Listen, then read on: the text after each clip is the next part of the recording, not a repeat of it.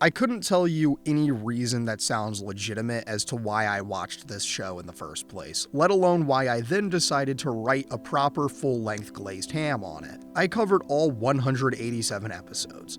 That took long enough, and then I went and did more of my usual bullshit for way too long. This is single-handedly the longest thing I've ever written, and that's not okay. This is an unbeatable record, a testament to man's stupidity, a monument of sin, an unholy vigil that's been a blight on my life since August 22nd, 2023, and has finally been laid to rest as of November 22nd, 2023, exactly 3 months after I started this nightmare. Basically, what you are about to hear has not been approved by the Vatican. Enough grandiose garbage, though. Let me tell you what you can expect from this beast. This is, somehow, the most self-indulgent essay I've ever done, which is quite a feat, all things considered. As such, you can expect an absurdly high volume of jokes, recurring bits, and gags that build endlessly off of themselves and don't make any sense without the context. This is what I mean when I say that this is the most self-indulgent essay I've ever done. I wrote this in a series of several delusions, and there are segments that I definitely don't remember writing, so there's a high likelihood that the story section is gonna get a little incoherent.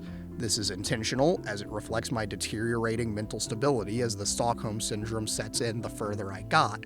Also intentional are the myriad of misspellings and incorrect names you'll find throughout. Every choice I've made was calculated and intentional, and this essay is a flawless masterpiece. Just understand those things going in, and it'll make sense. For your sake, I would recommend watching this in chunks. I cannot imagine watching this all in one sitting. I'm editing this into multiple different videos for the sake of just making it easier on me. But that's besides the point. Really, just sit back, relax, and for the love of God, watch the story section recaps. I worked way too hard on this for you to just skip to the analysis and stuff. Think of all the jokes you'll have missed if you don't read it. Anyways, I want to note that the story recap has skipped large swaths of subplots, more so than a normal Glazed Ham essay, and that's for good reason. If you want the full One Tree Hill experience, I can't tell you to watch it all in good conscience. This is a monumental undertaking, so instead of taking it on yourself, listen to the tale of the man who did it so you don't have to. Without further ado, please enjoy A Leg of Glazed Ham is committing to the bit and is talking about One Tree Hill.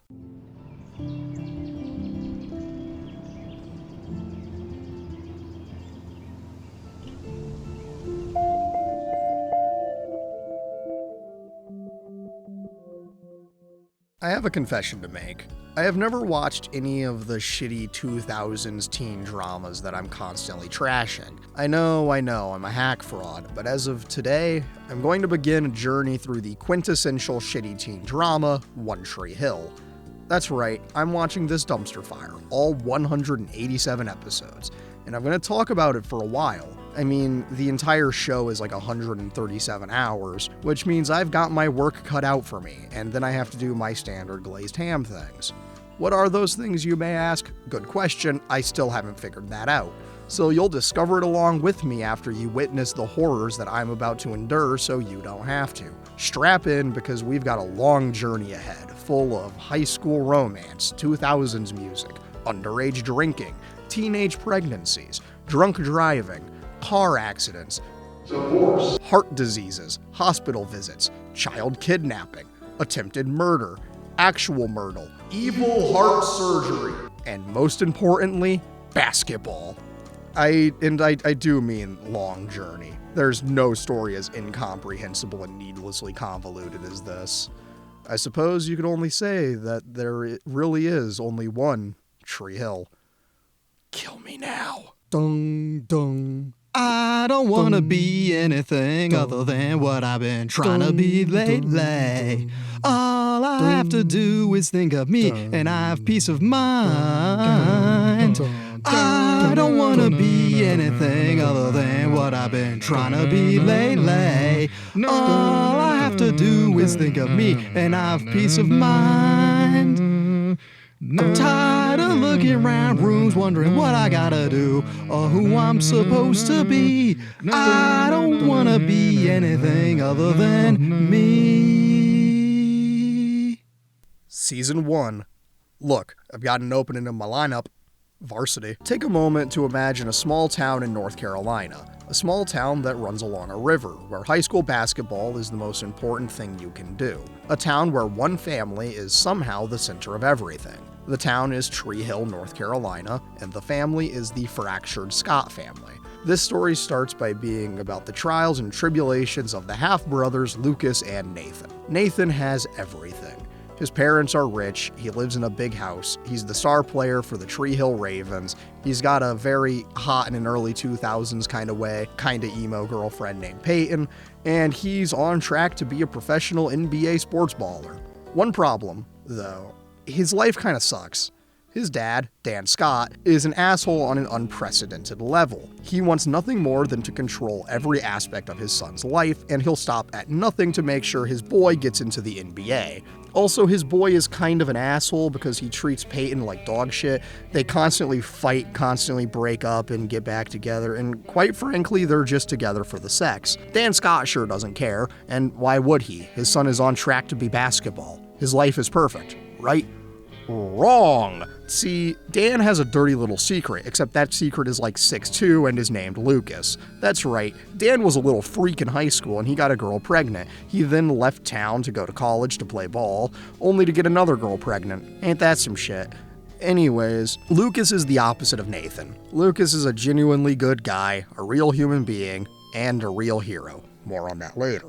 He's poor, lives with his single mother Karen. He does play basketball, but only down at the local park's court, the River Court. Out there, he's a legend and easily rivals Nathan, but he'll never conform to the system. He's a lot like Peyton, actually, but whatever. The first episode starts with the Tree Hill Ravens winning a b-ball game, while simultaneously Lucas wins at the local park's court. After the game, Nathan and the team start partying a little too hard with some underage drinking and some GTA, because they stole a school bus. For comparison, Lucas is walking home. Peyton is driving home and she almost runs over Lucas because she's looking for music, but she manages to stop before disaster. Nathan and the boys almost get hit by a train but manage to stop before disaster. The basketball bus incident makes the news, and nearly the entire team is up for review the next day. A lot of the guys were varsity and heavily intoxicated, including Nathan. Coach, my hero, lists off the students who aren't getting kicked off the team, and Nathan makes the cut. His dad 100% engaged in a little bribery and threatens to make all this go away for Nathan. He doesn't actually care about what Nathan did, he just cares about his potential NBA career. But more relevant to the point, Coach has an opening in his lineup, and he's got to fill it fast. Dan berates Coach for suspending half the team, and we cut back to Lucas and the boys shooting b-ball in their neighborhood. They're shooting the shit, and we establish that Lucas is more than a basketball because he reads. Peyton drives past the court, and Lucas is lost in thought. Eventually, he heads home to his mom's cafe. Here is where we meet Haley James, who isn't related to the Scotts at all, but she's basically Lucas's little sister. They make a jab at Dawson's Creek, funny because Lucas's actor was in that show, and also Gossip Girl, which implies the existence of the Chad Michael Murray multiverse. And she then gives Lucas a copy of Julius Caesar, which will be important in 5 seasons. As Lucas and family have dinner, Lucas's Uncle Keith, / may as well be dad, has a meeting with Coach. They drink a little, and eventually Keith tries to convince Coach that he should recruit Lucas. They watch the boy dominate the River Court. Cut to Peyton and Nathan fighting as per usual because Nathan is a rat bastard, and don't worry, he's going to be more of a rat bastard. Next day, the coach retrieves Lucas to try and recruit the boy, because as he says, "Look, I've got an opening in my lineup, varsity." Lucas makes some snarky remark and leaves, because he's got morals or something. He loves the boys at the River Court and he won't play with Nathan's team of motley idiots.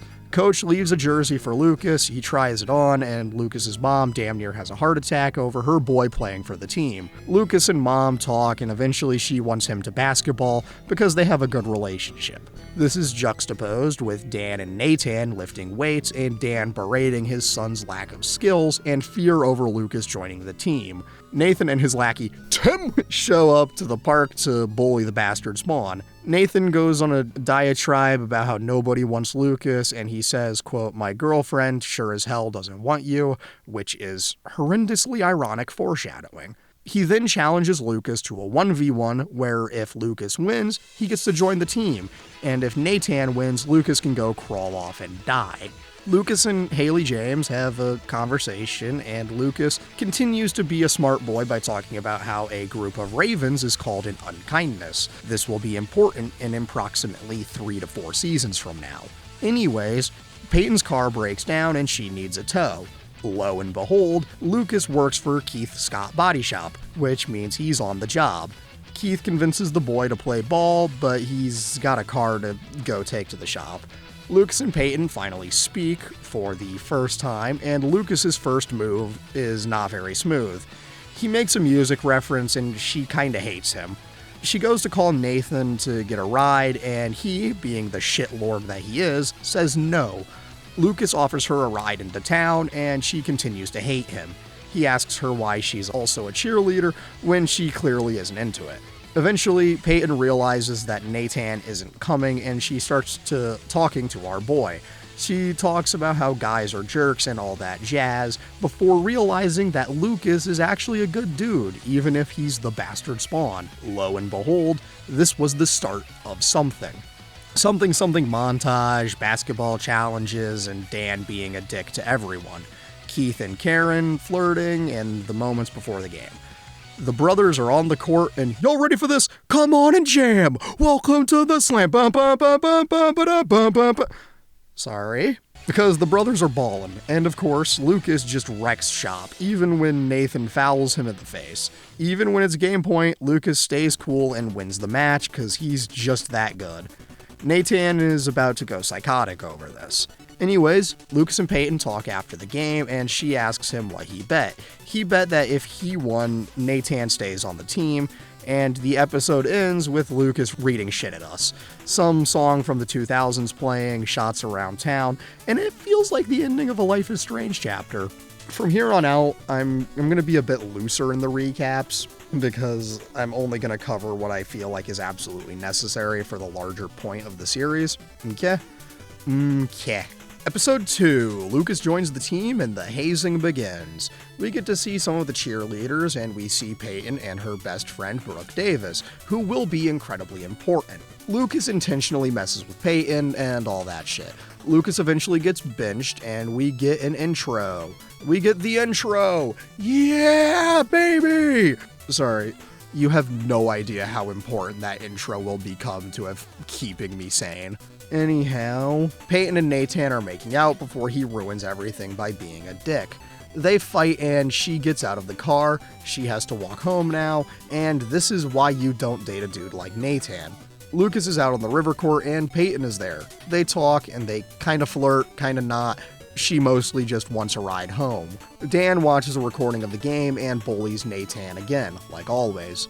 Cut back to Lucas and Peyton, and them talking about b-ball and why they do the things they do. She asks if he'd like to come into her house when they're sitting outside of the front of her house. And when he gets to the door, she denies him entry because she didn't actually invite him in. It's kind of funny. Peyton sketches, Nathan calls her, and they don't break up for some godforsaken reason. Oh hey, we're in high school. We get a scene where the teacher asks people to describe different classmates, and Nathan and Lucas get into a fight, and it's kind of based. Brooke and Peyton be talking. Brooke thinks Lucas is fine, except for the fact that he's poor.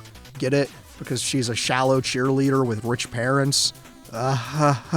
Lucas is on the job. He sees Peyton's sketches and she gets mad at him. Wow, high school, am I right? Lucas and his mom fight. They immediately make up. Nathan and Dan fight and they don't make up. Yada yada, basketball. There is one dude on the team who isn't a complete ass, and his name is Jake. He looks out for Lucas because he's a good guy, damn it. Something Lucas trying to help Peyton find her dreams, and I wonder if I know what it means to watch this trash TV. Peyton wants to submit her sketches to a local paper, but she won't because she thinks they mean nothing. Lucas gets an idea. More montages, more fighting, another Dawson's Creek jab. Both Scots want to quit b-ball, but they won't. Peyton throws away her sketches, but Lucas takes them to the paper anyways because he's gonna be her hero. Regardless of everything, the boys come back to basketball. Lucas tells Peyton that her art matters and it's what got him there tonight. Then the game starts and the boys be ballin'. Episode 3. The game is nearing the end. There's 18 seconds on the clock. Nathan shoots and fails, but the rebound goes to Lucas, who hits a 3 and wins the game. Nathan and Dan are in distress, but our boy be ballin'. Speaking of ballin', Lucas gets into his car only to find a naked Brooke Davis in the back seat. She's flirting with him only for him to be saved by the coach, telling him that he's got to start hitting the weight room because he's a scrawny bastard. Brooke Davis tells him that the popularity thing ain't so bad, and then we get the intro, baby! God, I love the shitty opening sequence, and the song just really sets the tone. Anyways, Peyton is trying to get it on with Nathan, but he's too busy thinking about how his dad is going to hammer him for not getting the game-winning shot. Nathan proves that he's a shitty boyfriend when he doesn't even know that Peyton's walls were covered in her sketches. Time passes with scenes I don't care about, and Peyton discovers that Lucas submitted her sketches for her. Anyways, local town traditions, girls hitting on Lucas, and oh hey look, Peyton's here, and Peyton is pissy! But for good reason, as she's mad that he submitted her sketches without her permission. Brooke Davis also shows up for the bra that she left in his car. He returns it because he's a good person. Cut to Brooke and Peyton walking and talking, and she mentions how Lucas didn't do anything with her, which apparently is an uncommon occurrence. Brooke says he's just a good guy when Peyton suggests that he's gay. Ah, that 2000s homophobia. Anyhows, Lucas took a shower in the school locker room and someone stole all his shit, so he had to walk around naked.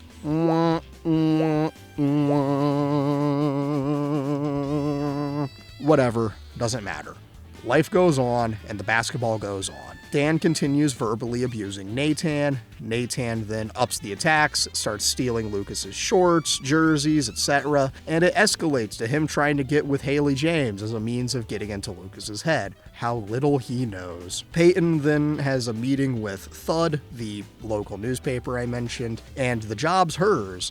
Brooke keeps hitting on Lucas. Peyton asks her why she hasn't moved on to the next guy like usual, and Brooke pieces together that Peyton has a thing for Lucas, despite her desperate attempts to deny it. Trust me, she'll be the last person to realize this. Maybe second only to Lucas himself. Anyhows, things happen and Lucas finds his beloved river court trashed. He gets to work on cleaning it, and oh no way, Peyton's here! They talk about being ready to find your dreams, and she says thanks for helping her get the job, and sorry for Nathan just killing his beloved court. He asks her why she always stays with Nathan, and she essentially confirms that she's lonely as all hell, and that sometimes Nathan is the only one there. Anyway, Nathan and the basketball team kidnap Lucas and take him to the middle of nowhere, like 12 miles away from town. Lucas walks home covered in mud, but he won't back down. He's gonna knock down some shots because he's just cool like that. Haley James is selling her soul by tutoring Nathan as a means of securing protection for Lucas. What a shameful way to die.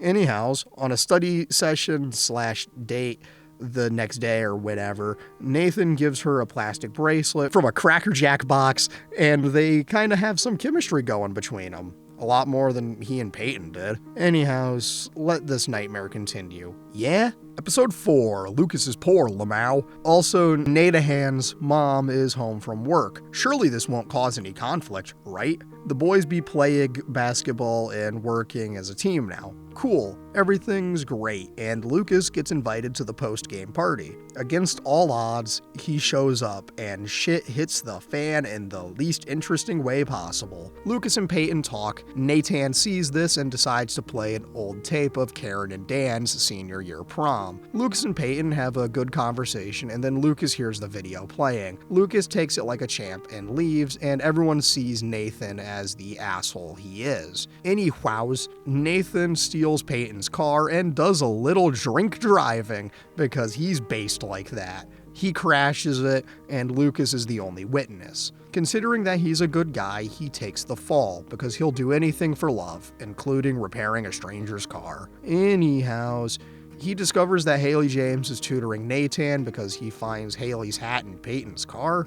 I don't care, man. This show is terrible. Anyways, after a pointless mom diversion, we cut back to Nathan and Peyton, and it's fight night, baby! Woo! Just like always. Anyways, more pointless scenes later, and Peyton pieces together that Nathan stole her car, and we're back to the pointless scenes. We're back to the Nathan-Peyton plot because it's so over for them. Finally, she stood up for herself. Lucas is still working on the car late into the night, and we get the Life is Strange-esque ending montage. Yeehaw! God, we're only 4 episodes in out of 187. There is no God in Tree Hill.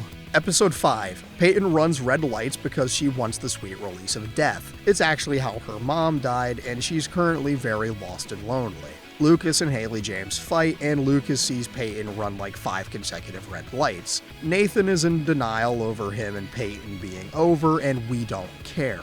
Brooke Davis is hitting on Lucas, and I kinda don't care. Lucas and Haley James are kinda fighting, and I don't care. Peyton has a breakdown and leaves in the middle of cheer practice, and now you have my attention. Peyton's at her mom's gravestone and she fails to light a ciggy, knowing she needs a new bad habit now that Nathan has left. Coach shows up because his wife is dead, and he offers comfort to Peyton because he's the wise old coach like Gandalf. But it doesn't mean shit because she'll run those damn red lights until she dies. Lucas hops in the car and tries to convince her to stop, but she won't. He's a hero, but sometimes the only way someone can be saved is if they save themselves or something. I don't know, this show has turned my brain to mashed potatoes. Keith and Dan be fighting over the father-son basketball game or something that was mentioned earlier in the episode, and it means nothing. You know they hate each other and that Dan is a terrible piece of shit, blah blah blah. Lucas finds Peyton chilling on a bridge. They talk about her dad not being in town because he's a boatman or something. Lucas offers some warped comfort for everything, and Peyton's home now. Nathan visits, and he's a rat bastard gross little nematode. She kicks him out and shuts him down. Kinda based. Let him suffer.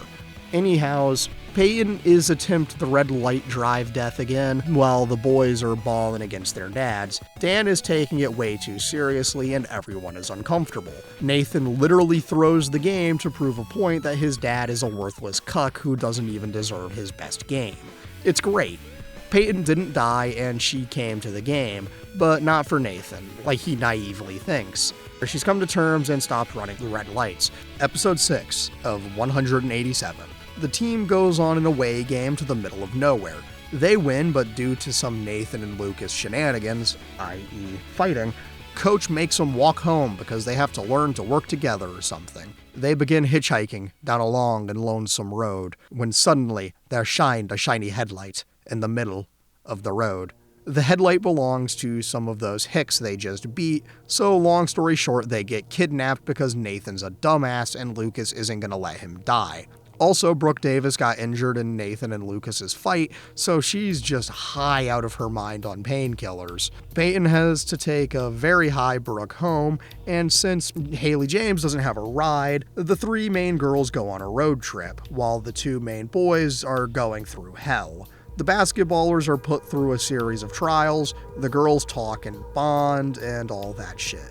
The boys eventually learn the importance of working together, Haley and Peyton bond while siphoning someone's gas, and the boys escape against all odds and maybe have a little respect for each other by the end of the night. And eventually, after walking down the road, the girls find the boys. While they've had a fun night, the boys have been to hell and back. Something society, am I right? Episode 7 of 187. It's party time, baby! We get some opening dialogue with Peyton and Brooke Davis talking about boys and who they want, and they both flirts with Lucas. Who's it gonna be, girl? Anyways, b-ball practice comes and Jake is back. He's been coming in late constantly, and no one knows why Coach is going soft on him. Anyhow, party time is tomorrow, and Lucas needs a new jacket.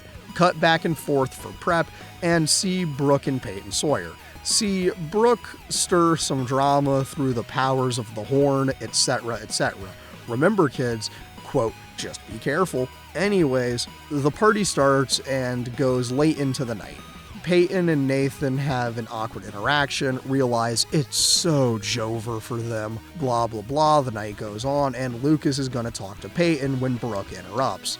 She's aggressively horny, and Lucas just isn't interested, but she's distracting Lucas in an effort to smash, and have wacky misunderstandings ensue. The night goes on, and the night goes on, and the night goes on. Brooke gives up and causes more chaos by reading stuff in Nathan's drawers that she wasn't supposed to. So she'll weaponize this later. Woo. After a wacky game of truth or dare, Peyton runs off and Lucas goes after her. Brooke has lost any chance tonight, so she's out for blood, I guess. Lucas and Peyton talk, flirt, and oops, Haley James spots them about to start kissing. Damn, my boy just can't catch a break tonight. Anyways, they chat deep into the night, and eventually she takes him upstairs. Simultaneously, Haley James and Nathan catch up and talk, but oops, here comes Brooke Davis to screw things up, and she does. Wow, who could have seen this coming?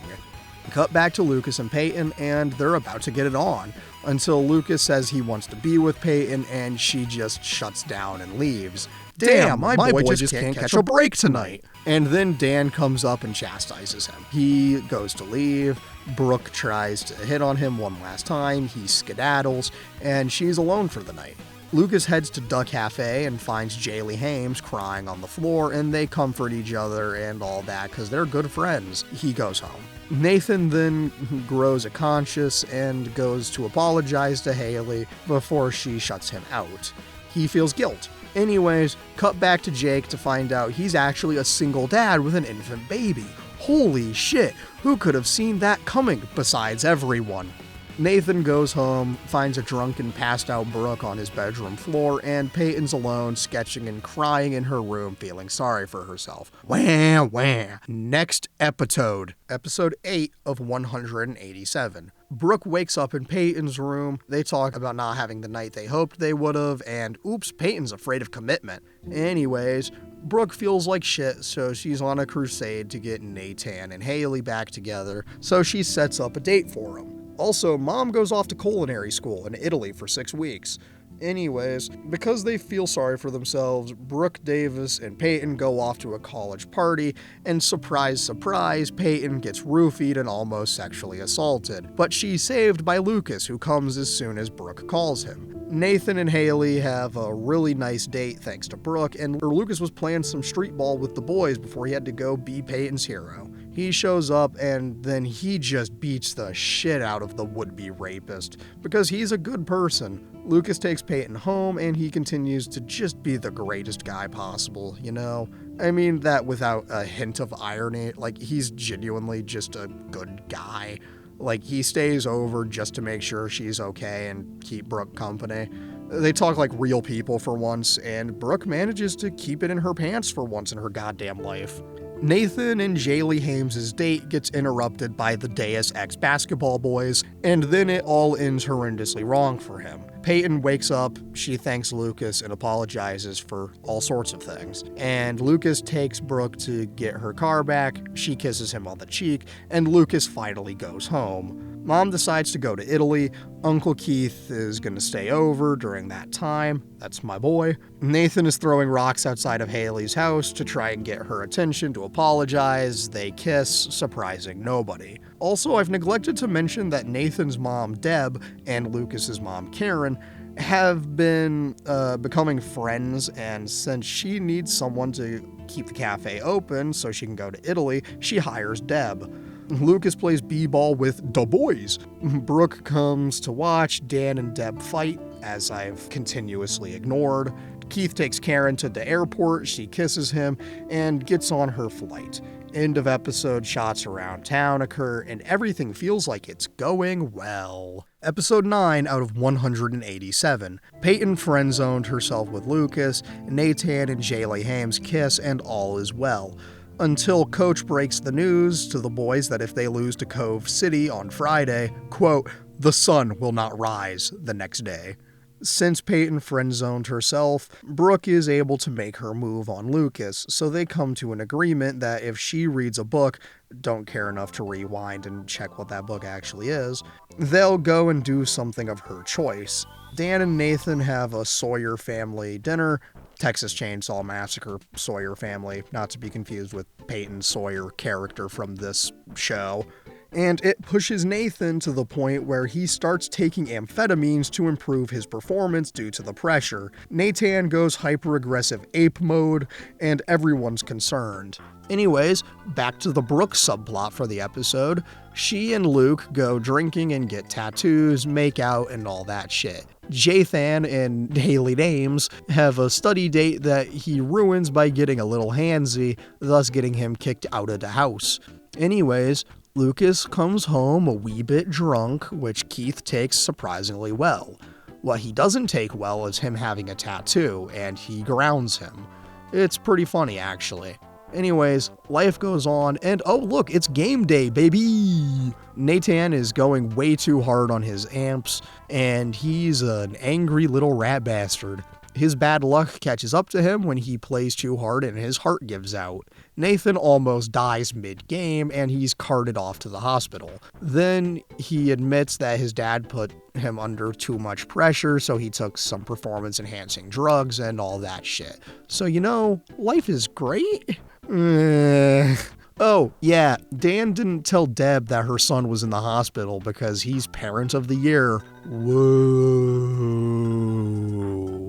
Keith and Coach drink, talk about basketball and all that shits. But then Dan and Deb fight and she kicks him out of the house. Nathan then spends the night at Haley's, and what's this? Peyton is going over to Lucas's house to confess. Aw, how sweet. Wait, Brooke is there and she's ready to get it on with him. Damn it! God, it's almost like this is a plot device for them to not be able to get together until like season 4, which really means until season 5, which really means season 6. Sky's the limit when there's shitty drama to be had. Also, due to Nathan's almost death, basketball is canceled. SMH my age, man. So, yeah, things are pretty awkward now. Considering what happened with Peyton last night, it's been a little rough. But hey, Lucas has Brooke, I guess. At least Nathan and Jaylee Hames are on good terms. Speaking of, Lucas and Haley talk a bit, Luke drinks a Pepsi, and oh hey, look, Brooke Davis and Peyton are avoiding the Lucas in the room. Oh yeah, basketball is still canceled. Lucas goes to try and talk to Peyton, but she shuts him down because he and Brooke make a good couple, and quote, Brooke is my best friend. Keep in mind that this show came out after The Room, which means you know where this is going. Brooke says that Peyton's her best friend, and all I can think about is the "you're tearing me apart, Lisa" tapestry that I have on my wall. Anyways, Nathan comes home and Dan tries to take him on a trip that he desperately doesn't want to go on. Anyways, Brooke is off to go see Lucas, and they're out shopping. Lucas runs into Deb at the grocery store and she witnesses him buying condoms and whipped cream with Brooke. Anyways, Deb and Haley have a plan to do an open mic night at the cafe. Haley gets Peyton to make flyers, Keith and Lucas fight, Dan and Nathan fight. Life is strange like that, I suppose. Time goes on, Lucas finds out about Jakey's baby and that her mother is out of the picture. Blah blah, life goes on. Brooke is my best friend! Nathan tells his dad that he should just divorce his mom because he's such an abusive cuck, and it's hilarious. Also, Peyton runs into actual musician Gavin DeGraw and convinces him to do open mic night. This is worth noting because his song, I Don't Wanna Be, is the theme song for the show, and it's terrible, but it's so great. Shit's awkward with Brooke and Peyton because Peyton won't ever admit that she loves Lucas. Open mic night is awkward until Jakey comes in with baby in tow and he performs. Peyton watches and kind of starts to fall a bit for Jakey. I wouldn't say anything more than a bit because we all know how these shows go. She still wants Lucas, and this is just a distraction because Brooke is her best friend and she'd never betray her. Lucas invites Nathan to join him and some of the fellas for some b-ball at the River Court tomorrow, and we see them being friends. It's kind of sweet, honestly.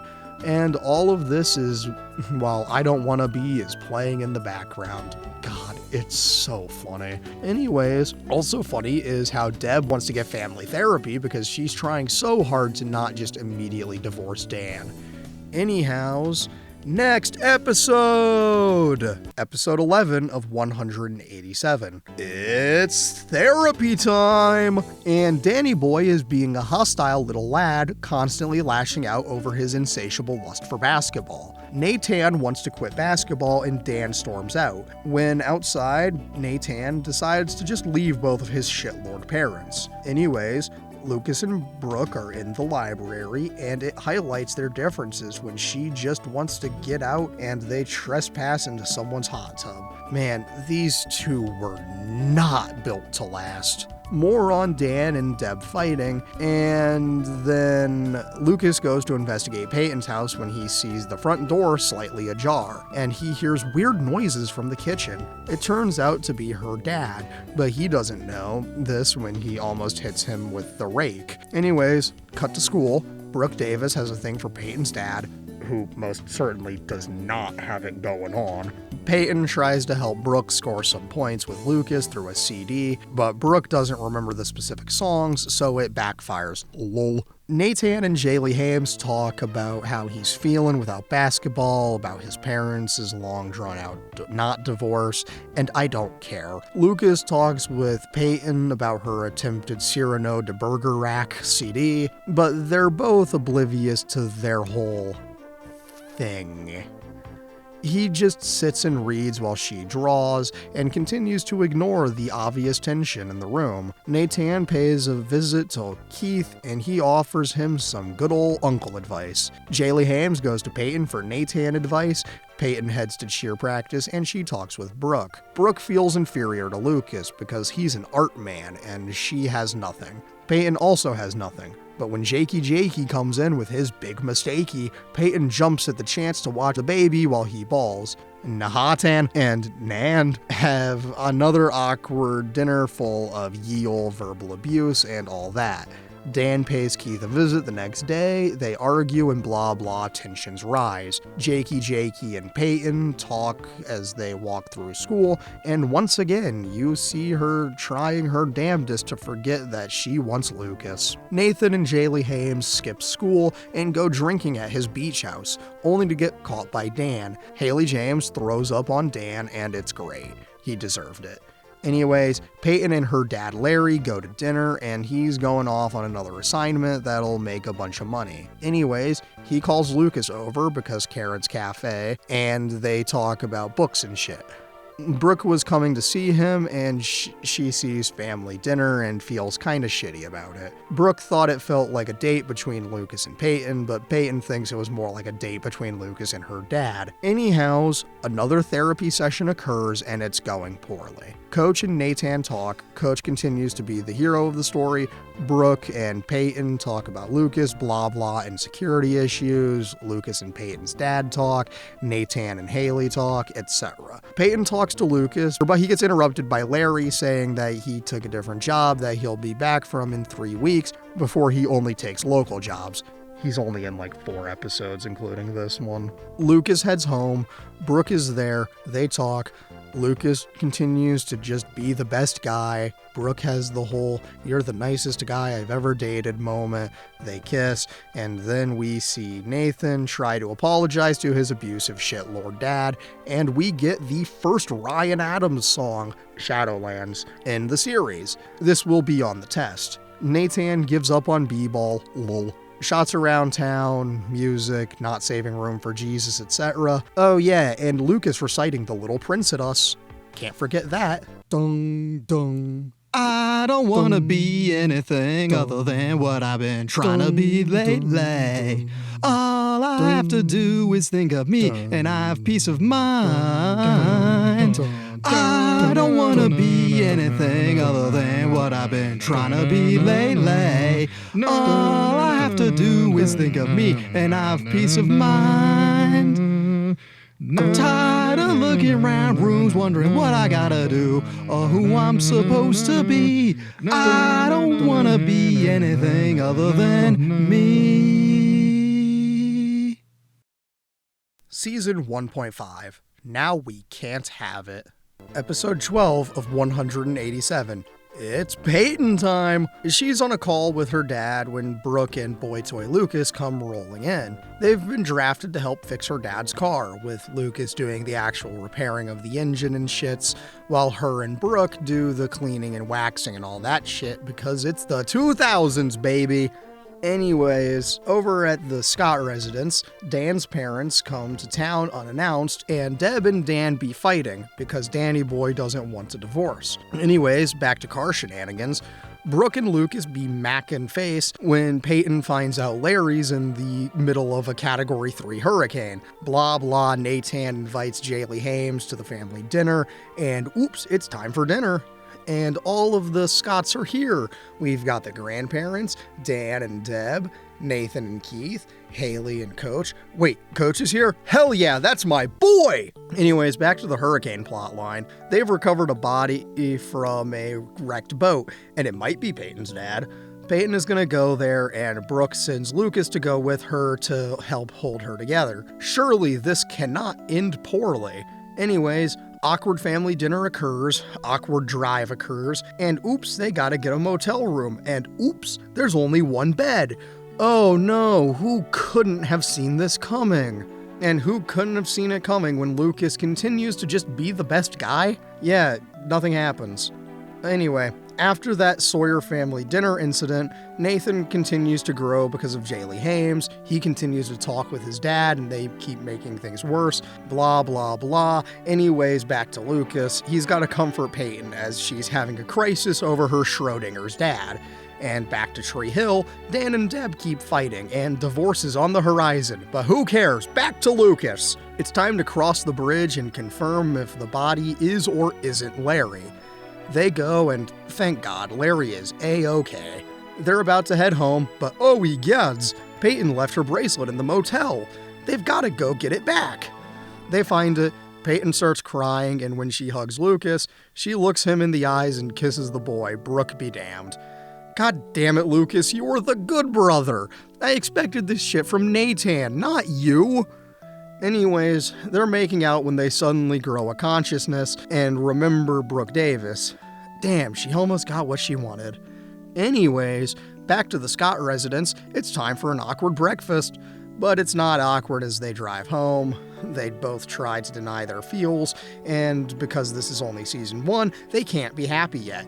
Actually, nobody can. Oh yeah, Nathan joins B-Ball again. That's nice. Episode 13 of 187. Jaylee Hames has a dream sequence with Tim in a cheerleading uniform, missing a single free throw, and her waking up in a cold sweat. Lucas and Peyton keep avoiding telling Brooke about what happened, and we're back in therapy.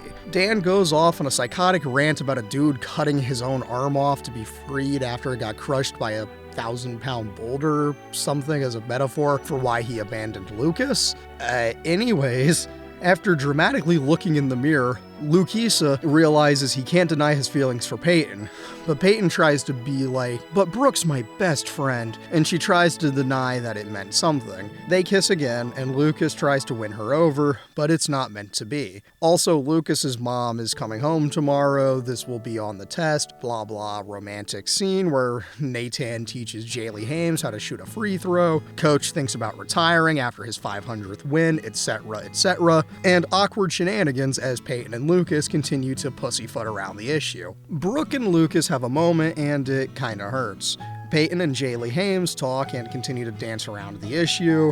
Coach does his thing, and he'll never retire. I mean, he's never gonna die, but his wife already has. Danny and Keith fight.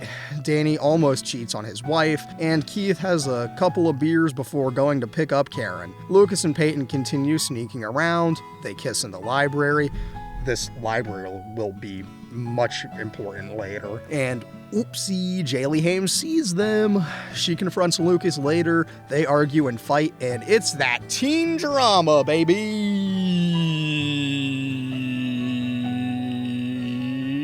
Anyhows, Peyton's about to fess up to Brooke, but we cut to Nathan and Jaylee Hames, and Nathan just screws it all up. Dan screws it all up, and the boys are going to pick up Karen. But wait, what's this? Oh, hell yeah, baby. It's car crash time! Lucas gets hammered by a truck, and he's got to get hospitalized. Actually, Dan was nearby and saw the crash occur, and he carries Lucas to the hospital. Dan actually saved Keith and Lucas, but he's got to give parental permission to perform surgery on Lucas, which is the first time Danny Boy has acknowledged Lucas as his son. Thank God Lucas needed surgery, because it means nobody's going to talk about the whole Peyton thing. Episode 14 of 187. Lucas flatlines, but don't worry, he comes back. Jaylee Hames freaks out at Nathan over his comments, but he's spared by the Keith call, and Peyton is saved by the Jaylee Hames call, right as she's about to tell Brooke about the Lucas thing. Karen's at the hospital. Keith tells her about Dan being a hero. Lucas got out of surgery and he's fine, but he's down a spleen. Anyways, teen dramatics shit occurs, and oops, Karen finds out that Keith had a 0.07 blood alcohol content, which means he was almost drunk driving. They fight, and Keith leaves completely broken and dejected. He was about to ask her to marry him that night, so guess that's out of the question now. Peyton goes and visits the comatose boy, tells him that she'll always be there for him. When Mom Scott comes in, they chat about Peyton's dead mom, and Karen calls her a good friend. Then Brooke shows up, and everything's ultra awkward now. Woo! Anyways, fighting, hospital scenes, Mom discovers his tattoo, Coach visits, the River Court boys record a special video for the boy, and Dan and Deb are getting a divorce. Let's go! Yes! Except Dan just straight up refuses to get a divorce. Peyton and Jaylee Hames talk, and they bond over how Lucas is such a good guy and how he's a reliable guy. How they want to tell him that HJ loves him platonic and PS is in love with him romantic. Anyways, Brooke and Mom Scott talk and bond, and Brooke starts to come out of her shell. Peyton makes the rounds and talks to Jaylee Hames, Jakey, Nathan, and all that, and she helps them all out one way or another. Anyways, at the hospital, Karen discovers that Keith literally sold everything to pay off Lucas's hospital bill. Karen and Brooke bond, Deb and Karen bond, Deb's divorce attorney visits Dan, and he just continues to be comically evil. Nathan visits Lucas in the hospital, and bitch, he back out, he coma! Everyone rejoices. Episode 15 out of 187. Now that Lucas isn't in the hospital anymore, he heads home. Brooke is there, and she redecorated his entire bedroom. His mom leaves them alone, and he just straight up dumps her, despite everything. He gives some bullshit excuses, but we all know. Speaking of, quote, he gives some bullshit excuses, Dan is trying his damnedest to stop the divorce from going through, and it's hilarious. Anyways, Lucas tries to shoot some hoops, and who's that girl? It's Peyton! And they start making out, but wait, it was all a dream? Whoa. Anyways, Jaylee Hames is here, and they talk a bit until Peyton's here. They start doing they thing, talking about Brooke and how they need to tell her the thing, and they say they'll tell her together about the betrayal in a few days. Anyways, Lucas is at the River Court for real this time, and his mom jokes that she'll have to tie him to his bed in order for him to rest, and he tells his mom about the breakup. Anyways, Brooke is a shattered mess, but Jaylee Hames is doing just fine with Nathan.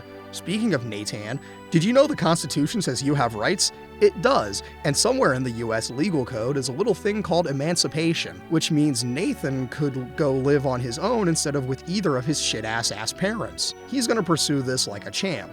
That night, Jakey comes over to Lucas's house and gives him the team's gift, a PS2, but it's only got basketball games and not anything cool. Damn, I would have loved to see his reaction to Shadow of the Colossus. Anyways, basketball. Jakey needs a part-time job. Luke will put in a good word at the cafe, etc., etc. Oh, hey, Keith is here now, and the boy and his uncle dad talk, etc., etc. Jakey gets the job, but he has to constantly leave to take care of the baby. Despite breaking up, Brooke comes over anyway, and she bonds with Karen over her trip to Italy, and Brooke, despite it all, still has hope that they can get back together once he's better. But he overhears this and heads to Peyton's because he's a bit of a shitball, which was a hard turn from him being the best guy. Lucas reaches Peyton's house and oopsie, he's burning to death like a sinner. That's my boy! And of course, he's in the hospital again. But he lies and says he went to the river court when his mom asks him where he went. They get home that night and Mother starts grilling him on how he's been a piece of shit,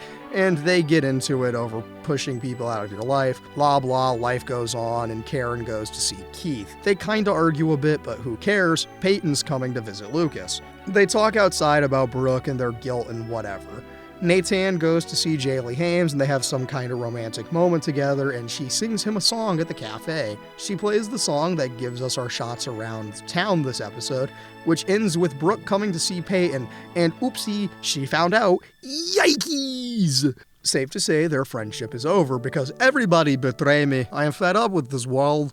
Episode 16 of 187. It's the next day, and Brooke is giving Peyton and Lucas the cold shoulder. Jakey comes up to Peyton and asks her, what's going on here? But he's really here to ask if she could babysit his baby because he's got a wedding to go to attend. Anyways, Peyton and Jaylee Hames talk when Nathan pulls up in a new Mustang, and he's talking about taking Jaylee to a Sheryl Crow concert tomorrow night. Lucas is lifting weights and trying his damnedest to keep on the team, but then Coach wants to see him. Speaking of Coach, it's practice time and tensions are high. Brooke and Peyton are fighting, and it's so over between them. Speaking of fighting, Nathan is fighting with both of his parents, and oh look, Lucas is fighting with his mom and Jaylee Hames. He heads to a bar and a kinda creepy girl is flirting with our boy, and in a moment of weakness, he succumbs to the siren's call, and they go on an adventure. Cut to Peyton sketching and feeling sorry for herself until she gets a call from Karen about Lucas being missing. Brooke is watching this shitty Texas Chainsaw remake on TV until Peyton shows up, and they go on a journey to find him. They reach the bar and he's gone. He's off with Creep Lady at the mall, and they have sex on a carousel, and then she disappears without a trace. What a strange night for a curse or something. Lucas comes home, he makes up with his mother, blah blah, Nathan parent drama, and Peyton's off to go babysit. Lucas goes and visits Coach, because Coach is a monolith of morality. He apologizes and whatever. We cut back to Deb and Nathan, and it turns out his mom had an affair, lol. God, I hate it here. Nathan loses his shit and he goes to see Jaylee Hames, and she tells him about the powers of petitioning for emancipation. We get to see Peyton's babysitting adventure until Jakey comes home, and he offers her dinner and a movie. Cut back to Nathan, and he's doing the thing like a champ. He's going to get himself free. Lucas then continues his apology crusade by going straight to the final boss, Brooke. She is not buying it. So good job, Luke, you're killing it. Standard shots around town, everyone's a sad rat bastard, and we end with a reveal that the carousel girl turned out to be Jenny's mother! Episode 17 of 187. Nathan successfully got emancipated and got an apartment. Haley's doing just fine, and Brooke is being a super ultra mega cheer bitch because of the upcoming cheer classic this weekend. She also hires Mouth, who I somehow haven't mentioned until now, to spy on the enemy cheerleaders for an extra advantage. Lucas is drafted to help coach Nathan before the big game, and it goes just as poorly as you'd expect because Nathan is a dirty little rat. Anyways, we're in a hotel, and oops, the Scott brothers are in the same room and they hate each other, almost as much as Brooke and Peyton hate each other. Wacky out-of-town shenanigans occur, rival cheer team bullshit occurs, and oh wow, the reigning cheer champ is a blonde asshole who's got an IQ rivaling the ambient temperature of a blizzard. Who could have seen that coming? Wait, it's the 2000s? Sorry to comment, please carry on. Blah blah blah, due to wacky shenanigans, the cheer team is down a cheerleader, and Peyton recruits Jaylee Hames to fill the 10th spot. The girls assemble and we're off to the races.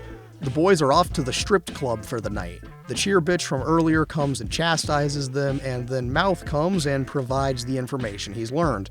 And he doesn't just provide a video. Oh no, this boy can dance like a champ. He literally memorized their entire routine and can do it better than they can, cause he's just built different like that, I suppose. Like, he's doing flips, rolls, splits, and he's doing it like a champ. Brooke is losing her shit, and she hastily assembles a new routine for the squad. Cut back to the boys, and they're in the stripped club, straight up jorking it. And by it, well, let's just say, they're peanuts. Nah, I'm just messing with you. It's ladies' night and it's an all-male strippers, so they bounce because it's the 2000s and something not gay. The cheer team is in the hot tub in the hotel when suddenly the dudes come flooding in and get into the pool until Coach comes and loses his goddamn mind over the guys having some fun. Anyways, the cheer comp comes up and the girls come so close but are still so far. They don't win overall, but Brooke wins the much more important best choreography, much to the chagrin of rival cheer bitch. Anyways, the boys are ballin', and guess what? The move that Lucas was trying to teach Nathan is what wins the game. I guess that Lucas knows what the hell he's doing, huh? Anyhows, the weekend comes and goes, and Brooke is back to hating Peyton. Huh. I suppose you could say it's the same as it ever was.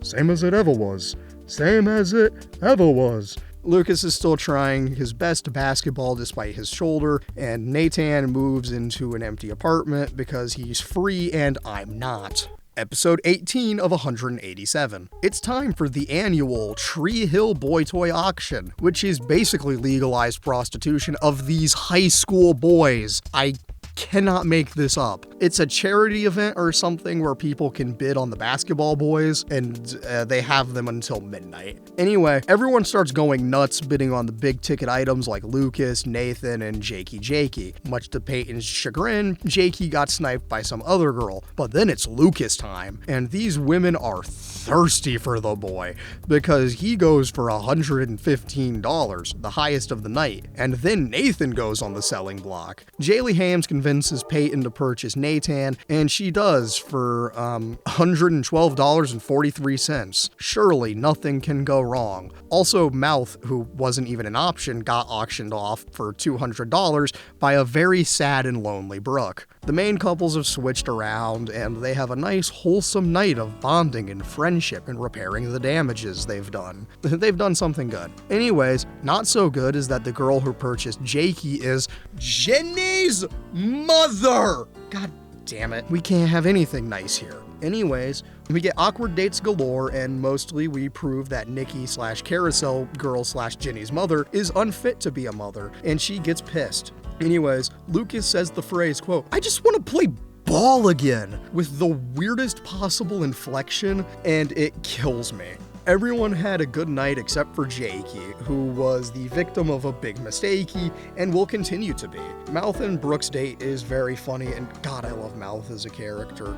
We also get the second Ryan Adams song of the show, Note to Self, Don't Die, and this will be on the test. Anyways, Jaylee Hams got Nathan's jersey number tattooed above her ass. No natural point for me to bring this up except for now, I guess. Moving on, we get some other character stuff. Jaylee Hams and Lucas continue to be good friends.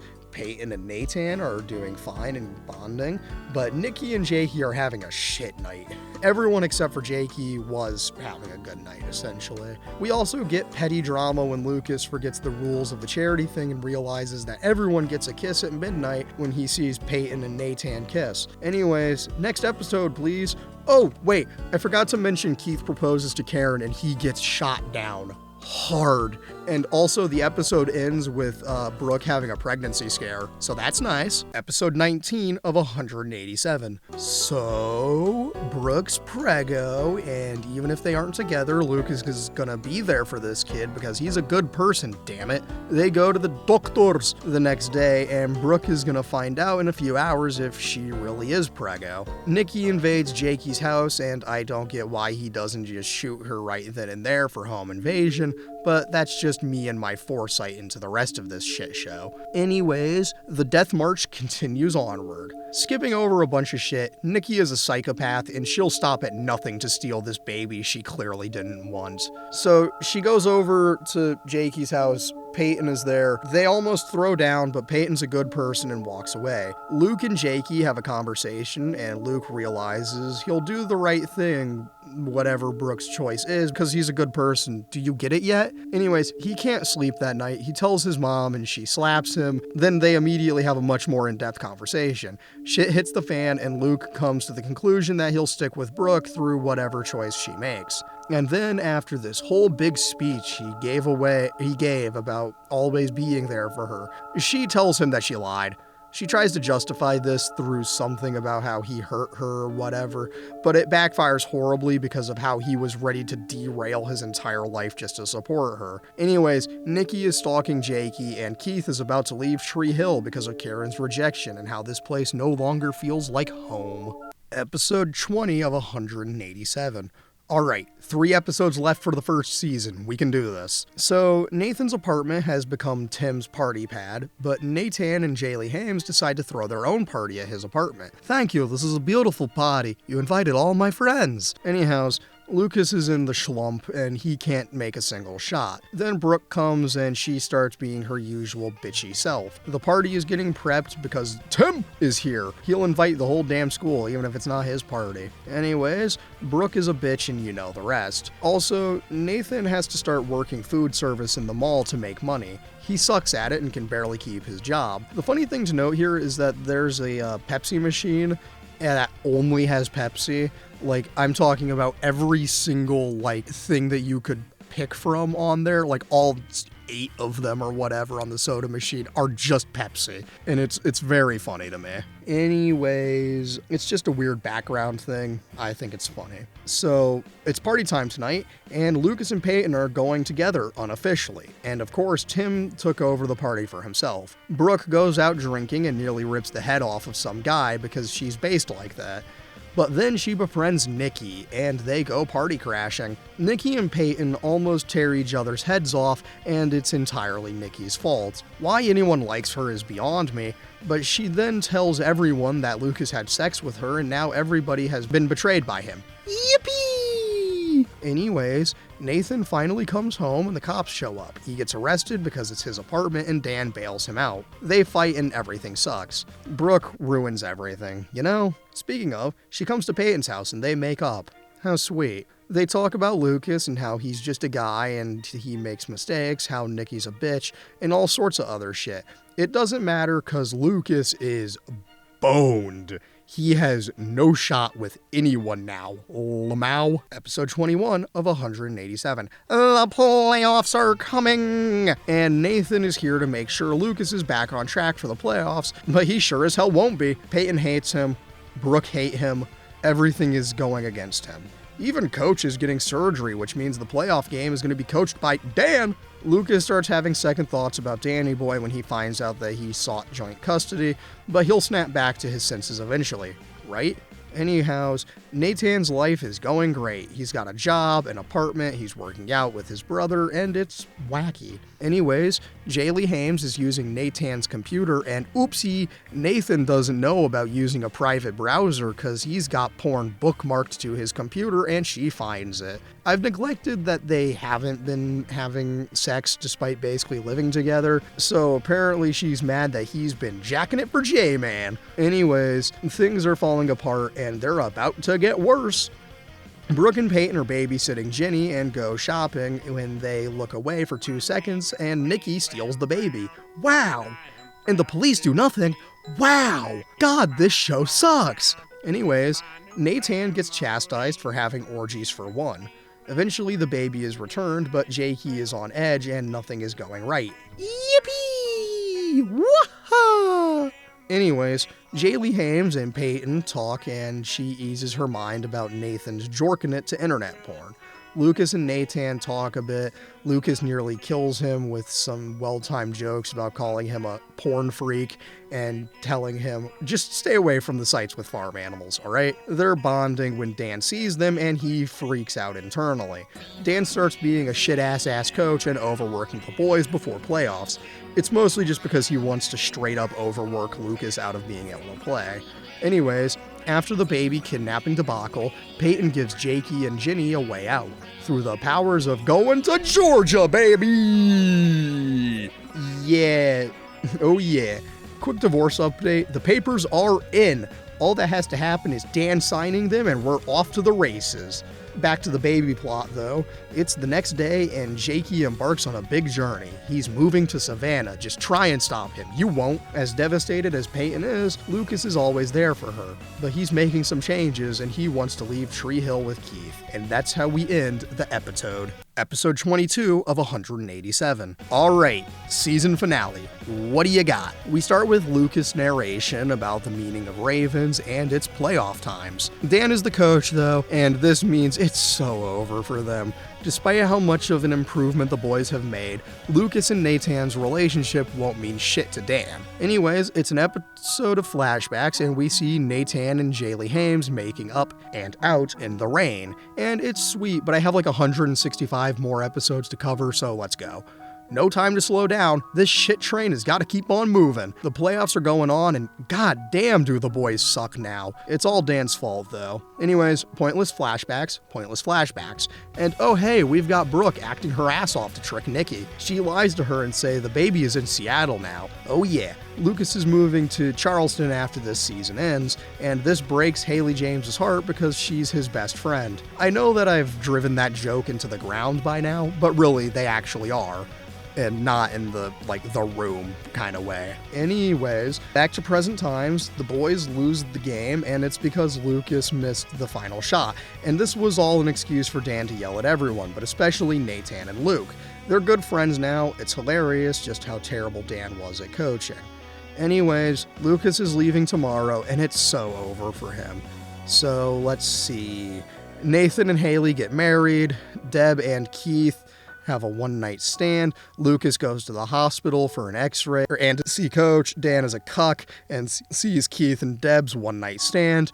Brooke sends Nikki to Seattle, as mentioned earlier. Peyton and Brooke are friends again, and all is well. Just kidding. Lucas and the boys play one last street match, and he'll be gone in the morning. The brothers have a good relationship now, and everything's great. And of course, before he leaves, his mom reminds him that there is only one Tree Hill. And then I killed myself.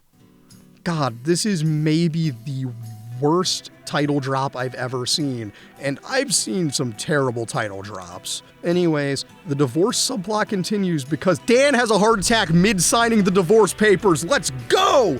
Feels good, man! And with that and the old shots around town, we are out of here. 1 season down, 8 more to go. May God have mercy on us all. Dung, dung. I don't want to be anything other than what I've been trying to be lately. All I have to do is think of me and I have peace of mind. I don't want to be anything other than what I've been trying to be lately. All I have to do is think of me and I have peace of mind.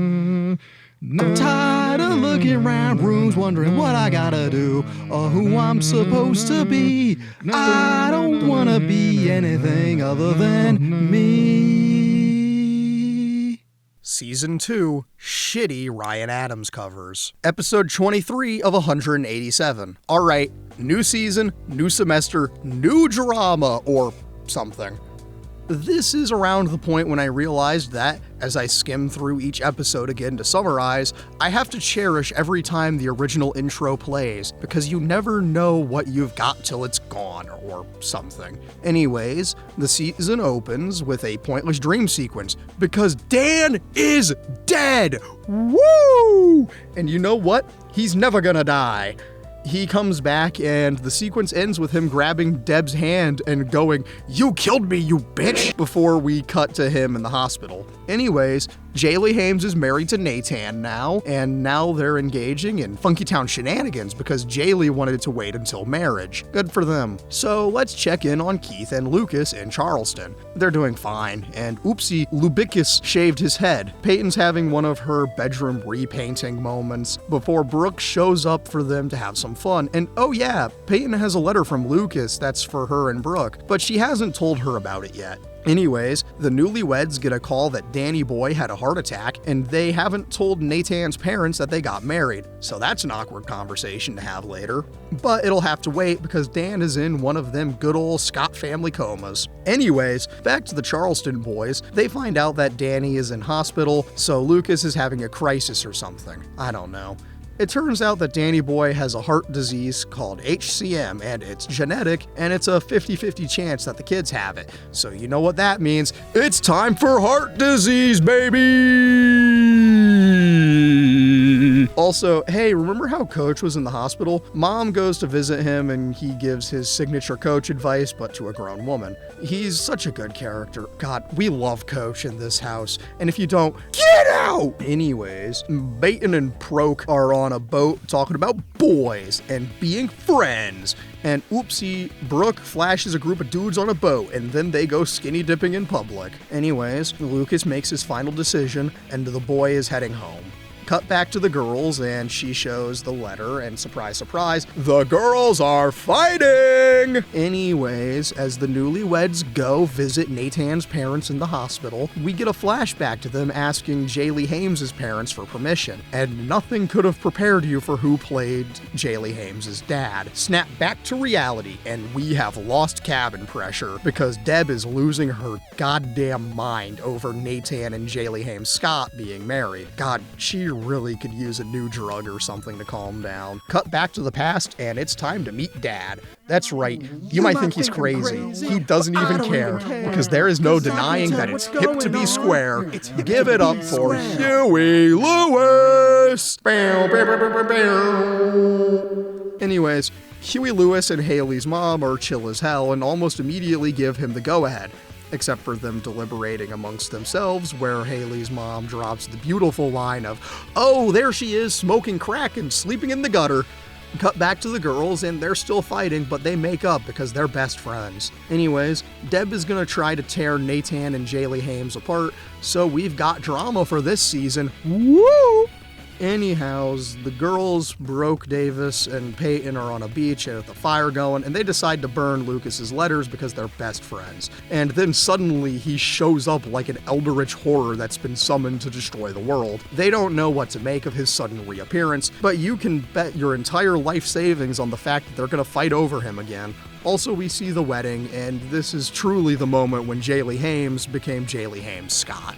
Episode 24 of 187. Lucas is laying in the middle of the river court listening to music, and then we see the brothers talking about why Lucas came back and how Dan and they're just living their best lives as brothers. Meanwhile, the girls are contrasted by their thoughts on why Jaylee became Jaylee Hames Scott.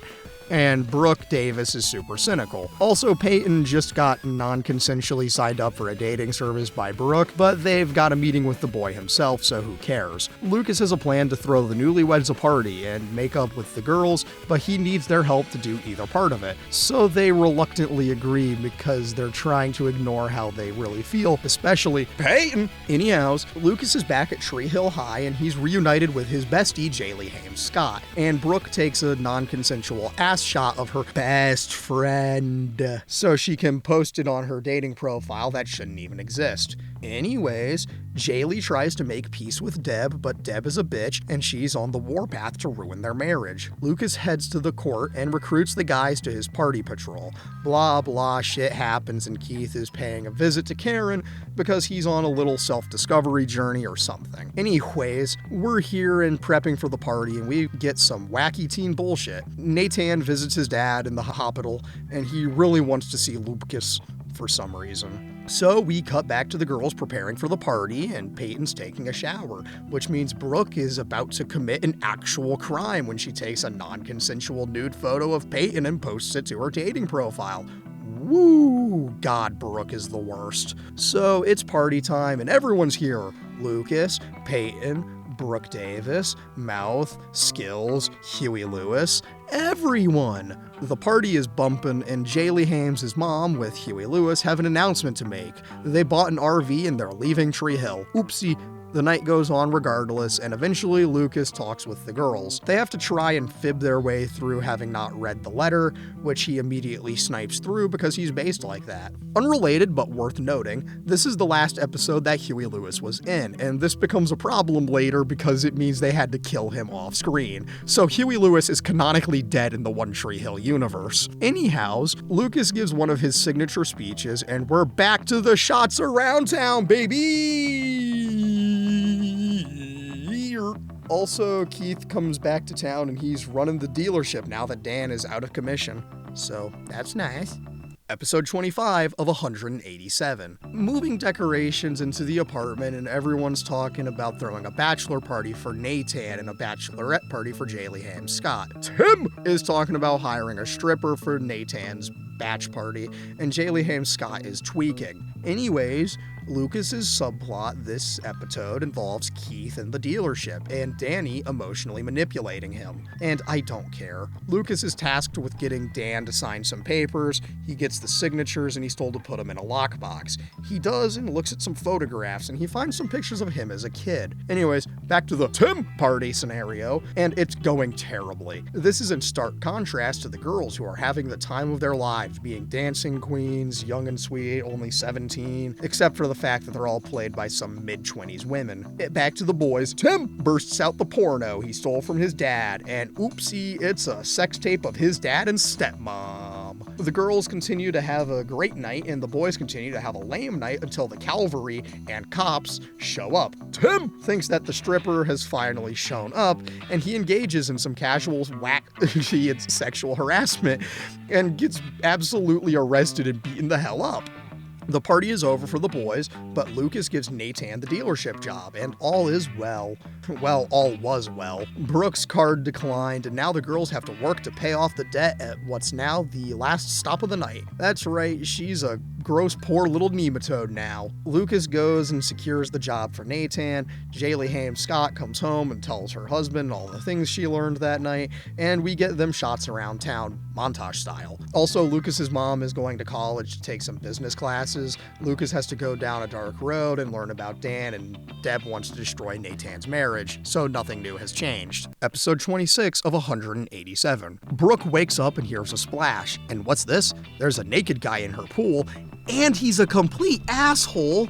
Aw, One Tree Hill, you shouldn't have. No, really, you shouldn't have. This asswipe is Felix, and I will spare you the pain I feel every time he shows up on screen, except for when absolutely necessary. Anyways, Dan is home now, and he's ultra depressed because he can't ball or anything like that, lol. Peyton pays a visit to Karen, and she wants to set up a new all-ages club to get live music to the people of Tree Hill. Anyways, Lucas and Dan are chatting, and it goes horribly wrong because Dan is an ass. Moving along, it's Karen's first day of college, and she's a smart lady. Back to the high school though, Felix is a worthless, horny piece of shit who almost runs over Lucas. After a needlessly prolonged sequence with the man whore, we're back with the main guys at the River Court ballin', and they shoot the shit talking about the new guy / man whore. And back at the Scott apartment, Nathan brought Jaylee Ham Scott a piano because she's a musician now. She kinda gets mad because that money was meant for a car, but she goes shopping with the girls and feels better. Wow, that's the most 2000s solution to that problem. Anyways, Karen's professor Andy is kind of flirting with Lucas's mom, and there might be something going on there. Peyton goes to some bands and get people to play at a potential club, and she kind of kills it, but she's got to do some cocaine to convince the dude running the thing that it's worth it. Welcome to Peyton's 1 to 2 business day long coke addiction. Karen then talks about wanting to start a bar, and oh hey, Peyton needs a bar to turn into her music club, so that's pretty goddamn convenient, ain't it? Blah blah, character shit, blah blah blah. Anyways, Nathan is at the dealership and Keith teaches the boy all sorts of car shit, and they bond because he's a good guy. And also they just saved Snap's marriage by giving him a car for them to work on together. Cut back to Dan, who is just seething over Nathan leaving him. Cut to Peyton, and she gets a call from Karen about the space that they threw Naylee and Jathan's wedding party into the club, and she's on board. Episode 27 of 187. Next day, and suddenly every one of the main characters has an envelope in their lockers inviting them to some bullshit-ass dare night as organized by Felix. Everyone's in for some reason, and you know what? Executive choice here. I'm only going to mention the fact that this episode introduces the fact that Karen and Andy are kind of dating. A woman shows up to the dealership and starts hitting on Keith, and oh yeah, Felix has a sister who kinda has a thing for Lucas, because what girl in this show doesn't have a thing for Lucas, excluding Jaylee Haim Scott. Also, Tim shits on a mini golf course as a part of Dare Night. Screw you, Felix. This is all your episode gets from me. Remember when the show was about basketball? Where's Coach?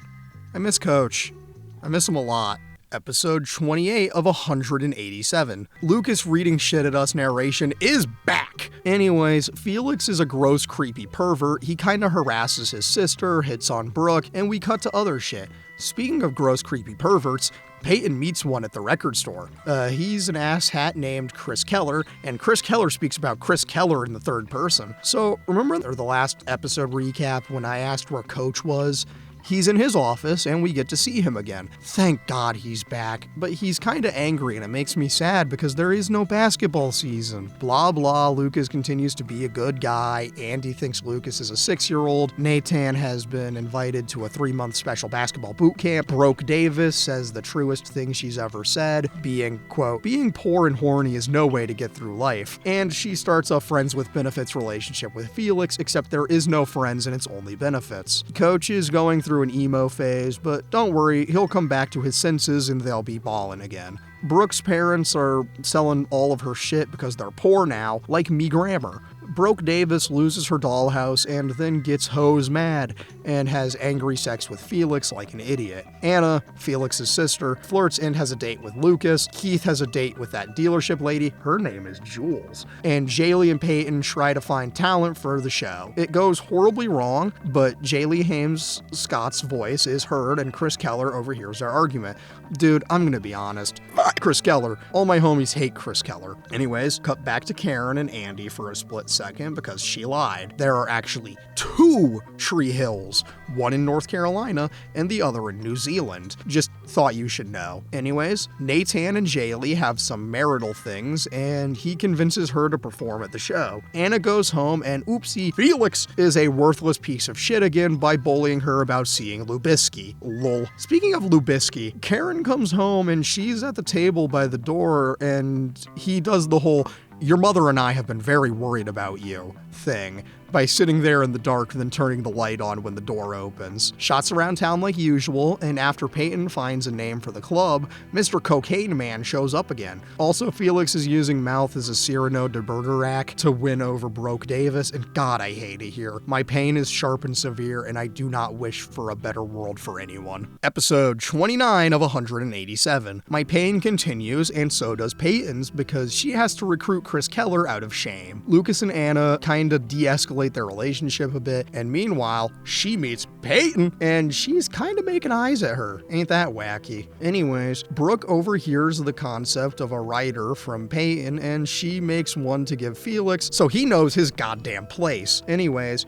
wacky shenanigans occur. Peyton's stressed about the club opening, and Lucas comforts her because he's always there to save her. Andy makes the rounds and still doesn't know that Lucas is 6'2". He eventually meets the boy, and then Karen has to break the news that Lucas is in fact a 17-year-old varsity basketball. Lucas and Anna dance, and Felix goes and ruins his sister's date. Who could have seen that coming? Besides everyone. Speaking of shit everyone saw coming from a mile away, Chris Keller bails because he's a dick, but it forces Jaylee Haim Scott to perform for the club. She plays a banger show. Eventually, Felix gets pissed and starts a fight with Lucas. Lucas would proceed to yuck him up, but Uncle Keith tosses Felix out before he can really get into it. Blah blah, life goes on, and Chris Keller is up to no good. More bullshit happens, but it doesn't really matter. Actually, one of it matters because we get a little bit of a cliffhanger when Peyton encounters the cocaine promoter. Felix then approaches Lucas's house and threatens him. Then we get credits. Episode 30 of 187. The Scott brothers are off to go see an NBA game, so Brooke Davis and Haley James Scott and Peyton are gonna have a sleepover. Wow, it's just like middle school. Speaking of just like middle school, Peyton got busted for doing coke by Karen. You know, like every middle schooler has. Jaylee Hames Scott goes off to see her husband and brother-in-law off. They leave, and the only song they have in the car is Holiday by Dr. Cosmos. They'll bond over this shitty song, and just remember you can't change what's in the tape player. That's subtle foreshadowing for way later. Just ignore me. Lol. Anyways, Peyton and Anna go to the apartment to find it completely open and trashed, and they discover Brooke and Felix engaging in some funky town shenanigans in Jaylee Hames' bed. Brooke is back to being a jackass again. Anyways, big important note. My title for this season, as you know, is Shitty Ryan Adams Covers, and you're about to find out why. Jaylee Hames Scott is in a recording studio and she's singing When the Stars Go Blue, which has the same problem as The Man Who Sold the World by David Bowie, where it gets covered and the cover version does so much better that the original version gets kind of buried. Much to her credit, she's actually singing, but goddamn does this cover suck, and you're about to hear it at least 700 times, and don't worry, every single time that I remember it plays will be added to the counter. It's a good song, but I just wish I was listening to Firecracker or La Cienega Just Smiled instead. The slumber party goes horribly wrong because Jaylee Hames Scott gets pissy! And the girls are fighting! Anyhow, the basketball trip served another purpose because the boys have to go get tested for HCM since it's a genetic thing. Also, Karen and Andy kind of fall out. Anyways, back to the girls, and they're making up and talking about life and helping each other. They chat and learn about each other, have a pillow fight, and by the end of the night, they're all friends. Whoa. Anyways, Lucas refuses to get the HCM test. Also, Carney and Andy have some funky town shenanigans. Anna eventually heads home and she chews out her brother, and it feels good to see. Nathan got the results of the test back. He definitely has breast cancer. He definitely doesn't have breast cancer, or HCM actually. Lucas, well, he still doesn't know. Episode 31 of 187. Open up with Jaylee Hames Scott making Nathan some breakfast in bed, and they're going to go to prom. Brooke Davis and Peyton are shopping for prom dresses, and they start talking boys and that shit before Peyton has to bail, and oh god damn it, Felix is back. Lucas, forever the good guy, tells Felix that he's taking Anna to the formal, I guess it's not prom, whatever, too late to change it, whether he likes it or not, and whatever other expositional bullshit occurs. Basically, they're on thin ice again. Speaking of that thin ice, Lucas is starting to get hounded about taking that HCM test. Peyton gets given a box of CDs and there's a little cocaine in there for her, as a treat. Anyways, Jaylee Hames Scott gets guilt-tripped into performing with Chris Keller at Trick, Peyton's club, next weekend. But she's got to go practice with that worthless bastard, like, tonight, even though the formal is tonight. Wow, such riveting conflict. Anyways, Peyton's formal dress is her dead mom's dress from her formal, and her, Brooke Davis, and Anna are all getting ready together. How nice. We get a little montage, and oh look, it's the 4th time a Ryan Adams song has been played. Sure, it's When the Stars Go Blue again, but it does go on the count. Anyways, it's formal time, and everyone's here. Brooke chooses to have her first dance with Mouth, as you should, and oh shit, it's the 5th addition to the Ryan Adams song counter. God damn it! Anyways, Tim has a plan to steal the keys to Nathan's parents' beach house for the after party. Anyways, y'all know that it's time for Ryan Adams song number 6 when we cut back to Jaylee Hames Scott. CK is a piece of shit, and he kept Jaylee Hames Scott way later than she was supposed to be there.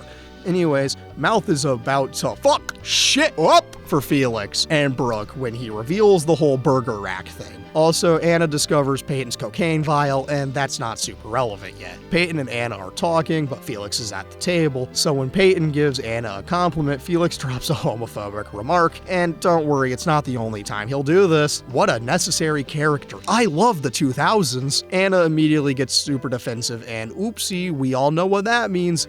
God, I love the 2000s. I'm being sarcastic. case you haven't caught on. Anyways, Peyton's all alone now when the slow dance starts, so she's ready to do some cocaine to escape the pain until Karen gives her some confidence to go back out there. Also, Mouth tells Brooke the truth, and Brooke gets pissy! And now when Jaylee Hames Scott finally shows up to the formal and her and Nathan are awarded what's essentially prom king and prom queen, we get, that's right, the 7th point on the Ryan Adams song counter, and it's by someone who isn't Jaylee Hames. Actually, the subtitles lied to me, just like Jaylee did to Nathan when she recorded with Chris Keller. They head to the after party, and he's pretty pissed, and they get into an argument, and he storms off. Anyway, Anna goes home when she wants to get it on with Lucas, and he very politely says no. We'll find out why later. At the after party, someone spills wine on Peyton's dress and she has a complete mental breakdown. Then Brooke finally breaks things off with Felix and I cheered. Sadly, he'll still be here. Peyton's at home trying to clean her dress in vain, and then she considers doing some coke before not and just breaking down even more. Peyton rips some sketches and stuff, then Anna comes in and they talk, and so Anna initially talks about the coke, but then they just hang out and talk into the night.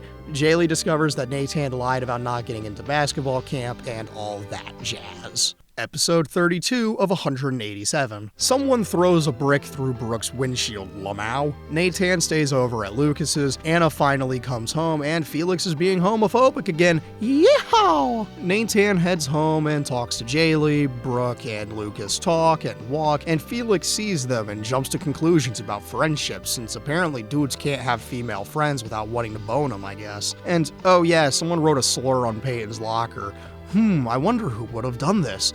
Gosh, it's almost like every sign points to Felix, and spoilers, yeah, no shit it was him. He's the worst. Brooke and Peyton talk. Brooke says, and I directly quote, boys love lesbians, which isn't how that should work, and isn't how that works? I don't know, man. Anna starts avoiding Peyton and things are awkward. Nathan pays a visit to Chris Keller and he just decks the rat bastard, which was my power fantasy every time he's on screen. Lucas visits Peyton and he comforts her because he's just the best guy, but then she flips out on him about him not being a friend, and he drops, quote, whatever you think, I really do care about you, Peyton, before he gives her the space she wants. Lucas heads home and Karen gets pissy, and it's because he straight up lied to her about him taking the test, so she revokes his ability to play. Even the River Court boys won't let him play.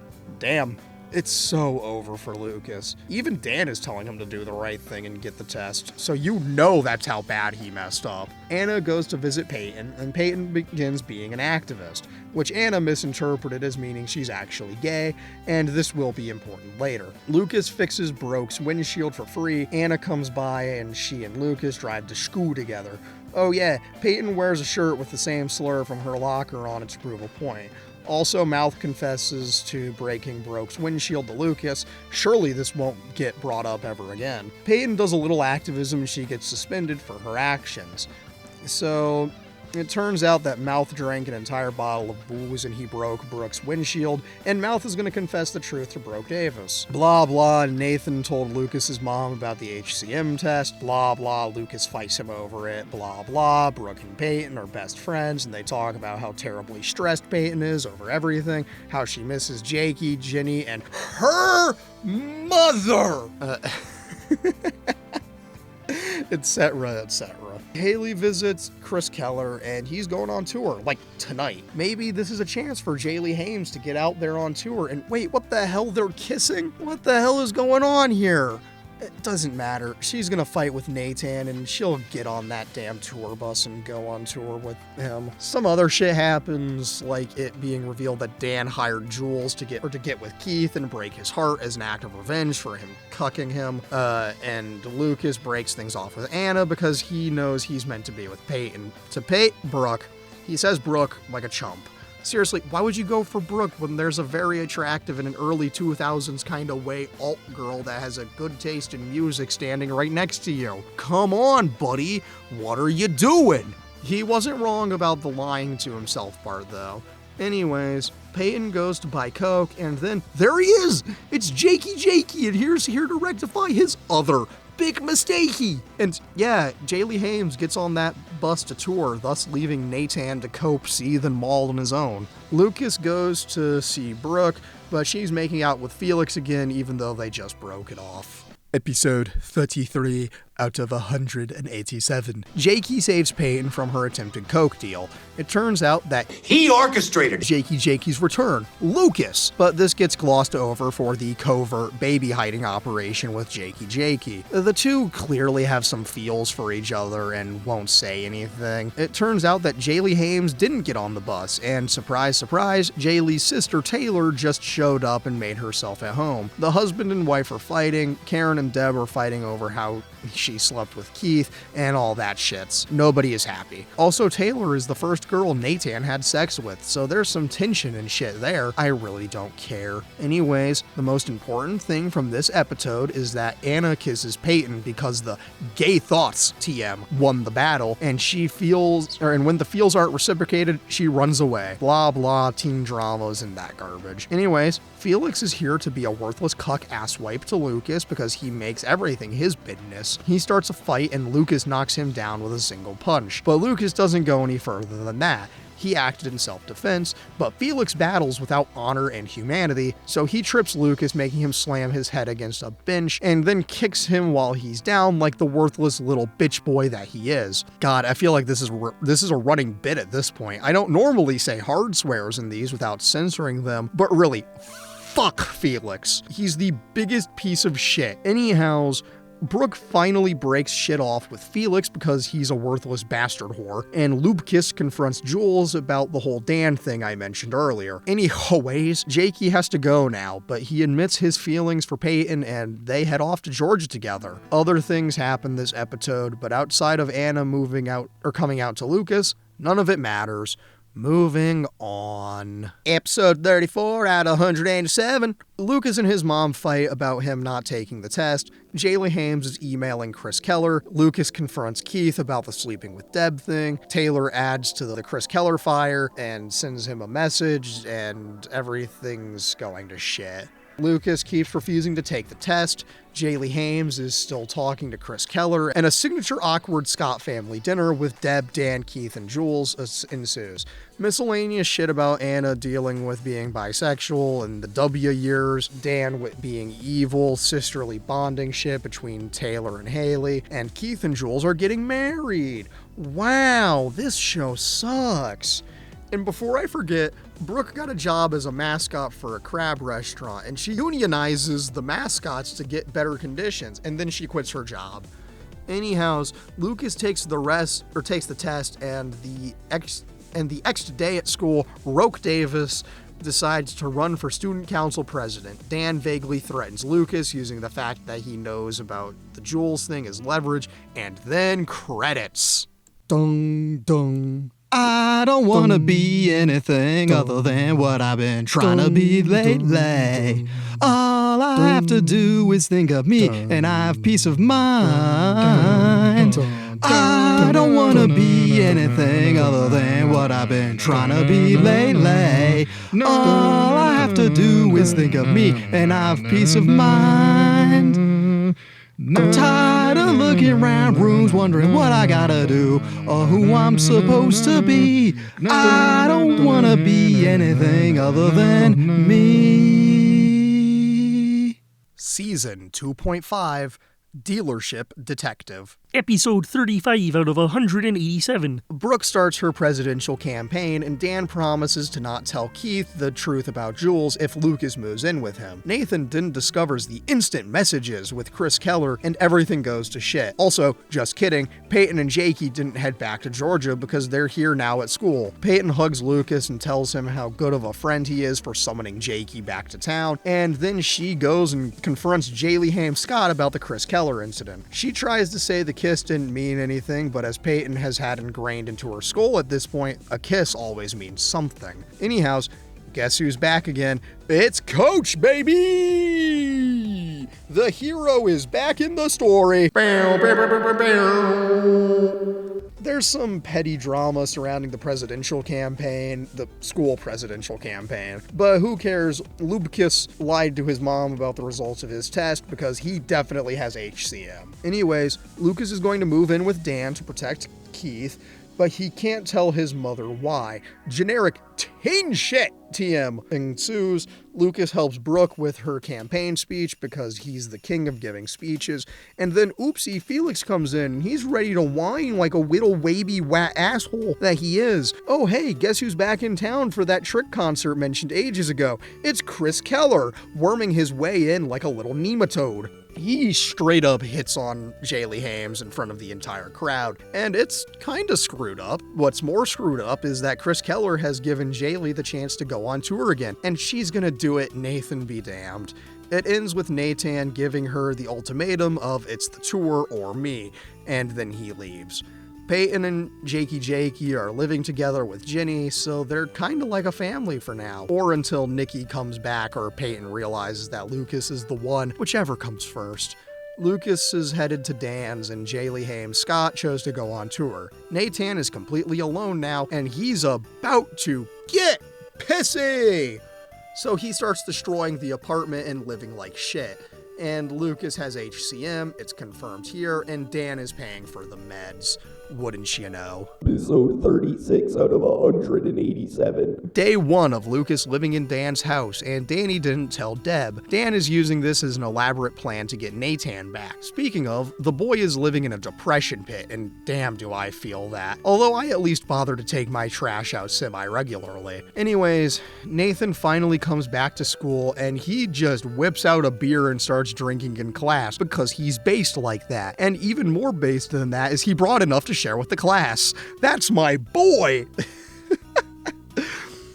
Lucas calls Jaylee Hames, but it seems nobody's getting through to her. Anyways, Dan and Deb visit the Nathan depression pit, and Dan wastes no time getting to the verbal abuse. Then Nathan punches Dan, and it feels good. Lucas breaks it up before Nathan can establish the first rule of Fight Club. Some more petty drama over the school election occurs, but who cares? It's all about Nathan's moping. Then there's some election shit where Mouth gives a really heartfelt speech to help Brooke win the election completely out of nowhere, since the other candidate tried to cheat and sabotage Broke Davis. Broke wins! Spoiler alert. Anyhows, back to the baby. Our favorite not actually a family is falling apart. Then, guess who finally called Lucas back? Jaylee Hames Scott. She asks about Nathan, and Lucas begins to try and get her to come back, but it doesn't matter because we've got 9 more episodes of this season, so she can't come back yet. That'd be too easy. Peyton and Jakey talk, and they establish their relationship, I guess. I don't really care, but that's because I'm a cynical writer, and even before watching the show, I knew this was going nowhere. Side note, apparently Dan is an avid reader, which no way in hell. Anyways, everyone seems to be doing better, I guess, except for Nathan, who's slowly dying inside because he misses his wife. Speaking of, he gets a Peyton sketch that's very uncharacteristic because it says sometimes they come back, which if you know Peyton, she's very negative and a very melancholic bastard, wouldn't you know it? Episode 37 out of 187. It's the time capsule episode, and this action will have consequences. Very, very drastic consequences. Anyways, Felix is back, I guess, and he's throwing a party for Brooke.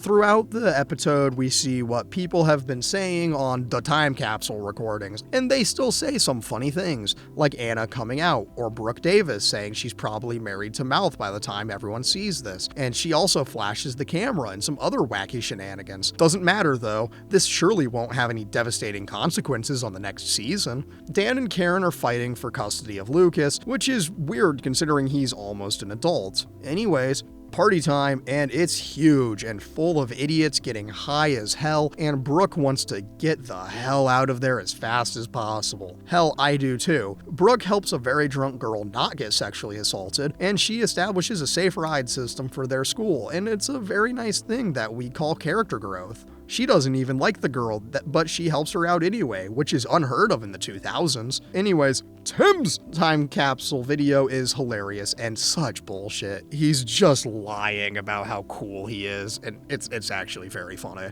Anyways, Nathan goes drunk driving again. Let's go, that's my boy!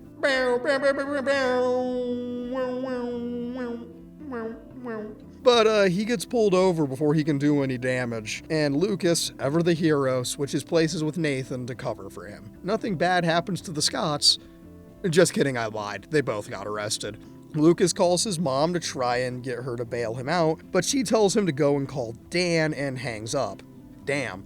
Anyhows, Mouth and Anna break into the school and they start watching the time capsule videos, and really they're just here to delete Anna's coming out segment. Jakey and Peyton had a date night and they're living together, and we fade out because they start doing the sex. The two jailbirds chat and they start telling each other the truth and become friends again. Wow. Let's wrap this shit up. Dan bails the boys out of jail and the boys do their thing. And Lucas, for the first time in 2B2T history, calls Dan Dad. What a twist! Anyways, the boys are bonding like champions and they're there for each other. We get the last of the important time capsule things, and I don't really care because this shit show must carry on. We'll carry on. And though the time capsule will be buried, their memories will carry on. Oh, I'm so sorry. I couldn't resist the bit. Episode 38 of 187. It's wedding day, and Keith and Jules are gonna do the thing, despite everything with Danny Boy. It seems like everything is going well. Nathan is pillaging through Dan's fridge for food, and Lucas has to convince the boy to go to Keith's wedding. Deb comes, and Nathan takes the food and runs away as fast as he can. Dan is doing everything he can to screw Keith over, and look, let's not act like any of us care about this episode and cut to the main points. 1. The wedding doesn't go through because Jules runs away as fast as she can. 2. Jaylee Hames and Chris Keller have an interview on TV and they have to act like a couple for PR reasons. 3. Nathan loses his goddamn mind and drunk crashes Keith's wedding like a champ. 8.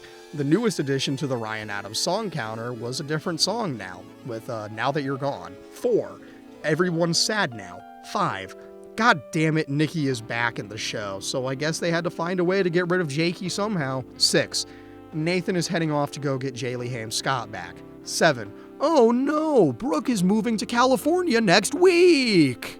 Yeah, episode 39 of 187. Nikki is back and she's here to steal the baby. Wahoo! Anyhows, this is the episode where we discover how truly shitty Felix is. And now that we've established that Anna is gay, it means the FCC has given us clearance for her to say the slur out loud. She complains about her brother's shitty actions, but he's such a smug asshole that he thinks nothing's gonna stop him. Anyways, Keith confronts Dan in the dealership and they fight, and then Keith smashes the window into Dan's office, which is the first of many, many times someone will do that. Anyways, Peyton gives Anna the confidence to stand up for herself so she can get her brother expelled and sent to military school like a champion.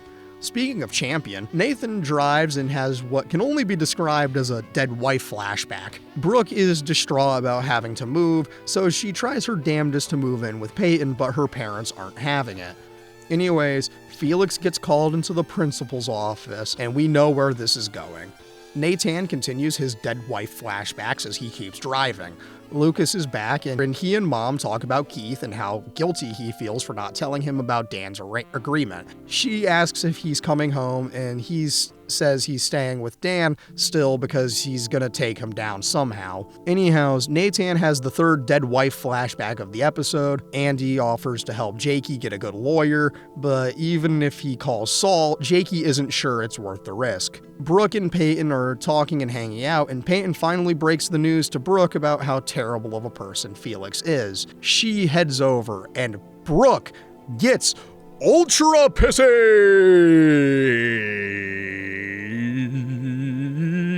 Yeah. She literally says, quote, "I had no idea I was a Grand Wizard's next door neighbor," and he tries to justify his shitlord behavior, and she runs. Hey, guess what time it is? It's Nathan's fourth dead wife flashback time! He's finally reached Atlanta, and he's sitting in Jaylee Hames Scott's dressing room waiting for her to come back. She does, and they finally talk. He's not gonna lose her. They're gonna stay married. But then he notices that she isn't wearing her ring, and he kinda shuts down. Anyways, Felix is ready to fight his sister, and then when she gets pissed, she comes out to her worthless homophobic brother. But it doesn't really matter since he's getting shipped off to military school. Anyways, just speaking of moving away, Brooke has secured housing until the summer ends because Lucas is a real hero, and maybe, just maybe, the hero will get the wrong girl. Blah blah, shots around town that don't matter except for Dan hiding something in the ceiling.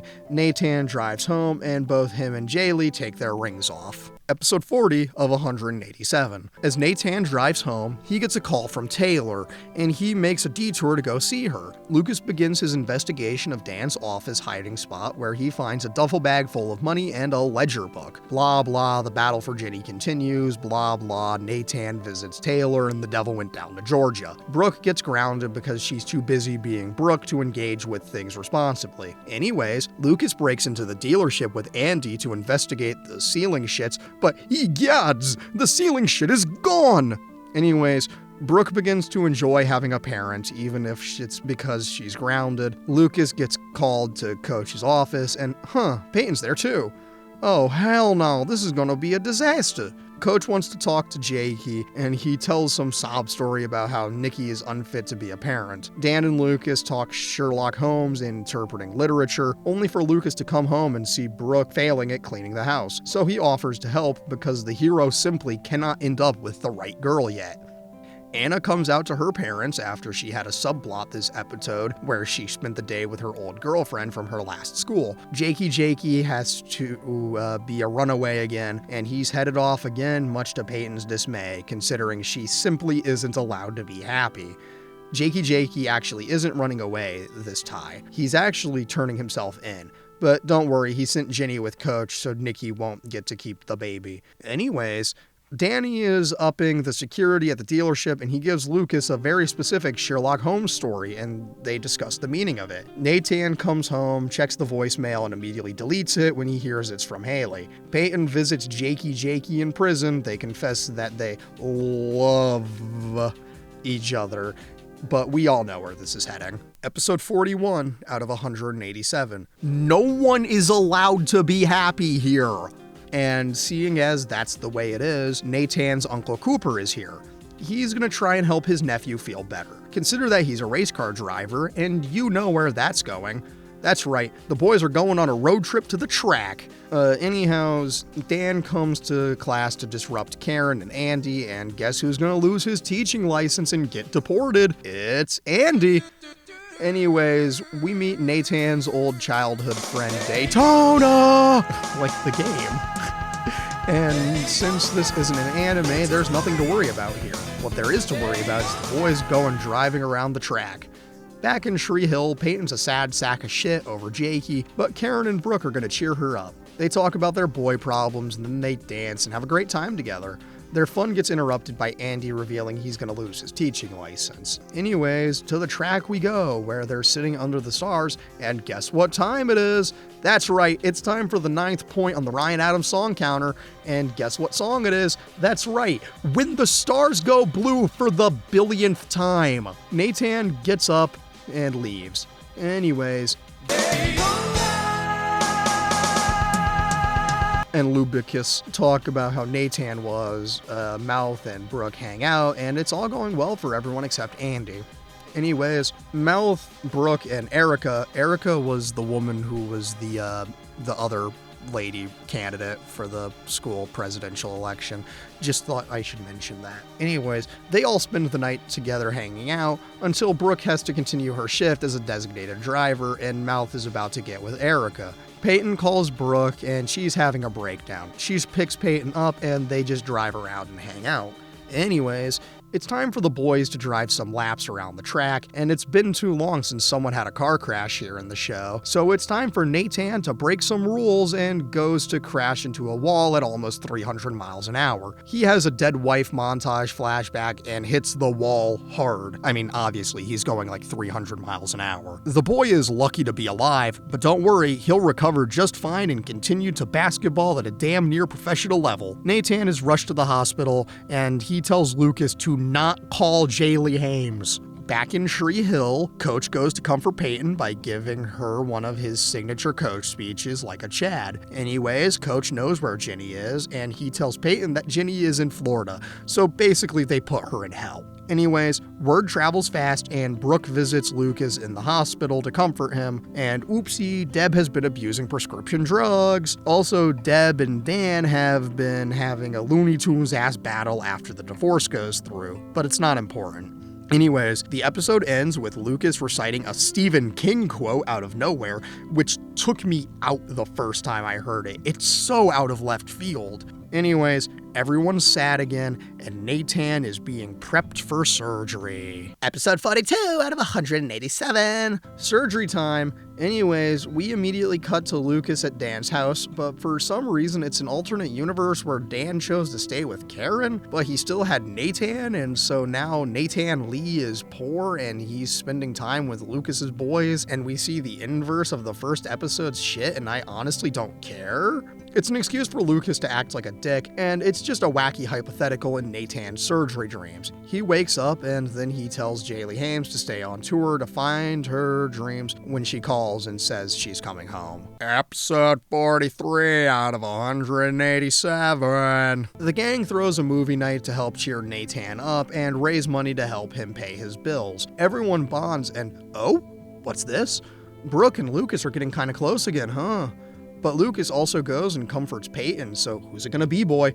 Make your choice and pick Peyton for God's sake, Jesus Christ! But no, we can't do that yet. Anyways, Nathan is a sad sack of shit, and Peyton helps console him. Then Nathan realizes that Danny paid for everything, and Nathan gets pissy! Which is a very real response to Dan doing anything nice for you.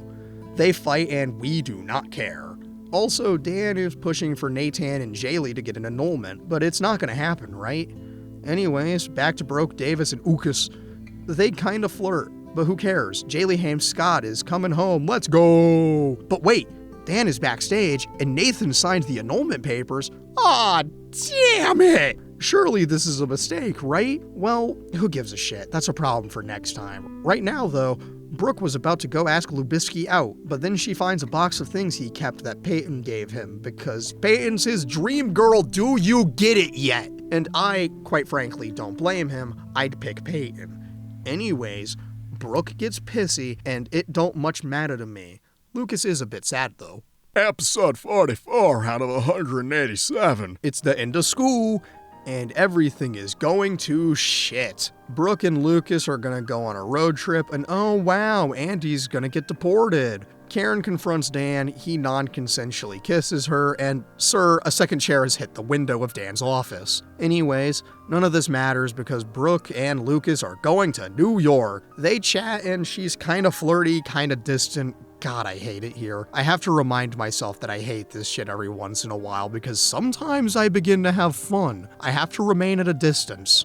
Anyhows, it's a lot easier to hate this show when Chris Keller's on screen and he's being creepy. But it doesn't matter. Hell, none of this matters. The gang is slowly reassembling. Brooke goes shopping in NYC, and it leaves Lucas and Haley Hames with a chance to talk all day. Oh hey, Nikki stole that damn baby again, and she's here to rub that fact in Jakey's face before she disappears.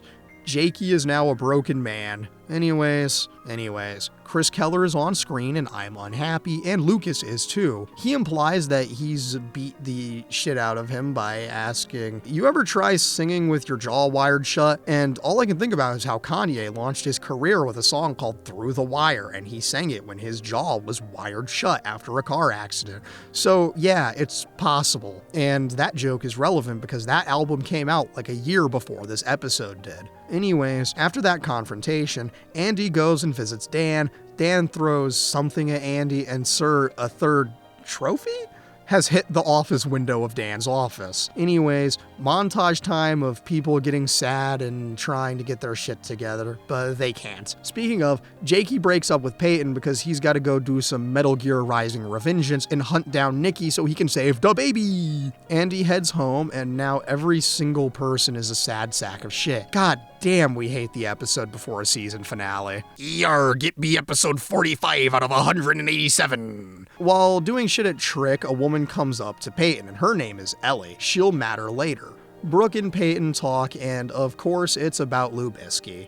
Anyways, Ellie meets with Oyton, and they talk. Lucas pulls off a heist at the dealership, but it was all an elaborate setup by Dan because he knew Lucas was playing Sherlock the whole time in a plotline I've largely ignored. Lucas goes home and talks to Brooke. He finally, and incorrectly, confesses to Brooke the night before she leaves, and they sex, and oopsie, it was a dream. Anyhows, Deb and Dan are fighting again, and it turns out that Ellie is actually Peyton's birth mom? What in the goddamn? Anyways, Lucas is living on his own now because Mom is heading to New Zealand to go with Andy for a while. Nathan is going to the High Flyers, that special basketball camp that I mentioned like way earlier in the season. Yeah, I kind of forgot about that. I don't blame you if you did. And Nathan is kind of breaking up with Lucas in a way because he says that once he gets back from camp, they are no longer brothers and we're back to on-site violence. Ah well, nothing ever lasts forever, I suppose. But hey, Lucas comes home and he drops the whole I love you bomb as Brooke leaves for the summer. And damn man, that's a hard thing to just throw at someone who's already losing their mind. Anyways, it's time for Dan's end of season tragedy when someone attempted to murder him by drugging him and burning down the dealership with him inside it. And by someone, I mean it's incredibly obvious. It's not important because J. Haim Scott is back in Tree Hill. Dung, dung. I don't wanna be anything other than what I've been trying to be lately. All I have to do is think of me and I have peace of mind. I don't wanna be anything other than what I've been trying to be lately. All I have to do is think of me and I have peace of mind. I'm tired of looking around rooms wondering what I gotta do or who I'm supposed to be. I don't wanna be anything other than me.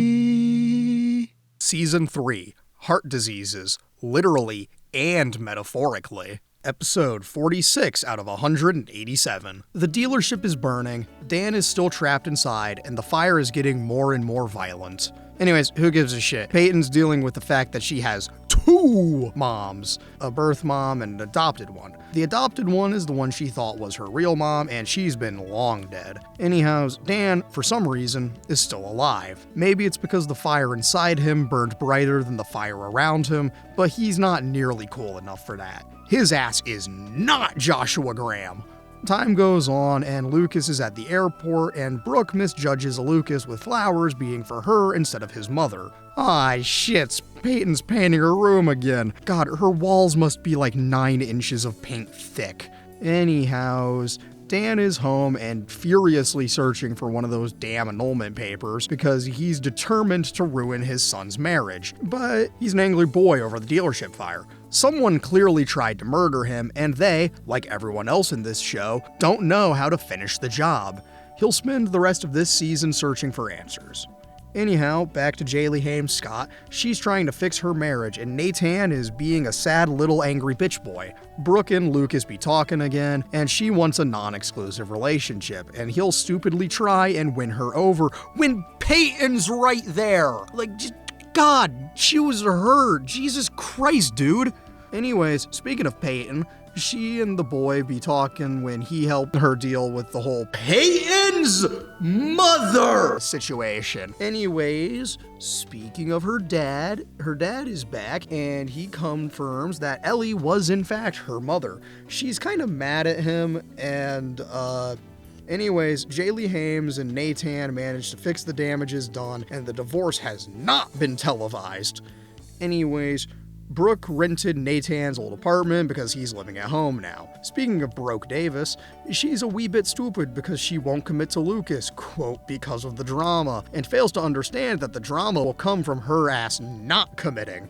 Blah blah dialogue between Brooke and her best friend, and oopsie, Lucas is dying because he can't afford HCM meds, and yet he's still ballin'. Oh, yeah, I forgot to mention that Peyton's dad switched actors, and it's not really that noticeable. Other bullshit occurs, we don't care.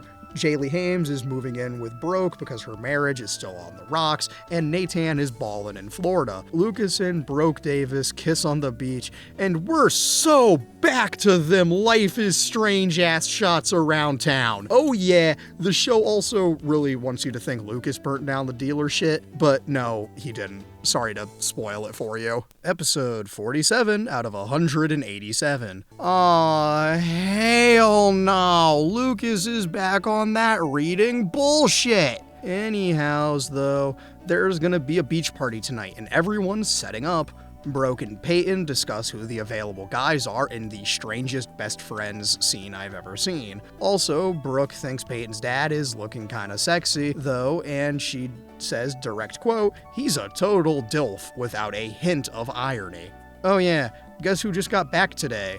That wild-eyed basketball boy who's been away, and he's an angry bastard who's back on his bullshit and hating Lubisky. Speaking of bullshit, Peyton and Ellie meet again, and she tells Peyton why she gave her up for adoption. It was for drugs. But she also starts telling Peyton all the things she knows about her, and then Peyton goes to yell at Larry for not letting her see her mom. They fight, and cry me a river, I still don't care. Set the party up. Lucas is a dumb idiot for thinking that winning over Brooke is a worthwhile endeavor, but it sure isn't. Anyways, it's time for the powder keg to keep building because Haley just found out Nathan, and they're gonna talk, but not really because teen drama. Lucas spots Ellie buying a little weed because it helps her deal with the pain. What pain, you ask? Well, she's got the results of the test back, and she definitely has breast cancer. Anyhows, it's party time, but first, Dan discovers that the dealership fire investigation has been closed. Oh, good heavens. Anyways, it's party time, and Peyton starts the party by blasting that sad shit. That's my girl, unironically. Anyways, Lucas is standing around like a sad sack of shit at the party. That's my boy! Yeah! Lucas and Peyton talk. Brooke comes and interrupts them by asking Peyton to change the music, and she does with a very snarky look on her face. And then it's time to dance montage. Lucas has to go find Nathan and drag him to the party. Also, for the first time in the series, we get party shenanigans montage set to Sugar We're Going Down. But then Nathan shows up, and it turns out Peyton was ready for this shit to happen, since she had Jaylee Hames' When the Stars Go Blue queued up and ready to go at a moment's notice for addition 10 to the Ryan Adams song counter. Then Nathan appears and they start talking again, and they're apologizing, but not really because drama. Anyhows, Lucas goes to comfort Jaylee Hames because he can't comfort himself over Brooke.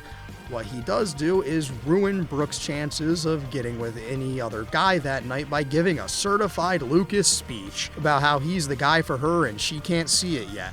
All of the guys that were near her immediately move along. Now Lucas can go and comfort Jaylee Hames. 48 out of 187.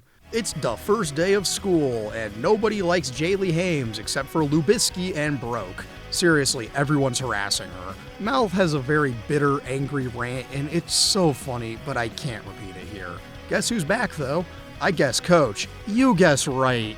Anyhows, Dan is trying to replace Coach, but you can't get rid of the hero of the story. He's too powerful. Anyways, Ellie finds Lucas and asks him to help her get a second chance with Peyton because she's dying. He'll get to that, but Dan's got to accuse Lubisky of attempting to burn down the dealership when Lubkis is actually the one who saved him. They angrily pass a basketball between each other while vaguely threatening each other, and who gives a shit? Not me. Coach keeps assigning detention to Jaylee Hames and Nathan. It's funny. People keep bullying Jaylee Hames. It's funny. Everybody betray Peyton and she runs off crying. It's funny. Anyhows, Brooke's about to start a fashion designer career, but we'll get to that. It's the night of the council's meeting to remove Coach, and every single person stands up to keep Coach because they love him. Eventually, Coach comes out and he makes the announcement. Bad news, boys. You're stuck with him. That's right. Coach lives on to coach another day, much to Dan's dismay. Lucas and Peyton talk, and Lucas breaks the cancer diagnosis news to her, and she brings up how Lucas secretly saved Dan, but Dan overhears her say, "Your little secret with Dan and the fire." And Dan gets pissy! He's out for blood, and he starts to choke Lucas out until Peyton reveals that he actually saved him. Lucas then tells his story of saving Dan. He threatens both Lucas and Peyton to keep this act of actual assault and attempted murder secret. Anyways, Nathan comes to visit Jaylee Hames, and he mentions how he's been looking into a divorce. Looks like divorce is back on the menu, boys! Broke then tries to get Lubisky to stay over, but his iron will not fail because he's waiting for that exclusivity. My man!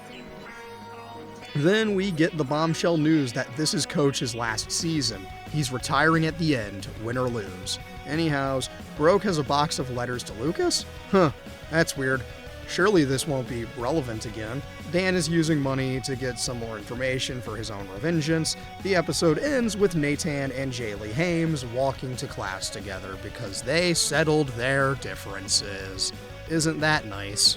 Episodio 49 de 187. There's a costume party tonight. Jaylee Hames and Lubisky are getting ready for it, and blah blah, nobody gives a shit because the next scene is Dan blackmailing the mayor for having a sex scandal. Dan is using this to secure his own mayoral candidacy.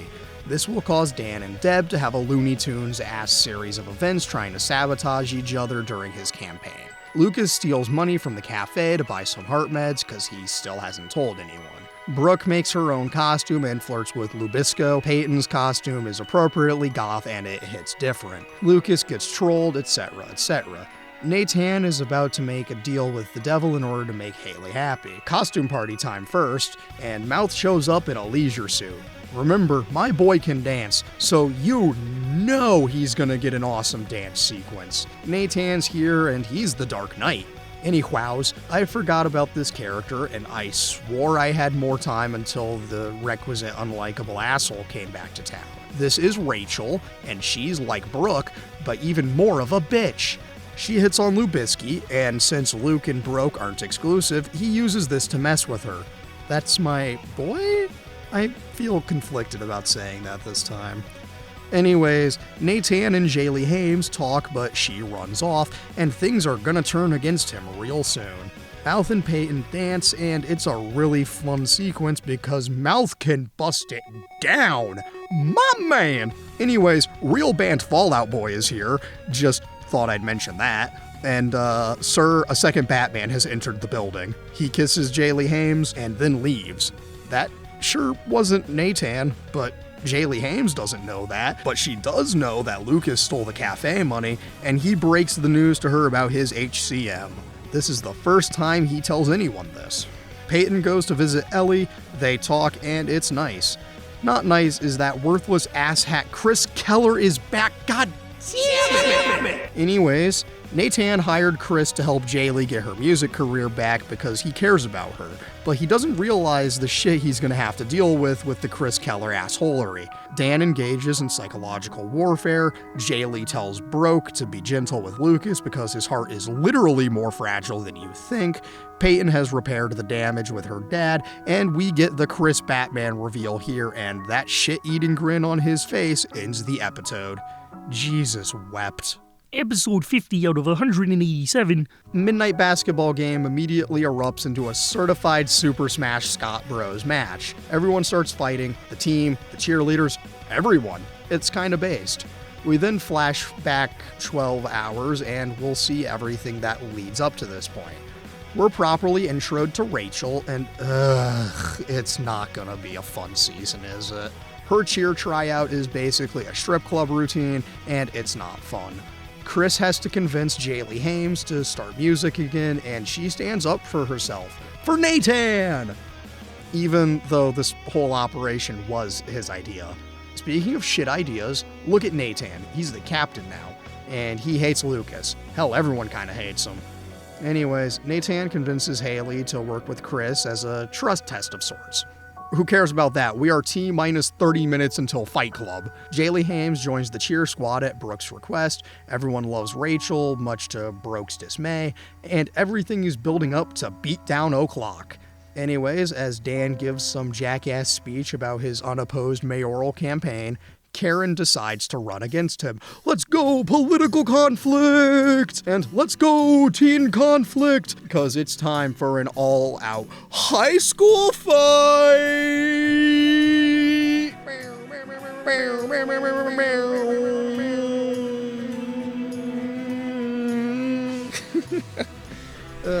Coach then berates the Scots, and then he makes Lucas a captain as a means of forcing them to work together. Anyways, Lucas examines the C patch like he's in LA Noire when Rachel the whore pulls a season 1 Brooke and appears naked in the backseat of his car. Brooke gets mad at Lucas for doing what she said she wanted him to do, and then he gets mad at her for not getting the message he clearly got before you started forcing him into the other direction. Brooke sucks. Reject Brooke and Rachel. Go with Peyton. Anyways, Brooke decks Rachel again and walks away, leaving Lucas sad and Rachel extra hose mad. Well, would you look at the time? It's time for episode 51 out of 187. Everyone's fighting, and if they don't stop, there ain't gonna be cheerleaders or basketball. A life without basketball isn't a life worth living, so they all have to get their shit together. Actually, none of this matters. Everything you need to know about this episode includes Rachel just being the worst person you could possibly ever encounter. And much like Felix, I'm gonna say screw this shit and move on. Lucas's heart condition is getting worse. And oh hey, it's been a minute, so we're overdue for another addition to the Ryan Adams song counter. That's right, we're up to 11 on the count now. Yippee! Anyhows, Lucas is dying out there, but no one can figure it out yet because he keeps lying.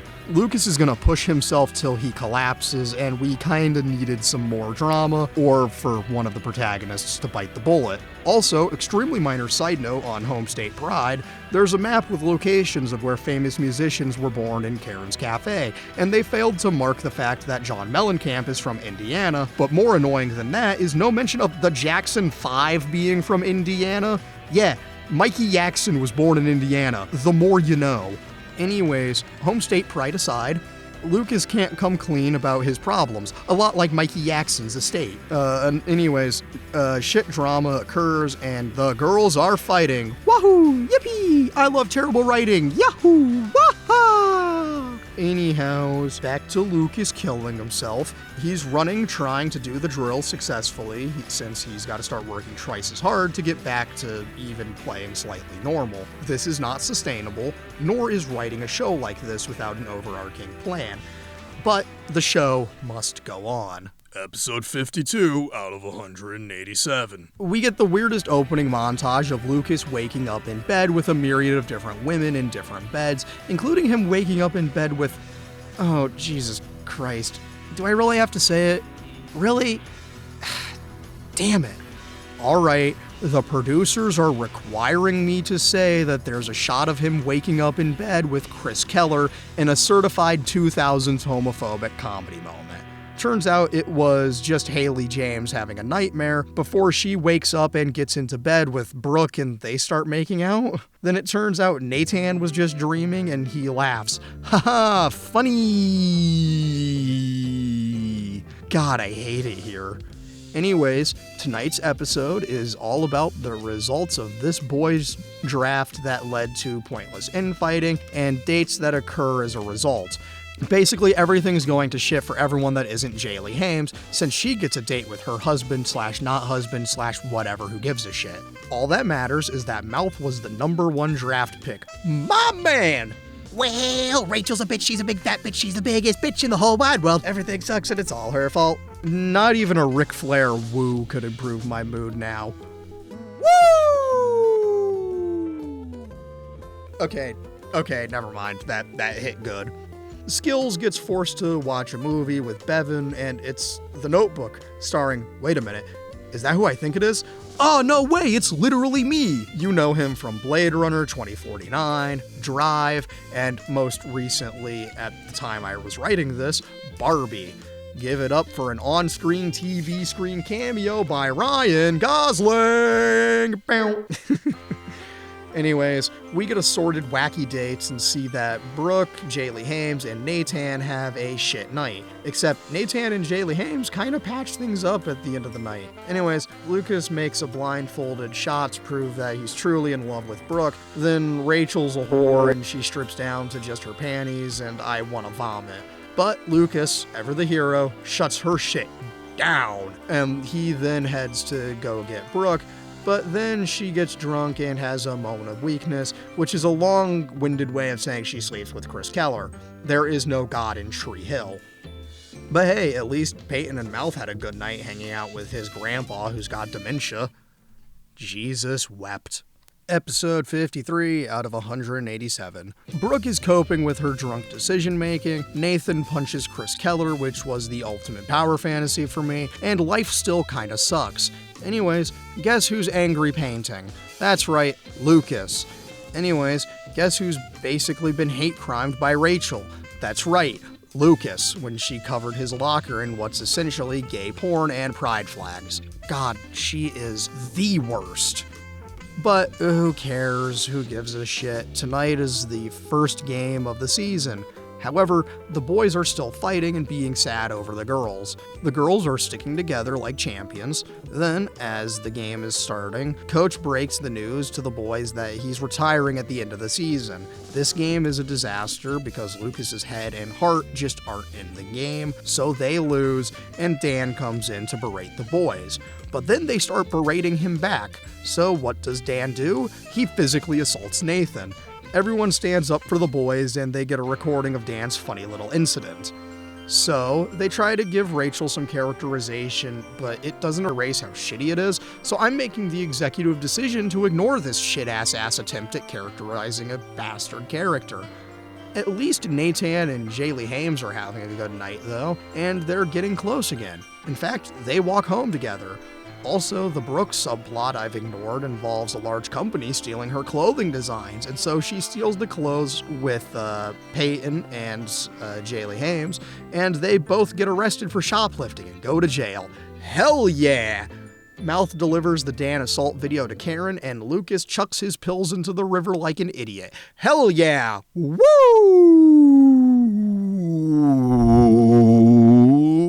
Episode 54 out of 187. Peyton's visiting her dead mom, and then behind her is Angel of Death Peyton, or her guilt, but Angel of Death Peyton sounds cooler and it inflates the word count, so that's what we're gonna call her. Angel of Death Peyton is here to berate her. Also, sorry, Jaylee Hames, Peyton, and Brooke got arrested in the beginning of this episode. My apologies. Anyhows, it's time for Nathan and Chris Keller to have a little adventure because Chris Keller lost all the money gambling. Maybe he's not so bad after all. He just like me, for real. I'm poor. Anyways, Lucas is gonna bail the girls out of jail, even if it means him discovering Brooke's letters. Shit's falling apart for everyone, because of course it is. Anyways, funny gag with Nathan and CK heading to go gamble their money back comes when Nathan slams on the brakes, making Chris Keller's head hit his head so hard against the dashboard that the jammed cassette tape shoots out of the player. He also makes him slam his head against the dash again, and it's funny. Anyways, Dan now thinks Keith tried to kill him because Keith likes the same brand of drink that was involved with the dealership fire or something. I don't give a shit because I know things, but he doesn't, so we go next. Later, Brooke visits Lucas and they kind of fight, and it's so over for them. Maybe he'll realize that Peyton's the one for him, or maybe he's fucking stupid. Anyhows, Broke Davis is gonna start her own fashion line like a champ. Cut back to Peyton and sexy Angel of Death Peyton, and they're fighting. Anyways, it turns out that Peyton lost Ellie's bracelet, but Brooke comes in to steal some Peyton sketches, and she's gonna put them on some clothes. The boys are failing horrendously, and they're losing everything they have. Anyways, we get a little montage of sewing, some gambling, phone calls, and other such nonsense. It's fight night now because the riverboat gambling turns into a riverboat heist, and the boys gotta jump off the boat and swim to safety. They, somehow, against all odds, get away. It's election day, and it's not gonna end well for everyone. Karen's speech is good, but Dan's emotional manipulation speech does better. Everything's going horribly wrong for the guys, but Nathan punches Chris Keller in the face super hard 3 times, and it's very based. Blah blah, petty drama and character stuff occurs. Can we get to the good stuff again? Oh yeah, Chris sold his guitar to get the money to give Nathan all of Haley's master recordings for her new song, and Chris Keller is out towards wherever's next for an asshole like him. Peyton and Angel of Death Peyton argue some more, and it's fun. Her subconscious knows better than she does because her subconscious knows that Lucas is the one for her. Anyways, Mom lost the election and Danny Boy is the new mayor of Tree Hill. There really is no God in Tree Hill. Anyways, Lucas knows who attempted to murder Dan, and guess what? It was Deb the whole time! Nathan listens to Jaylee Haim Scott's new song, and then he tells Jaylee the good news, and they're getting close again. But then he tells her that his mom is gone and his dad is the mayor. Everything's going to hell, but they're getting back together because he asks her to stay with him tonight. So you know what that means. Funky Town shenanigans, baby!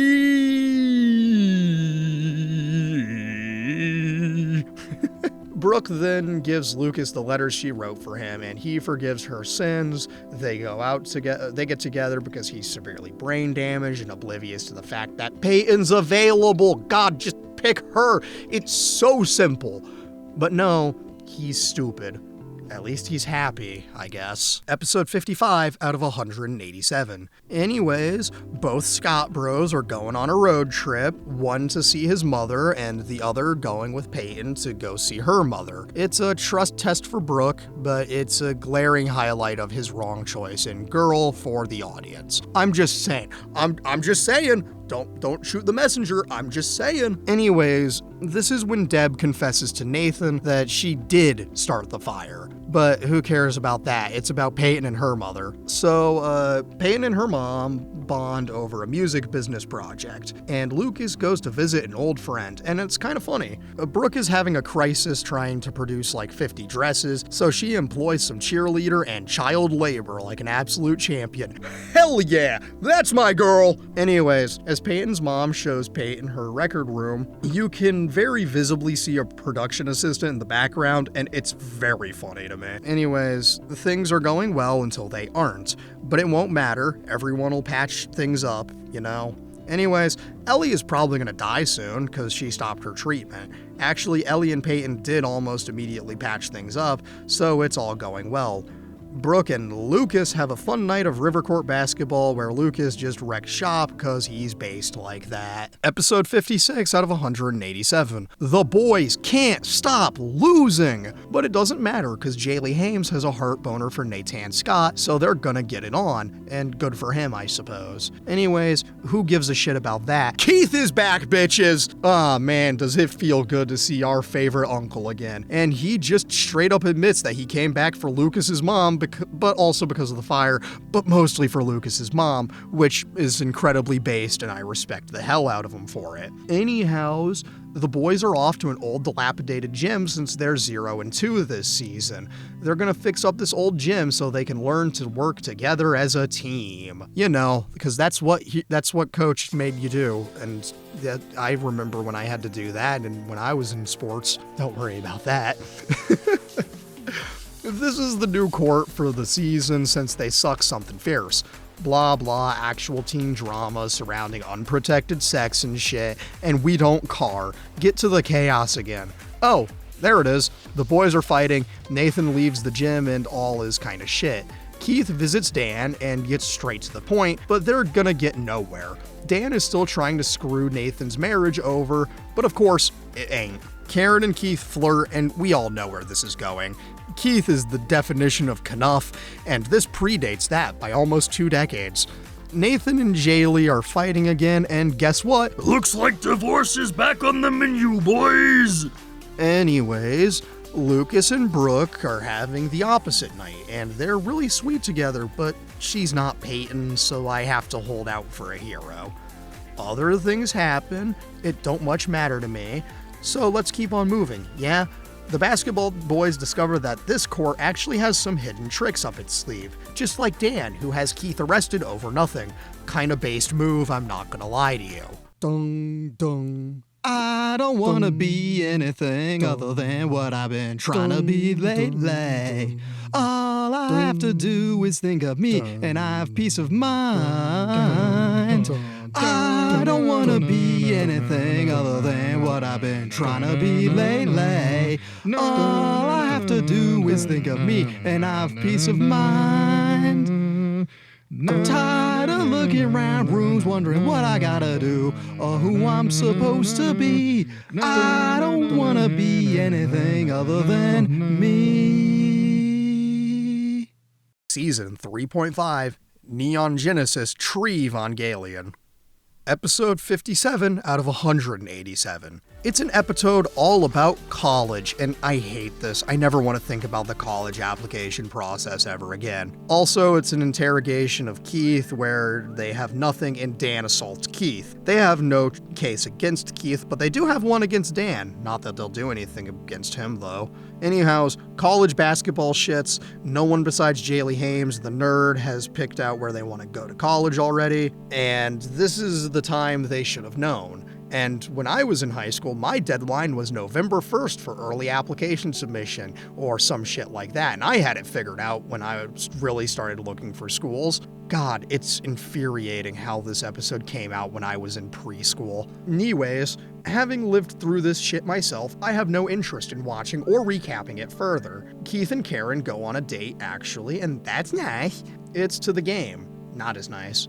Anyways, Lucas just wrecks shop in the game since Nathan isn't allowed to play tonight since he skipped his poli-sci class. I don't blame him, I'd kill myself if I had to take a poli-sci class. I'm sorry to my poli-sci friend who might be seeing this. Probably not, but hey buddy, if you're watching this, fuck you! I don't mean that, you're a great guy. Sorry, no tangents, no more tangents.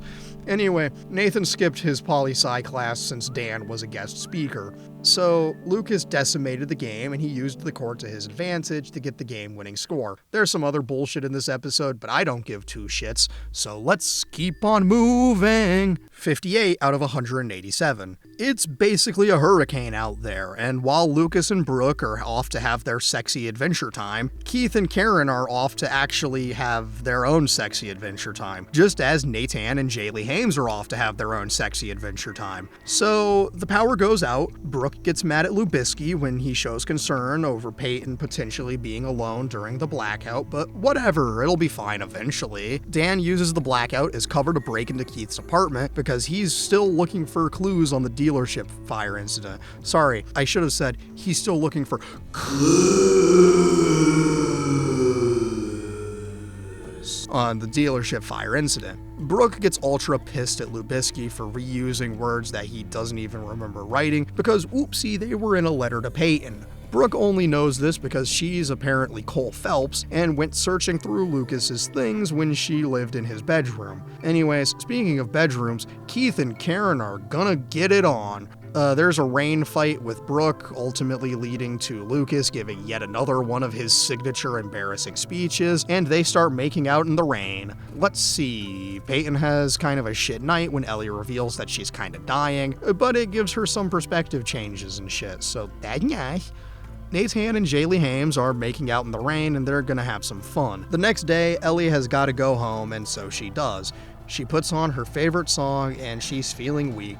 She lies down on the floor and slowly drifts away, succumbing to her cancer as the benefit album she and Peyton made gets printed. Peyton comes with the CDs to show her and finds her other mom's dead body on the floor because Peyton simply can't have anything good in life. And don't worry, this is only the beginning of her series of unending tragedies. The episode ends with Peyton scattering her mom's ashes in this old field that was once a concert site. site she talked about. Episode 59 out of 187. Anyways, let's follow up the very emotional, heartfelt episode with some wacky bullshit. Yeah? Yeah. This episode has a guest appearance by actor Texas Battle, who, outside of having a fantastic name, is notable for being in Final Destination 3. Not really relevant, but what is relevant is the girls going on a road trip to a fashion show. But then Brooke is forced to choose between fashion show or cheerleading, as this was all Rachel's master plan to get Brooke out of the picture for the cheer classic whatever competition. You know that thing from like season 1 or 2? I think it was season 1. Yeah, season 1. Yeah, that thing. Again, it's back. Anyways, at the classic, Coach cockblocks Keith, and it's pretty funny. Melodramatic bullshit ensues, and we do not care because Lucas and Nadahan are having an old friend for dinner. Or, I guess an old friend is having them for dinner. It's not cannibalism. They're having dinner with guest star Texas Battle. Blah blah, teen girls with teen boys shits, and we don't give a single shit. We get a funny scene of Skills tricking Bevan into teaching him how to swim. It's a funny gag because it's a payback for him getting notebooked. Coach cockblocks Keith again, and it's genuinely even funnier the second time.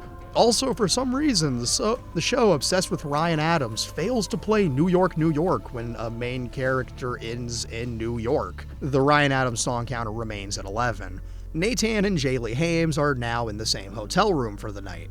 Also in the same hotel room for the night is a very drunk Peyton, courtesy of Rachel trying to tear Brooke and Lucas apart, in the same room as Luke. Anyways, nothing happens because Lucas is a good person. Peyton then says, quote, "I feel like you're always rescuing me." And how little she knows. Alright. Anyhows, Brooke is back and she sees Lucas and Peyton in the same room. She has a wacky misunderstanding and it's a relationship built of glass. Anyways, Rachel's plan has failed because the team all immediately flocks to Brooke for their routine because Rachel's a control whore. Anyways, her routine falls apart and the girls just start having fun, and even the boys join in on it. Everyone's having a great time, except for Rachel, who should just get out of the show. Anyways, Keith and Karen finally propose to each other, and they're gonna get married. Episode 60 out of 187. Anyhows, we're back to school and someone leaked the time capsule. All of the angry and vindictive things everyone said during that week are coming out into the air. It's supposed to be a mystery who leaked this, but take on guess. It could be Rachel. It's all Rachel's fault, and she's directly responsible for what's coming next time. We established that this kid, Jimmy, who was in the first few episodes of the show before just disappearing, is getting bullied, and it's getting pretty bad. And in a post-Columbine world, we all know where this is going, regrettably. However, maybe, just maybe, it won't come to that. Lucas and Mouth go to try and patch things up with Jimmy, but things go horrendously wrong during the benefit concert when people start physically assaulting Jimbo for no reason. Anyhow, did anything else matter during this episode? Let's see. Keith and Dan have a pretty big fight because of the ledger, but Keith turns it around on Dan and they're at a stalemate. Dan has got to do something we're both going to regret if he's going to get out of this unscathed. And, oh yeah, actual musician Pete Wentz from Fall Out Boy hits on Peyton? Also, Lucas then agrees to let Keith adopt him so they'll all be one happy family.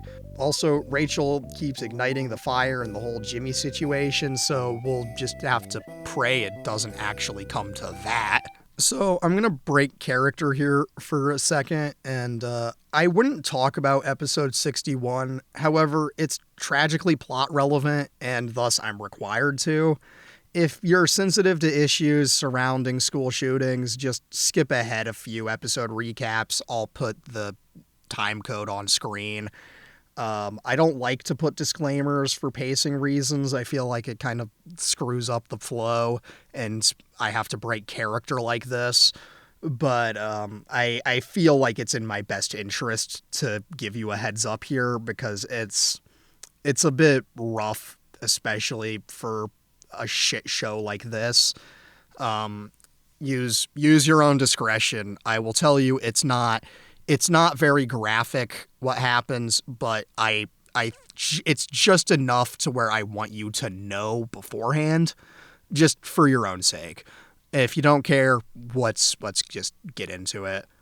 Episode 61 out of 187. Well, we've skipped the intro, and we've got an opening focusing on Jimmy looking into the school while smoking a cigarette as his time capsule manifesto plays in the background. He walks into the building, and Jimmy gets bullied, and he whips out a gun. Yep, this show has all of the grace of a toddler with scissors. However, they have tact because Jimmy doesn't kill anyone. But Peyton's been shot in the leg, and she's bleeding out pretty bad. She's holed up in the library, and she'll be safe. Peyton and Jaylee Hames are still inside the school when Nathan and Lucas come back to school. Nathan is not about to let his wife die in this, so he runs into the building like an idiot. Luke then goes in after to try and save him and stop him. Anyone not inside the building has been successfully evacuated, and we're in the tutor center with Haley, Skills, like 5 other people, and Jimmy. Nobody knows he fired the shot, so he's got a room full of hostages. Great. Anyhow, the boys split off to go find Jaylee and Peyton respectively. We follow Lucas, and he finds Peyton, who, as previously mentioned, was shot in the leg. Leave it up to Lucas to be her hero and save her again. They'll spend a lot of this episode holed up in the library and talking. Back in the tutor center, Nathan reaches the door. There's some fighting over should they open the door. They do, and they're about to get out when Jimmy pulls out the gun and is now taking hostages. Outside the school, we get all of the usual bullshit arguments that are somehow still happening today. God, I love the American education system. Anyhow, this politically charged episode only gets fucking worse when we see that the news is here, ready for their new headline, just like the real world. So it's nice to know that nothing ever changes. Back to the library, we've got Lucas trying to keep Peyton awake and okay. We get more politically charged dialogue, and it just feels really insensitive to have this episode happen at all. Anyways, Peyton, in a state of thinking she's dying, tells Lucas how she really feels and kisses him. One of the hostage girls is diabetic, and she desperately needs to get her insulin, so Jimmy lets her go. Eventually, Keith manages to convince Mayor Dan to let him in and try to talk Jimmy down. And it's convenient that it lines up with Lucas having to go get Peyton outside now, otherwise she's probably gonna die of blood loss. Jimmy is now in the hallway, and he sees Lucas carrying Peyton. He stops them, but then Keith comes in to talk Jimmy down. Keith manages to secure safe passage for Lucas so he can save the girl. They escape and they'll live another day. Keith talks to Jimmy, and he's successful in stopping the shooting, but unsuccessful in keeping Jimmy alive because he kills himself. Then, as Keith kneels beside the body, Dan comes into the school, picks up the gun, and murders his own brother. That is how the episode ends. Episode 62 out of 187. And now it's time for Keith's funeral and Dan being haunted by flashbacks and the ghost of his brother. We're given an episode just entirely dedicated to the stages of grief, and for my own sake and yours, I'm going to skip over this whole episode, even if there's some rare good character stuff in there, and it establishes that Dan does actually feel guilt over killing his own brother. The episode's end is worth mentioning, I suppose, so I'll summarize it in one sentence. Lucas manages to forgive Jimmy, and he and the Rivercourt guys attend his otherwise completely empty funeral. Episode 63 out of 187. Well, the intro is back now, so I suppose we're back to normal. The gang and Rachel, tragically she's included in this, are heading up to a cabin in the woods. Peyton's in a relationship with Pete Wentz from Fall Out Boy, and no one believes her, and they make a joke about Kanye, which makes it all the more tragic that they never played any of his songs in the show, because this is the peak era of his music, late registration and graduation era Kanye, so the good stuff, back when it wasn't a shameful thing to say you liked his music, That's just some history stuff. Anyways, the fact that Rachel, as a character, is still alive is pretty shitty. We are back to that goofy teen shit with the boys on ATVs, and Nathan is gonna ask Jaylee Hames to marry him again, but this time it'll be in front of all their friends. That big romantic gesture, right? There is some shenanigans that ensue over the wedding ring being missing as a result of this. Anyways, who cares about that? Brooke gets caught having an orgy for one because of whatever Lucas wrote in his latest love letter to her, and they refer to this as brooking yourself, which will be the most insane repeated in-joke in the series, and I cannot believe that that's the bit they went with to keep bringing back, but who cares? Peyton gets kind of stood up by Pete Wentz from Fall Out Boy, but don't worry, he'll be here at some point. And the next morning, guess who's there? It's Pete Wentz from Fall Out Boy. See, I told you he'd show up. Brooke thinks this was a dream, but it sure wasn't. Not particularly like it matters. We get some shit teen dramas just for one episode. The quest to steal Jaylee's ring back after she manages to find it is pretty funny, and eventually Jaylee and Nathan get re-engaged, Pete Wentz disappears, Brooke stole something from the cabin. It's pictures of how Rachel used to look, and everyone goes home. Episode 64 out of 187, Season 3, Episode 19, or Episode 64 out of 187, or I slept with someone from Fall Out Boy and all I got was this stupid song, begins with the boys getting back on the court with a very special all-black jersey in remembrance of Keith. Everyone's getting all set up for the game, but Lubisky gets out there and he just can't play. He gives up and coach understands. But the boys stay together and forfeit the game because they'll stay together and they'll fight together because they're a team, damn it! Anyways, Brooke makes posters of the old obese Rachel photos and plasters them all around the school. Rachel is sad and I don't give a fuck, and neither does Brooke. I know I should be against everything that's happening right now, but Rachel sucks and 1000% deserves it. Mouth tries to tell her she's wrong for doing this, but I'm sorry buddy, you're wrong. Anyways, guess who's back in town? That's right, Uncle Cooper, my man! Less cool, and what makes him not my man, is that he's seeing this girl that he thinks is 26, but is actually 17, and it's Rachel. Yeah, Rachel is lying to this innocent guy, is like forcing this innocent guy to commit a crime unknowingly, and is 100% emotionally manipulating him. She's the worst, and this is why I have no sympathy over the poster incident. They keep trying to give her some characterization, and don't care, didn't ask. So let's assume that neither of us care and move on. Nathan and Jaylee Hames Scott are having a good time, and they're gonna get married. But they have to take some church-mandated compatibility test, which is a fake test to get the real test to determine if they're truly compatible. Lucas is having a crisis of basketball, and he gives an inspirational story about how Coach Whitey was a part of the first interracial basketball game played in North Carolina, and he tells them about how important basketball is, and this convinces Lucas to stay. Also, this is actually the story of how Coach Whitey got his name Whitey. This truly is the moment Coach became Coach.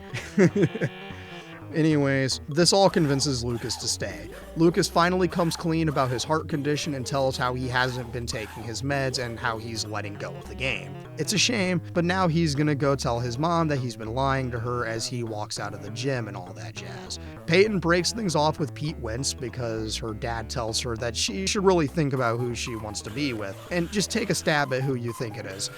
Just use your head and heart and think about Lucas. Just kidding. It's the return of Jakey and his big mistakey. She's in Georgia now because she thinks that he's the one for her and not Lubisky. Episode 65 out of 187. So Peyton visits Jakey and we learn about his whole thing about the baby, everything that it implies, and see her bond with Jakey. We get some evil Dan, and he's ready to steal his house back from his bitch ex-wife, or whatever. There's some shenanigans with Dan in Tree Hill, and Deb got a restraining order against Danny Boy. Thank God. Anyways, Rachel's lies catch up to her, and her life comes tumbling down. Yes! Let's go! Yes! Nathan and the boys are up against their hardest opponents yet, and after a little blood, Nathan comes back in Lucas's jersey and wrecks shop using the techniques his brother would have used in order to find his dreams. It comes down to one free throw. He makes eye contact with this asshole who's been messing with him the whole game, and he has the smuggest look on his face as the ball goes in smoothly, like a champ. Anyways, Rachel forces herself on Uncle Cooper and coerced him into sex, so he's the victim of a crime as far as I'm concerned. Anyways, in Savannah, we see Peyton lose her goddamn mind and try to marry Jakey, even though he's not Lubisky. Episode 66 out of 187. We open with some fairy tale narration about a girl and a boy getting married, played over the shot of Peyton's car breaking down when she first met Lubisky. Long story short, Jakey just isn't that guy. Lucas and Mom went on some college visits and they're coming home now, just in time for Nathan and Jaylee Hames' wedding rehearsal. Anyhows, it turns out that Peyton's dreams have gotten in the way of her and Jakey because in her sleep, she says, "I love you, Lubisky." Shit, I meant, "I love you, Lucas." She's now at home crying because we know that her and Jakey weren't meant to be. And because Brooke is the only real thing standing between her and my man. Anyways, rehearsal dinner time at Trick, and so you thought you might like to go to the show to feel the warm thrill of confusion, that space cadet glow. Ooh, what's the matter, Haley? Is this not what you expected to see? A recreation of your love story as performed by all of your friends. It's actually a super fun sequence full of jabs at both Nathan and Jaylee Hames. It's all going really well until Peyton sees Lucas and Brooke kiss on stage, and she has a Jakey flashback to when he comforts her to make the right choice and just get with Lucas. We get an intermission of character shit, and it's all fine and well, but can we get to the fun reaction stuff again? Anyways, due to some sickness shenanigans, it looks like the final scene is going to be performed by Peyton and Lucas? Oh boy, surely this won't have any other connotations for them. Peyton has a Lubisky montage and forgets her lines, and she realizes that he's the one for her. She stumbles out her last line and she's crying. What a shame. The fairy tale narration is supposed to be about Nathan and Jaylee Hames Scott, but it's kind of about Lucas and Peyton. Speaking of, she tells Brooke that she still has feelings for Lucas and they'll bicker about this later. We pan away and out before we can see the aftermath. Episode 67 out of 187. Y'all ready for another season finale? Can't believe that this is the third one already. It's wedding day, bitches, and you know, I'm so proud of this show for going one whole season without a car accident. Sorry for the unrelated comment, it doesn't much matter now. Brooke and Peyton are fighting again, and it doesn't much matter because we all know where my man is gonna end up. Wedding day shit occurs, and Rachel really shouldn't be there, especially since she's just here to ruin everything since her victim, Uncle Cooper, is here. Dan is also here for some godforsaken reason, so we straight up can't have nice things. There is no God in Tree Hill. Maybe there is though, as the wedding goes on very smoothly until Rachel be like, What a shame, the poor groom's uncle's a whore! and I wonder if these people haven't heard of closing the goddamn door. Anyhows, the actual wedding ceremony was nice, and Lucas walked Jaylee Hames down the aisle since her parents simply won't be here ever again. Rest in peace, Huey Lewis. He's not actually dead. But in the context of the show, he is, right? Remember that from season 1? I told you that was a thing. I mean, season 2. I told you. See, I told you he was dead. And you didn't believe me. I told you and you thought I lied. But nay, I told the truth, and you didn't believe me. Yarg! This fucking spirit of Davy Jones possessed me for a moment. What the fuck? Back to Rachel screwing everything up since she's the aforementioned whore, not Uncle Cooper. Also, Deb just drops that she tried to kill Dan, not Keith, which means he killed his own brother for nothing. So at the after party reception / whatever it's called, I wouldn't know, I've never gotten married. Brooke and Peyton are fighting again, and their 10-year friendship is over, just like that. It's time for the first dance to More Than Anyone by Gavin DeGraw, which is one of two of the funniest things they could have done. Funniest thing they could have done was play I Don't Wanna Be by the same guy, as it would have been a very funny call to the title sequence, right? Anywho's, during the open dance, Lucas tells Brooke about what happened during the Jimmy incident when Peyton was bleeding out and they kissed. Lubisky and Brooke fight, and it's maybe finally over between them. Thank God.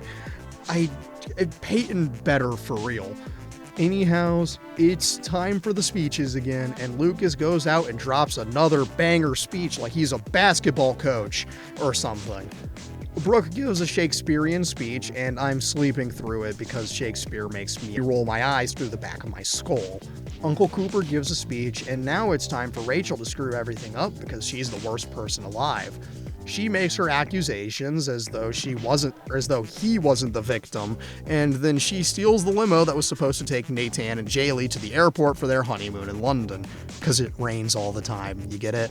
Even though, it can't rain all the time. That was a reference to The Crow, by the way. I felt the need to explain that one. Anyhow, Rachel steals the car, and Cooper tries to stop her by getting in with her. He shuts her shit down, but as they cross a bridge, Rachel steals the wheel, and it's been too long since we had a car accident, so we're ending the season with this one this time. Let's go! Brooke and Lucas repair the damages, and damn it, I thought it was over between them! Anyhow, Lucas's mom is pregos with Keith's kid. How nice. But it's still so over between Brooke and Peyton. What a shame, since Peyton will win the war. It turns out that the pregnancy test Luke found on the table at the wedding was actually Jaylee Hames's, and she's preggo, and she's gonna tell Nathan, but then the limo with Uncle Cooper flies off the bridge, and Nathan has to be the hero. Heroically, he saves his Uncle Cooper, and stupidly, he saves Rachel. We end with our Life is Strange-ass shots around town, and it's such a sadness. Lucas ends this out with a Shakespeare, and I hate it here. Dung, dung. I don't want to be anything other than what I've been trying to be lately. All I have to do is think of me, and I have peace of mind. I don't want to be anything other than what I've been trying to be lately. All I have to do is think of me, and I have peace of mind. I'm tired of looking around rooms wondering what I gotta do or who I'm supposed to be. I don't wanna be anything other than me. Season 4, Peyton Sawyer's series of unending tragedies. Episode 68 out of 187. It's time to resolve the car crash cliffhanger from last season. Of course, they both got saved thanks to Nathan and some delayed help from Lubisky and the ghost of Uncle Keith. So Nathan, Uncle Coop, and Rachel are all hospitalized, and after that cold open, it's intro time! I mention this now because this season is the last time we get the original intro, so make sure to make every time it plays count. It'll mean more to you than you'd expect. Anyhows, life goes on, and Nathan has some dead Uncle Force Ghost Keith visions. We get a lot of flashbacks to the end of last season, and it reminds you that Peyton deserves better. But don't worry, it's only gonna go downhill for her. Little did she know, she has a half-brother. Surely nothing will go wrong here. I mean, there's no way he'll die too, right? I mean, we're kinda running out of family members to kill here, so there's no way they'd kill him too after he's been introduced, right? Anyways, we're treated to the Tree Hill hospital scenes, and thankfully this isn't the end of Evangelion because that hospital scene is bad enough, but at the rate this show goes through the hospital, there'd be way too many of those. I guess my end of Evangelion comparison was warranted because Dan tries to choke out Deb in the hospital. Nathan and Jaylee Hames get home from the hospital, and all is well. Thank God Rachel is still trapped in there because she's got a new target, Nathan. Rachel will never change. Ever since she was introduced, she couldn't keep her hands off of the Scott family. She'll never change.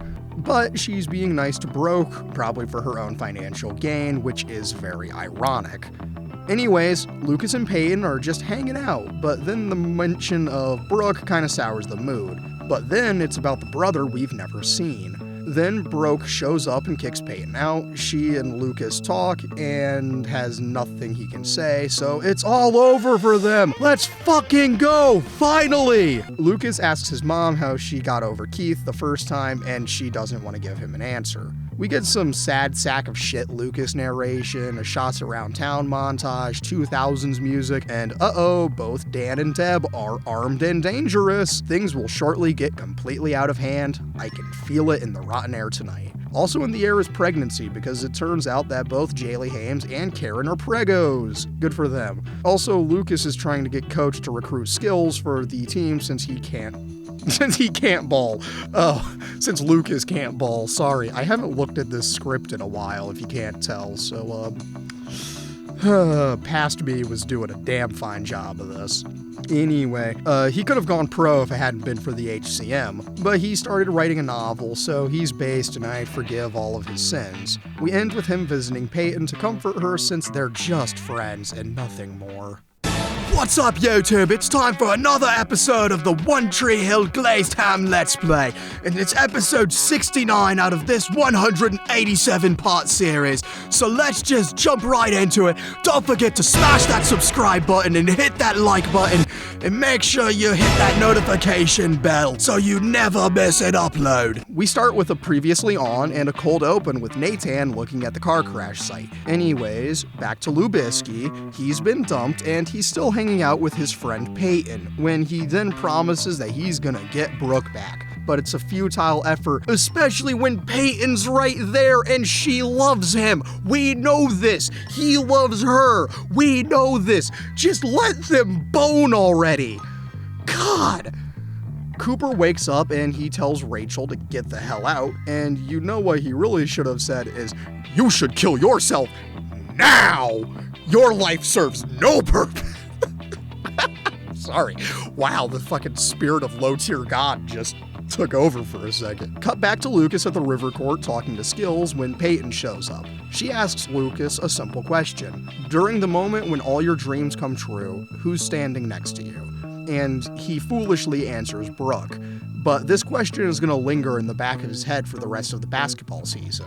Anyways, Peyton has got a plan to help Lucas win Brook back, but then get Brookback Mountain isn't worth scaling. But Deb is a gun-toting junkie now, and her performance at the cafe is slacking and getting much, much worse.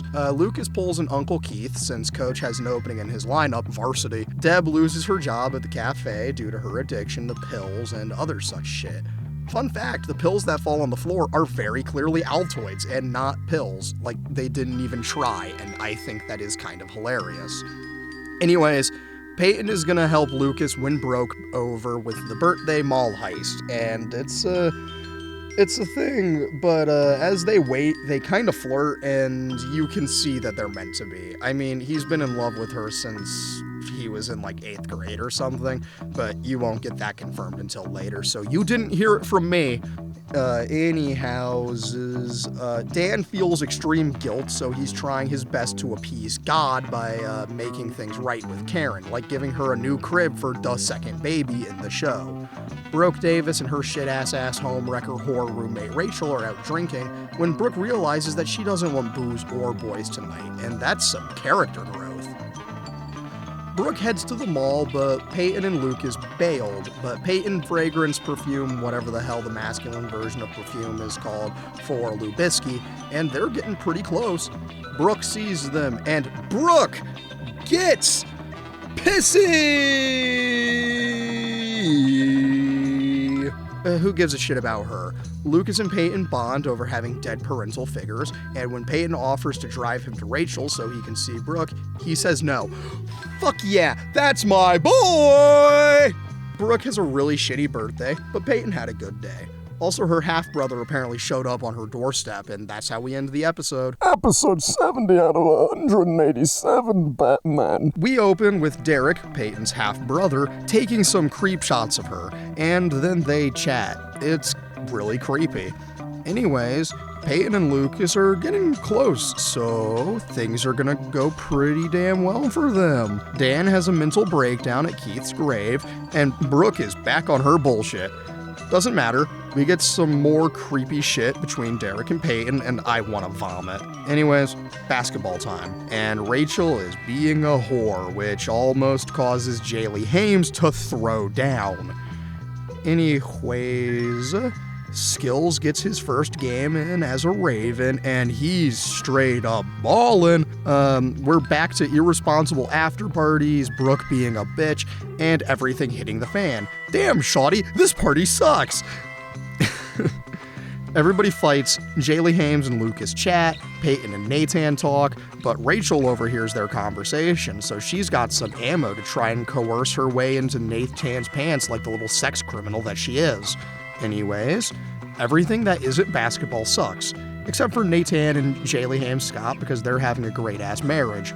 Anyway, we see an email from Derek, and every time he types a Y, it doubles, so you looks like you. This will be important. Also important is that Derek is a creepy little stalker perv who has a wall covered in photos of Peyton. Yikes! Episode 71 out of 187. Wake up, Lucas, we have a city to burn. Or rather, you've got a dream to fight for. Anyhows, Derek is creepy, and Lucas spots this shit from a mile away, but Peyton's a little too trusting, which is very out of character for her. Everyone thinks that Brooke is pregos for some reason, and so she's getting harassed into joining the Clean Teens Club, which is all about deciding to remain celibate, and the leader is kind of a bitch, I'm not gonna lie to you. Anyway, Nathan sold the car for rent money and got a motorcycle, then got into a motorcycle accident. Jaylee Hames wants him to get his car back now. So tonight there's going to be a show at Trick starring Lupe Fiasco, who is most notable for his feature verse on Kanye West's Touch the Sky, which is a banger track from Late Registration. The club night goes a little funky, especially since Derek utilizes his knowledge to screw over Lucas and Peyton by using the fact that everyone thinks that Brooke is pregos, when in reality it's Jaylee Hames, as we know. Nathan then unintentionally makes a super rude comment to Jaylee Hames, and oopsie, everything kinda sucks.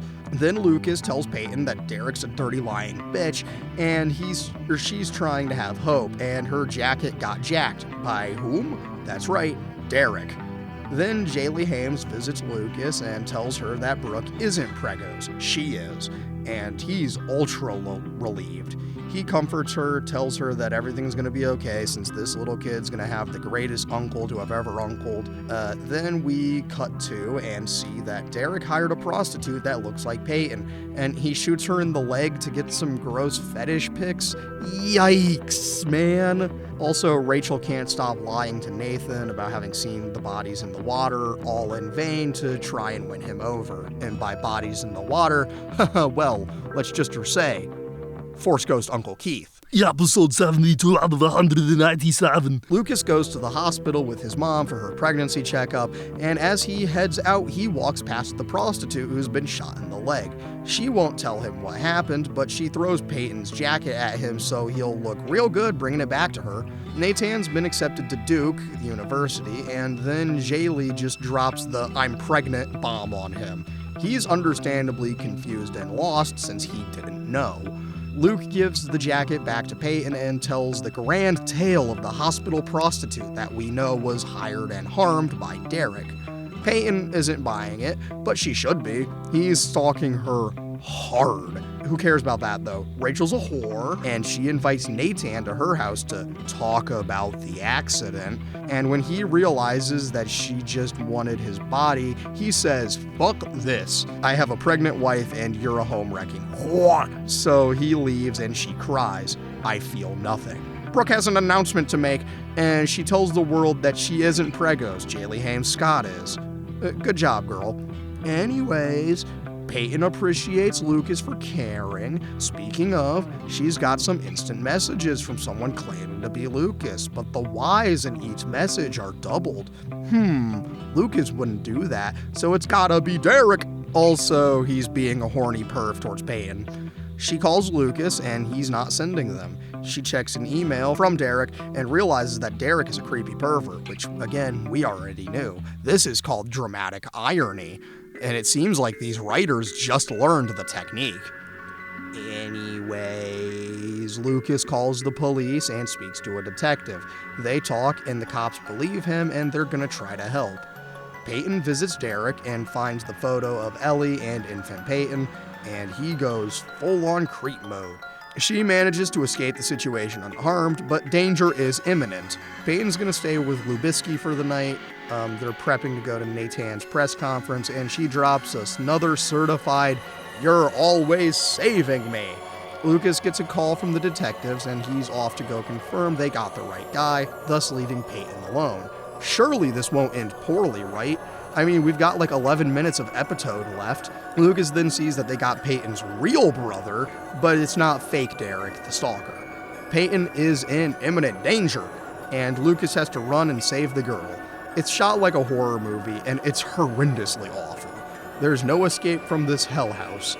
It's so creepy, and then motherfucking Lubisky comes in and fights the boy. He gets tased and incapacitated. Then, right as fake Derek is about to commit a sex crime, real Derek comes to her aid. He gets thrown against a wall, then both boys get up and shove fake Derek through the window where he hits the ground just like it's Halloween. Then, just like Halloween, he disappears into the night. Anyways, nothing like a tragedy to bring our protagonists closer together, yeah? God, I hate this narrative device. Episode 73 out of 187. Peyton hasn't slept in the past 48 hours, which is completely justifiable. She's traumatized, and we're dealing with the aftermath. But we're gonna sideline the hell out of that because Lucas is gonna be a Raven again, my man! So it's playoffs time, and Nathan's gotta get involved in mob business in order to get money for his family. So guess who's back on that basketball court again, even if it's only for 15 minutes a night? It's Lubisky. Lucas gets a new jersey, and it's Keith's old number, and we get a certified coach classic speech. It's game night, and the boys are ballin'! The Super Scott Bros and Skills are an unstoppable team. They're tearing through the playoffs, and this might be the time they win the state championship. We get some more about the Scott family's money trouble, but we don't care. Nathan turns to his dad for some financial aid, but when he shuts him down, he's got to get involved in some illegal sports gambling to pay off his debts. What is this, fucking New Jersey, Christopher? What do you think this is, the fucking Sopranos? No, get that shit fucking out of here. We don't do that here. Christopher.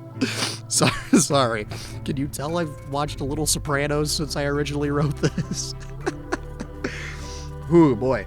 Anyway, we do a little point fixing during the playoffs and that kind of shit. We get some shit between Peyton and real Derek, and they bond, and it's nice. But we've got gambling to get to, so let's go! I'm literally shaking with anticipation. And no, I'm not addicted. I've been gambling for the past 20 years, and I can stop anytime I want. Episode 74 out of 187. But first, we've got to take a diversion to a Broke Davis fashion show where Mouth drops the banger sentence, "I'm gonna go kill myself now," which was my thoughts when I started watching this shit show. Anyways, this is when we confirm the gambling thing. Yeehaw, bitches! Anyhow, we get some traumatized Peyton trying to go to school before Lucas continues to be her hero and he escorts her home. We get to a subplot of Jaylee Hames Scott babysitting some kids, and it's a disaster, but who cares? We've got a Peyton to worry about. We get some interaction with Derek and Peyton bonding and recovering, and he specifically mentions that Lucas can't keep saving her, except for that he 1000% will because he's the hero of the story. Oh, yeah, Deb got arrested for an incident at a pharmacy involving her trying to get drugs. Not important, but pretty funny. We're on game night tonight, and Nathan's doing a little point shaving in order to pay off his debts. Peyton goes to the game, and then she immediately has a panic attack and runs away, only for real Derek to come to her and apologize. They bond and have a good time. Meanwhile, at halftime, Nathan has to tell Lubisky that he's doing a little point shaving in order to pay off his debt. Lucas is mad, but goddammit, he's gonna help his brother. Just this once, but only once.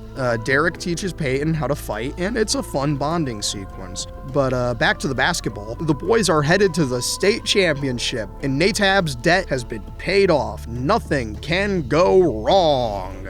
Anyhows, the babysitter subplot wraps up after the game, with Nathan teaching the kids how to basketball and them getting the money. Episode 75 out of 187. Uh-oh, Dante and the Mafia men are here, and they're extending their partnership with Nate, and they want him to lose the state championship. He's in a lose-lose scenario because if he loses the game, he lets everyone and himself down. But if he wins, the mob is going to do something we're both going to regret. Brooke barges into Lubisky's room and says she misses him, but he shoots her shit down, and that's my boy. Then Brooke sees that Peyton stayed over because she just needs someone to be with to make her feel safe, and Brooke storms off mad because she assumes everything's about sex. Shitty teen drama occurs in school. Nathan's winning the MVP award, Coach is winning a Lifetime Achievement Award, and the state championship game is Coach's last game, so he's gotta win it. The Mafia men are vaguely threatening Jaylee Hames Scott, so Nathan tells him to piss off and they nearly break his leg. They don't, but it's all intimidation tactics 101 to get him to lose the game. After a conversation with Derek, Peyton's gonna confess her feels to Lubisky and ask him to the banquet dinner tonight. But tragically, Brooke asks him to the banquet first, and him being a good person says, as friends. Peyton finds out and she's heartbroken, as she should be. So she takes her brother instead, just for the fun of it. We get a certified Tree Hill awkward dinner. Nathan gets an award after another certified Lucas speech. People always leave and Derek is getting shipped off for assignment. That's what he gets for being in the Marines. They give Coach his award and we get a certified Coach speech! And it's a banger, like always. Nathan then grows a pair and tells his dad that he's trapped in a mob gambling thing. Dan berates him, but then grows a consciousness and helps his boy because he needs so desperately to atone for his sins. Brooke confronts Peyton on why she hasn't done anything with Lucas, but she's just being her usual asshole self. Anyhows, Derek is off and Peyton's home alone. Lucas walks Brooke home and they realize that going to the banquet together was a mistake because they know they aren't meant to last and there's only one girl for Lucas. And we'll find out next time on Total Drama Island!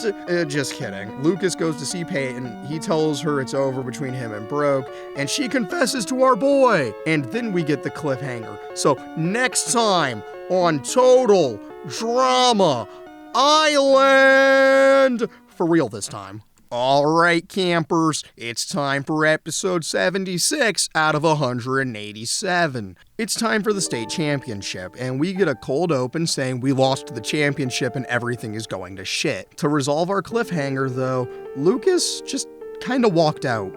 He just didn't know how to respond. Nathan then tells Lucas that we can't win due to the money, and Lucas tells him that ain't gonna happen.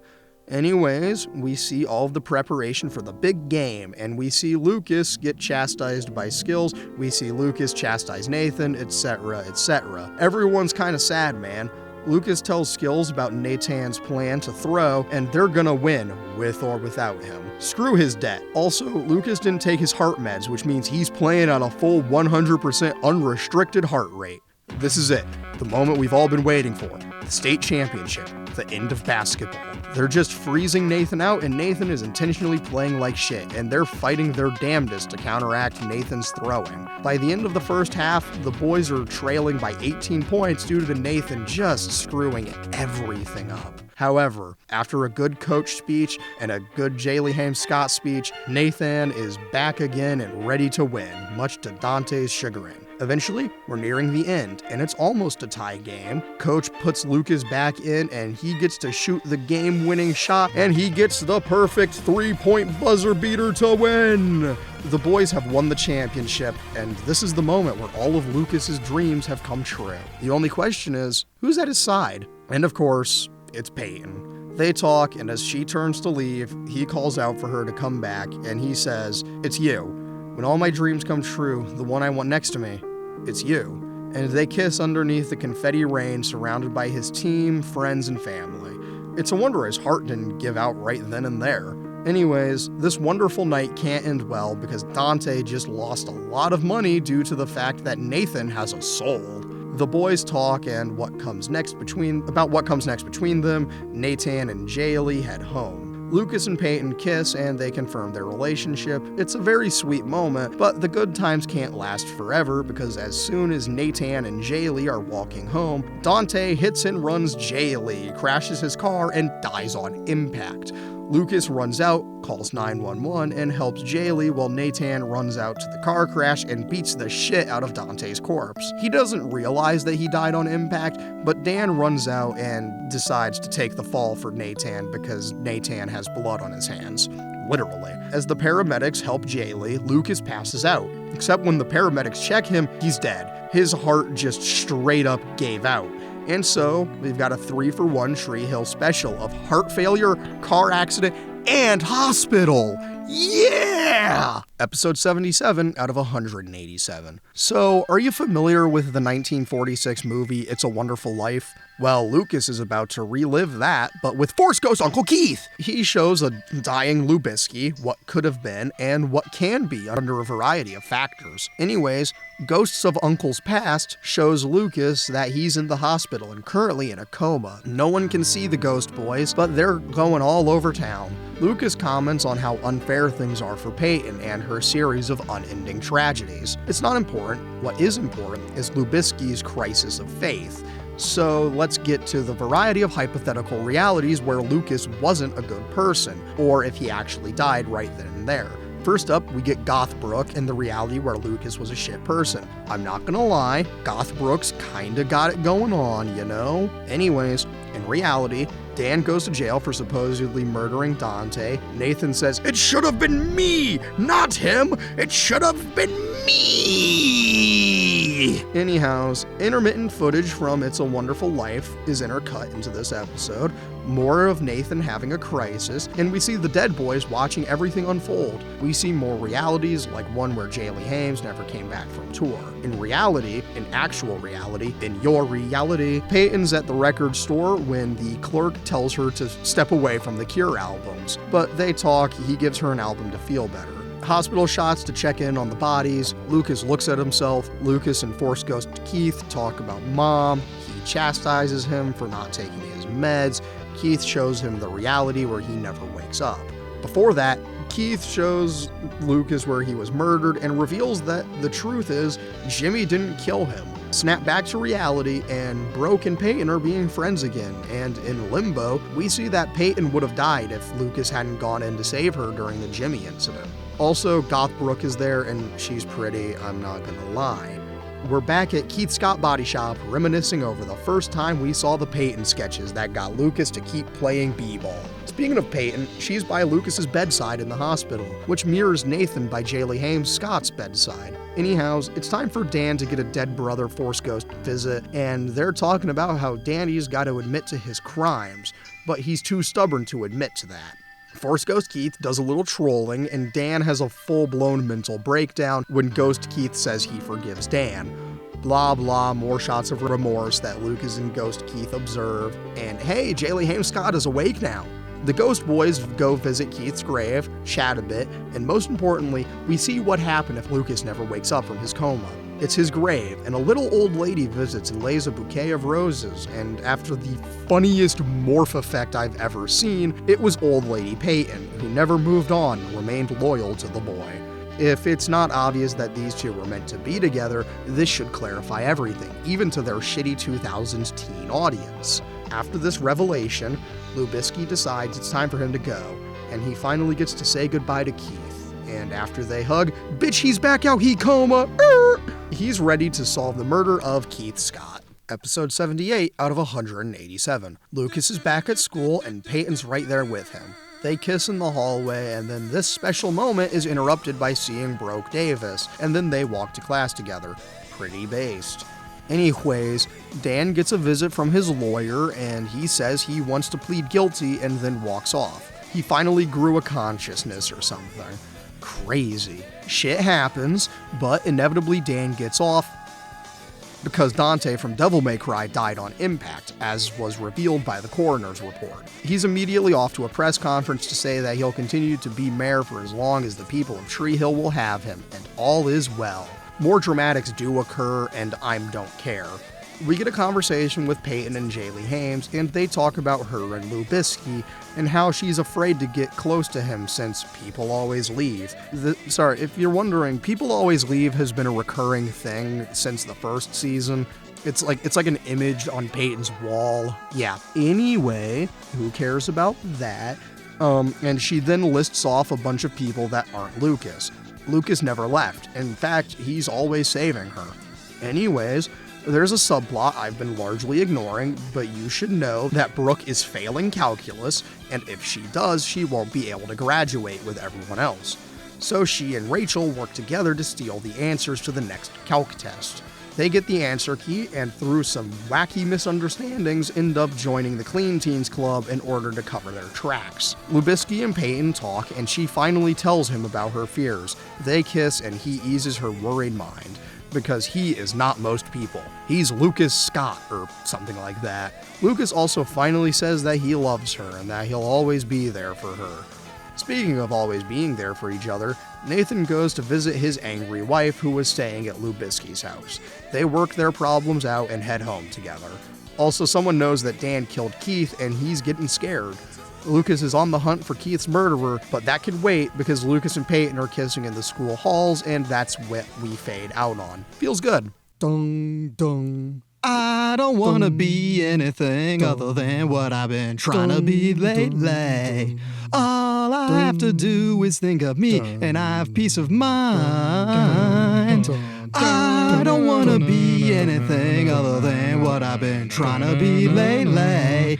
All I have to do is think of me, and I have peace of mind.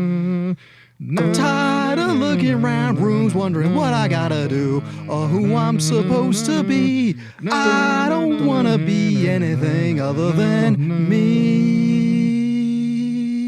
Season 4.5, Find Your Dreams Come True. Episode 79 out of 187. It's time to let the good times roll because Peyton and Lucas are gonna have a good day. And Brooke is about to have a better day when she meets the newest member of Clean Teens, this guy named Chase. Lucas and Peyton get in trouble for passing love notes in class, and when the teacher tries to publicly shame Lucas, he just perfectly recites exactly what he wrote without looking at it, and without missing a beat.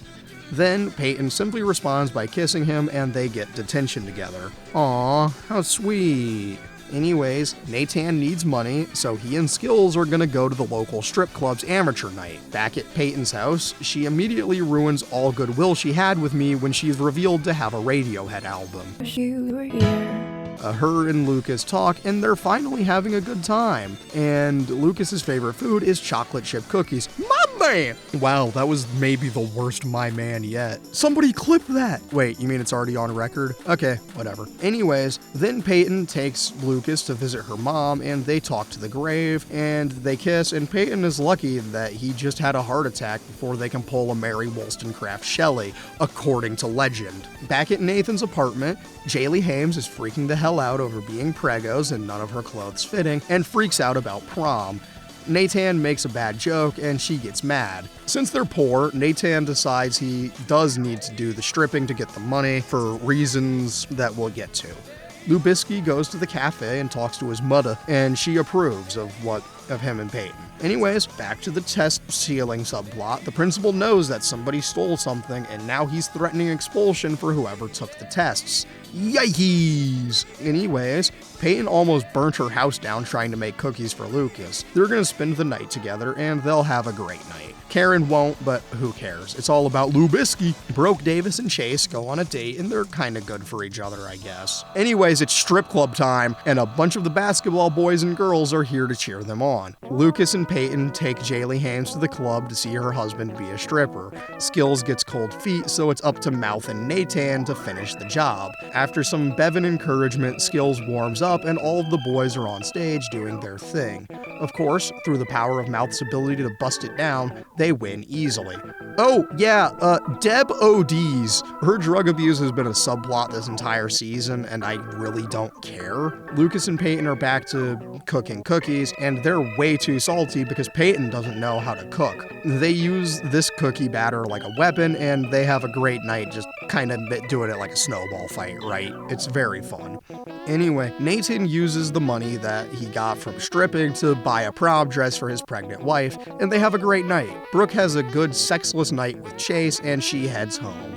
Back to the cookie-splattered house, Lucas and Peyton end the war and make out on the kitchen floor. Episode 80 out of 187. The seniors are in class, and they have a little fun bonding exercise where they get to know each other after being randomly assigned. We follow everyone in their fun little adventures, including everyone bonding, and Rachel smoking weed in the bathroom while berating Bevan for no reason.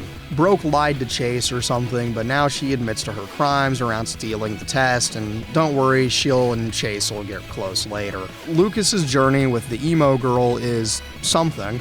Nathan and Peyton are friends again, as Skills and Jaylee Haim Scott's conversation is great, Brooke and Chase are getting close, etc., etc. This is when we reveal that Lubisky is writing a novel, and by the end of the day, he and that emo girl have become unlikely friends, and she'll be the first person to read his first draft. Anyhows, Jaylee Haim Scott realizes she's gonna be a teacher, and everyone else goes through a bunch of other shit that we don't care about. We do get a picture of Lucas in emo makeup, and I'm not gonna lie, it definitely does something. Episode 81 out of 187. We open with Karen watching old home movies of Baby Lubisky. Anyways, it's almost prom time. Glinda, the emo chick from the last episode, wants to talk to Lucas about the book, and he's next to Peyton. Peyton doesn't know about the book, so he lies and says they were talking about, you guessed it, The Drake Gatsby. I'm in a purgatory of my own creation and I cannot escape. Anyways, speaking of you can't escape, Brooke has to pass a calculus pop quiz if she wants to prove her innocence, and against the grain of dystopic claims, she passes. So Lucas and Dan go shopping for tuxes, and Dan buys him the suit outright, because apparently every boy should own his first suit. But who cares, right? Anyhows, since Rachel took the fall for Brooke, it cost Jaylee Haim Scott her tutoring job. Kinda cringe, but she gets punished for someone else's sins, and whatever. Lucas breaks the news to Peyton that he's writing a novel, and they start making out. Then Brooke comes in, and things get awkward because she just wanted to talk to Peyton about getting the rights for the drawings that she used for her clothing brand, and Peyton just signs away her rights like it's nothing. Also, Brooke 100% is about to become Brooke again, since Victoria's Secret is franchising her clothing line. At a pre-prom party, Rachel gets thrown out, thank God. Lucas and Peyton head upstairs to an empty bedroom. Rachel lied about the math thing to keep Brooke safe, and this forced character redemption does not work. We still hate Rachel in this house, and suddenly Rachel in Life is Strange Before the Storm makes sense. In the bedroom, we get Lubisky and Peyton are about to finally bone, since Peyton has the same heart boner for Lucas that Lucas has for her. Anyway, downstairs during the party, someone busts out the VHS tapes, and oopsie, Nathan was a little porn freak, and a long time ago he made a sex tape with Brooke that they both forgot about. And now it's out in the open for all the guests to see. Lubisky and Peyton, who were just about to have a real good time upstairs engaging in Funky Town shenanigans, get interrupted by the tape, and we have lost cabin pressure. The plane is crashing. Episode 82 out of 187. We get a flashback to 2 years ago and get the full story of the sex tape, and it turns out that Nathan slept with Brooke while he was still with Peyton. And since you want to act all high and mighty, who's the cheating bitch now, Brooke? Back to reality, Peyton bitch slaps Brooke, and we hard cut into the intro. Beautiful, no notes, perfect. The greatest thing you've ever seen. Anyways, Lucas goes to visit Brooke since she's his friend, but they'll be fine. Who won't be fine is Nathan, since Jaylee Haim Scott is losing her goddamn mind. Lucas then visits Peyton, and she gets just a tad pissy that he visited Brooke first, even if it was just how his route worked. Nathan visits Brooke, and they've got to discuss what occurred. The decoration set up for prom begins, and now Jaylee Hames Scott has to learn the hard way that Nathan Scott was a whore. Jaylee Hames then asks Nathan for a list of every single woman he slept with, and he begins to make the list. Every girl in Tree Hill is angry. Peyton's not angry with Lucas, except he screws things up by trying to be a good person, and he helps her forgive Brooke. So scratch that. Everyone's life is just falling apart at the seams, so nothing is going well for anyone. Prom is approaching fast, like it's in hours from now, and no one can enjoy things. Lucas visits Jaylee Hames, and she's still a bit screwed up, and they argue a bit, but it's what it is. Oh, yeah, since Rachel got expelled like yesterday, she's heading off tonight. Cut to Peyton, and Brooke Davis is egging Peyton's house, and they get into a heated argument, and the girls are fighting! And finally, we have a winner. It's Peyton, because Brooke throws in the towel, and now the fighting with words, and it's finally over between them. Like, really, truly over. It's never been this over, ever, before.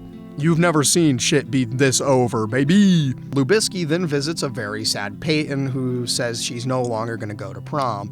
He then pulls a smooth move and says he's gonna be there to pick her up regardless, and he knows she'll look beautiful, etc., etc. Back to Nathan, he gives Jaylee Hames a list of every girl he's ever been in love with, and it's only her name, but just in case he did actually write the other list, because yeah, that's actually kind of a funny move. I won't lie to you, I do think that move is kind of funny. So Lubisky helps his mom pick a prom dress, and she's gonna chaperone. They chat, and all is well between them.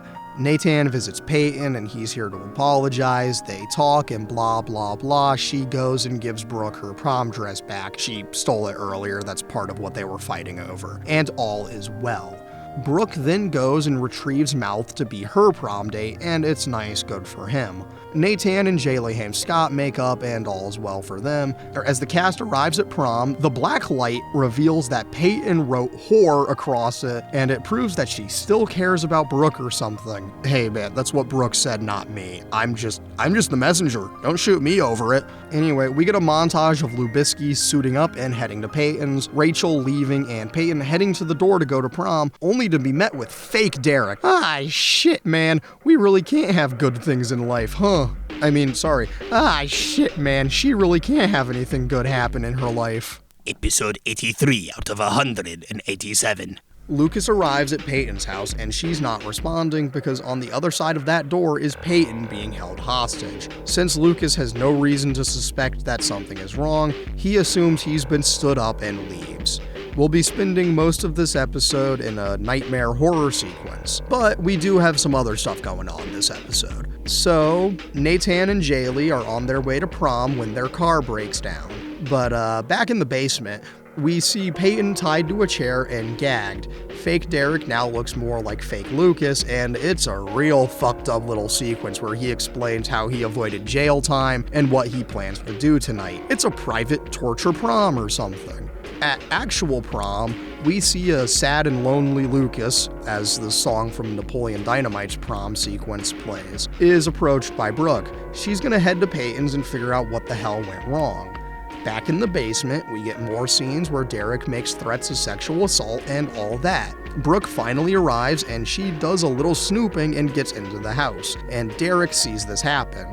He looks really excited and immediately gets Brooke tied up next to Peyton. One extended screaming sequence later, and right as Derek is about to slit Brooke's throat, is when Peyton uses her apparent acting chops to swindle her way into getting untied so she can do the job herself. She uses a series of calculated lies, flirting, and slapping of Brooke to get the knife and turn the tables on fake Derek when she stabs him in the neck. However, this doesn't finish the job because she doesn't wait for him to go cold until she immediately goes to untie Brooke. The girls run upstairs and hide out. We cut back to the mini subplots I've been ignoring for a bit, and we're back to the home invasion movie. Evil Derek enters Peyton's room, and she immediately hits him with the taser and beats the shit out of him. It's not enough to stop him yet because he's got the size and weight class advantage. He's just about to force himself upon her when Brooke comes in and hits him with a pipe. Now it's a 2v1 and we get to see the girls working together to take him down. He goes tumbling down the stairs after they have pulled a combo move. Brooke reminds us that this movie came out after the original Scream, when she essentially says that, quote, "This is the part where the killer comes back for one last scare." He does, and then Peyton kicks him unconscious. Brooke goes to call the police, and Peyton just keeps wailing on him. If this didn't have to follow FCC guidelines, this is the part where they recreate the elevator scene from Drive, and they turn fake Derek's head into a fine red paste. The police show up, they cart fake Derek off to the hospital, and he'll remain in police custody. Brooke and Peyton talk about what happened, and they're friends again. The girls get up and go to prom. Also, Lucas finally pieces together that Dan murdered Keith because a girl who witnessed the murder is tormenting Dan. The girls finally show up to prom in their destroyed and bloody dresses together, and Brooke gets crowned prom queen. Lucas now knows that Dan killed Keith. Yeah, it's time for episode 84 out of 187. Lucas, Peyton, and Brooke are all staying together because the girls need to feel safe, and he's the only one to provide the sense of security because he's a good guy. 1 week has gone by since prom incident, and it turns out that Mouth is in Honey Grove, Texas, and he, quote, needs ass. His phone died in the middle of typing, and the gang, Nathan, Jaylee Hames, Peyton, Lubisky, Skills, and Brooke, are on their way because it turns out that Mouth is in fucking jail. This is not a drill. Another character has been arrested. The gang is having a good time driving up, and Lucas has a Nam flashback because he finds the name of the girl who witnessed Dan executing Keith. Mouth makes friends with his fellow prisoners, and it's really funny to hear these guys try and process the shitty teen drama firsthand. The gang's car breaks down, and eventually a tour bus appears. Who could it be now? Peyton hopes it's the Foo Fighters, but I like Skills' answer, please let it be Kanye, because it's funnier and this is peak era Kanye, like graduation era Kanye, so the actual good stuff. But alas, it could only be one motherfucker, and it's Chris Keller. No one is happy to see him, but he takes them to Honey Grove, Texas anyways. The next day, we're here. They go, free Mouth, and we get an extended gag of Mouth doing secret handshakes with each prisoner he befriended in his cell, and it's pretty funny. The car won't be ready till tomorrow, and tonight is the Honey Grove High Prom, so the gang is gonna get a motel and they're gonna crash prom. They go thrift their dresses and suits, and it's a very fun sequence. There's also a really funny dream sequence sign gag where it matches in response to whatever Mouth says with phrase, like as he's recapping his little journey that got him here. And the sign says phrase is like, "You're not that guy, Mouth. You're so not dangerous, and you're an excellent dancer." And it's a very funny little sequence of events. We see everyone get ready for prom. Brooke invites Peyton to live with her in the apartment, and Peyton asks Lubisky to prom. It's all very sweet. Anyways, it's time to actually go to prom. They dance, they talk to the local population about how insane their lives are, and it's legitimately very funny for a very, like, obviously meta joke. But, yeah, this whole episode is actually pretty funny, and it almost feels like a real TV show for a little bit. During the slow dance, Peyton and Lucas start kissing. Jaylee Hames Scott tells them to get a room, and wouldn't you know it, they go and do just that. Brooke admits to Jaylee Hames that she's the one who stole the test, and they're having a real bad time now. Lubisky and Peyton aren't having a bad night at all. In fact, he's about to, do I want to do this bit? You know what? Hang on, I've got a plan. Hey, future me, here's what you're gonna do. You're gonna go and you're gonna record this audio separately, because you're gonna do the bit. Since you're doing the vocals, you're gonna do another singing gag. That's right, viewer. This is gonna be a setup for another singing gag. And if you hate those, skip ahead to the timestamp on screen. He's gonna fuck her softly. He's gonna screw her gently. He's gonna hump her sweetly. He's gonna ball you discreetly. In fact, he's about to FHG all night. We know this because Skills, Mouth, and Brooke walk in on them. They weren't actively going at that moment since that couldn't be shown on network television, but you get the sentiment. In the morning, they reaffirm their love for each other, but Peyton's gotta go see Brooke and talk about the roommate offer. Chris Keller interrupts, but Brooke shits his shit down immediately, and the car is here. Brooke tells Jaylee Hames that she's gonna tell the principal, and Jaylee is like, "No, I forgive you, but don't tell him you won't graduate with all your friends." Once again, Chris Keller is out of the show, thank God. The gang heads home and everyone's friends again. Once home, Peyton and Brooke move in together, Lubisky goes searching for the girl who witnessed Dan, and Lubisky is under investigation for points shaving. Also, yikes, Dan found the girl before Lubisky could. Oh no. Boy, I tell you what, it's time for episode 85 out of 187. Lucas goes to talk to Abby, the aforementioned witness girl, but her mom shuts him out, and we've got other shit to worry about, like the point shaving investigation that would revoke Nathan's basketball scholarship and screw his reputation beyond salvation. He's got a lot to think about. You know who else also has a lot to think about? The very traumatized Peyton. She decides to go make sure and confirm that fake Derek is actually in prison. He is, and we get a very Silence of the Lambs scene of fake Derek tormenting her like Hannibal Lecter, except if it was Hannibal very openly trying to sex Clarice. Anyways, Lubisky visits Witness Girl, he gets kicked out, and he's gonna piece together that Dan did it one way or another. He also goes to Coach, and he takes the fall for Nathan. He gets chewed out, and it hurts because we love Coach, and he's so genuinely heartbroken. However, he looks at the footage again and sees that Lucas lied to cover up for Nathan. Coach has a crisis of faith and goes to visit Nathan. Coach tells Nathan that Lucas took the fall, and Nathan goes to visit Lubisky. Nathan gets pissy, and he's freaking out.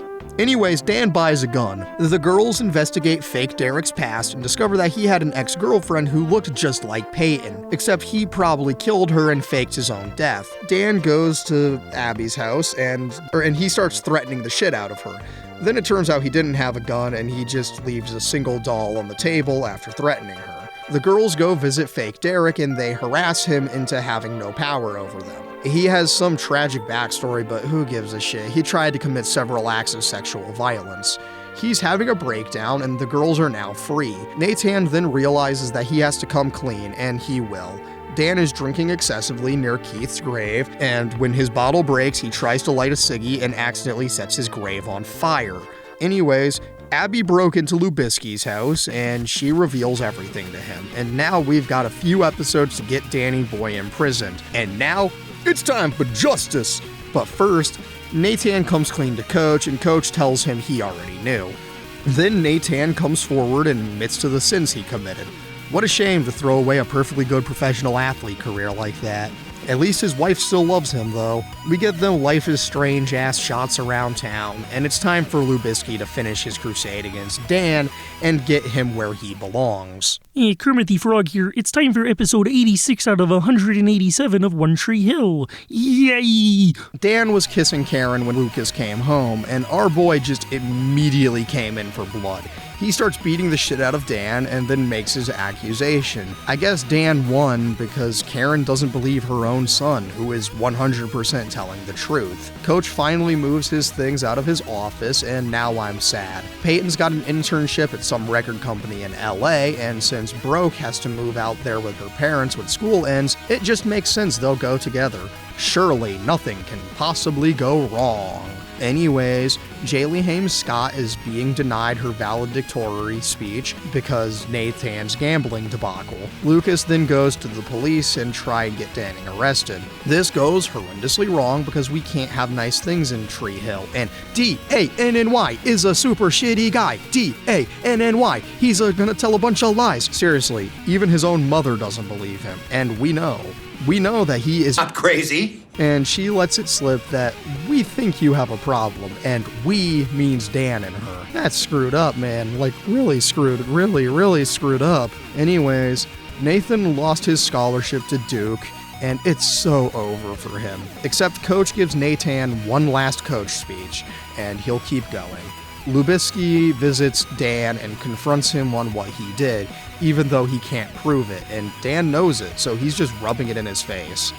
Nathan then begins calling every single university he can, mostly in vain. Lucas heads to school, and one offhanded comment from Jaylee Haim Scott tells him that he can very easily steal Deb's gun. So guess what our hero is about to do? That's right, he steals the gun. Then, back at school, Lucas goes and kisses Peyton.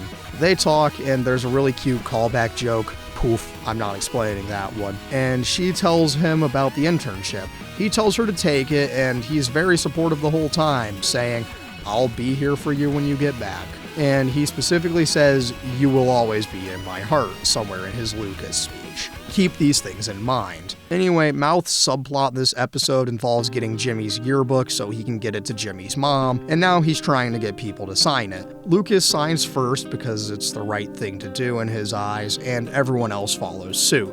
Dan goes to visit Karen, and don't worry, things are going to get out of hand very shortly because Lucas is armed and ready to avenge his uncle dad. After a brief Brooke and Chase moment, Nathan and Jaylee Hames and Mouth yearbook delivery diversion, it's time for Lubitsky to make his last stand. As Dan and Karen have dinner, Dan says Lucas is crazy, and Lucas is going to be more than happy to prove his mom wrong when she says he's not crazy. Lucas comes in, whips out the 9mm, and he's ready to kill Dan in front of his mom. Mom passes out and collapses, and Lucas is still holding the gun at Dan, and then the trigger gets pulled. Did Danny finally get what he fucking deserves? Find out next time on One Tree Hill. Or episode 87 out of 187. Find out right now. Lucas intentionally missed the shot, and he's telling Dan to get out before he shoots again and actually kills him. Lucas takes Karen to the hospital. Nathan, Jaylee Hames get a Scott from Lubitsky, and they're in the hospital to go visit. Deb visits the house and sees the bullet hole in the wall while she's getting stuff for Karen and Lucas. Peyton visits Lubitsky in the hospital. Deb interrupts to slap Lucas, and she asks about what the hell happened. He tells her everything about how Dan killed Keith, and she actually believes him because she is not crazy. She gets her gun back from Lubitsky, who somehow managed to sneak that into a hospital. She tells him everything's gonna be okay, and he should go see Peyton, as he should. Dan is outside the hospital and knows he can't keep this facade up forever. And for the last time, we get the original intro. That's right, the season finale doesn't have it, and going forward, it's gone. I guess you never know what you've got till it's gone. Seriously, it's an absolute tragedy that they got rid of this shitty intro. It added so much value to this dumpster fire. In the hospital, we see Peyton and the other two teen Scotts talking until Lubitsky is sent to go with them. Since Deb is going to stay here with Karen so they can be kids on their last day before graduation. Lucas immediately confronts Dan instead of hanging out with his friends, though. Dan tries to emotionally manipulate the boy, but he knows what you did. Lucas turns the tables, and if he can't get Dan in jail, he'll sure as hell make sure he can't be a part of Karen's unborn child's life. Nathan is gonna start working in the factory soon. Broke tells the principal about her calculus sins, but who cares, Peyton and Lubitsky are cuddling. They talk about what summer will entail and all that good stuff since they're meant to be together, even if life will try to drive them apart. Dan is in his house and he starts staring at the gun on his table, and we know what he's contemplating. Honestly, if this show had the guts for Dan to actually kill himself on screen, it would have definitely been the best shit you've ever seen. Anyways, we see Nathan working in the factory. Brooke gets off scot-free from her calculus cheating accident. Chase foolishly comes to her aid. Karen needs surgery, and Lucas gives the doctor's clearance to do the thing and deliver the baby. In fact, he's going to help with the delivery part. Jaylee Haim Scott gets a visit from Coach, and they talk. Nathan comes home from the factory covered in soot and shit, and it's kind of funny to see how dedicated he is to this. We see a shot of Brooke and Chase trying on their caps and gowns, juxtaposed with Peyton helping Lubitsky suit up for baby delivery. The baby is delivered without a hitch, and it's a girl. Lubitsky now has an little sister 18 years younger than he is. Peyton holds her boy afterwards. She gets to hold the baby. Everyone gets to visit the baby even. Jaylee Haim Scott has a gift for Lucas, and it's a bound copy of the first draft of his novel. In the novel, there's a card that ends with a quote from a book that was mentioned all the way back in season 1, "There is a tide in the affairs of men." And that's right, it's Julius Caesar. I told you it was going to be relevant again. I mean, I didn't predict that it would be after 50 plus pages of script from when I said that, but life is odd like that. Deb tells Nathan that Dan killed Keith and they fight and whatever. Lucas and the whole basketball cheerleader gang go to graduation.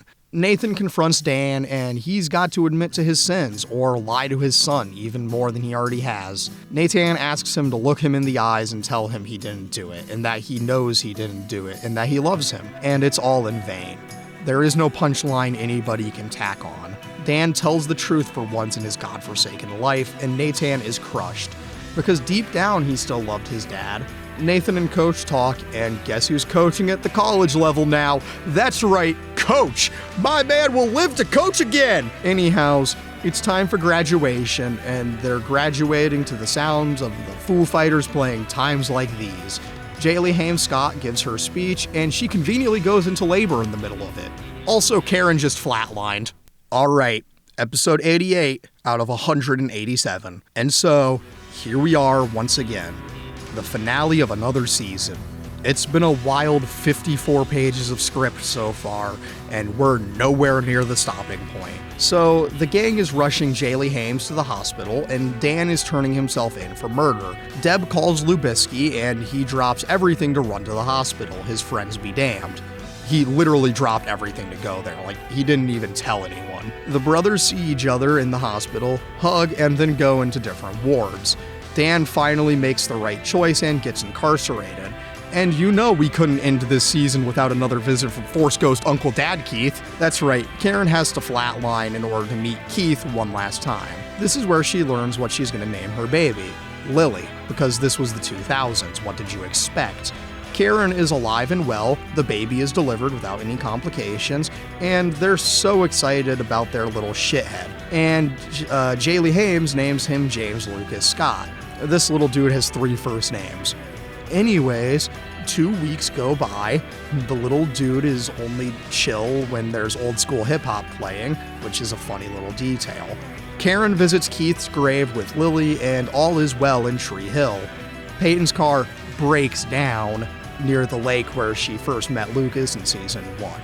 They talk and just cuddle in the backseat of Peyton's beloved car, the Comet, which will be critically important in the next season, so keep that in mind.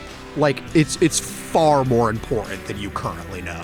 There's a big party, and it's the first time the new parents are away from their baby. Lucas has to convince Peyton that she needs to take the internship and that everything will be fine. Everyone is having a good old one last hurrah, making up, and everyone is having a great night. Brooke is made the godmother of little James, so cool. We get a fun sequence of the cheer squad doing one last dance routine together, but in the meantime, Karen visits Dan in prison. She gives a dramatic monologue, and when she finishes, the chorus of a cover version of Say It Ain't So plays, and I'm mad. First, you don't even have the decency to play the intro one last time, and then you don't even have the decency to play the original version of a Weezer song. You played Weezer in the season finale, but not the original intro? God, next thing you know, they're gonna perform a cover of Creep by Radiohead in a Life is Strange game. Wait, what do you mean that already happened? Oh no! Anyways, Peyton and Brooke talk about how through it all, the rises and falls, the bodies in the streets, they want each other to know they'll carry on. I'm not sorry. Anyways, Brooke is gonna finish the night with Chase, and she's about to have the best 60, more like 15 seconds max, seconds of her life, because it's time for some car sex! That's right, the bit that haunts me to this day is back. Lucas and Peyton end the night together, just holding each other by a dilapidated fountain. They talk, and he admits that while he wants her to stay, she's destined for great things, and they'll always love him. And he'll always love her, whatever. Who cares? The Jaylee Hames Scott interrupts them, and she's about to make Lucas the godfather of a kid whose middle name is Lucas. And this finale wouldn't be complete without one more Ryan Adams song for the count. That's right, we're up to number 12 on the Ryan Adams song counter with 2. Lubisky and Nathan talk one last time that night. And also, guess who's gonna be with Nathan in college as his assistant coach? That's right, Lubisky. The Scott brothers are dominating the court once again. Cut to Dan in prison, and he's gonna hang himself. He's been in prison for 2 weeks, and he's already ready to end it all. All of our major teen characters are officially out of high school for good, and they're heading to the river court for one last game of basketball. Everyone's having a great time, all while Dan is attempting suicide. He fails, of course, because he can't do a damn thing right in his life, or in his godforsaken life. It's an interesting contrast to juxtapose all the kids being happy and Dan being absolutely miserable. The kids spray paint their beloved court, and Lucas says that in 4 years, they'll all be right back here, done with whatever they go off to do. And we end the season the way it started. A Lucas v. Nathan one-on-one game, announced by everyone's favorite commentator, Mouth. Everyone is so happy in this moment, it makes you wonder why they didn't end the show right here. It's such a perfect note, you know? But alas, the show must go on.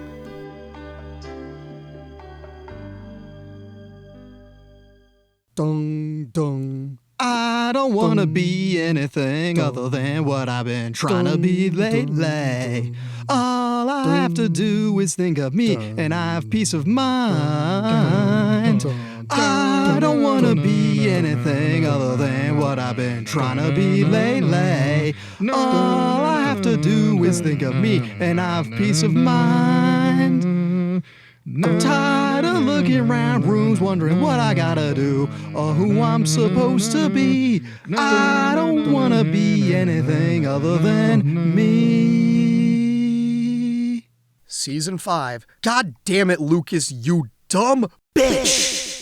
Episode 89 out of 187. We return to Tree Hill 4 years, 6 months, and 2 days after graduation in the episode titled 4 years, 6 months, 2 days. We see a very sad Lubisky standing on an empty and in need of repair river court, the faded graffiti still there like a scar. We cut to Nathan and Jaylee Haim Scott, and they're on the rocks. Nathan is watching his son play basketball, and he seems angry. Anyways, we cut to New York, and Brooke is running a successful company, and she's just as bitchy as ever. Also, her mom works for her. Anyways, back in Los Angeles, Peyton is not having a good time. It seems like she never went back for Lucas, and her life kinda sucks. Also, she gets sexually harassed by her boss because the music industry is a hellscape no one should have to endure.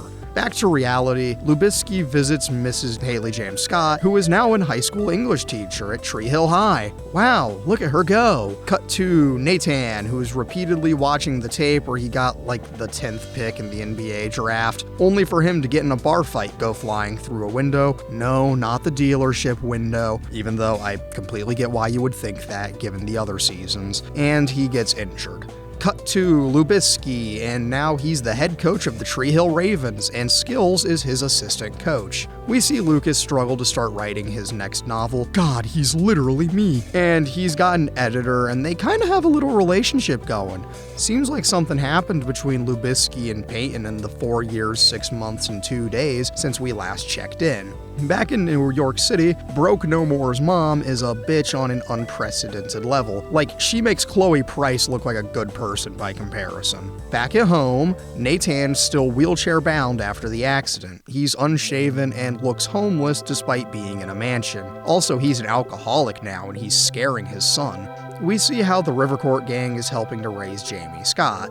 Jaylee Haim Scott comes to pick up the boy, and as he leaves, he tells Lubisky that he should be writing. He's completely dejected. In fact, he's just been eviscerated by a 4-year-old. In LA, we see a sad Peyton look at a copy of Lubisky's book, and in Tree Hill, we see Jaylee come home to a drunken Nathan passed out on the couch. He wakes up, they bicker, It's not going well for them. Nobody is allowed to be happy here. In Peyton's apartment, we see that she has like 27 different copies of Lucas's book, An Unkindness of Ravens. See? I told you that fact would be important and relevant in season 5. Sorry. She plays an audiobook version of it and plays the chapter about her, and she just breaks down like her car. She then calls Brooke and she monologues about how aside from this song, life sucks. Peyton then quits her job and she's heading home to Tree Hill. Back there, Nathan wakes up and Jamie tells his dad, "I think you drink too much," which only makes him more depressed. Lucas looks through some old photos of Peyton and he looks sad. He heads to the river court and guess who's there waiting for him? That's right, Peyton! For the first time in 2 years, they see each other. He drops that he's now seeing his editor, and Peyton looks like she just wants to die. Back at home, Lucas opens his drawers and pulls out the box that has a wedding ring in it. We know what happened 2 years ago now. Nathan is outside near the pool having some baby rage, and his kid sees this. He was about to give his dad a drawing he did, and he turns to leave. Dad calls for him, he gets the drawing, and he's motivated to try and stand up again so he can hug his son. He's out of the chair, if only for a moment, and he apologizes to his boy for how Dan-like he's been. We see that Peyton called Brooke, and we get to see the other side of that phone call. Brooke Davis and Peyton have been reunited in the airport, and they're heading home. Alright, everyone, it's time for episode 90 out of 187. Let's put on a show! Brooke pays a visit to Lubisky, and since no one in Tree Hill knows how to lock their goddamn door, she just walks right into his house and discovers his new girlfriend in his bed. Lucas comes in and the two old friends hug. Nathan tries to walk across his bedroom and he hits the floor. Miss Jaylee Scott has her first real day as a teacher and she has no control over the class and gets sexually harassed by one of her students. Wow, this show really sucks. Broke no more and Peyton walk and talk, and we'll see what happens later. We see Coach Lubisky do his thing like a Chad. The girls go to see Nathan, who's gazing into his pool like he's gonna drown himself. They jokingly flirt at him. It's actually pretty funny. Jaylee Hames comes home, and everyone's been reunited. Woo!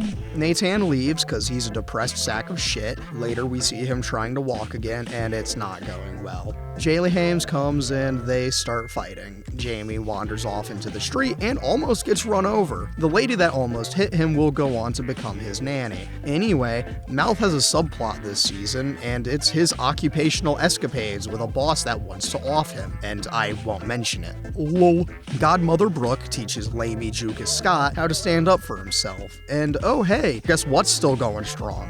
That's right, Trick. Jaylee Hames Scott, Brooke Davis, and Peyton go drinking and dancing, and Peyton meets Lindsay, la redactora y novia nueva de Lucas. Peyton and Lindsay meet, and there is definitely a sense of conflict between them immediately. However, we all know that no girl can stand between Lubisky and Peyton. Anyways, Lubisky allows Peyton to use this back room and Trick to start her own record label. There was some weepy, melodramatic bullshit about a book signing in LA that Peyton apparently didn't go to, but she did. She just ran off crying when she saw the editor kiss Lubisky on the cheek. Anyway, Peyton goes on this long, romantic speech about inspiration, and now Lucas has the inspiration to start writing again. And I wonder if he knows what it means. Just kidding, he won't understand. Her speech included a reference to a really early interaction they had when he said, "Your art matters, it's what got me here," and her repeating this says a lot that he's too dense to understand. Also, Nathan is starting his path to recovery after he almost drowned himself in the pool. Nathan gives Jamie a lesson on how to work through fear, and it's a nice change of pace to see them bonding instead of him being like Danny Boy. Episode 91 out of 187. Man, I really miss the intro. The openings just feel so boring now. Lindsay wakes up and Lubisky is still typing away, but it turns out he's got to go coach in like 8 minutes. What a travesty. Nathan is beginning to walk again, slowly but surely. Anyways, there's been a subplot I've been ignoring around this kid named Quentin, the one who sexually harassed Jaylee Hames Scott, and how he's now failing English and not coming to school and all that shit since he didn't make the team, and I really don't care. I have to mention it at some point because the resolution to this plotline matters in the larger narrative, I guess, but it's something. Anyways, We see Jaylee Haim Scott and Lindsay have lunch, and Lindsay knows what Lubisky doesn't. She noticed the timing of Lucas getting his inspiration back right around when Peyton rolled back into town. It's just a coincidence, right? I mean, he'd never leave Lindsay to go back to the real love of his life, right? Anyways, during some sequence, there was a very faint and unidentifiable Ryan Adams song playing, so the Ryan Adams song counter gets updated to 13 anyways. Lindsay visits Peyton, and it feels a tad hostile, and a bit like she's marking her territory when she says, "I want you to know I'm here." Anyways, there's some bullshit with Nathan visiting Danny Boy in prison, Nathan getting his life back on track, the aforementioned Lindsay shit, etc., etc. Also, Broke No More opened a Clothes Over Bros location in Tree Hill, in the location that was once Karen's Cafe. Peyton keeps denying that she didn't come back for Lucas, and she's on the quest to find her first artist to record on her label, Red Bedroom Records. Peyton's journey continues, she and Lindsay dislike each other, and it's because we know that Lindsay never stood a chance in the long run. Anyways, Nathan is getting his life on track, and he has a nice family dinner. He's shaved, and now he just needs a haircut, and he'll be good as new. Man. Anyways, Brooke just straight up bought someone's house, and now her and Peyton are living together again. It's only a matter of time until Peyton moves out and ends up with Lubisky again, so it is what it is. Lindsay foolishly asks if she should be worried about their relationship, and he lies to himself and her by saying no. We all know this is just a big waste of time. Brooke and Peyton are besties again, and oh god damn it, Brooke's shit-ass mom comes to town and tells Brooke that she better get her ass on the next flight to NYC with her, but we know she won't. Episode 92 out of 187. Peyton has potentially secured her first band. Progress! Lubisky gets a letter from his mom and sister who are just traveling the world, leaving Lucas far behind. Anyways, back to Mouth, he had sex with his boss who hates him. My man! Brooke is having a shit time since her mom came back to town to berate her, and we do not care. Anyways, let's check in on another subplot we don't care about. Quentin. He's been skipping school and being a shitlord ever since he left, and Nathan has been sent to give him a certified coach speech. Back to Lubisky, Lindsay is going to NYC for a bit, and Peyton has to make amends and apologize to her. Lindsay decides to be a bitch to Peyton, because we all know she never stood a chance. But she did tell her that Lucas and her should go to the grand opening of Brooke's new store. Nathan got a haircut, and now he looks like himself again. Back to Peyton's musical madness subplot, the lead singer is a worthless jackass, and when he leaves, he takes most of the band with him, except for the only member who actually had any talent. Her name is Mia, and she is about to have a career, unlike that Crush 40 looking ass bastard. Quentin's a-selfish ass is doing everything in his power to ruin his chances, but due to Nathan being designated as his coach, he'll have to grow. Back to Mouth, my boy is a man of the people, and my man stands up to the boss, his evil boss, my man. And then they start making out in her office. My man? I'm conflicted again. Mouth and Brooke's assistant meet, and they kinda hit it off. I wonder if this is the start of some new subplot. At the grand opening party, Brooke pulls Peyton aside and has to give her the talk that she can't get with Lubisky. A complete lie. Lucas is going to leave, Peyton's talking with the bartender, and when he says goodbye, he leans in and whispers to her, "He's not good enough for you," and then leaves. My man! She storms out after him, she says it's not fair to her or Lindsay for him to say something like that, and he doesn't really care. My man! Somewhere deep down, he knows that Lindsay is not the one. Her ass is not Peyton. Jaylee Haim Scott almost has the Max Caulfield haircut. Just thought I needed to mention this. Anyways, Mia's solo songwriting adventure is going just fine.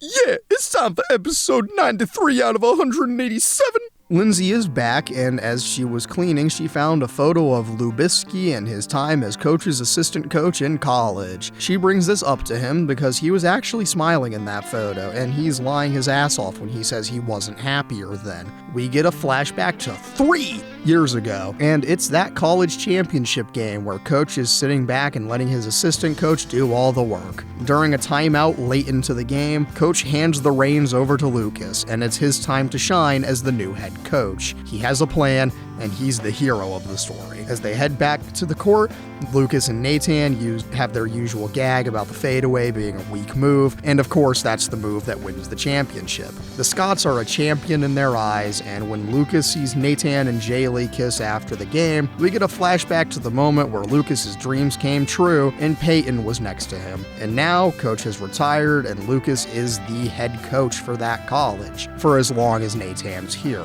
On the bus ride home, Lucas got an email of a song from Peyton, and he plays it and he feels good. Lucas and Coach talk, and he's got some new motivation to go see his girl in LA. Speaking of his girl, how is she? Peyton's at work and he goes to see her. They immediately start kissing and she shows him around as she does her job, working in the mailroom. Later that night, they go to dinner and she talks about the live shows she's been to. And you'll never guess who she saw that Monday. No, really, you'd never guess that she saw Ryan Adams. Lucas tells her about him going to become a coach and he was planning on doing a big thing, but she has to go back to the office. She's at work for too long and eventually comes to the hotel room he's staying in. During the wait, we find out that he was going to ask her to marry him. She comes in and he does his whole proposal with Keith's ring, and all she can say is not now.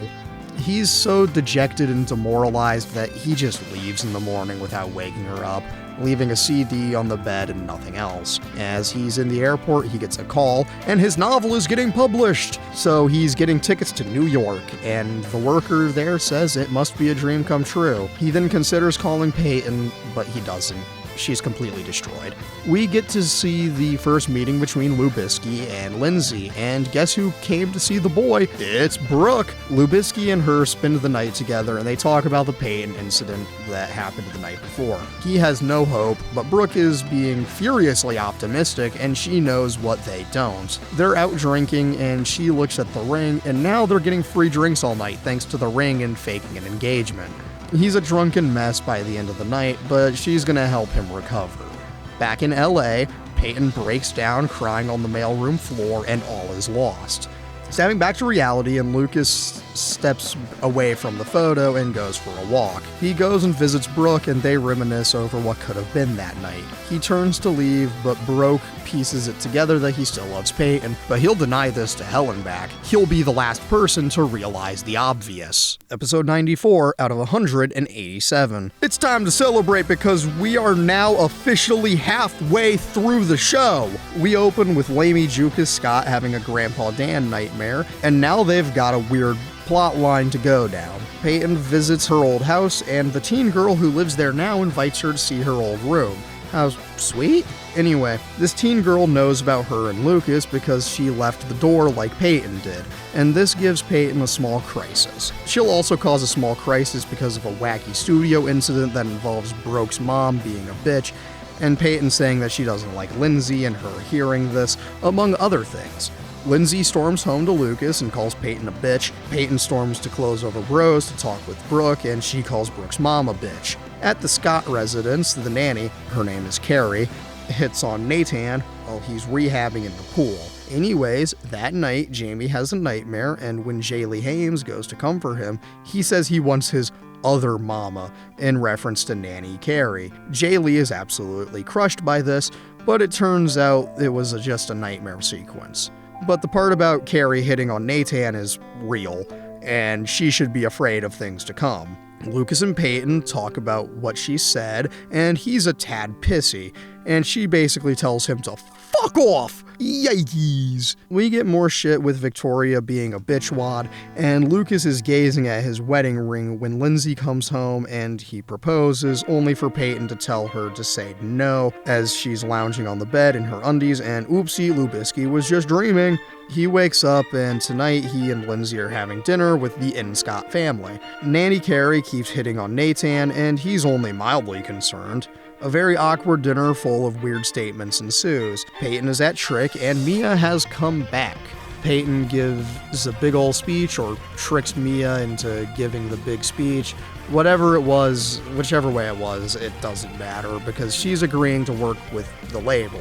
And all is well on the music front. Broke manages to patch things up with her mom, and she shuts Broke out. Lucas visits Peyton at her office, and they talk. They finally talk about the incident, and they're fighting on who let their relationship fail. And then he gives an angry Lubisky speech. She hits him with the fact that every time she sees his book, she buys it, and she gets a very emotionally charged angry speech while throwing a never-ending supply of books at him. They both say things they regret, and oof. Lindsay sees Lucas come out of Trick, and Lindsay gets pissy! Anyways, during the Life is Strange shots around town montage, we see Nathan see Nanny Carey skinny dipping in his pool. Maybe he should be concerned now. Episode 95 out of 187, Peter. So, after last night's incidents, no one is happy. Blah blah, Lindsay hates Peyton, Peyton hates Lindsay, Nanny Carey keeps hitting on / sexually harassing Nathan, but him being a guy who was a teen in the 2000s says nothing. Peyton is determined to pay rent, but Lubisky says he won't take it. Peyton's determined to get him that damn rent check, and it's a pretty funny gag. Anyways, Lubisky and Lindsay talk about the previous night's incidents, and she's still pretty pissy because she's realizing she never stood a chance. The night ends with her telling him the shit we already know about him vehemently denying it. Lucas visits Peyton, and Lucas gets pissy! Peyton admits that she should have said yes and gives a romantic speech and says she still loves him and kisses him. He's surprised, but my man gives in to his heart's desires, and he says he's got to go see Lindsay. But guess what? Jaylee Hames saw it. Brooke and Peyton talk, and Broke tells her, honey, Lindsay doesn't stand a chance. Trust me, I've been the Lindsay between Lucas and Peyton, and it is not a great place to be. And she convinces her that he still loves her. And she encourages Peyton to go get her man. Peyton heads out to go get him. This can only end catastrophically. She's outside his house, she knocks on the door, Lindsay answers, and God, Lucas asked her to marry him. God damn it, Lucas, you dumb bitch! The shot was wide open and you missed the mark by a mile. In fact, you missed the shot so bad the other team scored off of it. Peyton is crushed and Lucas is a dumb piece of shit. Episode 96 out of 187. We get extended scene of the proposal, and since she is not Peyton, I don't give a single rat's ass. We catch up to where the last episode ended, and Lucas's very sad reactions sure says a lot about our society. Anyways, after a night of excessive drinking, Broke has to get driven home, since the bartender is an oppressive ass who won't let her drunk drive. She's got to go comfort Peyton, who's an inconsolable mess. Brooke knows that he'll throw himself into the wrong relationship since he can't never admit who he really loves, and this time won't be any different. Peyton thinks it is different and that it's never been more Jover, but she thinks wrong. Lucas lays awake that night, replaying the moment where all his dreams came true, and the passage he wrote about it in his book. He isn't making the same mistake, right? Lindsay tells Brooke and Jaylee Hames that she's marrying Lucas, and they both look really disappointed before saying congratulations. Nathan confronts the nanny and tells her to stop flirting with him, goddammit, but she only sees this as a challenge. Lucas tells the guy he's getting married, and they say, that's awesome, dude. Who's the lucky girl? And he sounds offended that they have to ask. Anyways, Peyton's come to see Lubisky, and she's come in aggressive with, if you wanted to break my heart, there's 1,000 ways you could do it. You didn't have to propose to Lindsay to hurt me.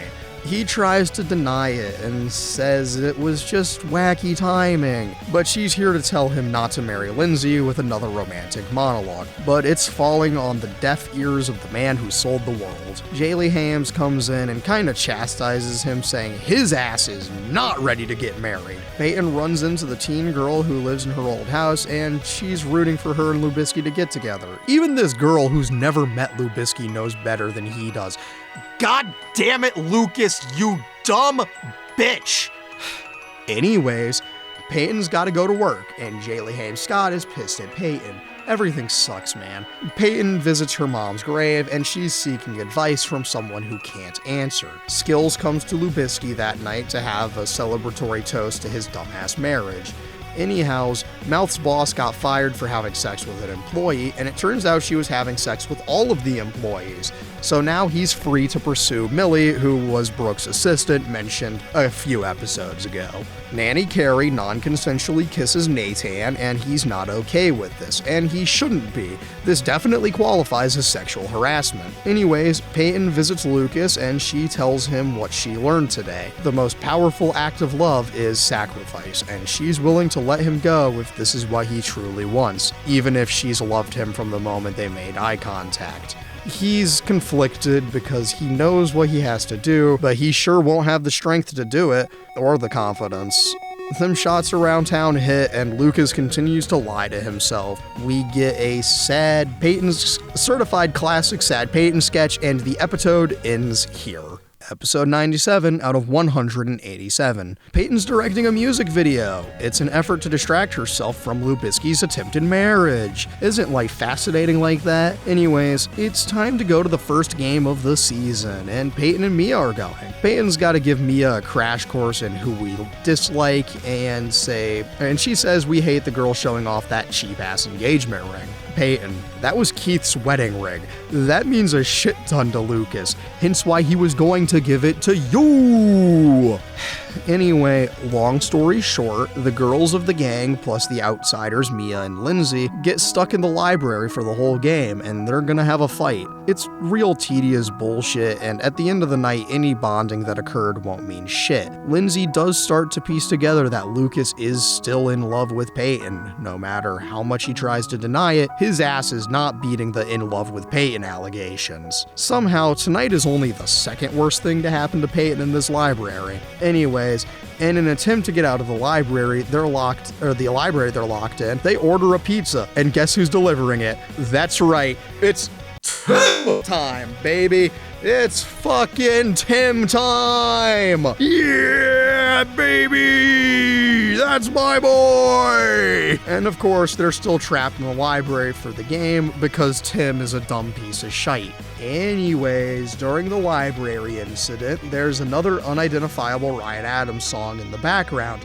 So you know what that means. The Ryan Adams song counter's at 14. Woo! Even if it probably wasn't actually a Ryan Adams song.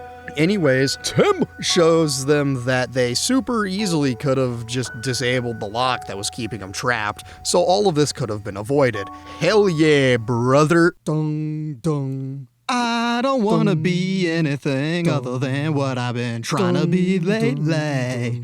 All I have to do is think of me, and I have peace of mind. I don't wanna be anything other than what I've been trying to be lately. All I have to do is think of me, and I have peace of mind. I'm tired of looking around rooms wondering what I gotta do or who I'm supposed to be. I don't wanna be anything other than me.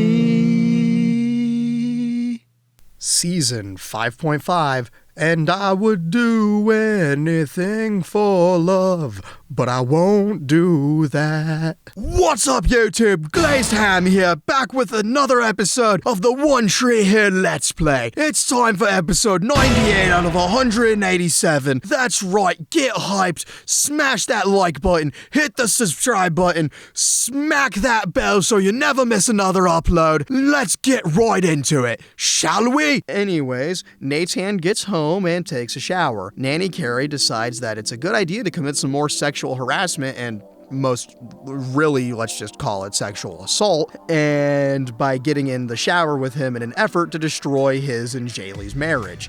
Jaylee sees this. Nathan tries to explain that he's the victim of a fucking crime. Carey makes it worse. Carey loses her job. Back to Peyton, the record exec asshole from LA is back to screw over Peyton by poaching Mia. Anyhows, Nathan's been kicked out of the house and he's got to crash at Lubisky's. His marriage is falling apart, but it would seem that Divorce is almost back on the menu, boys! anyways, Peyton's series of shit events continues, but this is one she can recover from and will come out on top. At school, Jamie runs into Nanny Carey, who is 100% going to kidnap him soon. It's just a matter of time. Since she can't have Nathan, she'll kidnap the boy and raise him as her own, since he's too trusting. Brooke and her bartender love interest for the season go to her NYC apartment, and Rachel's dying of a heroin overdose. She comes out of it just fine, but damn it, I thought the last time she was gonna be here was at the end of season 4. Well, doesn't matter, she'll be gone again soon enough.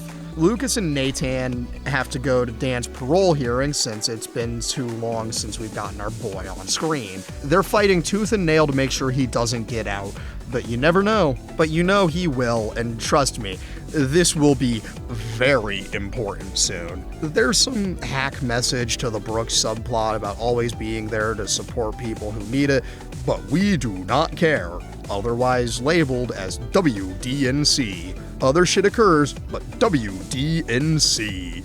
And all you need to know is that the wedding is rapidly approaching, like we are in imminent danger. Also in imminent danger is Jamie, who's drowning in the pool while his parents are fighting. As they save him, Jaylee says their marriage is over. Ladies and gentlemen, this is divorce number 2! Bow, bow, bow, bow, bow, bow. Episode 99 out of 187. It's time for Lucas and Lindsay to save the Inscott family's marriage, and it's through a combined bachelorette party. Surely nothing can go wrong. Dan is now a free man, in case you were wondering.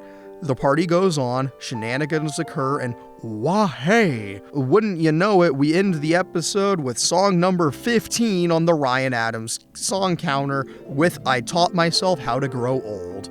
Jaylee Haim Scott calls Lucas and tells him, plain and simple, you can't marry Lindsay. That's my girl! Aren't you happy?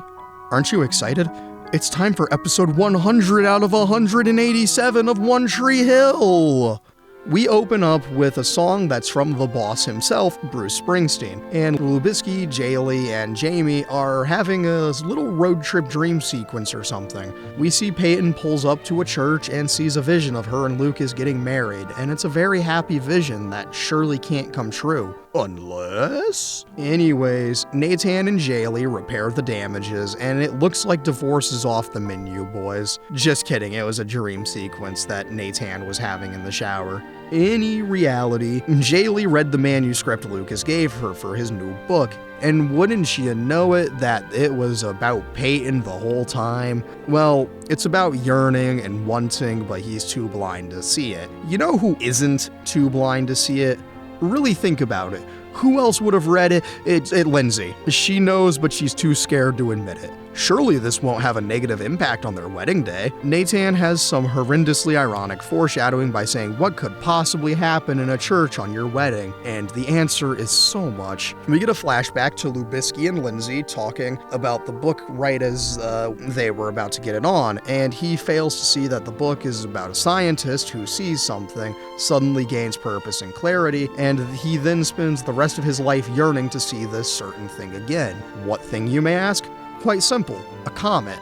Now why should that sound familiar to us?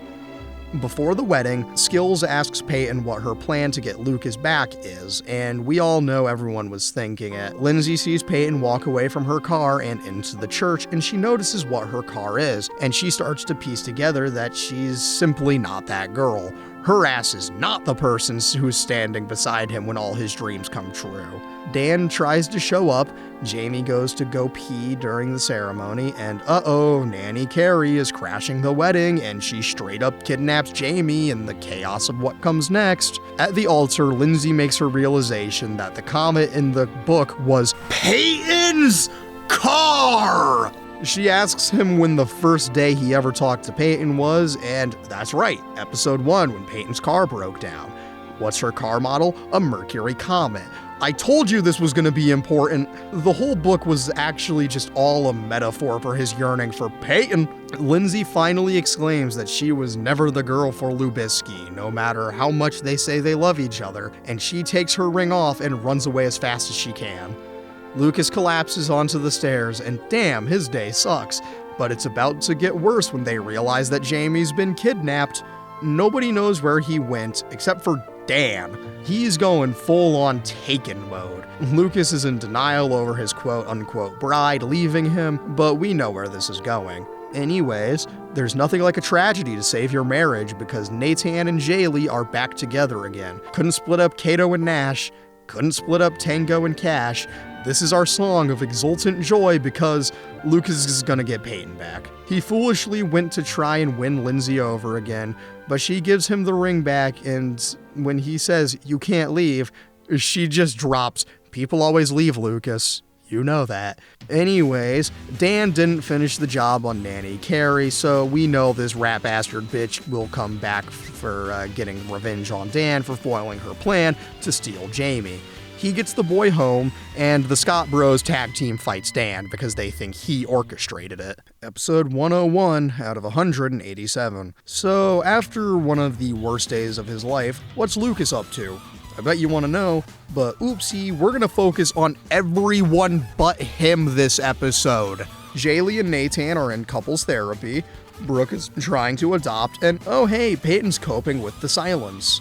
Then, finally, we see that Lubisky is coping with the silence just like Peyton. It's almost like this means something. He's still lying to himself like a chump, and God, I'm sorry, but he's such a fucking idiot. There's no other way for me to phrase it. Anyways, this episode was a waste of my goddamn time, even if it was mostly good character stuff. Lubisky makes one last-ditch Hail Mary in New York, but it was all in vain, because when he picks up the phone, there will be nobody home. But his book is gonna get published come hell or high water. Episode 102 out of 187. Lucas is back to town. He's ready to start coaching again, but he's not ready to admit to himself that Peyton's the one. Jaylee Hames Scott is about to get back into the music industry again thanks to Peyton and her record label. Anyways, Brooke is gonna foster a baby, and getting the stuff together for that, she used it as an opportunity to get Lubisky and Peyton together so they can finally talk. Finally, we're back to the plotline that matters! They talk about what happened, and Lucas is still clinging on to that false hope that Lindsay will take him back like an idiot, which is even dumber when Peyton is literally right next to you. Jesus the Christ, man! Anyways, some more bullshit occurs, and guess who's back as the new Inscott family nanny? That's right, it's Deb. The realization has hit Lubisky that Lindsay is never coming back, and he's gonna start drinking heavily. Episode 103 out of 187. It's Jamie's birthday! Brooke has the baby to take care of, and it's a nightmare since she's not very skilled. Peyton's getting a recording studio built in her office and coping with her not being with Lubisky. Jaylee Hames visits Lubisky, and he's not doing too hot. He knows that Lindsay is going to be at Jamie's party, and he's praying that he's going to win her over. We get some other character shit, and it's kind of fun, but it's subplots I don't give a shit about. Anyways, it's party time! And finally, we see Lindsay enter the party. She and Lubisky talk, and she makes it pretty clear that it's over between them. She knows that it's all about Peyton and Lucas, so she won't stand between them anymore. Oh yeah, Deb had sex with a clown at Jamie's birthday. Not relevant at all, but it's very funny to me. Lindsay comes to Lucas's house to get the last of her things. She gives her key back and walks out for good. Thank God. Anyhows, Lubisky would start binge drinking, but Brooke needs help with da baby so she can finish her sketches, so he's gonna help her delay the problem. Anyways, Dan needs a heart transplant because he's got 6 months left to live if he doesn't get it. Let's go! Dan's gonna die! Dan's gonna die! Dan's gonna die! Episode 104 out of 187 of One Tree Hill. So, Dan is dying, and the Inscott family has to figure out how to break the news to Jamie that his grandpa is going straight to hell on a one-way, non-refundable ticket.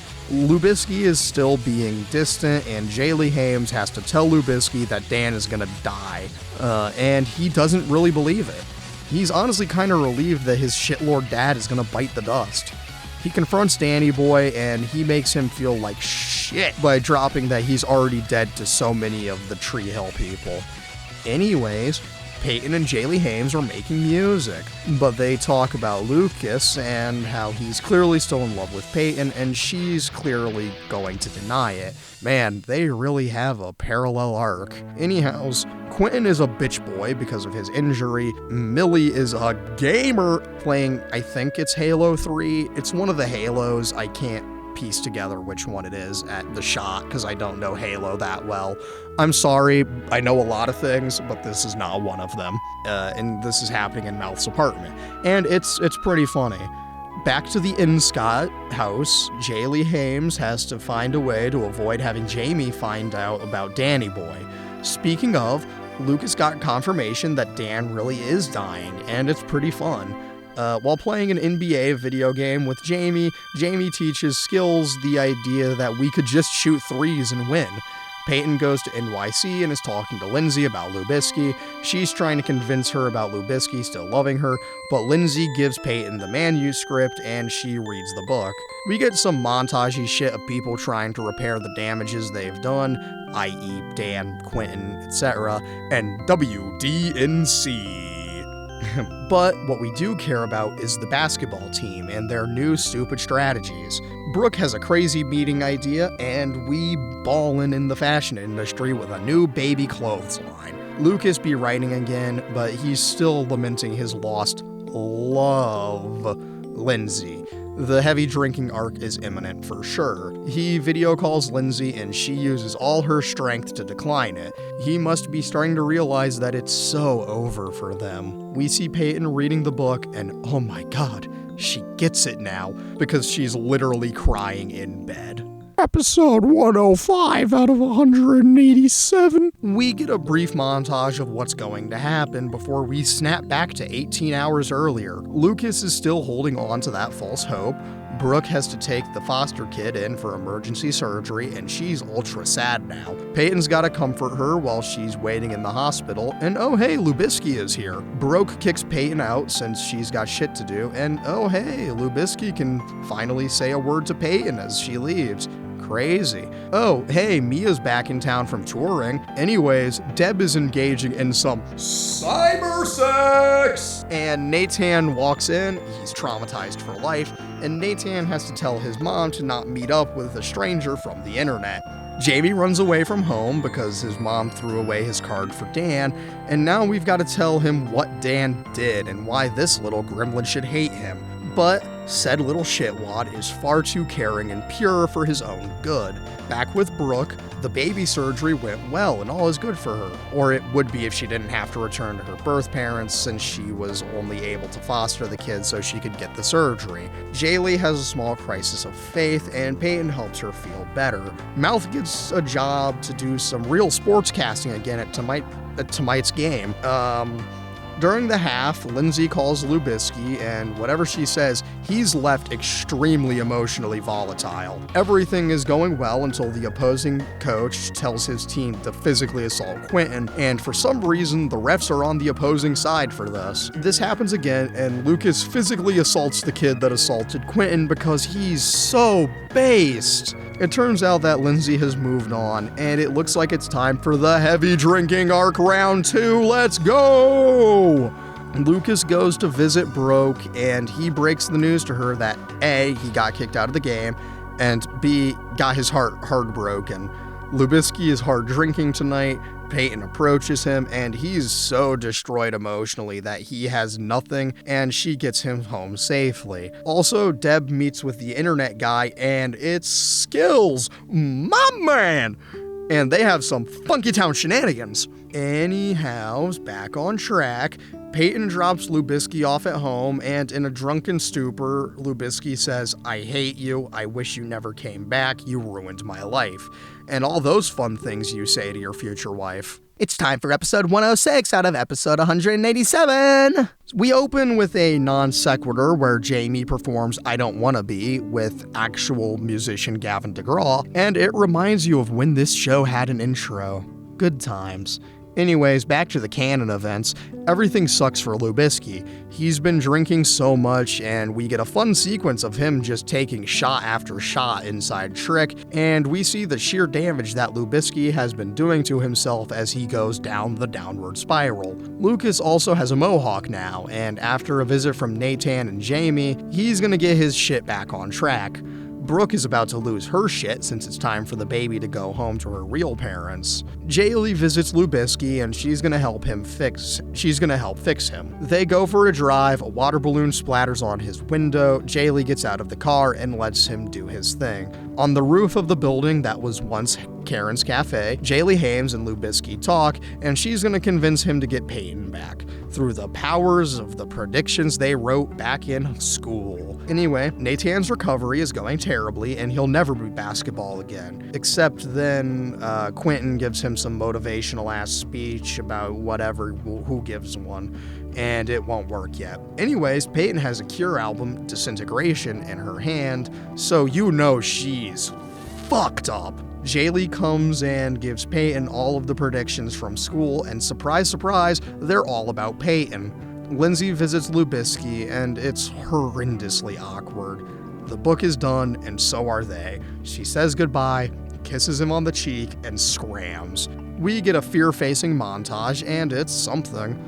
Lucas finally seems over it, Peyton's at the river court, and she's doing her thing by writing a massive basketball court-sized love letter to Lucas. That night, he visits the river court and reads all of the things Peyton wanted to say but couldn't. And wouldn't you know it, it's all Cure lyrics to the song Love Song from Disintegration. Without looking at it, I want to gut check and say it's the 5th track. Let's see, plain song, pictures of you, close down.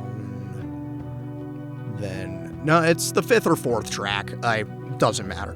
This doesn't matter, sorry. That's talking about the Cure again. You know me. Lubisky calls Jaylee Hames, and he's got to get out of town for a bit. But she convinces him that he's got to tell whoever it is that he truly loves that he does. But it's up to him to decide who that girl is. Lindsay calls Lubisky and tells him that she still loves him or something, but WDNC. Lucas visits Brooke. They talk and give you the hint that there's still a spark of romance between them. But this heavy-handed show has all the subtlety of me writing poetry. Lubisky then ends his visits with Peyton, and we get his big ol' romantic speech where he admits to everything we know to be true. Peyton talks about this recurring dream she has, where she's back in that hotel room in LA with Lubisky. And he proposes, and every single time she says yes. There's very clearly something going on, but we can't direct confirmation yet. And as the new Jaylee Hames Scott song starts being played in the background, we see Lucas head to the airport. Everyone is getting on the right track except for Dan, because it's end of season tragedy time. And hey, we got through one season without a car accident. Oh, Dan's been hit by a car and ragdolls across the road as his pager goes off, signifying there's a heart ready for him. Oh god, it's impossible to say that with a straight face, because it's genuinely so fucking funny. He just flies across that street after getting hit with that car, and it's hilarious. Anyways, in the airport, we see Lucas make a phone call, and of course, Brooke, Peyton, and Lindsay all get a phone call at the same time. Only one of them is getting a call from Lubisky, which means only one of them is going to hear that he's at an airport with 2 tickets to Vegas, and he's asking if she'd like to get married tonight. And we hard cut before we see who he called. It's a cliffhanger unless you have any critical thinking skills, in which case it's the moment they can finally have it. Dung, dung. I don't wanna be anything other than what I've been trying to be lately. All I have to do is think of me and I have peace of mind. I don't wanna be anything other than I've been trying to be lately. All I have to do is think of me, and I have peace of mind. I'm tired of looking around rooms, wondering what I gotta do or who I'm supposed to be. I don't wanna be anything other than me. Season 6. And now we can finally have it. Episode 107 out of 187. After all the bullshit he's been through, Lucas hits his moment of clarity, and after a dream sequence of what married life could be like between the three women, he snaps back to reality, and there she is! Take a crack at who it'll be. Is it Brooke Davis and he's rekindling high school? Is it Lindsay and he's gonna be a lonely writer? Or is it the girl who's standing next to him when all his dreams come true? He realizes that she was the only one who's been in his heart the whole time. She's been the answer this whole series. Here she comes, his girl, the best one, the only, Peyton Sawyer! They embrace and they kiss, and it's the moment we've all been waiting for. It turns out that Brooke was getting a call from her mom, and she's having a shit night now. Her mom is threatening to take her job or something, but I don't give a shit because her plotline isn't Peyton and Lucas's love story. Speaking of, they're on a plane to Vegas, and she asks if it's all a dream and says that if it is, she never wants to wake up. Speaking of waking up, Dan wakes up in the hospital, or so he thinks he has anyway, because who's that nurse? It's, oh, for God's sake, really? We got a car accident and another kidnapping? One Tree Hill, you shouldn't have, because Nanny Carey is back for revenge. That's right, she's miseried Dan. Anyways, in Vegas, we see Lubisky bridal Carrie's Peyton up to their hotel room, and they're having the time of their lives. There's a mirrored ceiling, and among other things, Peyton says, "And I think your ass is gonna look really great in that mirror. Let's find out." And then they fucked.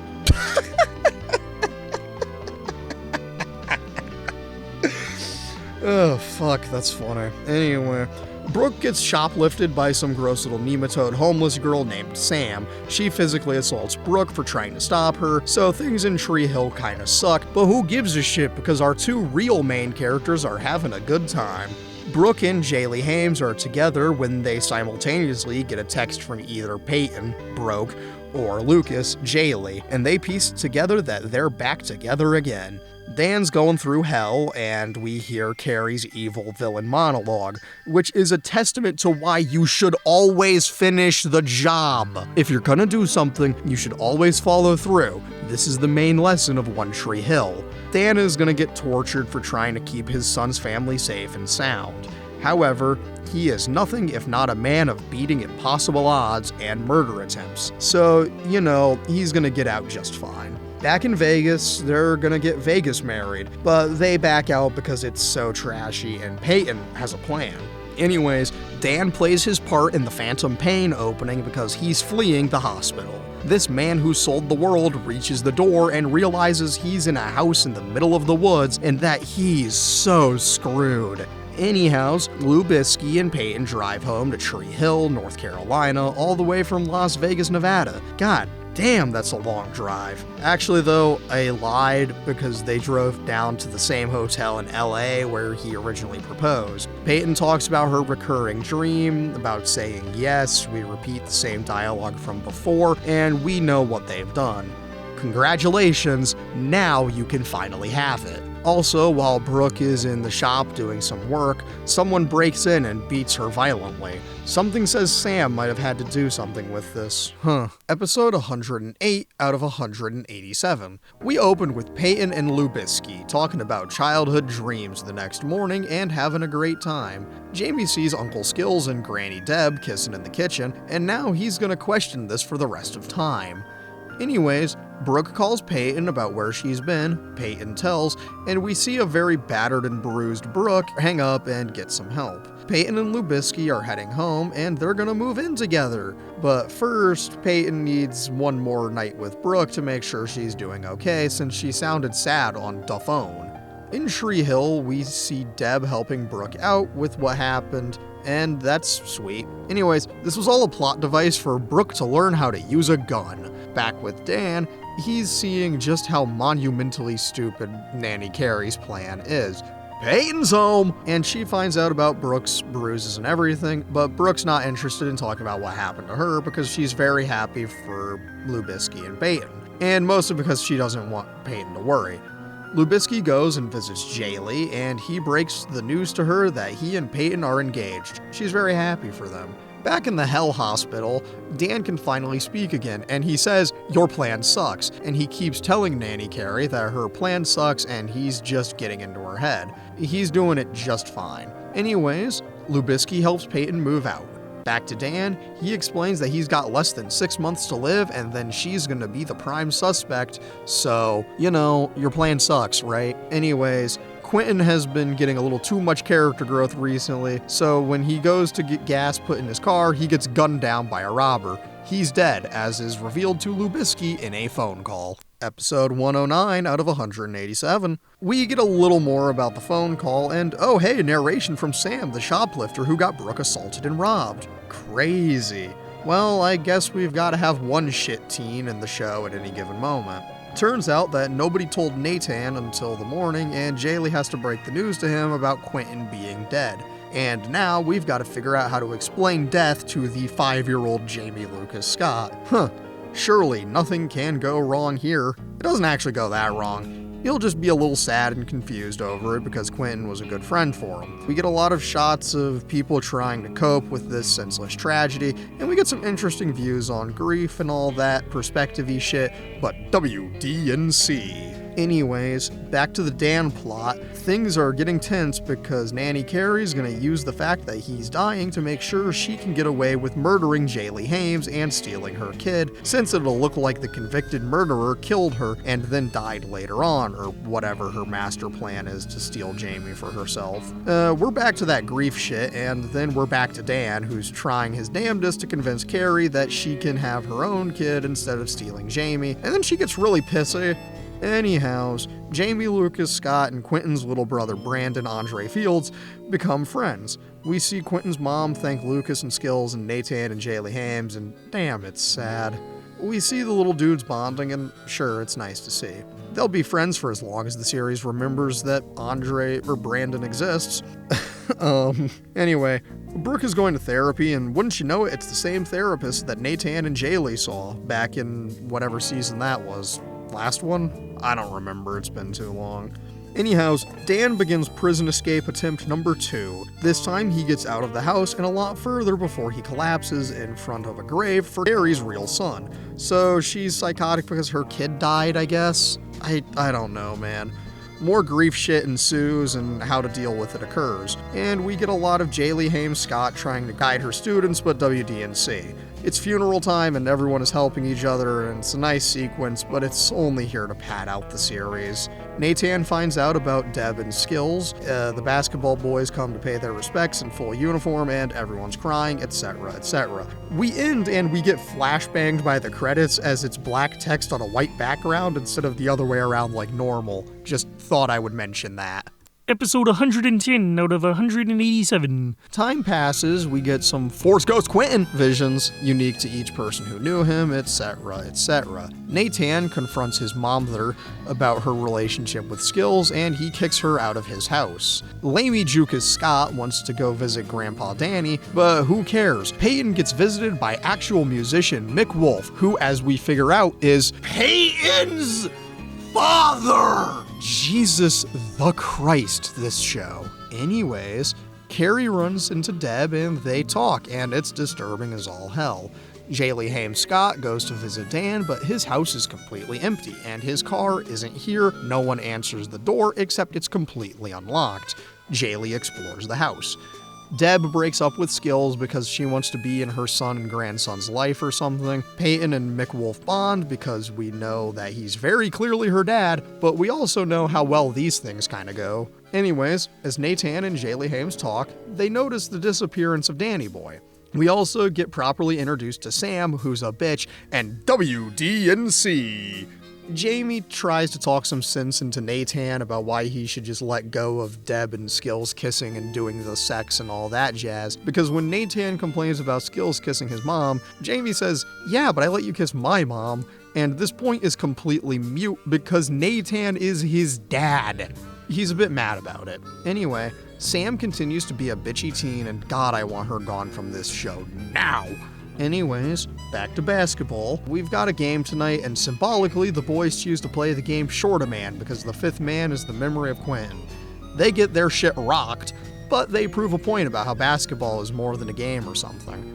We get a certified Lubisky speech in memoriam of Quentin as they retire his jersey number up on the wall with Nathan and Coach's jerseys. During the game, Carrie comes and steals shit from the house. Anyways, Brooke visits her mom, sits down, sets a gun on the table, and is ready to have a little chat. Brooke finds out her mom actually had nothing to do with the assault, and more importantly than that, we learn that Victoria is an absolute mega bitch who wishes Brooke was never born at all. Lubisky gives the team a banger speech after their loss, and we're motivated to scratch their way to a 4-man victory team for the rest of the season in honor of Quentin. Gentlemen, it's been an honor to coach these boys. And then everyone clapped. No, really, everyone in the gym applauds the boys for their commitment to keeping Quentin's memory alive. In an unrelated note, it turns out that Sam is homeless and a shitball and living in the school's auto shop. God damn. Anyways, Jaylee gets the call from the heart doctor that Dan never called back when they said they had a heart for him, and we know why. Anyways, Nathan gives Deb and Skills his permission to date, and they get back together. Skills and Nathan forgive each other, etc., etc. WDNC. We do not care. Episode 111 out of 187. Carrie is digging a shallow grave, but who cares? We cut to Lubisky and Peyton in bed together, and just seeing how happy she is to be there really warms the cold, dead remains of my heart. There's more montagey little moments like that, but I'm not too interested. What I am interested in is the domestic life of Peyton and Lubisky. They've got a date for the wedding set, and Peyton's asking Brooke to make her dress. They talk because they're best friends and all that. Nathan gets a call from a developmental league, and he's back on track to be basketball. Jaylee Haim Scott gets a call from a hospice nurse who says Dan is gonna die soon and they should come visit him soon. Surprise, surprise, it's Nanny Carrie trying to lure Jaylee Hames and Jamie to the middle of nowhere for a little murdering and child kidnapping. Nathan's out of town, so they're in a bit of danger. However, Deb says that this doesn't sound like something Dan would do, which puts her into a suspicious state and gives her the obvious chance to be the hero. We see more of Peyton and Mick Wolf bonding, and it's an oopsie, he's her dad, but he doesn't want to admit it. God, if I had $1 for every one of our main characters that had a actual musician as a dad, I'd have $2, which isn't a lot, but one of them was Huey Lewis, so that's gotta count for something, right? Lucas is in New York for some book business, and he's got a book tour to go on, but the day he's supposed to be in Chicago is the day of his wedding. He brings up that he can't do that day, and his former editor, Lindsay, takes him into her office to ask what the hell could be so important that he'd be willing to miss out on a huge market. He never told her that he's marrying Peyton, and she never gave him the chance to until now. Lindsay's devastated, but who cares? She never stood a chance. And you know what? 95.1 WDNC. We do not care. Editor's note. This was just a joke I made because We Do Not Care shortened to WDNC sounds like a radio station ID, and it turns out that it actually is. 99.9 WDNC is a real radio station in, you guessed it, North Carolina. I didn't know this when I started making this joke, and this is the craziest coincidence ever. And even funnier, they're the official radio broadcasters for the Duke Blue Devils, which means basketball, baby! End of editor's note. Okay, let's continue the video now. Bye. Peyton's alone for dinner because she's waiting for her dad, Mick Wolf, to show up, while Lucas has to patch shit up with Lindsay, so he still gets his shit published before he goes home. He leaves her and heads home to his beautiful house with his beautiful wife. Carrie is preparing to kill Dan and is prepping for the fact that Jaylee Hames and Boy are here. Jamie is locked in the car, so Jaylee can go check out the house, and she sees Dan, and uh-oh, this kinda sucks. She just got knocked out. Back at home, Deb, while searching for a very special bottle of champagne buried in the cabinets, finds a Deus Ex photo of Carrie and pieces together that Jaylee is in danger, so she's off to be her hero. Jamie is spotted by Carrie, and he's gonna book it into the cornfields? God, where is this house? Indiana? Just kidding. The only shows set in Indiana are Stranger Things and Parks and Rec. Jamie hides within the corn, and Carrie has lost sight of him. Jaylee Hames gets woken up and Dan is released from his captivity. Jaylee finds her boy in the corn and she's gonna keep him safe. Deb is here, she smashes a bottle over Carrie's head and they're saved. And on top of that, we get the 16th song on the Ryan Adams song counter with If I Am a Stranger. Let's go! Turns out that Carrie isn't dead though. She picks up an axe and through the power of Dan's gun I forgot to mention, everyone's safe because Dan finally finishes the job and shoots her. Then, as she drops, he drops the immortal line, God, I hate the woods. Any yawas? Let's cut to the chase. Sam and Brooke bond, and I wonder if Brooke will try to adopt her later. I wonder. Anyways, WDNC. After all is said and done, Carrie starts laughing and is somehow still alive, so Dan just fucking shoots her like 5 more times because he's based like that. My man! Episode 112 out of 187. It's the next morning and Lucas has to go head off on a book tour towards Omaha, Nebraska, where he'll get to hang out with Mouth, which is part of a subplot I've been neglecting because I don't give a shit. Jaylee Hames finds out that Sam lives in a car in the school's auto shop, and screw this subplot, I don't care. Peyton goes to work and finds Mick drunk and sleeping on her office's pool table. She sees his 1-year sober chip, and when he rises, she asks him what the hell happened, and he admits to being her actual father. He's a major screw-up and would have been a terrible dad. Peyton's over it now and storms off. Lucas arrives in Omaha, and the company/Lindsay is sabotaging him. Like, a lot. They sent a different guy with Lucas to go on tour, and he doesn't understand the book at all, so shit has hit the fan. No one shows up to the signing, except for Mouth, and that's sad. Anyways, Brooke is gonna take care of Sam now, even if she initially tries to reject the offer. Nathan gets an offer to do something called slam ball, which is like basketball mixed with football on trampolines? What the hell is this show? Back to Brooke. Peyton comes to see her and sees her Batman-ass mirror, and she tells Peyton about the attack incident. We don't get to see that conversation since we see Nathan agreeing to come on and slam ball. Then we cut back to Peyton and Brooke talking, and oh hey, Lucas's tour is over because the book is gonna flop hard. Anyways, Brooke and Peyton are bonding and having a great time at home, so that's nice. Lucas and Mouth are out on the town hanging out that night, and they both talk about how they want to go home, even if Mouth is super successful here in the city of Omaha. Oh yeah, it turns out that one of the dudes on Nathan's slam ball team is Owen, who was the bartender guy that Brooke briefly had a fling with. Anyways, Lucas is coming home to his future wife. Brooke offers Sam a room in her house, and I don't particularly care. Or rather, WDNC. Lucas is about to get on a flight in an hour, but Mouth comes to him and asks if he'd like to drive home, so he can also go home, and Lucas agrees. Time for another Tree Hill road trip, let's go!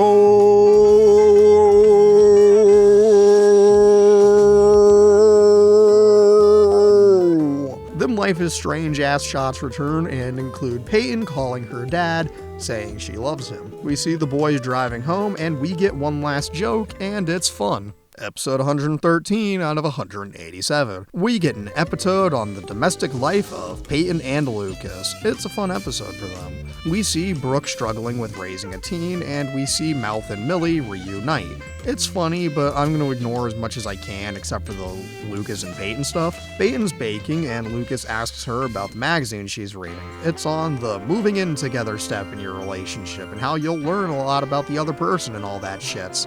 And we see some of the cracks in their relationship. They talk, and they're going to lock themselves in this house until they work through their shit out and get everything settled. Chaos will ensue. They begin to unpack Peyton's records, and this is where we learned that Lucas should have stopped taking his meds in high school and died because he doesn't like The Cure. Who the fuck doesn't like The Cure? They start fighting over it because this is seriously an inexcusable offense. The fight continues when Peyton wants to move them into the master bedroom, and she brings up Funky Town shenanigans when Lucas loses his shit because it's still his mom's room in the back of his mind, but he's willing to compromise. Want compromise? How's this? I jacked off in a tissue. 20 years in the can. I jacked off in a tissue. I wanted Manigot. I compromised. I jacked off in a tissue. I wanted to fuck tissue, but I compromised. I jacked off in a tissue. 20 years, I jacked off in a tissue in the can, but I compromised. I jacked off in a tissue. For Peyton, and they get right to it. Anyways, before we get back to them, we get the 17th song on the Ryan Adams song counter with, are you shitting me? Another cover of When the Stars Go Blue? God damn it! I'll never be able to listen to that song again. We cut back to Lucas and Peyton, and he's a sad, angry boy for an interesting reason. It turns out that, being in his mom's bed meant he, couldn't exactly, maintain proper form, as it were, and Peyton's laughing at his misfortune and baby rage. The next day, Peyton wakes up and Lucas has split the house down the middle with tape, and they're having a war over a magazine article, and it'll be really fun. Lubisky was playing a little Halo, and oh no, Peyton has the remote to the TV, so she just shuts it off in the middle of his game. He responds by cutting the power to the master bedroom. She fires back by sending a love message to Fergie. He was one of the basketball guys at the River Court way back when, just to clarify, from Lucas's phone, since it was somehow on her side of the house. Peyton's teasing him, dangling the potential for sex right in front of him, and he considers caving, but he holds his ground because no matter how alluring Peyton is, we see both of them unable to sleep, laying on their separate sides of the house. They sure aren't happy, but the war is pretty funny as a spectator. As Peyton lays awake, Lucas has an idea, and using a flashlight, he lures Peyton out into the living room, and he went through her art again. They admit that they like the other person's side better, and the war is over. They immediately switch sides to get food or go to the bathroom. I don't remember who does which. That's my couple. They have a breakfast, and we see that Fergie came over from the text, and Peyton can't stop laughing at him. God, I love them. One of the top 10 fictional couples ever. But not really. But maybe. Not my problem. Episode 114 out of 187. It's time for Natan's first slam ball game, and all that matters is that Lubisky just got an offer to turn his first book into a movie! My man! Nate's a little battered and bruised from the game, and yeah, whatever. Anyway, back to the movie. We meet the man who wants to make the movie, and his name is Julian Baker, and he will be a controversial boy for reasons we do not fully understand. We see Peyton visit her big brother for the first time in years, and remember when Derek was in this show? Man, it's been ages. They make a very unsubtle joke about the age of actors being cast to play high schoolers, which is Natan looking directly into the camera and making a funny face that doesn't have a hint of irony in this gag. Back to Peyton, Derek mentions a USO show, and wouldn't you know it, it gives Peyton inspiration to organize a USO show for her brother and all that jazz. Could be pretty fun, don't you think? We keep getting the same joke about the actors, and Brooke even makes a joke about getting a CW actress, which is funny because that's the network this shit originally aired on. This has all of the subtlety of a Neil Breen film. Anyways, Lubisky is gathering all the opinions he can on whether or not this movie should get made. Everyone has been on board so far. Anyway, there's some subplot about Sam being a shitty teen and throwing a party in Brooke's empty store, which causes someone to ruin Peyton's wedding dress, and Brooke is mad at Sam and blah blah WDNC. Jaylee Hames visits Lucas and asks him about the movie, and why? Wouldn't you know it, he's gonna meet with Julian? He hears about the money he can get from writing a script, and he's a little hesitant because Julian seems a little too familiar with Peyton and her life, like things not even mentioned in the book. Luke hard negotiates himself into a producer credit, and he signs on. Turns out that Julian Boolean here was Peyton's rebound from Lubisky, which didn't matter in the long run and won't matter now, but the show really wants you to think there's a chance that they can't pull it off. We all know that Peyton's loyal to the man that's next to her when all her dreams came true, and nothing will come between them.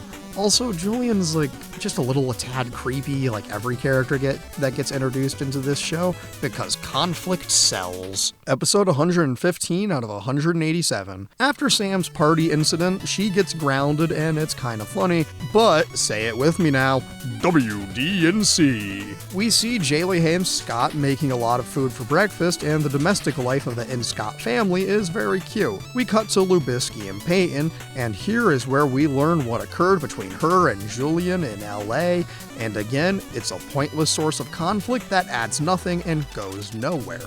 Anyways, Lubisky starts turning his novel into a script, and we get the least cool montage ever in the form of a screenwriting montage! Everyone will go on to say that he's got to revamp the Keith death scene, and he's concerned about showing it for the same reasons any reasonable person should be, because it was a real in the show's canon, murder. Everyone pressures him into getting him into the script. Julian is an ass about it. We get more flashbacks of the pointless Peyton's old relationship subplot, and 95.1 WDNC.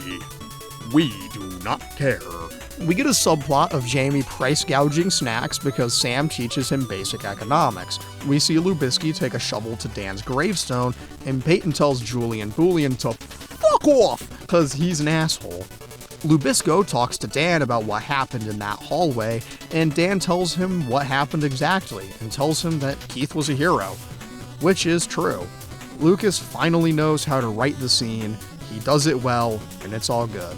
After winning a slam ball game, Nathan gets shoved through yet another sheet of glass by some jackass who's hated him since high school or something. Nathan's fine because football padding.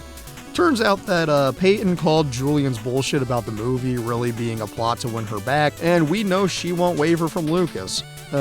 He's kind of realizing this, and he, being Julian, is kind of realizing this and is a sad little shitlord because he knows his ass is not that guy. Peyton never told Lubisky about the fact she dated Julian during their hiatus, and he finds this out through a photo in Julian's hotel room. Lucas comes home and asks what happened between her and Julian, and he's slightly annoyed, I guess? It's hard to gauge his reaction when it's only based on face acting, and all he can do is squint and look mildly incredulous. Episode 116 out of 187. Preparations for the USO show begin, and to answer the question about Lucas's reaction, he does not care, at all. Peyton is shocked by his maturity, which would mean something if we didn't cut to him visiting Julian and decking him in the face like a champ. There was some other shit between this, but it's not worth mentioning. Lucas then goes and talks to his brother about knocking a guy out, and he gets no answers that help him out. There's a lot of pointless shit before the show, and before the USO show, and I don't care.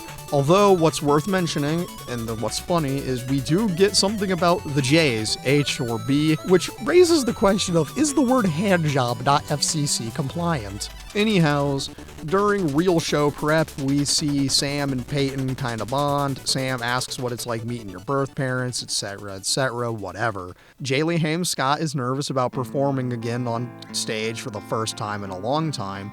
Mia is here again, and it's showtime! Jaylee goes out and rocks the show because she's the star tonight. We've been getting some Force Ghost Quentin visions for Nathan, and it's an episode-long subplot about him feeling guilty about quitting Slam Ball or something. Brooke and Julian talk, and she's essentially telling him that you can't get between Peyton and Lucas, and if he tries, she'll rip his head off. My girl! Peyton and Brooke announce a band together, and then Lucas and Julian finally talk. There's some tension because since Julian owns the options to the book for 6 months or whatever, Lucas can't really do anything about it. But after a Peyton speech, we know Lunkus will make that movie since it's his book. Jaylee Hames comes home and Nathan set up a bunch of candles and shit since he couldn't go to the show, and she performs a few songs for him. Back at Lubisky's house, we see Peyton convince him to do the movie. They get it on. Nathan and Jaylee Hames go upstairs after she performs a couple of songs, and they're gonna get it on. There's a lot of getting it on in this episode at the end. Episode 117 out of 187. We open with Lucas watching Casablanca and reading through his script. He calls Peyton and he falls asleep while waiting up for her to get home from the office. This whole episode is a dream sequence. It's set in a 40s rendition of One Tree Hill, and everything is super heightened, and it really makes you wish that this is what 40s movies actually were like, instead of the worst shit you've ever seen like Citizen Kane. Lucas owns a nightclub, Jaylee Hames is a nightclub singer, Nathan was a bartender who gets sent off to fight in the war, Dad is a mob boss, and we get that fast-talking 40s action. It's great. We see Nathan and Jaylee Hames get married before he heads off to war, etc., etc. But of course, the centerpiece of the episode is the Lucas and Peyton 40s noir romantic tragedy plot, and it's a wacky fun time. It's a completely filler episode, but it's a very fun one to see the alternate universe bullshit they pull off for no reason. And it's an excuse for some mafia murder, accidental murder, tragedy shits, you know, all that 4 days LA noir type shit. I like the idea that this is just one of Lubisky's book ideas, but again, not plot relevant at all.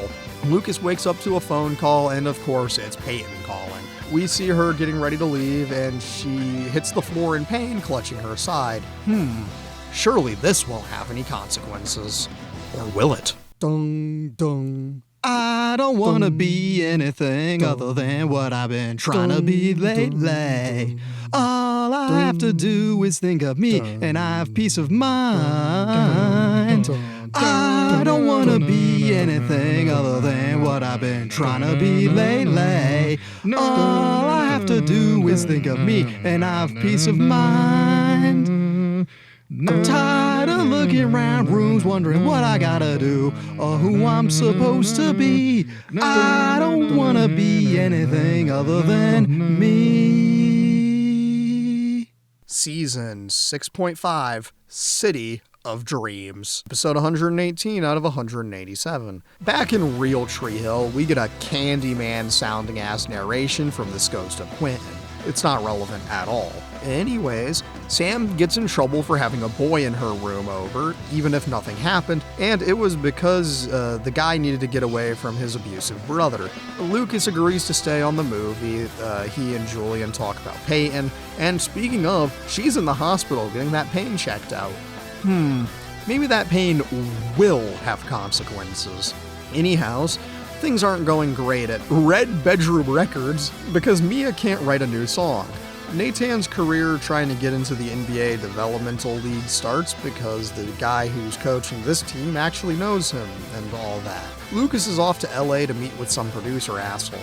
Brooke tells Sam about her getting physically assaulted, and Sam puts the pieces together that her actions have consequences, but more importantly, they bond and it's nice.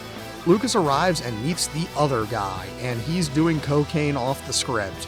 And I didn't write this originally because I can't believe I didn't know who this other guy was, but this producer, you know who he is? That's right, he was Dawson in Dawson's Creek. It's James Van Der Beek, and I don't know why I didn't recognize him, because his cameo in Jay and Silent Bob Strike Back, unironically maybe the best part of that movie, but a different argument for a different day.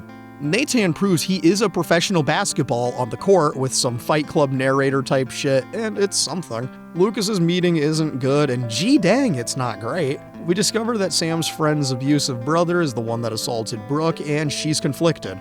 We see Peyton get a phone call from her doctor, and it's real bad news. Everything's going to shit now.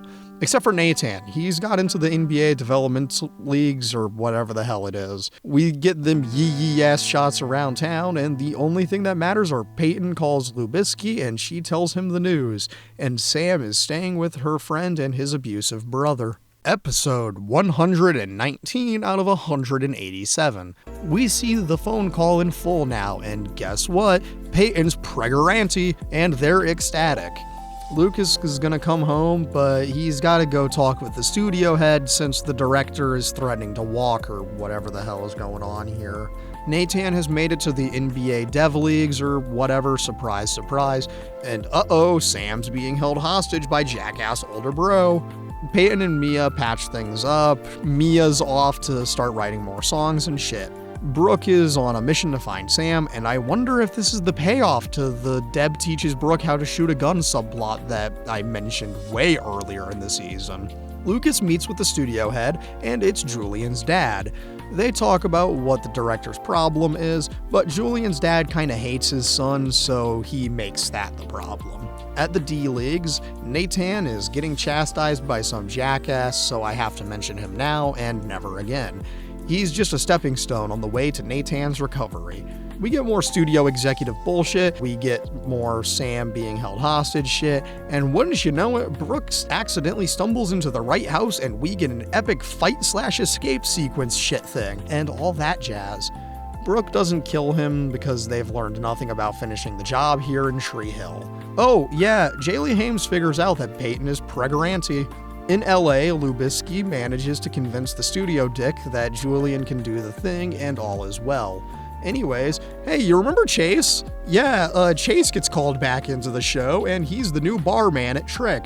Ain't that some shit? Mia's writing songs again, Chase talks to Mia for the first time, showcasing his incompetence. Also, the dude who held Sam hostage is the dude who murdered Quentin. Lubisky is home now, and he and his fiancée talk and enjoy all the things that are about to come once the kid is born. Episode 120 out of 187. We get some of the aftermath of the incident, exploring how Brooke is coping, and WD&C. Back at the L. Scott residence, we see Peyton in front of a mirror imagining how she'll look farther along in her pregnancy, and she's worrying about how she'll tell Brooke.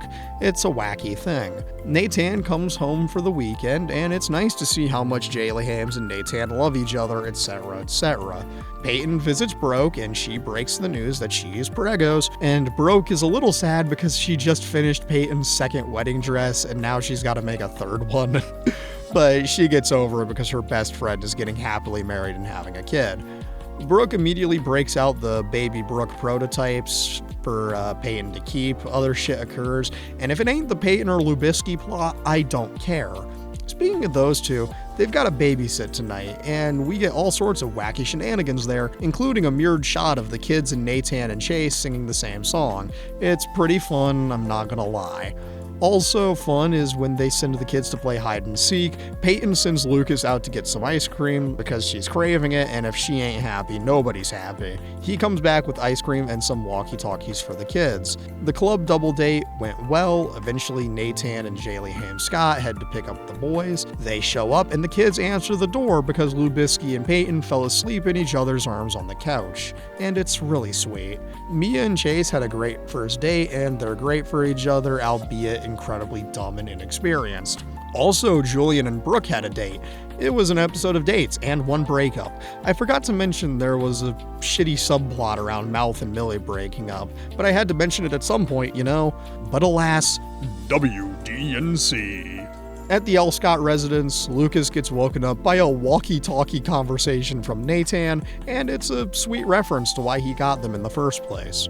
Peyton and Lucas talk about their kid and how the night went, and how much they love each other, and all that really heartwarming shit. Episode 121 out of 187. Holy shit, it's basketball time! And of course, we're back to that jackass taunting Nathan, and guess what? He sucks at the game. His prideful ass couldn't make the game-winning play by passing to the guy who had an open shot at winning. In the locker room, he's being a jackass, and nobody gives a shit, especially me. I don't give a single shit about this asswipe. At the L. Scott residence, Peyton asks why Lucas is doing the dishes, and he's thinking about the movie. The search for a director isn't going well at all. Back at Brooke's house, though, she and Julian are making out, and they get spotted by Sam, who just came home at the worst possible time, and she cock-blocks Julian despite her best efforts to wingman him. We meet with the next director, and he's a British twat who wants to make this book into 8 Mile, but also make it super ridiculous and stupid, because, again, he's a British twat. Oh, hey, remember Dan? Me neither, but he's searching for a new heart, He gets given another pager and has a Nom flashback to Nanny Carey kidnapping the boy. We get more movie production shenanigans, and it's in trouble because they can't find one good director. There's some basketball drama where Nathan's not getting playing time because aforementioned jackass, etc., etc.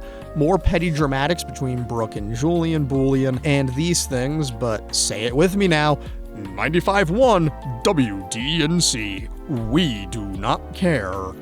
Editor's note, 95.1 is read 95.1, not 95.1. This rule applies to all radio stations, actually, and I never knew this until I started working as a DJ at my college radio station. Anyways, as Mia performs a new song, we see that Lubisky drove out to the spot where they first met. He gives her the new wedding ring since he feels kinda weird about giving her Keith's ring since he already used it on Lindsay. They're very happy, they kiss, and we cut back to Nathan at the River Court shooting ball. Dan is here to give a certified early season-esque Dan speech, and it's really funny, but only because I'm waiting for the almighty evil heart surgery moment, which I won't explain, but just be excited for it. We get a gag of Lucas and Julian talking about directors and which one is the best of the worst, or who'll screw this up the least. Julian suggests the British director, not the guy who wanted to make 8 Mile 2, 8 More Miles or whatever, but the actually British director who, quote, made an incest movie with sock puppets, which raises so many questions because it sounds super funny and where can I find this? This shit sounds like comedy gold. Peyton visits Jaylee Hams, shows her the new ring, and Jaylee tells her that he wanted to propose with Keith's ring, but given shit I've already said, he chickened out, even if Peyton wants the Keith ring. Anyways, director trouble comes to a close when Coke Man Adam comes to town. He convinces the lads that he should direct the movie. Also, again, side note, him being a director is really funny because I choose to believe that this is Dawson after Dawson's Creek, where he finally achieves being a director, but he just really likes cocaine and has become like a completely different guy. It's very funny to me. Anyway, Lucas says some shit and Adam the cocaine man is going to use this to his advantage and get the job. Nathan finally gets to make a play in the game, and what do you know, they finally end their losing streak. At the end of the day, Peyton tells Lubisky that the ring he gave her isn't the right ring and she wants Keith's ring. He's glad and gets the right ring out, and they're doing just fine. Brooke and Julian get together and get to the Funky Town shenanigans. Episode 122 out of 187. Casting time! Also, Peyton struggles to build a crib that Karen and Andy sent from Italy, since the instructions are written in Italian. Peyton goes to visit her future husband, but the casting people assume she's here for the role, so instead of showing her ID and proving she's the real Peyton, she just goes along with it. She's mortified when she hears some of the people auditioning for her role. Peyton came by to see her man and also bring him lunch, not asked for, and it's really sweet. Sam somehow won the school's essay contest, and she's gonna get published in the school paper. How nice! Also, Jamie's subplot this episode involves Grandpa Dan helping this kid learn about dating and girls and all those things. During casting, we get a Coach Mention! As Brooke and Julian take a tour of the cast, she meets the movie version of Brooke, and she's a bit disappointed. We get a Peyton auditioning montage, and we get Coke Man being a creep because we all know every big studio director like him that just pumps out shit movies is only into casting based on who he can sleep with. We get the complicated process of casting a movie, and Jesus wept. Anyhows, we see the girl who Jamie invited over, and it's his fucking teacher. My man! Anyhows, at Tree Hill High, the new principal is a capital B bitch. She doesn't want to run the best essay in the paper because she's a bitch. She also threatens to fire Jaylee Ham Scott if she allows this essay to get published in the paper. So, you know, we love censoring the press. Back at Dan's, the date appears to be going smoothly. Not smooth, however, is Peyton's no-good, very overwhelming day. We get a cameo from Skills, the man with 100 jobs, as he inspects the house for baby-proofing. Shit is not gonna go well. Jaylee Ham Scott is gonna run this essay in the paper, her job be damned. Anyhows, Jackass got cut from the team, even though he's got a kid and another kid on the way, so he kind of needed the money, but who cares? We see Lucas have a mental breakdown by getting overwhelmed, and the shittiest cut to commercial transition ever. A guy literally says, "and scene." So, like the laziest way you could have possibly done that? Yeah. Anyways, blah blah, more melodramatic bullshit ensues, but WD&C. Peyton's overwhelmed by doing everything on her own, and she just wants her husband. Anyways, we've gotten our cast, and they do their first table read. How exciting! More melodramatic bullshit ensues. How not exciting! Peyton goes to her doctor's appointment, and Lubisky shows up despite her thinking he wouldn't be able to. He always listens to her, and that's how you know they'll make it. Or something. Episode 123 out of 187, Brooke is freaking the hell out over something Julian did in the bedroom. See, the obvious joke is that Julian decided it was time for a little butt stuff and Brooke freaked out, but it wasn't that, you dirty-minded freak. He said, "I love you," and she wasn't ready for that. See, nothing weird or freaky, you creepy little perv. We check back in on the Mouth and Millie breakup subplot for a moment, and yeah, that's what the show wanted to do, not what I wanted to do. We get a Jaylee Hames jump scare in the middle of an empty house in Charleston, because it's Nathan and her's anniversary tonight. You know what that means? Sex! Not on TV. But where are those good old family values, on which we used to rely? Well, let's check in on Lubisky and Peyton, yeah? Well, she has another one of those pains that makes her hit the floor, and we get an intertitle saying, "The Surprise." Pretty ominous. They come back from the hospital, and the mood has shifted drastically. Lucas was going to show her the big surprise, which was him setting up his old room into a nursery, but the mood's been soured pretty harshly now. They talk about what we still haven't been told, but they need some time to process the fact that she's got a pretty serious medical condition that might be fatal for her. She wants to have the baby regardless, but Lucas would rather not lose his wife. This heart divide leads to one of four paths: loss of Peyton, loss of baby, loss of both, or loss of neither. It's a gamble that 3/4 of the time results in a direct and terrible loss for Lucas. They fight over this because he doesn't want to lose his wife, but Peyton's determined to have the kid.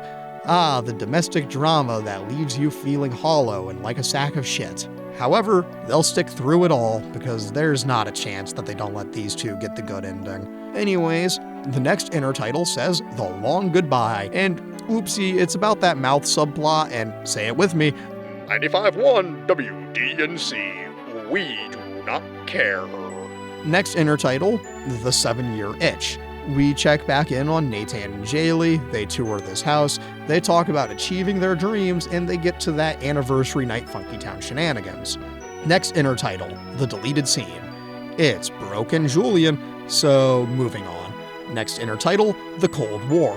Great montage, but we cut back to Lucas and Peyton sitting on the floor cuddled up together, and they decide to keep the baby. Good for them. Episode 124 out of 187. We open with Jamie playing The Sims, which is so weird and lame because nobody gives a shit because it's finally time. They have a new heart for Dan, and it's time for evil heart surgery! There's a dumbass stoner dude who decided to take his dog to the hospital since it ate some of his weed. This will be important soon. We see Lubisky and Peyton leaving the hospital from another pregnancy checkup. This will be important. We get a shot of Skills coaching baby basketball, and it's pretty funny, but not important. Jaylee Hames Scott got suspended from being a teacher for running the essay in the paper, and the principal is willing to let this all go away if she runs an apology in the paper. Otherwise, she'll be fired. Back at the hospital, we're preparing for surgery. The heart is being transported into the operating room, and for some reason they go through the waiting area where the damn dog trips the carrier of the heart. The heart falls out of the very non-secure container, and the dog eats the heart and runs. Dan and Lucas watch this unfold in horror, and it's so funny. It's the greatest scene in television history. Anyways, Dan isn't the only thing that just died. Lucas's movie just died because of studio shenanigans. More shit about the J. Lee Hames Scott getting fired situation, but more than that, Nathan confirms what we already know, which is that the English teacher is always the best high school teacher. Anyway, Peyton and Lucas visit the graveyard. Peyton talks to her mom, Lucas talks to Keith, also they're babysitting Jamie. Jamie asks Lubisky how Keith died, and he tells the kid he was shot. And when he asks why, my boy just tells him to talk to Dan. Speaking of Danny boy, he's out here walking into the ocean yelling and fighting God, and it's so funny. I cannot understate how funny everything with Dan has been this episode. Like, holy shit. The dog evil heart surgery is genuinely one of my favorite pieces of television, period. It's the best. This part, very funny. Anyways, Lubisky has to deal with losing his job, Peyton has to deal with some recording business shenanigans, and Skills gets dumped by Deb Lamau. Dan is dying, and he's gonna spend a couple of hours with Jamie as a final goodbye. We cut to pretty much everyone at Trick just coping with their recent misfortunes, and it's pretty funny even if Lucas just lost $300,000. In their final exchange together, Jamie asks Dan about who killed Keith, and wouldn't you know it, Dan is honest. Jamie immediately abandons him as a result. We see Lucas and Julian mourn the loss of their movie and other such shit, but then the Coke Man director comes and reveals that since he shot a little bit of B-roll, that means Lucas does get his extra $300K after all, and Coke Man ascends into the heavens in a helicopter. My man! J. Lee Hames Scott just got fired, but she does give a certified coach speech to her students as she loses her job. My girl! To Scott Bros deal with Dan's imminent death in different ways, but it's mostly celebration. So long and good riddance, Danny boy. J. Lee Hames Scott gets hired as a full-time producer for Mia's record, so she's doing fine. Everyone's doing great, except for Dan. Also, while pretty faint, I hear what sounds like the 18th addition to the Ryan Adams song counter. I don't know if it actually is, but I'm calling it number 18. Dan visits the boys as they play a little b-ball at the river court and apologizes for everything he's done, even if it's not enough. And we end again with Jamie playing The Sims. Kringe. Episode 125 out of 187. We get a dramatic worrying about Peyton opening montage, but it gets interrupted by Nathan waking Lucas up for a day with him and Jamie at the river court again. Peyton's sketching again, and it's only slightly ominous. J. Lee Hames feels guilty about not being a teacher, and her English class is doing terribly now that she's gone. We get more Peyton sketching her and Lucas's love story. Brooke comes to her for advice on her Julian situation that I'm ignoring, and we cut back to the Lucas subplot for the episode. Lucas is teaching Jamie about Uncle Keith by taking him to the old body shop so they can work on Luke's car. J. Lee Hames comes home and her entire English class is in her house in an act of protest, and she teaches these kids in an act of guerrilla teaching. We get some funny bonding between the brothers and the kid. As J. Lee teaches her kids, the principal comes in and it's about to hit the fan. We see J. Lee Hames handle it like a champ. The principal continues to be a worthless bitch. More petty bullshit occurs, but 95.1 WDNC. We see Peyton sketching more. Lucas comes home. Neither of them told Nathan or Brooke respectively about the potentially fatal disease Peyton has, or a health complication she has.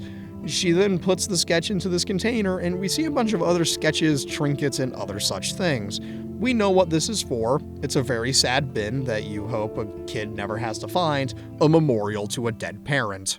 126 out of 187. Oh hey, Victoria the rat bitch is back in town, and she's here to torment Brooke about some business shit, I don't know. There's a subplot about Jamie being eligible for some smart-ass gifted kids school, but let's not pretend that either of us care. Peyton's driving, and wouldn't you know it, it's car crash time! We cut back to the hospital, and Lucas tells Brooke about Peyton, she's currently doing fine, and the pregnancy complications. She and Peyton talk, and it's what you'd expect from them being best friends. Lucas is a fearful boy, so Peyton's basically on house arrest now. Lucas now has yet another project to work on in the background, though, because of the car. We get some Victoria and Brooke fighting, but all that matters is that Brooke Davis is gonna get back to working in clothes. Skills is in charge of picking up Jamie today, and wouldn't you know it, he and Jamie's teacher hit it off really well. There's more things that occur, like Sam's friend. His name is Jack. I only just found out writing this. Anyway, Jack getting a set of foster parents, and he's gonna go live with them in Charlotte, thus abandoning her. Nathan going back to do pre-NBA shit, and WDNC. Skills gets to flirt with Jamie's teach. He's staying at his current school because gifted school kids are a bunch of jackass nerds. We see Lucas begin to work on fixing the comet. Episode 126 out of 127. Arnold, you have the wrong episode. That we just did 126. Fuck you. Episode 127 out of 197. Thank you, Arnold. God. We see Peyton losing her mind from being sentenced to bed rest, and she's wondering why Lucas is spending so much time in that damn garage. There's more stuff with Peyton losing her mind, more things with Victoria being an evil bench, and more Brooke working on music designs and shits, more Mia making music, etc., etc. We see Lucas work on the car, and wouldn't you know, he finds a ticket for a graduation gift we see in a flashback. He got Peyton tickets to see The Cure ages ago, in a scene we never got to see. Am I crazy for wanting more Cure songs in this show? I'm just saying that Disintegration is a banger album, and I want more of that to make this shit show more palatable. Oh boy, I think I'm having an aneurysm. As Lucas fixes the car, we get more and more flashbacks to that day, and wouldn't you know it, that Peyton thudded Lucas. Now, if you don't remember Thud, it's that thing when Lucas sent her Peyton's art to the magazine Thud way back in season 1, so she's just returning the favor 5 seasons later. Back at Trick, Mia and Jaylee Haim Scott are hard at work when supposedly actual musician Nick Lachey shows up to try and get the rights to one of Jaylee Haim's songs. More Lucas flashbacks. We get a shot of Jamie and chaperone Skills going to the school dance where Skills is going to try and get with the teacher. We get a quick check-in on Peyton losing her mind, an extended Lubisky flashback, and more. Oh wow, Brooke and Victoria are fighting again. Who would have seen that coming? Anyways, speaking of Disintegration, they actually do play a Cure song in this episode with Pictures of You. We get a montage of successful things happening for everyone, and we get a Peyton Lubisky moment set to The Cure. Apparently it's actually diegetic this time, which is cool, and it's very sweet. Episode 128 out of 187. We see Peyton filming a In Case I'm Not Here video for her kid, and it's a pretty depressing note to start off on. We cover all sorts of ground, from music to best friends to why this video is being recorded in the first place. We also find out that Peyton's baby shower is tonight, and all of those things for, plot. I mean, the due date is relatively soon. We've only got this episode and 2 after to resolve this. Anyhows, Lucas walks in on this sob fest, and it's a source of conflict for today. It's a point of conflict because she's doing it as a just in case, and he doesn't want to do any of this because he's determined for her to stay alive.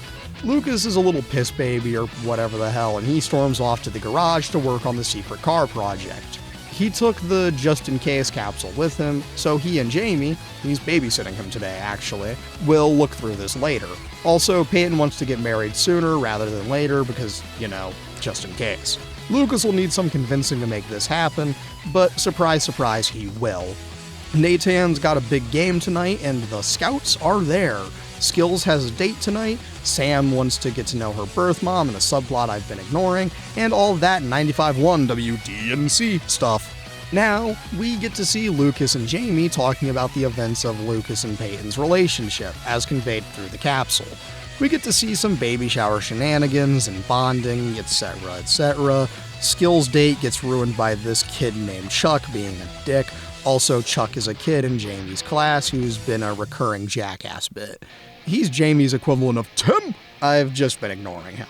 Speaking of James Lucas Scott, he and Lubisky talk about everything in that tin. It goes well because it gives Lucas some hope that everything is gonna be alright. Oh, yeah, Sam moves out to go live with her birth mom, so Brooke is alone again. Lucas comes home and they're gonna get married as soon as possible because they love each other with all their hearts, no matter how genetically defective one of them is. the genetically defective heart, like Lucas's thing. Man, you remember that subplot?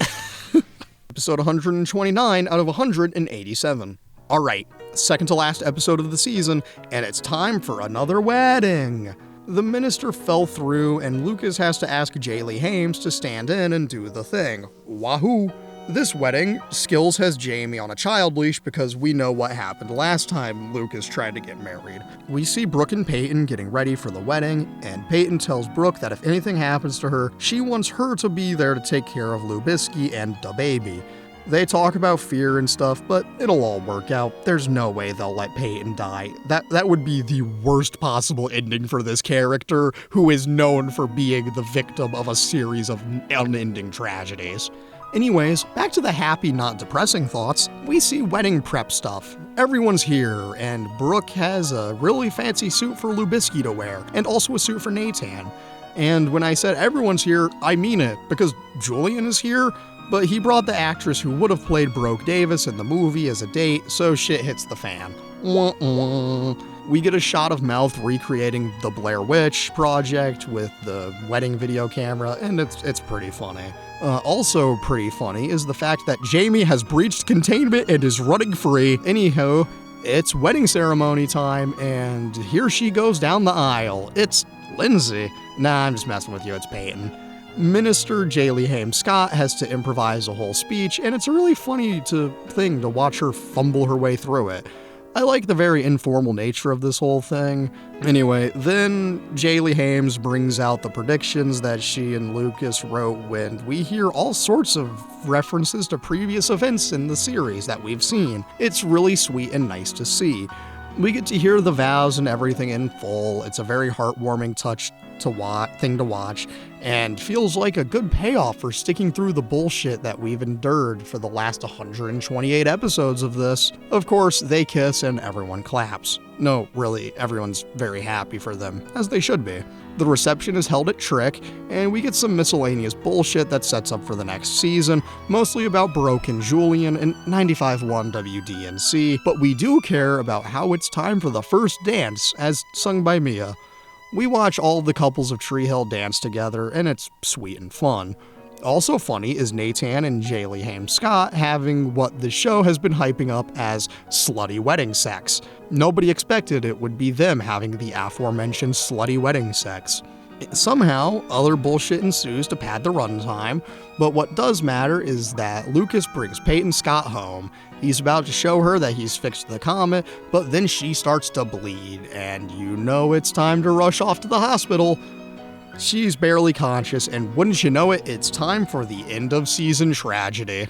Alright, episode 130 out of 187. And it wouldn't be a season of One Tree Hill without another surgery scene. We start with Lucas carrying Peyton into the ER and the team rushing her off for surgery. Both of them are covered in blood, and everyone's really not having a good time. We get a time lapse of people watching over the surgery as it occurs, and it's not a fun sight. But the baby is born and is alive. We see Lucas comfort the baby in a very lonely and dark shot. We see Lucas waiting by Peyton's bedside damn near the whole time. We get a lot of Lucas waiting by Peyton's side, but then she wakes up. She's still very out of it, but she gets to meet the baby now. Her name is Sawyer. Also, guess who made it to town to bring the baby into the hospital room where the L. Scott family gets to be together for the first time? It's Karen. We get a mom cameo, and were he still alive, we'd get a Keith cameo. We get some shit between Brooke and Julian and them having some Funky Town shenanigans, but I don't give a shit. Peyton, Lucas, and Sawyer Scott are all home now, and they're having a great time being a family. We get a classic Lucas and Karen conversation, and it feels like the first season a little bit. It's a nice sentiment, really. Anyways, I'm skipping anything that isn't the L. Scott family, but I have to mention that Dan goes to visit a very special person, and it's Coach! We get a Coach cameo, baby! That's my boy! The actual interaction doesn't mean shit, but I had to mention my beloved hero Coach appearing one last time. We do get a certified Coach speech too, and an attempt at Dan's end-of-season tragedy, but 95.1 WDNC. Oh, yeah, Nathan just made it to the NBA. Everything's coming together well for everyone. Lucas showcases the repaired Comet to Peyton Scott. They have a great time. We see everyone having a montage of everything ending exactly where it should have. Nathan's in the NBA, Mouth is a successful sportscaster man, Lucas and Peyton have stood through it all, and now they can finally have it all. We end with them in the repaired Comet driving off into the sunset, and they'll never look back. In a shot that pans out further and further until we end on a shot of the river court, and this is where the entire series should have ended. We got the happy ending, everyone's made it to where they needed to be, and every major arc is done. And why should I carry on? I mean, spoilers, but Lucas and Peyton are never coming back to the show since there's nowhere else for the characters to go. Lucas does come back for a cameo in the final season, but Peyton doesn't, for important reasons we'll discuss when we get to the analysis, which will be a long time from now. With all of that said, this shit show carries on its merry little death march, and so shall I. Dung, dung. I don't want to be anything other than what I've been trying to be lately. All I have to do is think of me and I have peace of mind. I don't want to be anything other than what I've been trying to be lately. All I have to do is think of me and I have peace of mind. I'm tired of looking around rooms wondering what I gotta do or who I'm supposed to be. I don't wanna be anything other than me. Season 7, Looks like divorce is back on the menu, boys. episode 131 out of 187. Now that all of my interest has left the show with Lubisky and Peyton, where do we go from here? Well, we're gonna focus on Nathan, Jaylee Hames Scott, Jamie, Brooke Davis, Mouth, Julian, and a little bit of Dan. Speaking of Dan, he got a Dr. Phil-style talk show now where he motivationally speaks. Jaylee Hames Scott's banging out tunes, Brooke and Julian are making out on the beach, and oh hey, we get another one of Jaylee Hames' sisters. Her name is Quinn, possibly James, so let's call her Jwin Quames. We get introduced to Nathan's new agent, Clay, because remember, Nathan's now in the NBA or something. We then cut over and we see Millie doing the thing Brooke was doing at the start of season 4, and it's kind of funny. We see Brooke and Julian go to a movie premiere, and I can't be bothered to give a shit. We get an ongoing feud between Mouth and Skills trying to get the other to move out in increasingly wacky ways, most of them involving nudity. We cut to Jamie's 7th birthday party, and this timeline makes no sense. Jwin Quames, Jaylee Hames Scott, and Jamie have an all-out cake fight, which is pretty funny. Also, a funny gag is when Mouth and Skills, both completely nude, talk about why they're trying to get the other to move out, and it's really funny when they both say "I love you" right as Millie walks in. She turns around and says, direct quote, "Good to know the stereotype's not true," and then she walks off. Insert Seinfeld bass line here. Back to the birthday party though, Clay and Jwin Quames kinda hit it off. Actual football player Jerry Rice shows up and it's kinda funny. Jamie is kind of a snotty dickhead now, so you know what, screw this kid. Julian somehow shows up, Brooke and him go to get it on in a guest room and all that jazz, so you know Jaylee Hames Scott and Jwin Quames have to walk in, gotta walk in trying to see, holy shit, am I having an aneurysm? Ooh boy. More nonsense occurs around the birthday. Brooke and Julian have some mild issues, but more importantly, Jwin Quames, this character we have just met, comes out swinging saying she's gonna get a divorce. Also at the party, some lady was weirdly ominous towards Nathan, so considering he's up to get a new contract, there's gonna be a scandal of some kind. Perhaps you could say it'd be a potentially marriage-ruining scandal.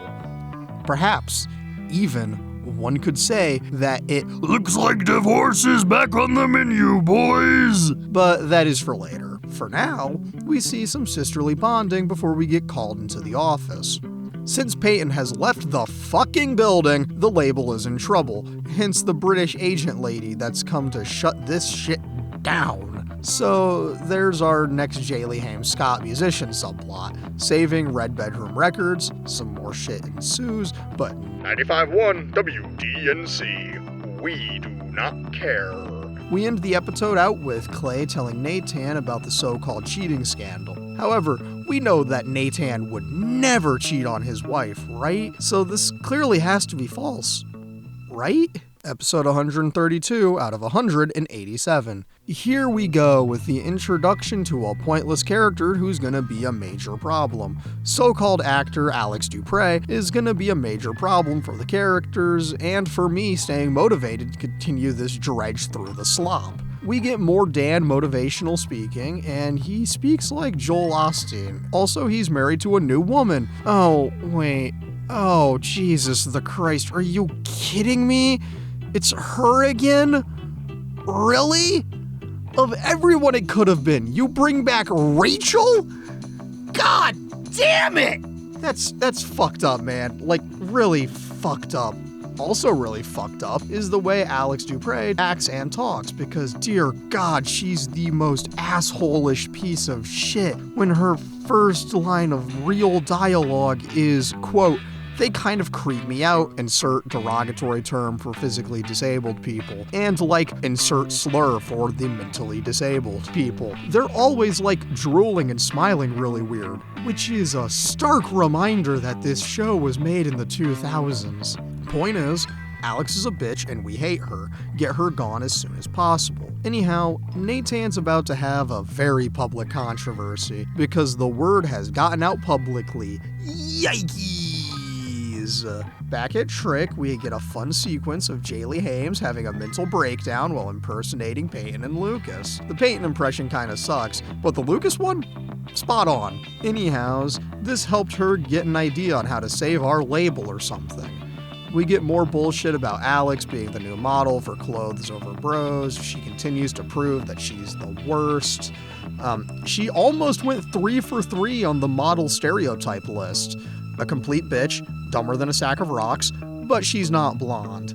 Anyways, speaking of blonde, the British asshole label executive continues to try and be evil, but Jaylee Hames has a checkmate move, Mia. See, Mia's contract says she'll exclusively record for Peyton's label, since the bigger company only distributes her work, and if Red Bedroom Records goes, so does she, and since she's their biggest artist, they can't. Checkmate, British bastard! They're kept alive, but only on the condition that Jaylee Hames Scott drops a new album in the next 6 months. Huh. Anyways, you know how it is. More things with the women making these baseless accusations at Nathan and his agent meeting. Something we don't negotiate with terrorists. Something. Dwin Quames is gonna get divorced, so it's time to celebrate that Someone ordered divorce from the menu, boys! We end the episode with Nathan confessing to Jaylee Hames Scott that he's facing allegations of getting a woman pregnante. Yikes! Episode 133 out of 187. Jaylee Hames Scott looks at all the so-called proof the blackmail lady has sent to Nathan. We see more of Mouth and Skills' battle for the apartment, and, tragically, more of Alex being Alex. Jaylee Hames Scott begins to question Nathan's loyalty, Mouth has to debate running the rumor story about Nathan's alleged affair, and we explore the intricacies of journalistic ethics, and I'm kidding, of course Mouth refuses to run the story. We get some petty bullshit where Alex is plotting to steal Julian Bullion from Broke, but 95.1 WDNC. Back to the blackmail plot though. She's asking for $200,000 and Nathan refuses to pay since we don't negotiate with terrorists. Nathan is afraid though. Lol. We get some bullshit about Alex and Millie's friendship and a modeling montage. We get more of Dan's talk show ensuing, and he's all about telling the truth, except he's lying through his teeth about how he and Rachel met and fell in love. It's a wacky, goofy thing, a relationship built on lies and mutually assured destruction. Now, where have I heard that one before? Yeah, who cares, right? Anyways, Nathan and Jaylee Hames Scott talk. Jaylee gets into a fight with Clay over even suggesting that they pay the lady off, etc., etc. We get some flashbacks to why Dan started his show. It's because Rachel manipulated him so she could make a profit. Alex hits on Julian, weepy melodramatic bullshit ensues, yada yada. Oh, we get the start of a potential relationship between Clay and Jwin Quames. Oh, hey, her husband David is here now, and he's ready to talk about what the hell is going on between them. Clay has a meeting with Blackmail Lady, and he tells her we ain't paying you a dime, go to hell. My man! He understands that we don't negotiate with terrorists. Episode 134 out of 187. Nathan and Clay meet up. He's questioning if he has a job anymore considering the allegations set against him. Alex is a bitch, and Blackmail Lady is going public with her lies and slander. Jamie finds out in a magazine along with Jaylee Hames and Jwin Quames. Yikes! Mouth's boss is gonna force him to run the story or he's gonna lose his goddamn job. There's a fashion show tonight, and wouldn't you know it, Bitchtoria is back in town. Jwin's potentially ex-husband David is in town, and he's begging Jaylee Hames Scott to try and get Jwin to talk to him. Brooke puts Jamie to work at the show because we love to see her going back to her child labor roots. Victoria continues to be a bitch, and she basically asks Julian to hook her up with his dad. Yikes! One of the models is a bitch to Millie, and Alex sabotages her by getting her to take a few too many pills, thus making her lose consciousness. Jwin and David do eventually talk, and I believe in the background we, very faintly, hear the 19th song on the Ryan Adams song counter, so put that up on there. Woo! Anyways, Jwin and David are getting divorced, let's go! Someone finally ordered divorce off the menu, boys! with that model out of commission, and when you know it, Millie is getting sent onto stage in her place due to Alex and Brooke deciding it's a good idea. The show goes on, and it goes beautifully. Wow, who could have seen that coming? Millie has a shirt on that says 0 is not a size, and that's because that becomes the highlight of the show for these people. Alex wrote a script in the last episode and gave it to Julian, and it's an excuse for her to get closer with him for work reasons. So, Mouth lost his job for refusing to report on the Nathan scandal. My man! Anyways, now that Millie's a model, it's time for her to go into her evil phase where she gets addicted to coke, diet pills, and all that fun stuff. Jwin is committed to getting a divorce, and it's so based. Jaylee Hames runs into the Blackmail Lady, she starts talking shit, so Jaylee Hames just fucks her up. And of course, the press just conveniently appears after the bitch hits the ground. The press are known for their high proficiency in stealth, don't you know? Episode ends with the bitch making a vague threat. Womp womp. 135 out of 187. Brooke is kinda mad at Julian for working with Alex since she's incredibly suspicious of her behavior, and maybe this show won't prove her right in a fun subversion of my expectations. Millie finally comes home after a very long night, and she's really frantic and uncaring, much to Mouth's dismay. Dan discovers the Nathan allegations. Speaking of the N. Scott family, Jaylee Hames Scott becomes Jaylee Hames Scott. That joke really doesn't work in audio form. Put it on screen. Anyway, because she gets arrested again for assaulting a pregnant woman. During her time in jail, they make her question if Nathan's being truthful since they're evil jailed women or something. Who gives a shit? Sky's the limit when nobody gives a shit! Mia and Chase. Oh yeah, hey, Chase is back. Remember him? Yeah, Mia and Chase keep doing their thing. We get some bullshit with Alex engaging in a little sexual harassment, to which Julian shuts her shit down. She goes crying about it on the phone to Millie, she runs off to help her, and Millie's life is going to shit, and Mouth's too to a much lesser degree. Blah blah, Dan shit, TM. Nathan bailing Jaylee Hames Scott out of jail, and a press shitstorm ensues. Wacky, ain't it? Jaytan and Jaylee Hames Scott have some marital disputes. Mouth and Millie's relationship is collapsing. Alex does everything in her power to ruin shit. 95.1 WDNC. sisters have one of them sisterly advice/reassurance conversations, which I assume to be a TV intervention, which is right up there with the brother-in-law reassurance conversation. Also a weird thing, when Alex tries to convince Julian to do the right thing, or to do the movie again, she says he's, quote, the first guy to ever notice her for something other than getting photographed with no underwear or videotaping threesomes, to which he responds with, I shit you not, we've all been there. Which, no, we have not all been there. What the fuck was wrong with people in the 2000s? Anyways, Nathan holds a press conference and goes to clear his name. Montage shit, Haley looking through some phone records and finds the blackmailer's phone number for some convenient reason, and speaking of her name's Renee, and she's going to appear on Dan Scott's show on national television. Surely nothing will go wrong. Episode 136 out of 187. Every single subplot outside of the TV show expose is worthless for this episode, so when you know it, that's all I'm going to talk about. You can imagine every other subplot is just a continuation of the previous episode's shit. Brooke is about to start a new men's clothing line, so that's something, I guess. Anyways, Renee isn't agreeing to do the show yet. Wah, wah. Oh, hey, Clay is actually having an actual dead wife vision. Let's go! Mouth loses his job because he believes in journalistic integrity and not just being in the gossip columns or whatever, who gives one.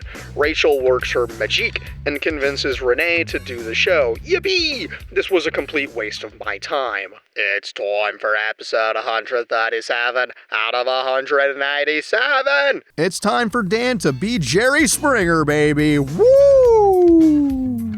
We watch everyone prepare for the show. Clay has more dead wife visions, my man! The show starts, and Dan is ready to completely 1000% obliterate his relationship with Nathan. We get some flashbacks to that night, and as it goes on, we discover the holes in her story.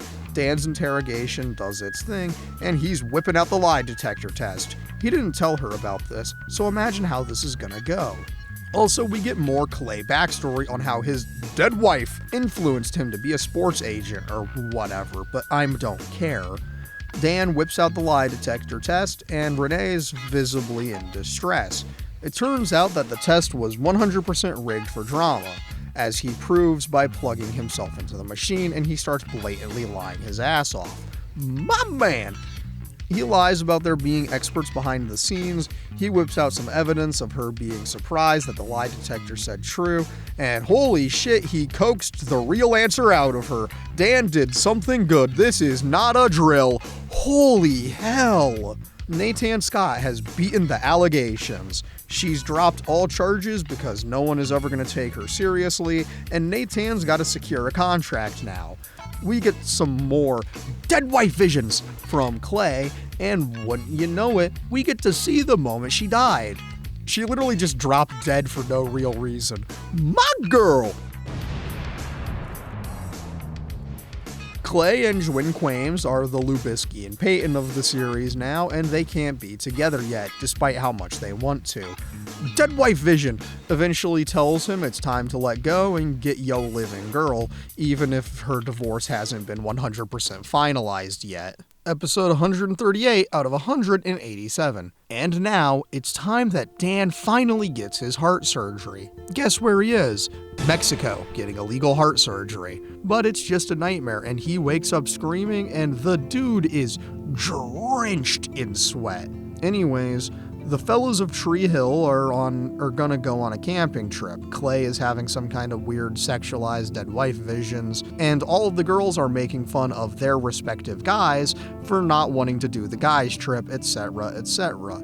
And guess what? The boys are all gathered, and this trip just got chucked up. Jamie is coming along with Julian, Boolean, Clay, Nathan, Skills, and Mouth, and for some reason Jamie brought Chuck along. God damn it. Then it's time for girls' night, and Jwin Kwamas is making some special brownies.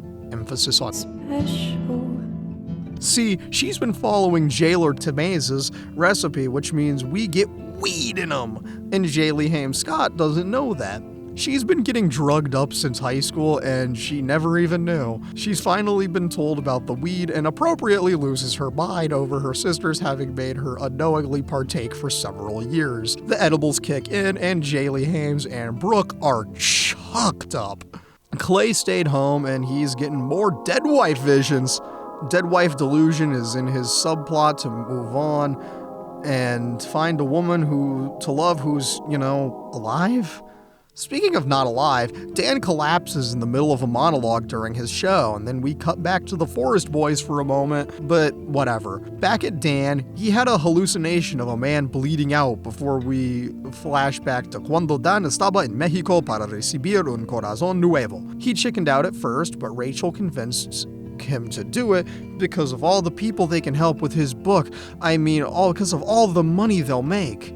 I ain't saying she a gold digger, but my legal team has advised me to continue this reference no further. More dead wife visions, DWV, and then we get back to girls' night and their high adventure. Speaking of adventure, the boys are telling ghost stories, and Skills opens with the classic man door hand hook car door story. Julian uses his filmmaker powers to scare the piss out of Chuck, and oopsie, now the story is maybe real? Speaking of maybe real, the girls get a visit from a psychic, and they're gonna have a wacky adventure trying to figure out what the hell she said while stoned out of their minds. Die note, the boys have a conversation about the best sports movies, and Skills mentions Hoosiers, so let's go! Indiana mentioned!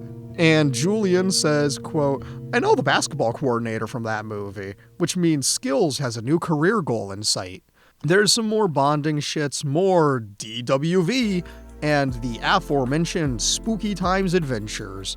Then Jwin Quames visits Clay, and he's finally ready to tell her about his dead wife, and dear God, the actor is trying way too hard in this moment.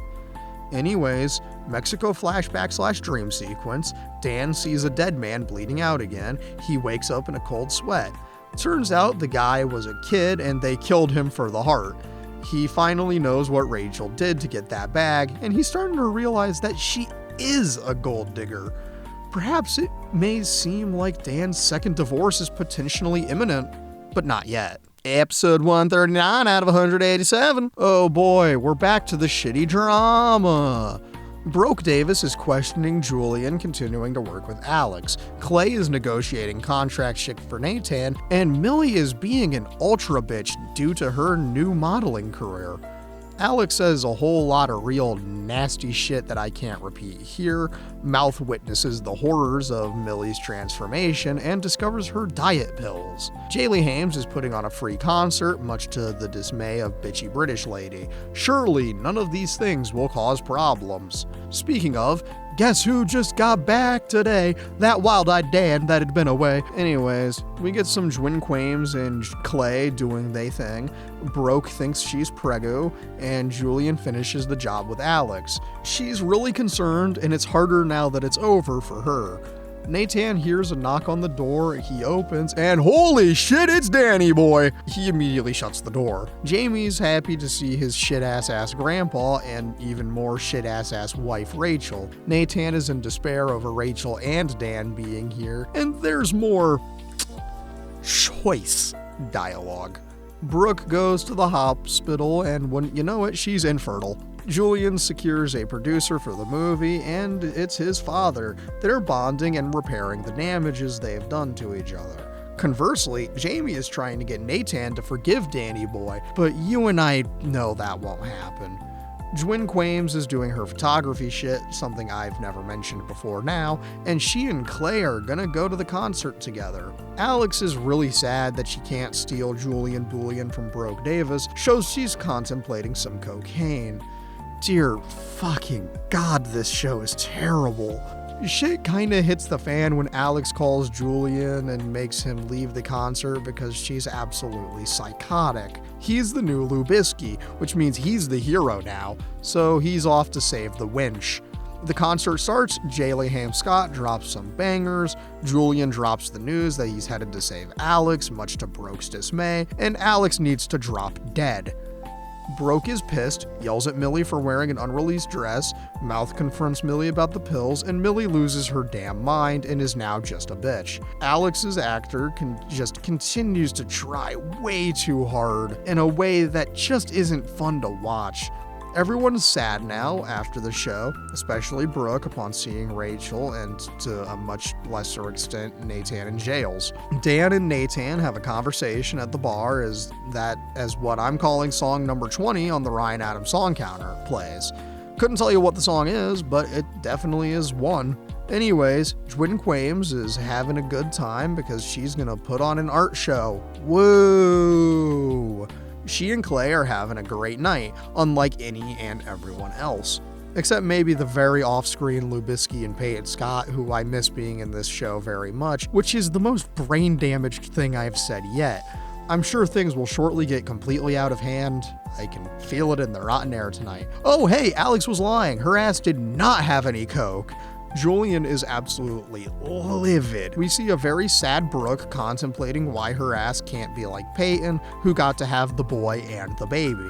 And oh hey, Nathan didn't secure himself a spot in the NBA, so it looks like Clay is in the same deep water as you. Holy shit, Past Me made a Cure reference? God damn, that's my goat!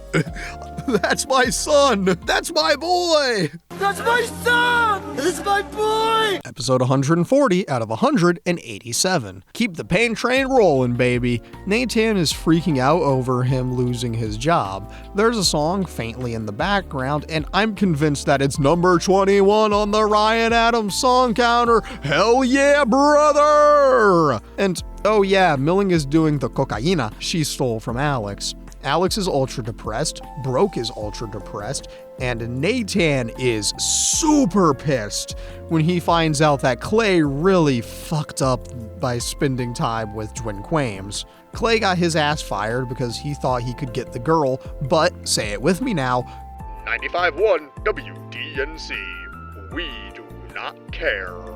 Clay's life is tumbling down, and so is Millie's due to her cocaine addiction that Mouth is noticing because of her erratic habits. Brooke and Julian talk, she drops the whole infertility thing, and they're fighting again. Damn, it's almost like they weren't built to last, since they need to go through more hardships. Clay be like, dude, I totally miss you. And oh, Jesus Christ, shit keeps hitting the fan. Rachel is taking advantage of Dan's Keith murder, and Julian breaks the news to Alex that they didn't get a producer, and it's all Jover for them. Oh hey, let's keep adding fuel to the fire because Bitchtoria is back in town to talk to Brooke, and Brooke is about to have an aneurysm. Millie is being a bitch and now requesting $500,000. Brooke's about to throw down and fire that bitch's ass. Jaylee Haim Scott is in the studio. Nathan visits her, talks to her about what he should do. Alex's crisis continues. She confronts Millie on her coke addiction and some other bullshit. More fighting occurs. Brooke drops the infertility bomb on Julian. She's ultra sad, etc., etc. Millie's cocaine escapades continue. Mouth is having a shit time being jobless, and Millie gets a Deus Ex nosebleed while gaslighting Mouth. Dan confronts Clay on the beach after Clay makes a murder jab, which makes Dan go nuts. He nearly drowns Clay in a mock baptism, and I cannot convey how genuinely hilarious this is. Dan's actor going so needlessly hard at this scene is part of what makes it so funny. Anyway, more shit happens, but I don't care. Just know that Clay is gonna put on a suit and get some redemption by starting his own sports agency. And Alex is gonna get absolutely smashed and try to drunk drive with Millie, only for Victoria to report him to La Policia and all that. Dan gets a flashback to when he shot Keith, so we get a Keith cameo! And our Life is Strange ass shots around town are hitting heavy this time. Millie gets arrested, she calls Broke asking for help, and Broke says no. My girl! Episode 141 out of 187. Broke goes and visits Mouth, breaks the news that Millie is a booze cruiser, Victoria bails her out, and then chews her ass out hard. More bullshit ensues around Nathan's basketballs getting kicked to Spain for a season, Mouth essentially dumping Millie until she gets her shit together, etc. Alex visits Julian, Nathan copes with the current situation, Clay is off to get some Arkansas boy into the NFL, etc., etc. I know why Jesus wept, motherfucker. Which, wow, man, crazy little insider baseball here. That was originally a hint for an upcoming Glazed Ham essay. That was The Crow. That was out way before this was. That's so special. Anyway, sorry to interrupt. Let's get back into it. Anyhows, during the Julian visit, he told Alex about Brooke's infertility issues, yikes, and she continues to dig her own grave by talking to Brooke about it. And she's pissed and continues to just rip into Alex. Millie ripped into Alex in a scene I skipped because WD&C, but that's neither here nor there. Clay visits his dead wife's grave, and we get some more pointless subplots, and more tedious bullshit ensues. Jaylee and Jwin talk, and we get a lot of Peyton mentions for someone not in the show anymore. Millie does some silly things to get more coke. Jwin convinces Jaylee to go on tour again. Brooke confronts Julian about him being a shitwad by telling Alex, so it looks like someone's getting sentenced to the couch for a really long time. Jaylee Haim, Scott, and Nathan continue to be a good couple by supporting each other's dreams, and damn man, it's such a stark contrast to Julian and Brooke. Victoria puts the pressure onto Millie to not screw things up, but you know she's just gonna screw it up, just like Alex did, and Julian, upon discovering that she told Brooke, just berates the shit out of her, yelling about how she's ruined the best thing he'll ever have. Julian tells her that he doesn't love her and he doesn't like her, and says the most hurtful shit he could, and it's pretty based. Anything to get Alex out of the show, right? Millie continues to go down the dark route. Julian comes home and tries to repair the damages with Brooke, but she wants some distance, so oopsie, things are falling apart right now. But Nathan's gonna go to Spain for a while to be basketball. Dan's on track to get a divorce. Mouth is really shitty at acting like he's playing a game. I think it's Max Payne 3, but I couldn't tell ya. Millie steals the dress to secure some coke, and wouldn't you know it, Victoria saw her. Alex calls Julian, and oh no, she's in the bath crying with a razor, and she's slit her wrists. I was being mostly sarcastic about anything to get her out of the show, but damn, I didn't think they'd actually follow through with that. Episode 142 out of 187. Clay is on a mission to right his wrongs. We cut back to Alex in the tub. Poor word choice on my part, but that's what happens. Dan's contemplating what the hell he's doing here, and Julian saves Alex against all logic and odds. Seriously, by the time he would have gotten there, she'd be dead as all hell. Like, that bathtub is full of blood. Millie sees the blood tub, and she's ready to go down the path of redemption, I think. Things keep happening, and I'm sick of it. I hate how things just keep happening, especially things that I don't care about. Julian talks to Alex, who, against all realism, is still alive. Even more unrealistic? They got funding for their movie, so shit, I guess she's still here, so all is lost. It's so Jover for Millie, as she now has to go on her redemption arc after her blue suit saga. Don't get that reference? It's an Invincible reference. Go read those comics. Do something productive with your time. I could have reread all of Invincible in the time I've put into this show. I would have been happier doing that. Moral of the story, don't watch this shit show. However, watch my shit show as I'm making this. Please, keep watching. I need this. You don't know how much work went into this. Please, I'm begging you. Anyways, Clay has a plan, John, and if it pays off, he'll get Nathan to stay here in the States to play ball in the NBA. He just needs to utilize Jwin Quames to get into the building so he can talk to the general manager of the team. He uses her ability to try for the cheer team to get into the door, so we can have someone who can't dance being forced to do a cheer routine, and haven't we done this one before? And wasn't it Jaylee Hames who had to do it? No? Must be the brain damage setting in. Back with Dan, he's ending his show, donating all his money to nonprofits and charities, and he's gonna go broke. Rachel is livid, and it looks like divorce is back on the menu, boys.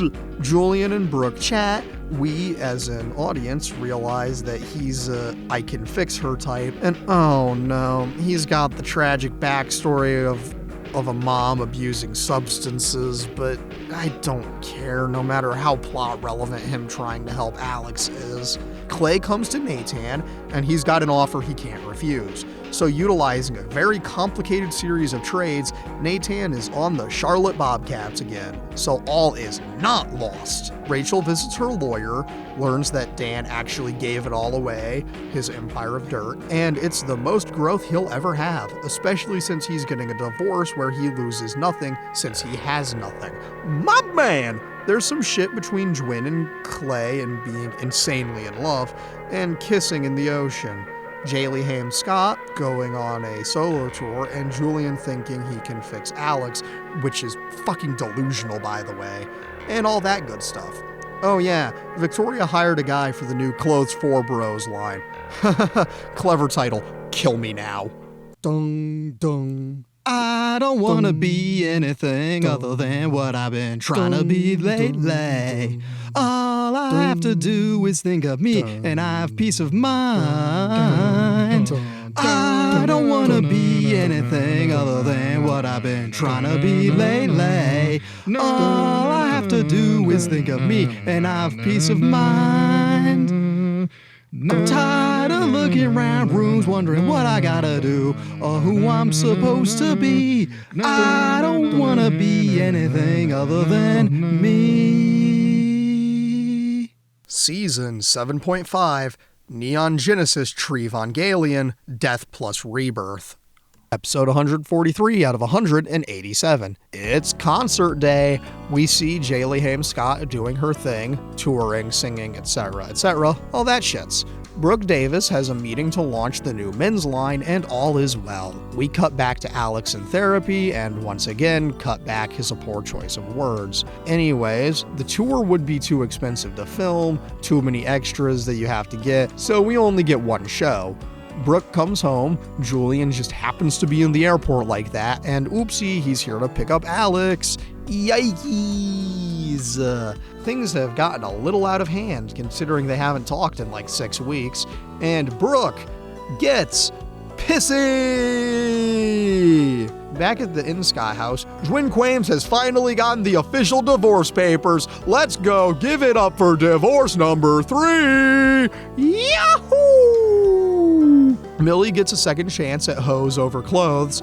Clay comes over to drop some endorsement contracts for Nathan, but more importantly so he can see Dwin Quames and get down to the real business. Funky Town shenanigans. More tedious bullshit ensues. Jamie's getting bullied for being a repetitive little bitch, and god damn does that hit close to home for me. Julian and Brooke talk about the wacky misunderstandings. He continues to be a little bitch, and it seems like they're on the rocks. Sure does seem like they weren't built to last. Anyhows, Jaylee Haim Scott has a show in Shree Hill, so she's gonna drop some tickets off for Broke, talk about whatever the hell is happening here. Clay and Dwin Quames are gonna have a date and some fun and all that fun shit. Victoria then talks some sense into Julian, and she has only one question left for him. Is his dad single? Is his dad free tonight? New designer guy, coincidentally also named Alex and will hereby be referred to as Alex M, kind of flirts with Broke, and Victoria has some eyes for him. Surely this won't matter at all. At the show tonight, Alex is there. She's hanging out with Julian. Surely nothing will happen between them, right? God, please, I can't deal with these unrelenting shotgun blasts to the back of the head. Please just let me stop. Set me free, Beavis. We're done. When I say we're done. During the show, Jaylee Haim Scott sings that song from the final foot race of hit comedy film Talladega Nights. You know exactly the song I'm talking about. Broke and Julian talk at the show, they fight, and Jesus the Christ, they should just both drunkenly fight at home, start a house fire, keep fighting and die, just like the alpha couple that they are. Don't get that reference? Listen to Tallahassee, an album I've already talked about ad nauseum. It's a great album, just listen to it. Regardless, they kinda break up, kinda not, so that standard bullshit, just fucking shoot me now. Anyhows, back on track, the show keeps going, and guess who's back in town? Jailer Thames is, for some reason. Back to the other sister, Jwin Quames' date with Clay goes really well. Julian's totally not a date with Alex goes real well, and guess who Jailer's new boyfriend is? Jwin's ex-husband, David. Damn, that's crazy. Anyways, episode 144 out of 187. So, nothing more awkward than the current family affair that's happening, and on top of that, nothing more awkward than how it doesn't matter at all. But we still get it for a full episode. Back to Julian Boolian's movie subplot, they're filming in, you guessed it, Lubisky and Peyton's house. God, I miss when the show was about them. And when the show was about basketball. I miss Coach. Bring back Coach. Coach, my boy. Bring him back. Bring him back! Bring him back! Bring him back! So, things keep happening and never stop happening. Millie has her job back. Mouth is back in town. They're gonna patch things up, I guess. Jailer and David are playing some kind of Sick joke! Speaking of sick jokes, they're putting Nathan into NBA 2K10 because holy shit, this episode came out in 2010. That's fucked up, man. This show ran for 9 years. Seriously, the last episode came out in 2012. This show ran from 2003 to 2012, and that fact makes me sick, considering how many great shows never got to run even half as long, which is a very depressing thought. Things have been occurring, but let's assume that 95.1 WDNC is playing on the radio and keep moving forward. They make a joke about how many takes Jaylee Haim has gone to jail, and they call her Jaylee for the first time ever. You know, that thing that I did a while ago? Yeah. Anyway, movie shit occurs, a certified Scott family dinner, which is to say beyond awkward and uncomfortable, happens, shit hits the fan, yada yada yabba dabba doo. I wish I was talking about Scooby-Doo instead of this shit. Regardless of the actual contents of the episode, people get it together and repair the damages, but not before an all-out sister fight! And this shit gets messy. They fall into a pool, they're pulling hair and all that shit. So the girls are fighting! But afterwards they make up because nothing is stronger than family or something. Oh yeah, everyone else fixes their shit too. Did I mention that? Probably. I'm being just as repetitive as this show is, so every move is calculated. See, I know what I'm doing. Episode 145 out of 187. Oh hey, the episode named after a song actually opens with the song it's named after. That's pretty wacky. It's Jaylee Haim Scott's birthday today, and no one knows except for Nathan, but he and Clay are stranded out of town due to some funny little car trouble, so they're on a funny little road trip, but then it becomes a cross-country hike to the next highway, because car trouble, right? Jamie has some wacky Home Alone montages, Julian's doing his movie shit, there's an 80s throwback reunion at Tree Hill High to raise money for the arts program, other shit ensues involving Junk and Fergie realizing they had to babysit Jamie, and them trying to break into the house and Jamie tormenting them Home Alone style. We get Nathan and Clay fighting. Clay finally tells him about ye old dead wife visions. Nathan buys a car from a fan they happen to run into after making up with Clay, etc. Back in Tree Hill, Julian Boolian and Broke Davis repair the damages, and I lied, of course they don't. After the thing, Nathan finally comes home, uses the newly acquired car as a B-Day gift for his wife, and all is well for them, as is the case for Clay and Jwin Quames when they reunite. The family celebrates Jaylee's birthday as all is well in Tree Hill. Movie production starts the next day, and we're ballin'! Episode 146 out of 187. Oh boy, more sister fighting. Jwin and Jaylee are janging up on Jailer by making fun of how David left her. Nathan and Jamie go to Clay's to avoid the chaos. Julian and Broke are working on rewriting a scene that's clearly about them. Anyways, guess who's back in town? Jaylee Haim Scott's mom. But if you remember way back in season 2, she was married to Huey Lewis. But he's dead now. Rest in peace, Huey Lewis. Not actually. I hope he's not dead by the time this comes out. I hope that I'm recording this on January 19th, 2025. I hope Huey Lewis is still alive, otherwise that line's gonna have aged like milk. Anyways, we get more drama between Brooke and Julian and Alex, and I don't give a fuck. There's a kinda sexually charged scene between Alex and Julian in order to get a take filmed, and all that tedious bullshit. We get the dead Huey Lewis reveal when Clay and Jaylee's mom talk about having esposos muertos. Back in the movie set world, Nathan reveals he likes Shrek 2, otherwise known as the greatest sequel ever made. We get more movie land garbage, Millie and Alex talk to each other about rehab shits, more Alex is a siren stuff, etc., etc. Honestly, everything feels like filler now, whereas the killer content like in season 1 where everything happening was pure nonsense. Random side note, but Jaylee Hames is dressed like Insomniac's Spider-Man MJ look, original not remaster, and we get a conversation between mom and daughter. We get some father-son conversation about missing people, not people that are missing, but the act of missing someone. Anyways, the sisters are reminiscing, looking at baby pictures and having a good time. Then mom reveals she got the results of the test back. She definitely has pancreatic cancer, and it's gonna be fatal. So she's determined to die at home here with all the kids. The general reaction is hostile, mostly because they think she's just giving up, and this is the weirdest and most contrived plot device, but it does get Clay and Twin Claims closer together, since nothing brings people together quite like tragedy. This also marks a series of major retcons that makes no sense. Like, 1, the James family was supposed to be massive, and Jaylee, being the youngest, wasn't particularly cared about, which is why she basically lived with Lubisky. 2, she hasn't mentioned her mom since season 2, and now she's acting like her mom was her entire world. These are 2 pretty significant changes to make, and it feels weird. Where did all the other siblings go? Where'd the other siblings go, Mansley? There's supposed to be more of them!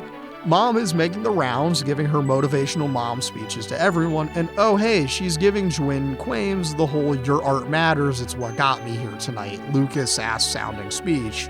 Then Jailer finally leaves town because she's a little bench.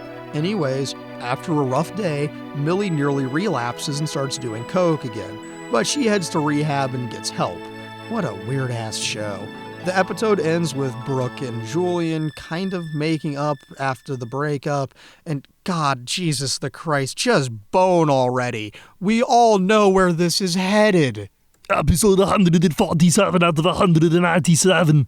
We get more last moments and memories with Mom, and then we get some shit with Alex and Alex M, and some hotel shenanigans that surely won't become plot relevant and lead to wacky misunderstandings didn't understand. More monotony ensues, dealing with the idea of death, and oh hey, the male lead for the movie just got to town, and oh dear God, you know he's playing super douchey guy because he's secretly gay and not like this at all. It's kinda messed up, man, and damn, the 2000s really suck. Oh, hey, Owen's back for a bit, and that's some shit. Not particularly important, but it is what it is, you know? Jamie is a creepy little fuck, and it's probably because he's a little kid in the 2000s that has no real fear of death. Point being, maybe death is coming for James.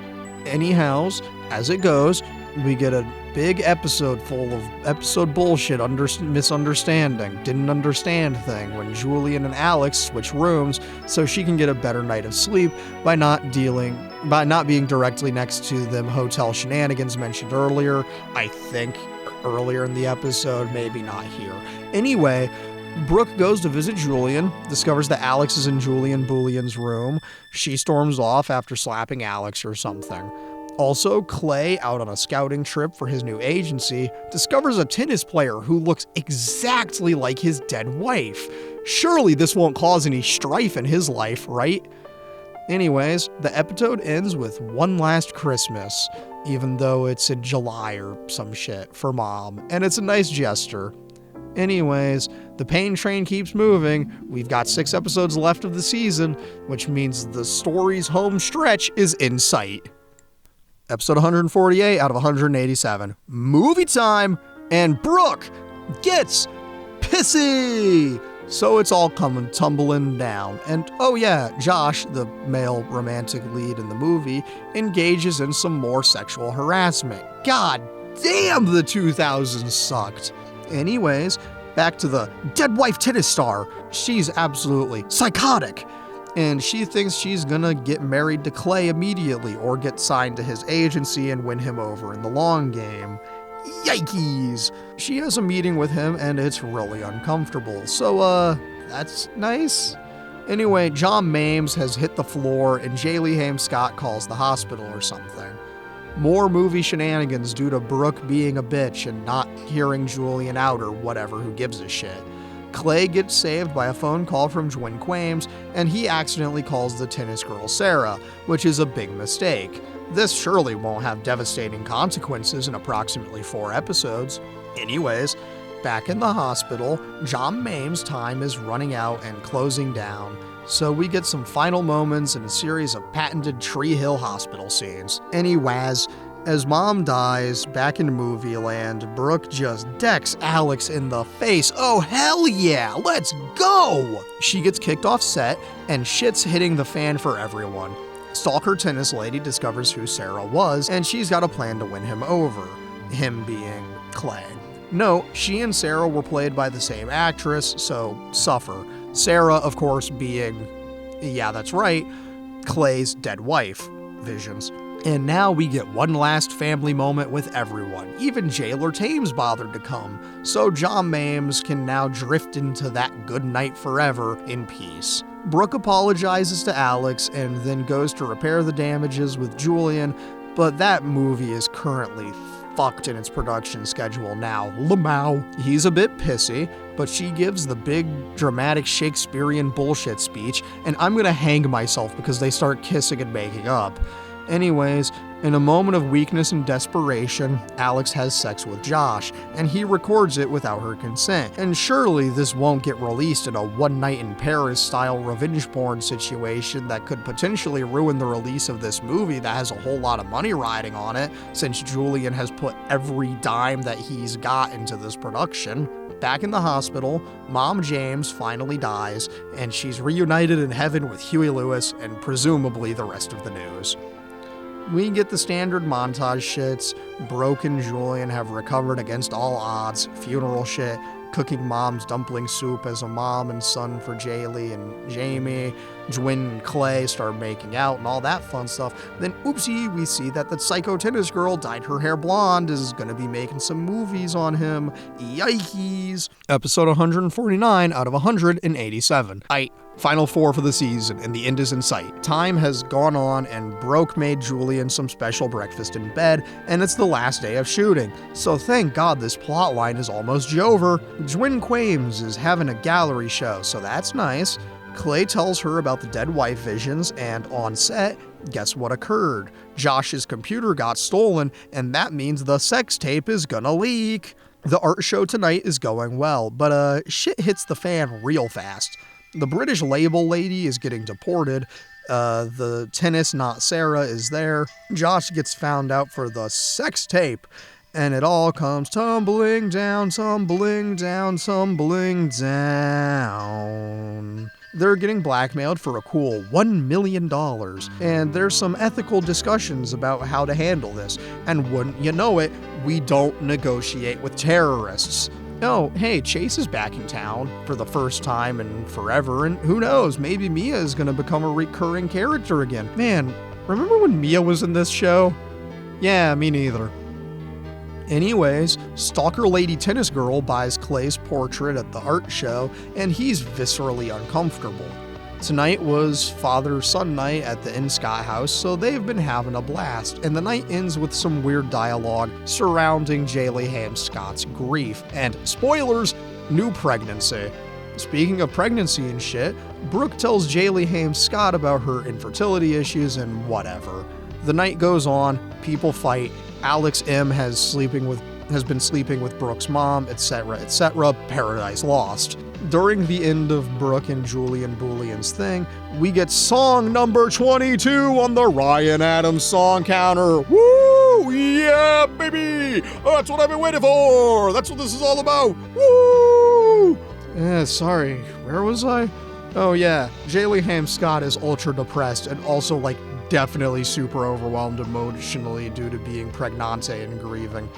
Not a good time, man. Episode 150 out of 187. Alright, campers, this is it. The final 3 episodes of the season. Let's get this shit over with. We open with Jaylee Ham Scott being sad over her dead mom, and Clay and Jwin Quames are being stalked by that tennis psycho. There's some shit about Julian and Broke bonding and doing couples shit, which means the British record label lady is getting deported, so that's nice.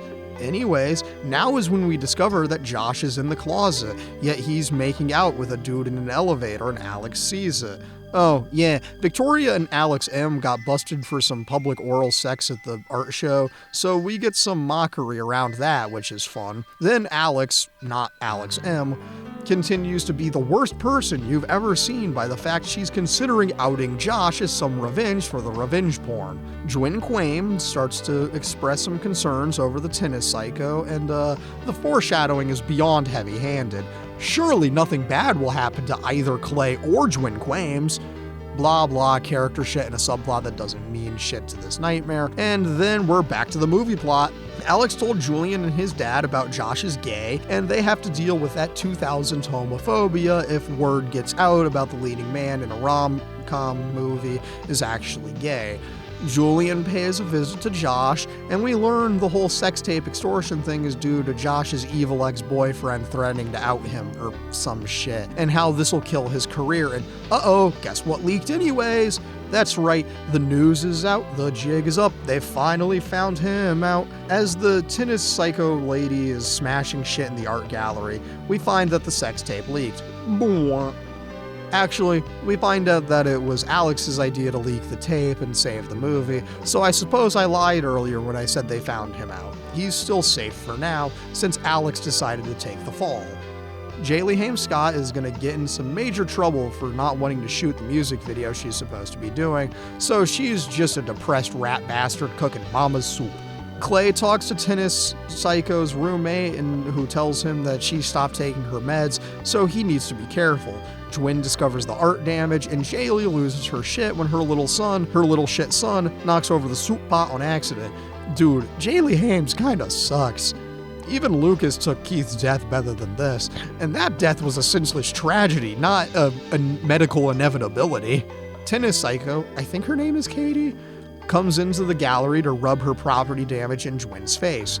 Jwin's in grave danger now, so this is gonna be fun. She makes some legally credible threats, which Jwin could have easily used to get an arrest made, but no, we've got drama to be had. In a last-ditch effort to save her career, Alex realizes that if she and Josh pretend to be a couple, the sex tape won't look nearly as bad, so that's nice?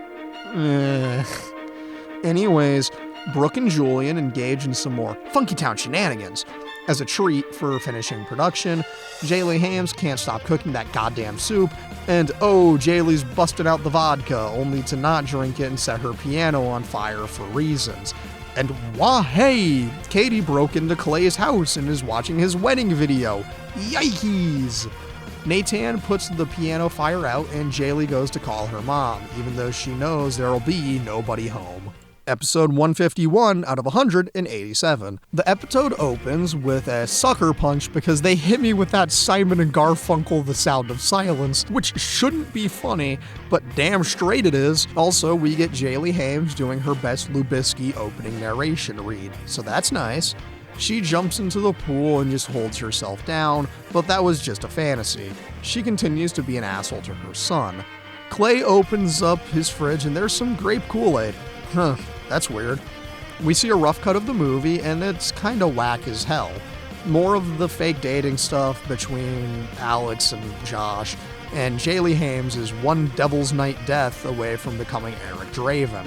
Moving past the depression arc shit that, let's be honest, you and I don't care about, Julian is losing his mind, and in the process makes a Peyton allusion when he says, "You don't know me, Brooke Davis," in reference to the first thing, you don't know me.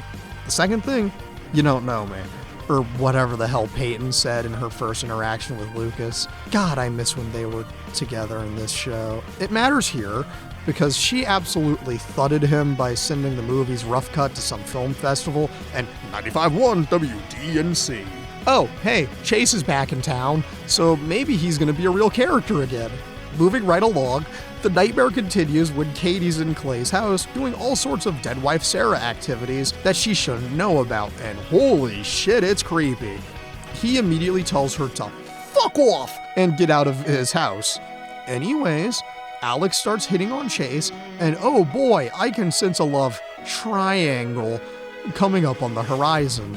More bullshit ensues, and wouldn't you know it, guess who's back in town? It's Mia, and she's back to run the label. Oh boy, I wonder who Chase is gonna choose to be with, the likable musician or the rat bastard actress. My money goes on the musician. Anyways, when Mia goes to visit broke Victoria, all of a sudden gives Jaylee Haim Scott some really good advice, and that was out of character. Oh, sorry, when Jaylee Hames goes to visit Brooke. Whatever. Fuck it, who cares? Alex is contemplating being a barmaid or some shit in case the movie flops horrendously, but we know that won't happen. Anyways, Katie goes to attempt suicide and Clay manages to talk her out of it and get her arrested for all the crimes she's been committing. She tries to resist arrest and oh boy, surely this is the end of her plot, right? Nothing bad happens to Clay and Jwin Quames, right? Anyways, Jaylee Haim Scott tries to drown herself in the pool for real this time, a lot like her husband did like 2 seasons ago. The more you know. Episode 152 out of 187. Season finale time! Bring it on, bitch. My body is ready. Nathan saves his drowning wife, and she's gonna work her shit out in therapy, so yippee! I love pointless cliffhangers! We see Clay and Jwin Quames in bed. He drops the immortal line of girls that can spell are sexy when she uses his fingies to write ski on her back before saying that they'll spend all night, then writing some more. What's he spelling? Give me an F! Give me a U! Give me a reason to keep watching this shit-ass show. Anyways, to celebrate the movie getting into whatever festival it is in Utah, the gang's gonna stay in a cabin, go skiing and all that shits. Yippee, a snow episode! There's all sorts of wacky snowball fights, and snow forts, and hot tubs, and honestly, I wish I was playing Until Dawn right now, because damn man, that game's so goofy and fun, and I did a video on it. Anyways, we get some slow-mo and fast-mo bar shots and shit, more bonding, more goofing around, etc., etc. Honestly, I want to say I'm sorry for stuff I haven't done yet, because I know I've been a bit really loose in these recaps, but just know that nothing of value is happening right now. Anyways, my fatal flaws aside, Jaylee Hames is starting to feel like herself again, and she apologizes to her son for being shitty. Jwin Quames lost her keys, got in the hot tub, and got locked out of the house, so she's in a bikini and has to walk all the way to town to go beg Clay for a spare key, since there's no cell coverage in them hills. And damn, I wish I was playing Until Dawn right now! The film festival starts, and his film be screening. Hopefully it goes well. Who am I kidding? Of course it goes well. Even if it opens with a sex scene.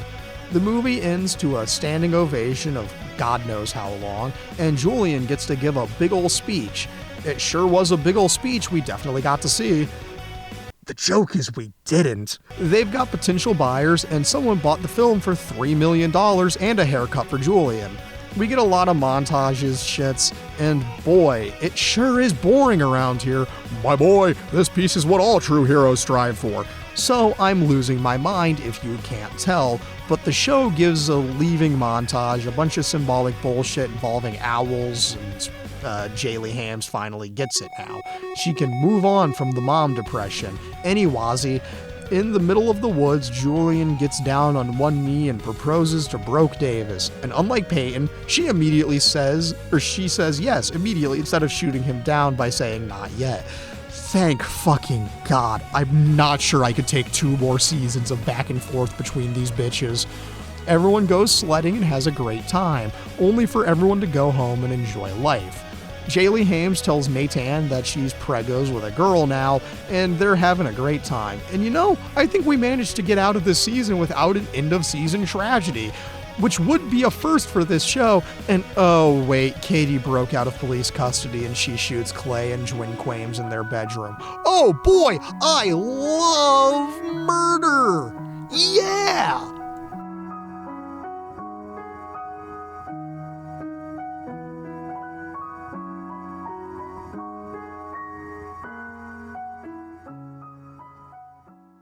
Dung, dung. I don't want to be anything other than what I've been trying to be lately. All I have to do is think of me and I have peace of mind. I don't want to be anything other than what I've been trying to be lately. All I have to do is think of me and I have peace of mind. I'm tired of looking around rooms wondering what I gotta do or who I'm supposed to be. I don't wanna be anything other than me. Season 8, Not Dead Yet, Bitch, You're a Ghost Now. Episode 153 out of 187.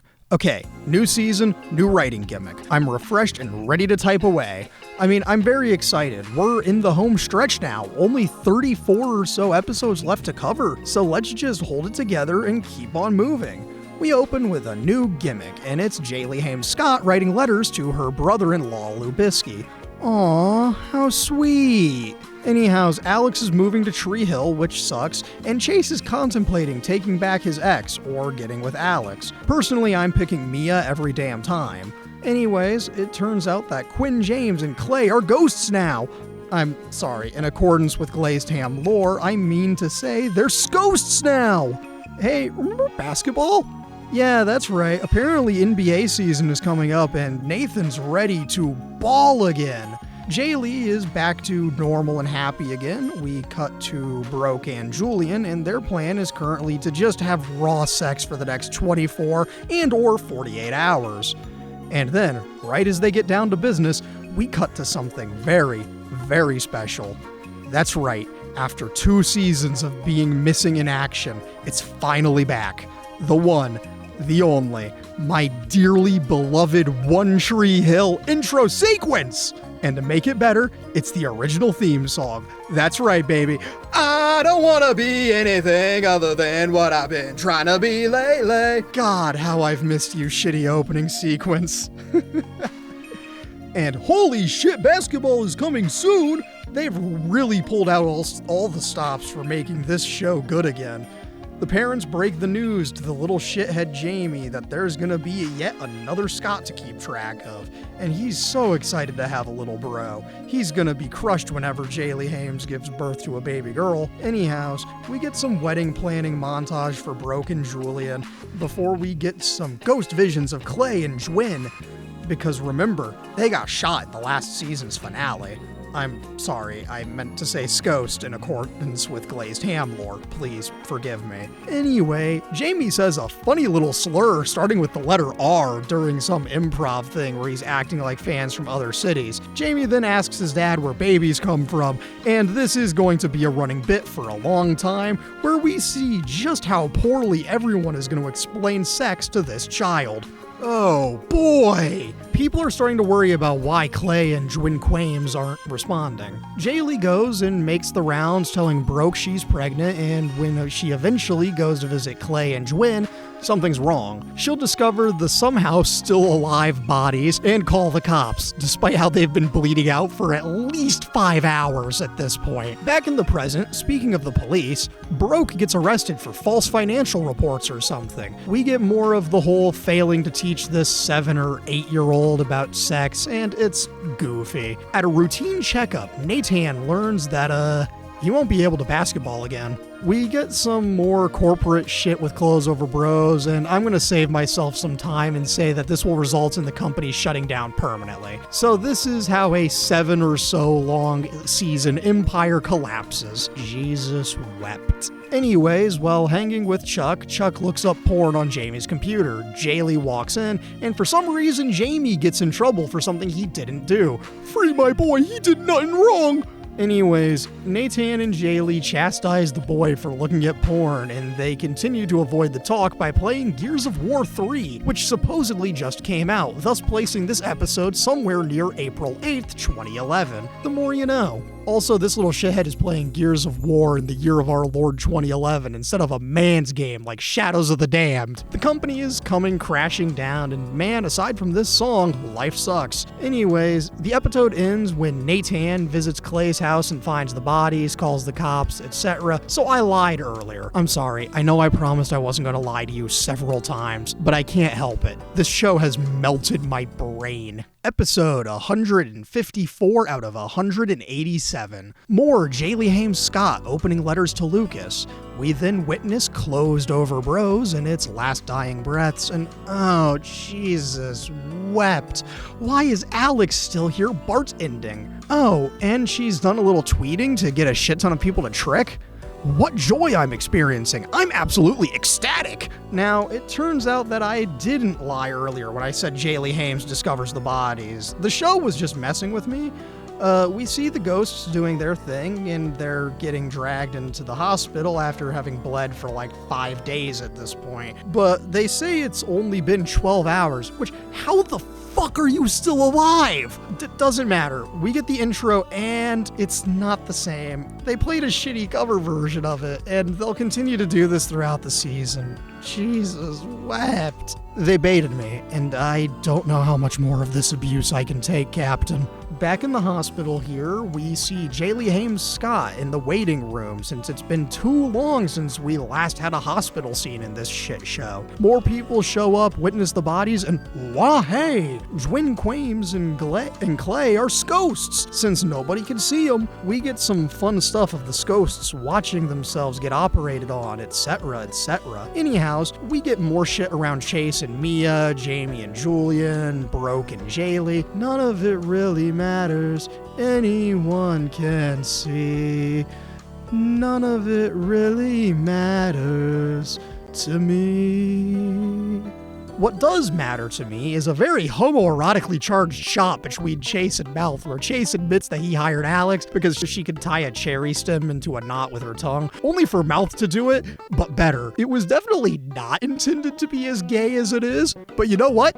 I'd support it. It'd be out of nowhere and make no sense, but who cares? It'd be great and entertaining. More hospital shit ensues, and man, do you remember basketball? You remember like 2 seasons ago when everything was great? No? Well, neither did the writers of this shit show. We see the Scott family crying over the comatose bodies of Clay and Dwin, respectively, before we get some ghost shit montages where they just be walking places and all that jazz. The show just also decided it needed some music, so they pulled out a Pearl Jam song, Just Breathe, for some reason, and it's pretty goofy. Jamie pieces together that Aunt Dwin has been in an accident during his wacky subplot for the day, and Clay is convinced he's gonna die. So aside from this song, life sucks. There's a lot of arguing over what the dog doing, with the proverbial dog being Clay and the doing being dying, since Dwin is healing and his ass ain't. In both real and Ghost world, we get a lot of crying sad bitches and 95.1 WDNC. Oh hey, Dwin ends out the episode by waking up, and it seems like while Clay's still here, all is lost. Episode 155 out of 187. More Jaylee letters to Lubisky.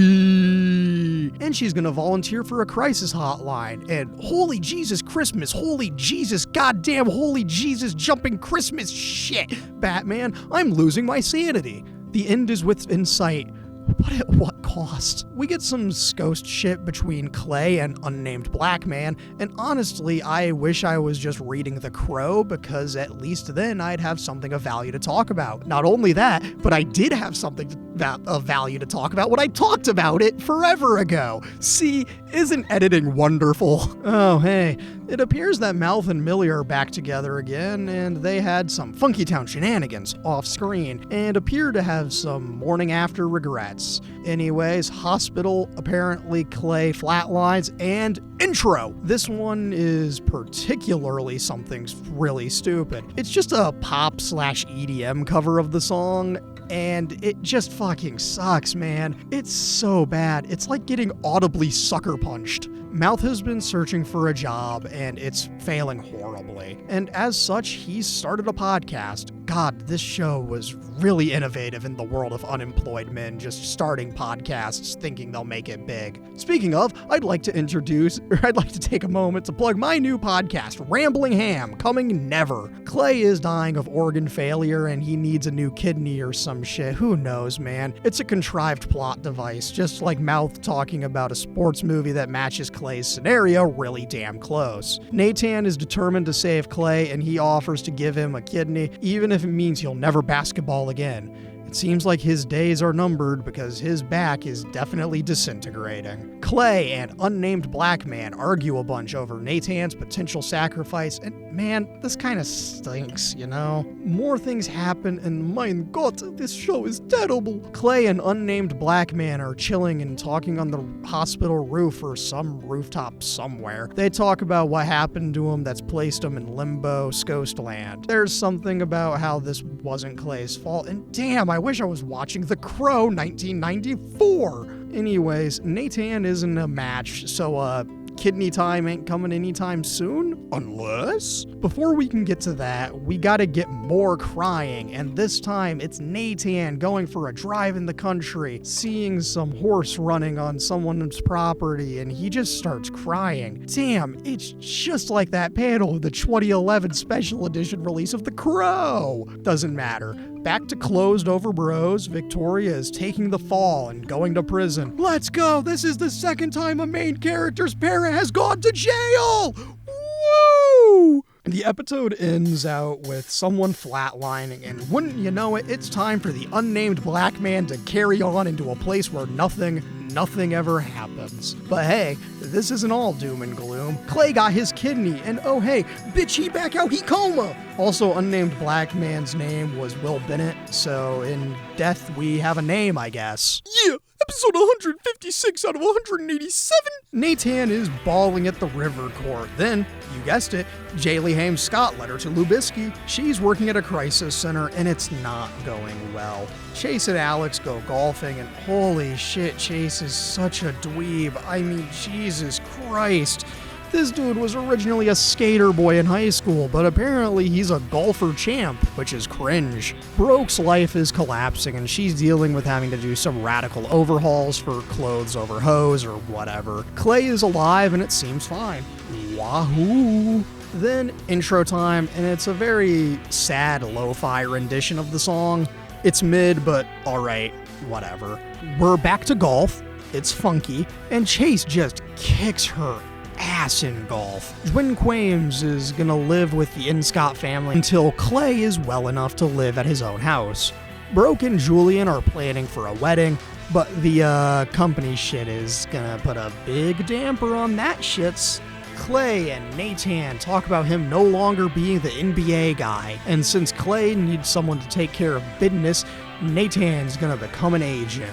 Brooke decides to give all the money the investors lost back, and wouldn't you know it, we're back to being poor as shit. But for now, they have money and shits. Back at the golf course, you know that Chase just decimated the final hole, and the other 17 holes before. Nate goes to clean up Clay's house, sees that the paramedics didn't clean up after themselves like dirty heathens, and so he goes day drinking at Trick.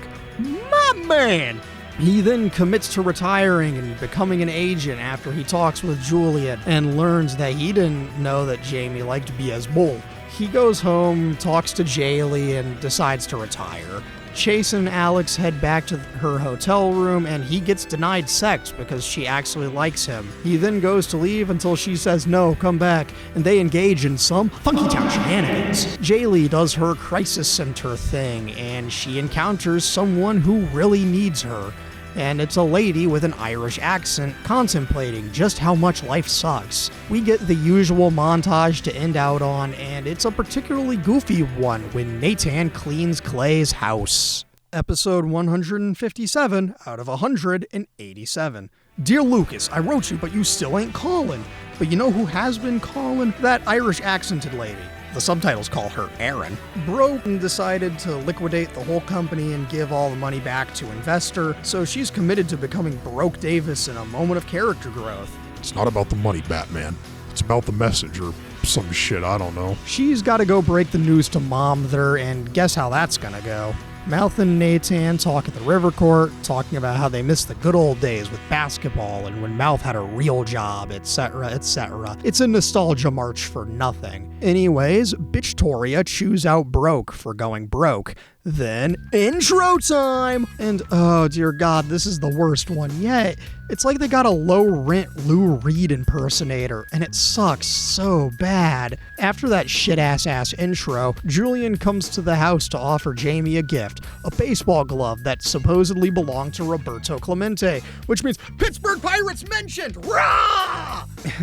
Anyhows, it's a nice gesture, but 95.1 WDNC. Nathan heads to the hospital, and it's time for him to break the news about him no longer being in the NBA. Clay needs someone to rep his agency, and guess who's gonna become a sports agent? Nathan! Guess who knows nothing about being an agent? Nathan! Back to Broke. She's under the bridge where she and Peyton used to talk and shit, but Peyton's long gone, traveling the world with Lubisky and Sawyer. We get a certified tutor girl mention, but the tutor girl is more like therapist crisis center girl. That said, it sure does seem like these two are gonna work on a new business, since apparently the only things women can do here is business, sex, car accidents, and coke. Mia is having a crisis over her ex seeing Alex and other shits. Julian is working on a documentary around starting over, and who would have guessed that Mouth is the prime candidate? He's cripplingly lonely, has no job,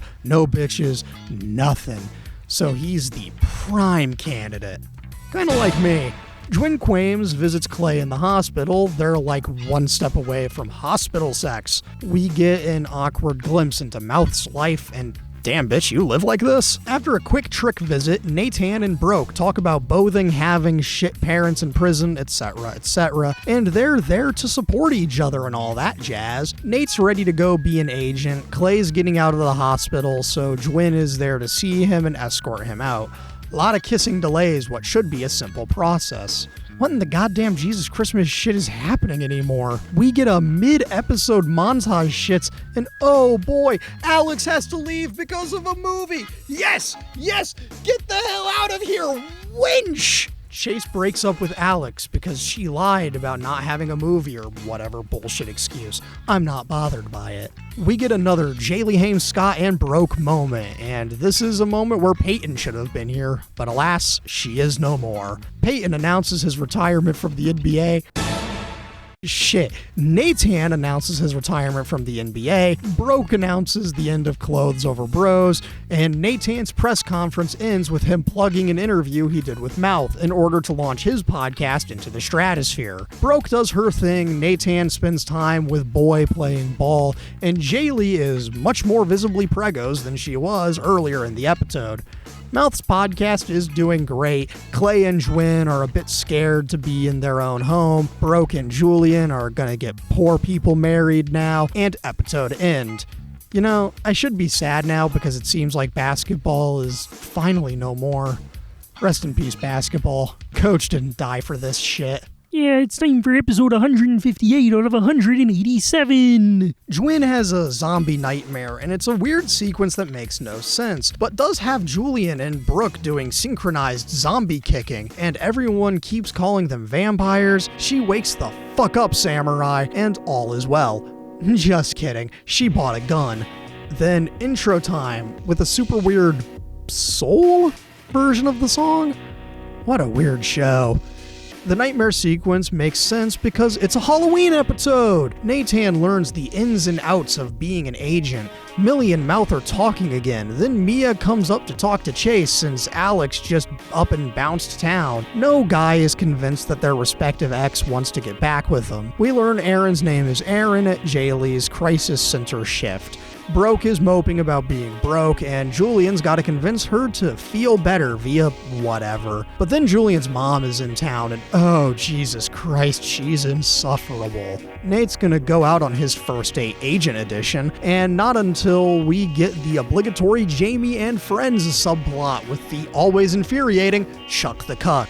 Nate goes on his first agent visit, and he's talking to a football player. Ew! We've switched sports to football? This is messed up, man. Anyway, Julian's mom is an alcoholic and a bitch, which proves that no parents in this show, except for Keith and Karen, are good people. We get some awkward shit between Mouth and Millie, and hot damn does it blow chunks. I'm starting to really resent my time here in Tree Hill, but hey, it's time to soldier on. Julian's mom is here to pay for the wedding, but not without her full, greasy hands controlling everything. This shit sucks almost as much as living in a college dorm that's predominantly football players. That's how you could tell I wrote this my freshman year of college. Oh god, that's real. Anyway, the kids go trick-or-treating. There's a Halloween party at Trick, and there's one really great costume. We see that Jaylee Hames Scott dressed up as high school Jaylee Hames Scott, not high school Jaylee Hames, big difference, because she's a Pregos cheerleader. The party is weird, like there's a gag about the fellas high-fiving Julian, since apparently he has spent zero time with the normal guys, who have also spent minimal time together. This is stupid. Anyways, during Trick's Halloween open mic night, Aaron goes last, number 23 for the night, same as Nathan's b-ball number. This is when Jaylee Hames sees what Aaron looks like. They don't meet yet, but damn, this is gonna be a plot point, ain't it? Ugh. Time for episode 159 out of 187. Random shots from Julian's documentary thing, but then he realizes he doesn't have a best man since he's a little loser whose only friend was his mother. Speaking of his mom, Broke and Mom go to a bridal expo and try not to kill each other. We get some shenanigans involving Chase bringing Mia coffee, Clay dancing in his own house, and then Clay sending Nathan to Atlanta, and their interaction ends with a masturbation joke. Clay comments on how Dwin being out of town has killed his sex life due to his right arm being out of commission, to which Nathan says, "That's why I learned to dribble with both hands." What a shitty joke. What isn't a shitty joke is Mouth waking up next to a Lubisky mannequin and immediately screaming. Skills is back in town. And speaking of back in town, Alex is tragically back in town for a bit. Anyways, Jaylee tries to recruit Aaron to the label, and it doesn't go well. Also not going well is the worst possible version of the intro yet. It's a club mix version of a guy who wishes he sounded like Robert Smith. You know, the guy from The Cure. And it's straight dog shit, bro. We get some shit about Julian and Alex, and everything kinda sucks and is horribly awkward, just like Broke's wedding shopping. Back in Mouth's apartment, Skills talks about the Lucas mannequin, and it's funny. Skills asks what happened with Millie, and she went home with a gladiator, much to Mouth's dismay. But Skills' response is worth noting, because he says, quote, "At least it wasn't the Crow." I have to assume this is a certified The Crow reference. Don't look. Anyways, Skills' creepy fascination with the mannequin is strange, but not as strange as Alex trying to interrupt Chase as he's talking to Mia. He says no, and it's progress. Jaylee bitches at Mia for convincing her to ask Aaron to sign with the label, and wah-hey! Jaylee just lost her job at the Crisis Center. Yippee!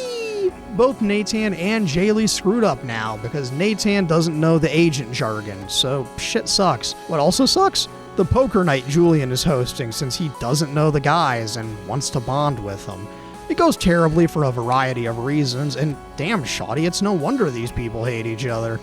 Back at the wedding shit, Broke should just execute Julian's mom Hitman style, but no, we can't do that here, and the hormonal Jaylee Hames is not supportive to Broke's cause. Also, all the guys kinda hate Julian and Clay. Ain't that some shit? Anyways, Alex whines a bunch about not getting to talk to Chase, and Julian encourages her to go talk to him. Clay and Nathan repair the damages by talking to each other. Broke and Julian's mom don't really repair the damages since she's an alcoholic, but it is what it is, I suppose. Aaron and Jaylee talk and repair the damages, so that's nice. Chase and Alex talk and he immediately jumps the gun, kisses Mia in front of Alex, and gets slapped by both of them for being a dipshit. My man! Julian and Broke talk. Julian introduces Lubisky Mannequin, his best man, Nikim, and it's all so fucking stupid. Also, Nathan managed to secure that football player as a client, so this wasn't a total loss for him.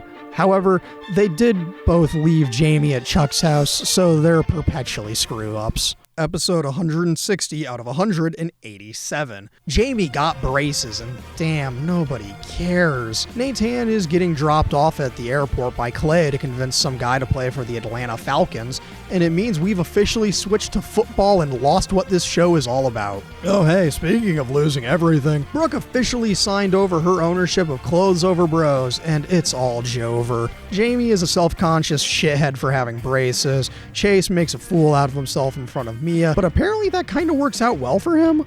Mouth gets visited by an old TV station friend, and he's gonna try to help Mouth get his job back. My man! Broke is about ready to execute Julian's mom when she starts bitching about her motherfucking kitchen after losing everything. And she basically tells Julian's mom to piss off and let my wedding be my wedding. Julian's mom is offended and leaves, all pissed off, and then we get the intro. Oh man, I know I said the last one was bad, but Jesus wept. They just keep getting worse. This one could best be described as department store blues music, which says all you need to know. Julian hears Broke out and then talks to his bitch-ass alcoholic mom, and it seems like this conflict is gonna be a subplot. Anyhows, back at Trick, Aaron sent in a demo tape for Jaylee Hames, and she's gonna have to convince her to do music, just like she and Peyton did with Mia. Speaking of things people used to do with Peyton, Broke is throwing water balloons off the roof of what was the cafe. One nearly hits Julian, and he teleports up there near instantly. They talk, and oopsie, 95.1 WDNC. Back in Atlanta, Nathan secures that bag, and back at home, Jamie does a swear and gets his stupid asshole shit has headgear on. What a fucking just dweeb. We get an extended sequence of Clay failing to do easy tasks due to injury before cutting back to Atlanta where Nathan continues to secure that bag. We meet real football players for some reason, and they tell the kid Nathan's trying to sign to join the team. Back at Trick, Mouth tells Chase to get his shit together because he's got two famous ladies fighting over his lowly bar manager ass, and it's a bit goofy. Then Mouth talks about his problems, and my lord, we don't care. However, they start day drinking, and I'm interested again.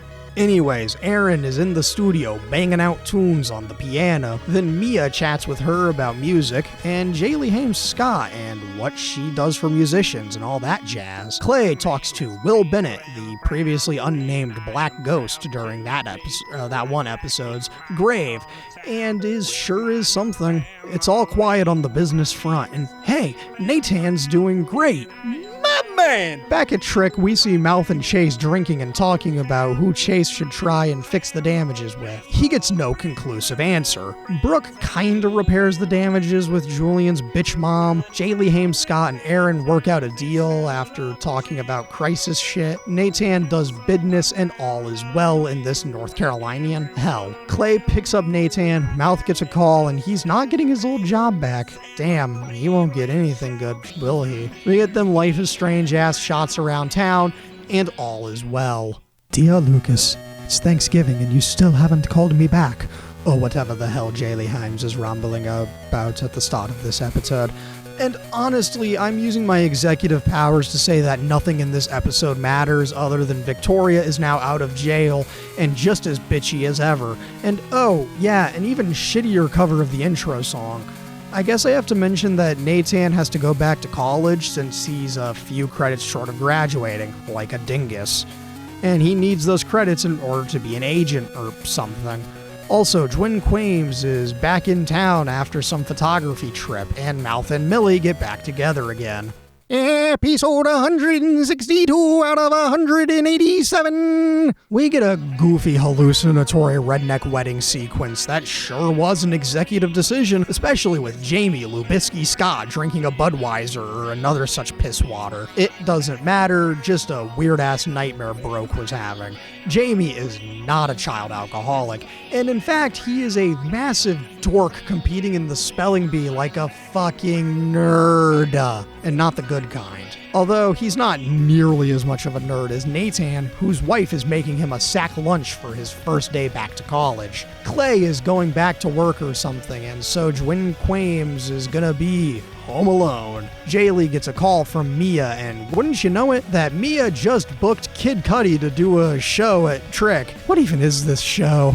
Nathan goes to college and he actively decides to take a class with the most annoying douchebag professor you've ever seen, and it's almost like he wants his students to fail. God, I watched this show to escape the horrors of college, not see my current experience on screen. For legal reasons, this is a joke. All of my professors are great. Anyhows, Jwin Quames goes out for burgers and asks the cook how to murder, only for him to turn around and reveal that Danny Boy is back, bitches! And then, it's intro time! And you'll never guess that it's an absolute dog shit cover. Dan then talks about how to murder or something, and this sure is a goofy sequence where Dan explains how to kill someone and get away with it. Anyways, back to Jaylee Hames Scott. She's talking with Broke about the wedding, and it's not going well. Then Nathan complains about having a shitload of homework, and there's some message about overcoming hard things, but 95.1 WDNC. Broke is looking for inspiration, and Julian discovers a list of Broke's life goals from way back in Season 5, and according to the show, this happened years ago. It seems like Julian's got a plan to make Brooke happy and inspired again, and it's a fun series of gags. Nathan goes to class, and due to him being a famous boy, everyone disrupts class for him. The teacher is a gross, angry shithead about Nathan having been a college athlete, which I'm sure is supposed to be commentary on how sports receive better funding than education, but this sure as hell ain't that place to be making that statement. Anyways, something celebrity bartending, as if Kid Cudi wasn't a big enough draw on his own, and it has Mia and Alex making jabs at Chase or whatever. Then Nathan gets a new tutor, his 7-year-old super genius dork son, or rather, the next evolution of Tutor Girl, Tutor Son. Back at Trick, Jaylee Hames Scott takes Aaron to meet Kid Cudi, and it turns out that Aaron is going to be the opening act. How exciting! She's really exciting, and it's fun to see. Anyways, back to the murder subplot. Dan's telling Jwin all the information she'll ever need to know in an effort to scare her straight. But at back at Trick, the bartender girls are tormenting Chase for no real reason at this point, and it's a bit funny, but not enough to mask the fact that Alex is back in this show. It hurts. Alex engages in a little sexual harassment by non-consensually kissing Chase in the back room or whatever. He didn't look into it at all. Regardless, after a great day of bonding, Julian and Broke are determined to raise a family, so they head off to the bedroom. Brooke's fertility issues be damned. She now has inspiration for how the dresses are gonna look, and it's nice. Anyways, it's raining, and guess who's heading back to Tree Hill? It's the tennis psycho! Oh boy! Episode 163 out of 187. It's raining and really shitty outside, and it's the perfect weather for a series of tragedies in Tree Hill. After a spelling bee, Jamie is a douchebag cuck asshole, and man, I hate him. But he's gonna go home with some friends despite the shit weather. Brooke and Julian are fighting over unimportant shit, and she storms out into the storm, just like she did that one time with Lubisco. Jwin is home alone, and oh hey, it's time for a patented Tree Hill home invasion sequence in a season that's a multiple of 4, because Tennis Psycho is here. Then, for the first time in a long time, the original intro plays, and all is well in the world. God, I miss the original 6 seasons. Anyhows, during the storm, Jaylee and Nathan get a flat tire and are stranded in the heavy rain. Jwin's security system goes out, and when she stupidly leaves the house door open to turn off the car alarm that's going off outside, instead of just doing it from the window like a normal person, Tennis Psycho enters the house and Jwin doesn't know it yet. Broke is out driving, and she finds that Jamie, Chuck the Cuck, and everybody else was in a car accident. And this is why you don't do this shit in the hurricane equivalent weather, you fucking morons.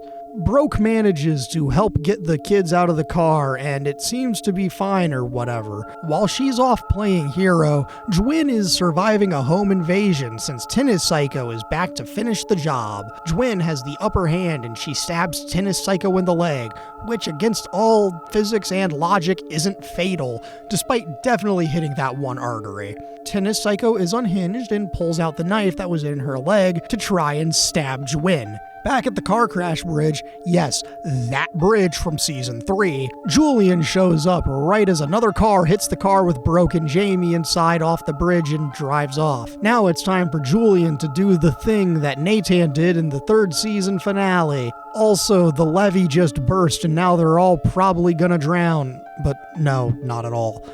Then we quick cut back to the home invasion and the girls are still fighting. Back in the river, Broke tells Julian to get Jim Jam out of the car first and blah, blah, blah. You know how both of these scenarios are gonna turn out.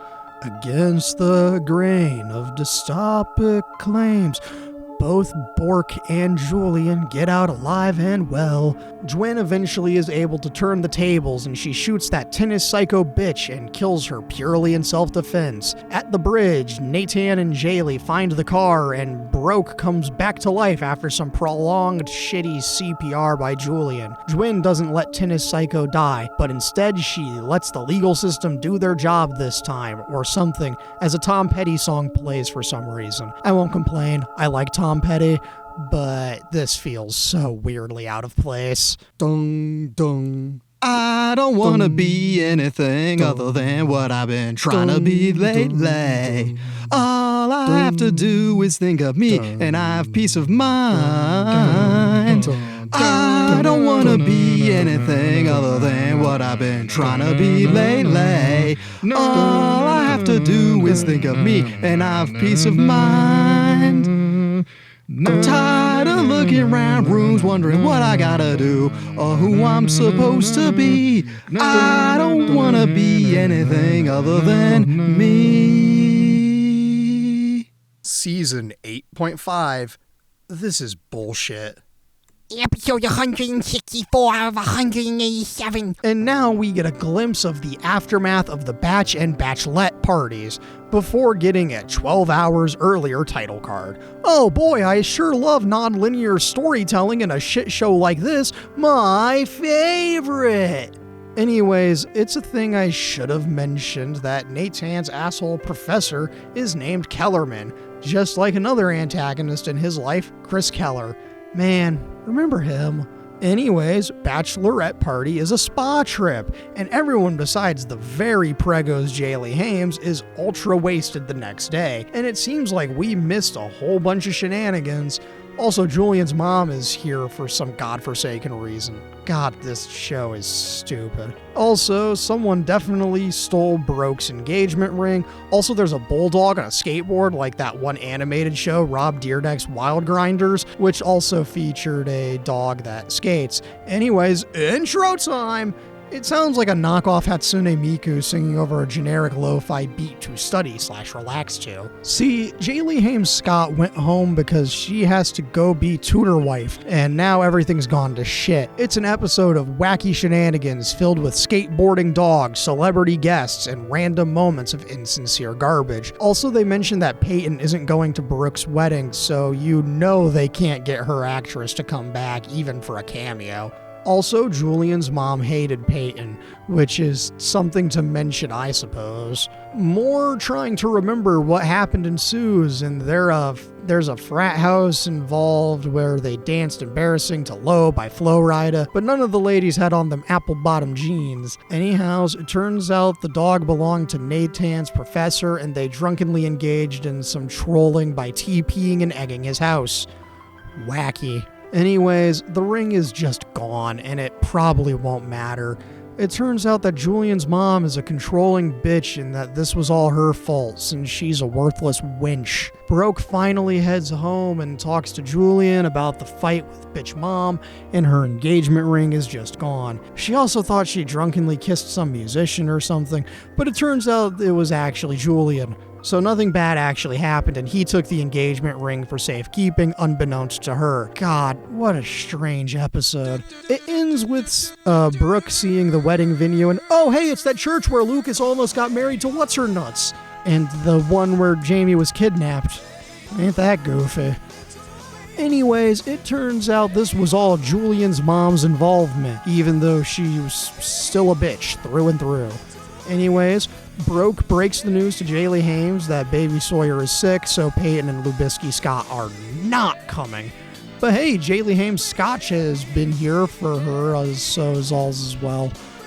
And she's now the maid of honor, and her 7/8-year-old shitlord is gonna be the best man. Episode 165 out of 187. We open with a childhood Brooke memory and current Brooke reminiscing over that old house with the red door. Julian tells Jamie some grandiose story about half a token and finding your other half, and then we cut to that little shit and his dad at the river court. Finally, basketball! Jamie learns that he has to give a speech and is a bit distressed. We get some wacky pre-wedding shots and then intro time! Nothing so far could have prepared me for the knockoff Fleetwood Mac wannabe country version of the intro song. Honestly, it's a wonder they've found this many cover versions to use. Skills is back, and he's acting like the groomsmen are the security for this event, which signifies that he's never gotten over the Jamie incident, and that's pretty hilarious. Something bad always happens at Tree Hill weddings, so I'm braced for impact. Bitchtoria comes to deliver a gift to her daughter, the wedding veil from the opening childhood Brooke memory that I only vaguely mentioned. It's a nice sentiment, and they kinda make up a little bit. How nice. Surely nothing will go wrong. And it definitely does, because Dwin reveals to Alex that she kinda provoked Tennis Psycho a bit. And this is a weird plot point. Jamie and Nathan get ready and open hearing the opening line of Jamie's speech. Nathan loses his shit because it sounds like a ChatGPT speech. Beautiful. He brings up Lubisky and how he always opened his speeches with quotes straight from the page of your favorite author, so Jamie is gonna do the same. Skills has a strange interaction/confrontation with Julian, and he's gonna keep these shenanigans up for the whole episode. Man! While getting some wedding pictures of Julian and his parents, they keep fighting, and it's hilarious. And speaking of fighting, Brooke's dad has no-showed. Boom. Also, Skills is 1000% eyeing Julian's mom because he's just based like that. First Nathan's mom, then Julian's mom. He's the best worst side character here. The ceremony and stuff begins. We get a flashback montage of Julian and Brooke things as her mom walks her down the aisle. It's a nice thing to see, but can we hurry up? This isn't nearly as impactful as the Peyton wedding, all things considered. Jamie says that Brooke looks just like an angel. Your skin makes me cry. And no, her skin doesn't make him cry. What the hell? See, that was a creep joke, which means you can execute me on the spot the next time you see me. We get the vows and all that. It's a really nice scene, and of course, nothing bad happens during the wedding. All is fine. They put the rings on, thingies, kiss, and all is well. It's reception time. They get their first dance, and it's slow as shit. I was really hoping they'd play Don't You Forget About Me by Simple Minds, since that song meant something early on in their relationship and in this shitty set of seasons, but whatever, man. More bullshit ensues around Alex and her subplot, and I don't care. It's time for the parent-child dance, and it's all well, even though it's Julian's dad dancing with Brooke since her dad no-showed. Anyhows, it's time for Jamie to give his speech, and he opens with a Lubisky style J.K. Rowling once wrote, and just like when Lucas brought up Stephen King in that one season 3 episode, I lost my shit. He then improvises a speech utilizing the story Julian told him, and it goes well. Kid does a good job. Now it's time for Jaylee Hames Scott's speech, which recaps events from season 1. Shout out to episode 6 out of 187. And yeah, it's better than Jamie's speech by a lot. Bouquet toss, and Millie gets it, even if she eats shit diving for it. Jwin Quames tells Clay all about why Tennis Psycho hunted her down, and he takes it surprisingly well, so everything's fine. Wah-hey! Also, as everyone's getting ready to leave, it wouldn't be a Tree Hill wedding without some slutty wedding sex. So when the limo door is opened, there's Mia and Chase getting it on, and everyone starts laughing because it's hilarious, I guess. They all cover for Mia and Chase by getting the newlyweds to take his truck that's skills decorated in case of emergency like this. Alex is devastated, What the hell? but she never stood a chance. Jaylee Hames and Jamie talk about their speeches and how his little sister is imminent. And you know what? It's been too good this episode. Where's the tragedy? They can't be happy. Except there is no tragedy. This isn't a season finale. Damn it. Episode 166 out of 187. Weird-ass comic book opening ensues, and, this is bullshit. Broke sleep fights now, and this is unimportant except for her being unemployed and doing nothing all day. Mouth got his job on TV back, so that's nice, and oh hey, he's with Millie again. Jwin is editing the wedding photos, and she's got a bunch of offers to do wedding photography, which would be a phenomenal gig, since you get free food, drinks, and you're paid to be there. Back in class, Kellerman continues to be a bitch boy and all that. Nathan's gonna fight the education system. My man! Anyways, Alex wants to record a song now, and oh, for fuck's sake, why can't she just get out of here? And now, the intro. And holy Jesus Christmas shit, they just keep getting worse. They can't keep getting away with this. They can't keep getting away with this. This one is a 2010s pop country cover, and god damn, I hate it. Julian is doing a commercial, and Mouth is his assistant, and he's gonna do great things. Broke, on the other hand, ain't doing shit. Jaylee Hames comes to convince her. We get an Angry Birds mention, and they watch Kick-Ass, which reminds me that this is 2011. We then cut to Alex and Jwin being friends and needing help to get studio access so she can do a song for her next movie, which is weird because you'd think the production would give her a recording studio to work with. This is stupid. Only stupid people watch this terrible show. Yes, I know what I just said. Thank you. Anyhows, everyone here suddenly feels the urge to help people, so Chase becomes a big brother, and the kid he's assigned to help with is Chuck the Cuck. I hate this kid, and so does everyone else. Brooke really needs a job now because she's made superhero costumes for her and Jaylee. Back to Chase's wacky misadventures with the kid who needs to take a permanent nap aided by a 12 gauge to the back of the head. Anyways, speaking of things that you can't say on television, they just casually drop a transphobic slur like it's nothing. God, I hate the 2000s. Anyways, during commercial shit, Mouth gets a job being an actor since the real actor left. Yippee! More infighting amongst the girls than people trying to figure out how to be heroes, just for one day. More weird shit I don't care about happens. Alex gets to sing a song, and it's painfully clear that it's overdubbed, and it's not a seamless transition like Alex in Life is Strange True Colors. You were here. Back in production land, though, Mouth secures the job like a madman. Then we get some more of Chuck's tragic backstory before immediately being reminded of why we all hate him. Hero things ensue, and problems are solved, I guess. Mia and Alex fix their differences, Mia's gonna tour for a while, Millie moves back in with Mouth, and the wacky superhero trio, Jaylee, Jwin, and Broke stop a girl from getting bullied. All is well. What a weird-ass episode, man. Episode 167 out of 187. Time for the final 20 episodes. It be Valentine's Day and things are gonna get goofy. Jwin Quames and Clay bone in the shower and leave the water running like a bunch of freaks. Anyways, Nathan is gonna head over and see Clay, but not after making some Valentine's Day plans with his wife. It's sweet. Broke and Julian have a very porno-themed day. Something to do with plumbers and infidelity, I couldn't tell ya. It's got some real awkward dialogue, and god damn is it off-putting. But they bone, and we get an intro. It's weird and acoustic, but it is what it is. Chase has a shit Valentine's Day since he's got to supervise Chuck, and we check in on Mouth and Millie when a directed by credit appears on screen. I don't usually mention these, but this episode is directed by the guy who played Dan, so I have to mention that. Mouth's got a job opportunity, and then we check in on Broke and Julian, who are just going down the list of fetishes with the French maid.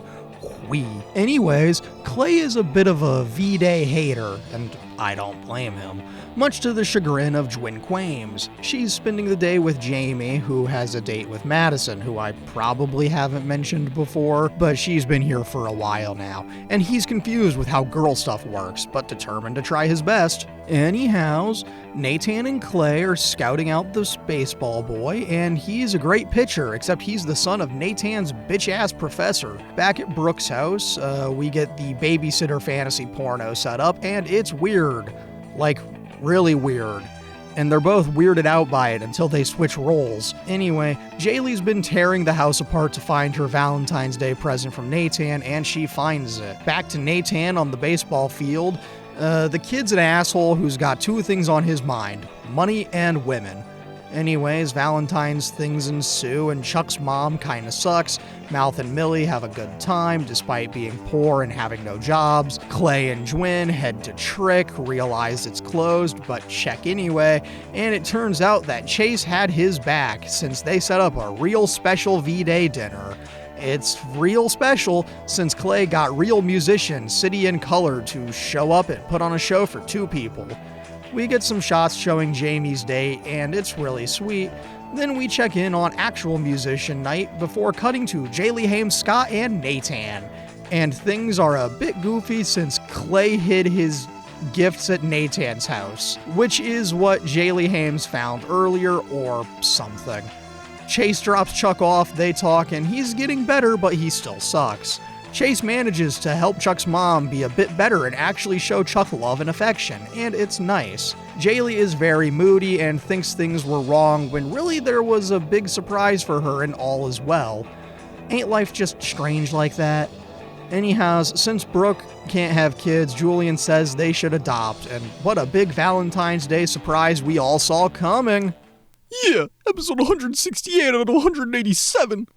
Episode opens with Jaylee Hames Scott looking at a pic of her dead mom, mirrored by Jwin looking at some baby pics of her and Jaylee, mirrored by Broke looking and prepping at some kind of baby gifts for Jaylee Hames' baby shower or something. I don't fucking know, man. Nathan and Clay are outside somewhere. Jamie is thinking about how he's gonna be baseball, and oh hey, Millie got the job at the station instead of Mouth, and things are screwed up, man. But he's supportive of her and getting the job. What a good guy. Anyways, Broke and Julian's adoption appointment goes well. Then, intro. This one isn't bad. In fact, it sounds like it could have come out of a Life is Strange game, and I wouldn't have been offended. However, I am offended that Julian has his goddamn shoes on his bed. Anyhows, Julian's off to be a little league coach with the boys, and everything that can go wrong does. Chuck sucks at baseball, but Jamie, he's a natural at this shit. And of course he makes the team, and against all odds, Chuck makes the cut. Baby shower occurs, and Nathan's attempt to recruit the Kellerman baseball boy are definitely taking a while. Anyways, after wacky shenanigans and misunderstandings, Brooke has to repair the damage with a mom who's looking to give away her child, and things come out well for her, and Borth Lady will think about it. It seems like everything will be fine. Anyways, baseball! Nathan talks to the Kellerman kid and they chat about everything and get him to sign with the agency. Afterwards, Millie comes home and Mouth's written a couple of stories for her to read on air and set up stuff for her to practice. Brooke and Julian talk about what happened. Nathan and Jaylee talk about the name for Jamie's little sister, Lydia, and all went well. Jwin and Clay are driving home when they pass a location from their ghost adventure and they stop and look. Then they kiss and things are good. Birth Lady drops by and tells Brooke about her decision and they've secured the baby. Great job. Everything happened great in the end for no real reason. Yippee! Episode 169 out of 187. Jwin Quames is making toaster strudels, and Jaylee pranks her by saying she's going into labor. Jwin is unprepared, and something says that this is the episode where Jaylee is actually gonna go into labor, and Quinn's gonna have to be taken to the hospital. Just a hunch, but I could be wrong. Mouth and Millie are working together, but he still isn't getting paid for his labor. Nathan got an A- on his last test, which is huge, but Professor Kellerman doesn't want Nathan to rep his son, so we'll get more conflict between them. Then, intro! And this one is a doozy. The singer is so monotone that it makes my ears bleed. It sounds like me if I tried to sing while losing my voice, so you know it's bad. Ooh, that's actually a really funny bit. I should re-record the intro, but at like 1 in the morning when my voice is just gone and I'm just super tired. That could be funny. Anyway, sorry, that's a note for me. That's probably not making the episode, unless the boys talking about things, and then we end up this sequence with Pumped Up Kicks playing in the background. Holy shit, that's a terrible choice of this song for the show that had a school shooting episode. Anyways, the gag of Jaylee Hames testing people over how ready they are to get her to the hospital, it's not going well. Mouth does his thing as a newsman and complains about something to do with stealing street signs. I couldn't tell you. The broke adopted baby is gonna be here soon. Then Jaylee pulls the trick on Nathan and Clay. Oh boy, I see no way this could possibly go wrong for anyone involved. Millie just lost her job. Also, we cut away too fast to find out. Chuck the Cuck needs glasses or something, but then we cut away to other shit that doesn't particularly matter to me. We've lost the plot of the show a little bit. Millie's act was real popular with the people, so it seems like she's gonna keep her job after all. Anyways, Chuck's got glasses on and he can swing like a pro. Damn, that's crazy. It's almost like being able to see is important for B.S. Bull. And by the way, Millie did the Lord's work and she's keeping her job. Wow, past me really fucked up writing this. In fact, she's bringing in some killer ratings, so all is well. Episode ends with Nathan getting the contract signed by Kellerman's son and Jwin Quames making toaster strudels like she did at the start of the episode, when suddenly Jaylee actually goes into labor. This is not a drill. Also, birth mom went into labor. How convenient. Also, it turns out Kellerman's son is the one who did the hit and run while booze cruising or something a few episodes ago. Wow, we're picking up the plot. Episode 170 out of 187. Time for an old-fashioned Tree Hill Hospital episode. And it even starts with a numbers narration, just like the last time Lubisky did it way back in season 4 or whatever. Who gives a shit? We get flashback to graduation. Holy shit, graduation reference! Please execute me on the spot. To when Jamie was born. It's an episode of flashbacks to when this show was entertaining. God, I miss basketball. We get flashbacks to the first kiss between Jaylee Hames and Nathan, and man, I really miss Coach. And oh hey, enough reminiscing, it's intro time!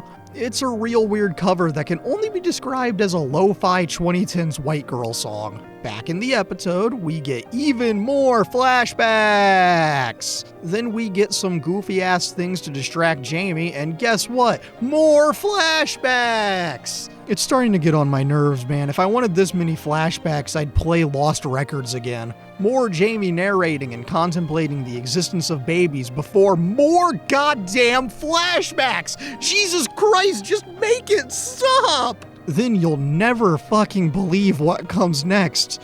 That's right, if you guessed more flashbacks, you guessed right.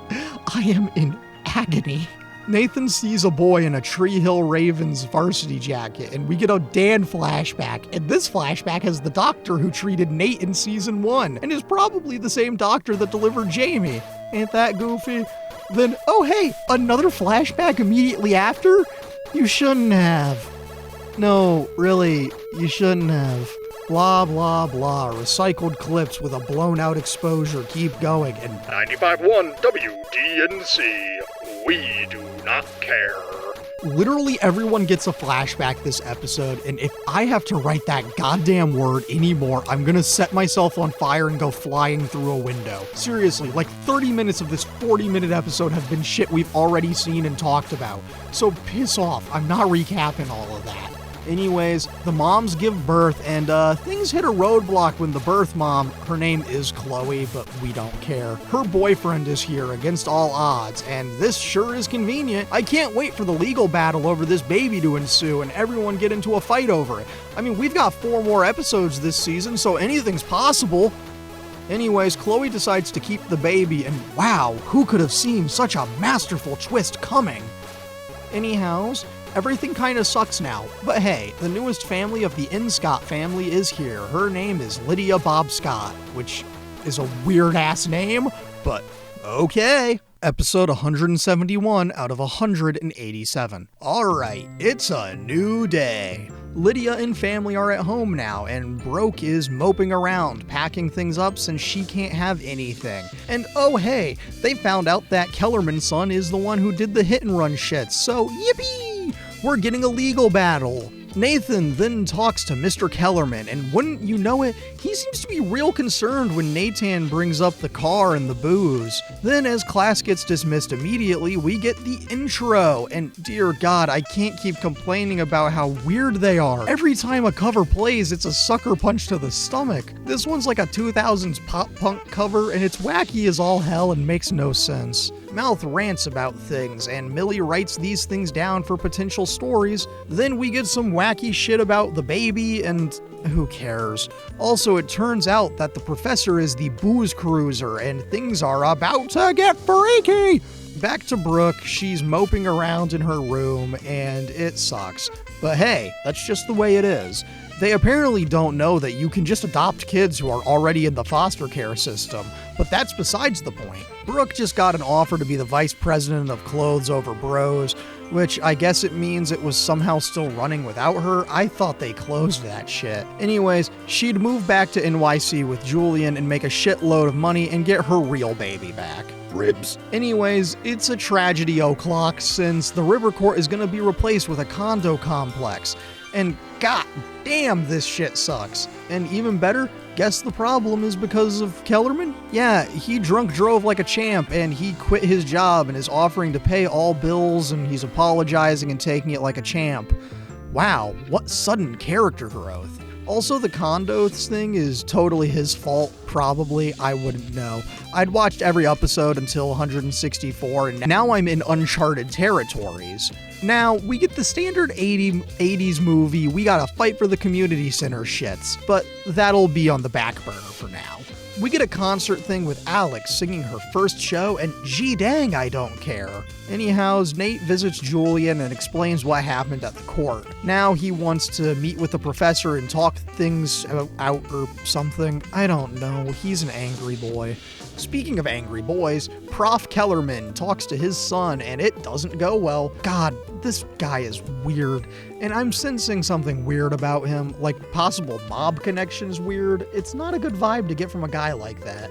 Anyhows, after the show, Alex talks to Chase and things seem to be kinda like they're hitting it off well. Kinda flirting, kinda not. I don't know, man. I miss when this show was so clear-cut and stupid in a fun way. Them usual shots around town ensue, and Broke and Julian are thinking about moving to NYC and leaving home. They're gonna go to New York. Surely something malicious is brewing. And it is, because it was actually son Kellerman who did the drink driving accident. His dad just took the fall. And oh boy, what a twist. God, I hate North Carolina now. Episode 172 out of 187. Alright, this is it. The final 3 episodes of the season, and then we're off to the last one. God, it feels like it's been ages since this journey started, and I can't wait for it to be over. We open up with some dude setting up a baseball diamond. Then there's something about Kellerman's son, but I don't care. It's time for Little League Baseball. Brooke and Julian are in fact moving, and then Nathan has pieced together that the little shit Kellerman is some sort of criminal mastermind who got his dad to cover for him. So things kinda suck right now, you know? But he's gonna make them right after this intro. It's some kind of Blitzkrieg Bop sounding ass cover, and it's not the worst intro cover, it just kinda sucks. Brooke is packing shit up, and she sees the sign from Karen's Cafe and thinks. We then cut to Chase and Alex, who's screwed, then cutting back to Little League.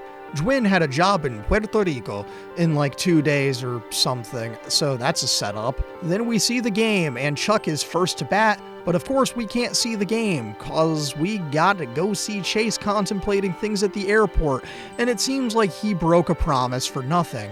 Brooke visits Jaylee Hames Scott, delivers the sign, and talks about how much they're gonna miss each other and all of that. Nathan talks to Professor Kellerman, discovers that he lied to protect his son, and Nathan is conflicted for some reason, even though he definitely committed a crime.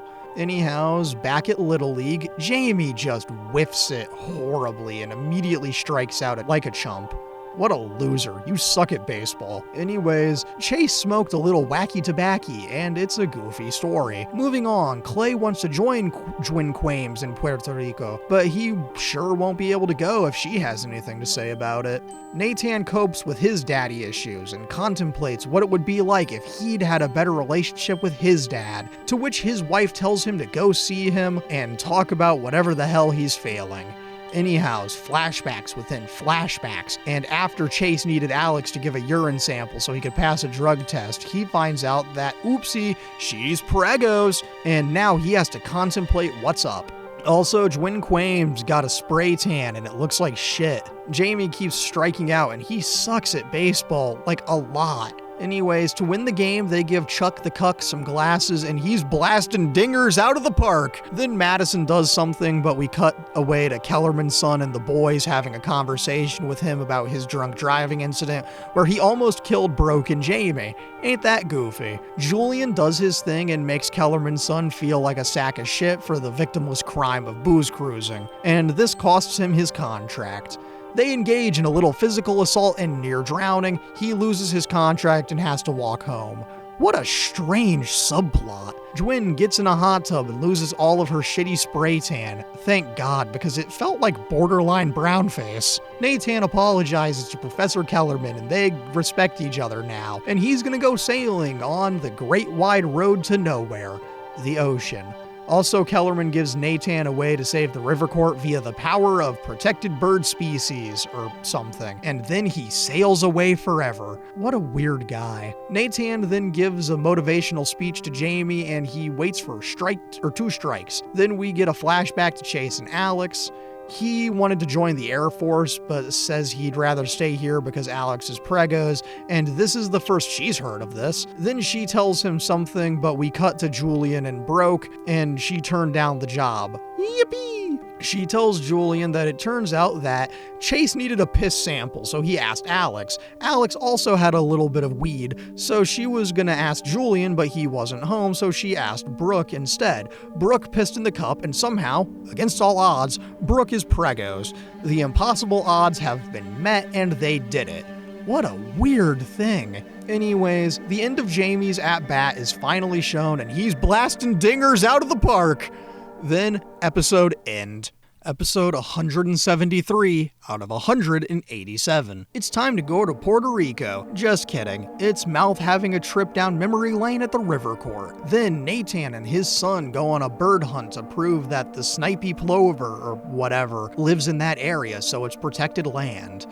Anyhows, the girls are in Puerto Rico living their best lives, and then intro. It's a weird one. This one is like a more downtrodden Ryan Adams-esque guy. Anyways, the guys are camping out by the river court to spot a bird and engage in some protesting type shit. Also, everyone keeps calling Clay Brian Boitano, and all I can think about is one question. What would Brian Boitano do if he was here right now? I'll tell you, he'd make a plan and he'd follow through, because that's what Brian Boitano'd do. Anyhows, Puerto Rico shit occurs, Millie does her angry newscasting, and she just doxes someone on TV. It's goofy and full of shenanigans.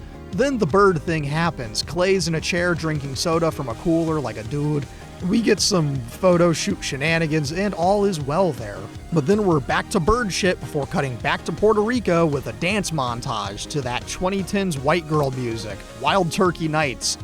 And more bullshit ensues with Brooke trying to avoid mentioning she's pregnante, etc., etc.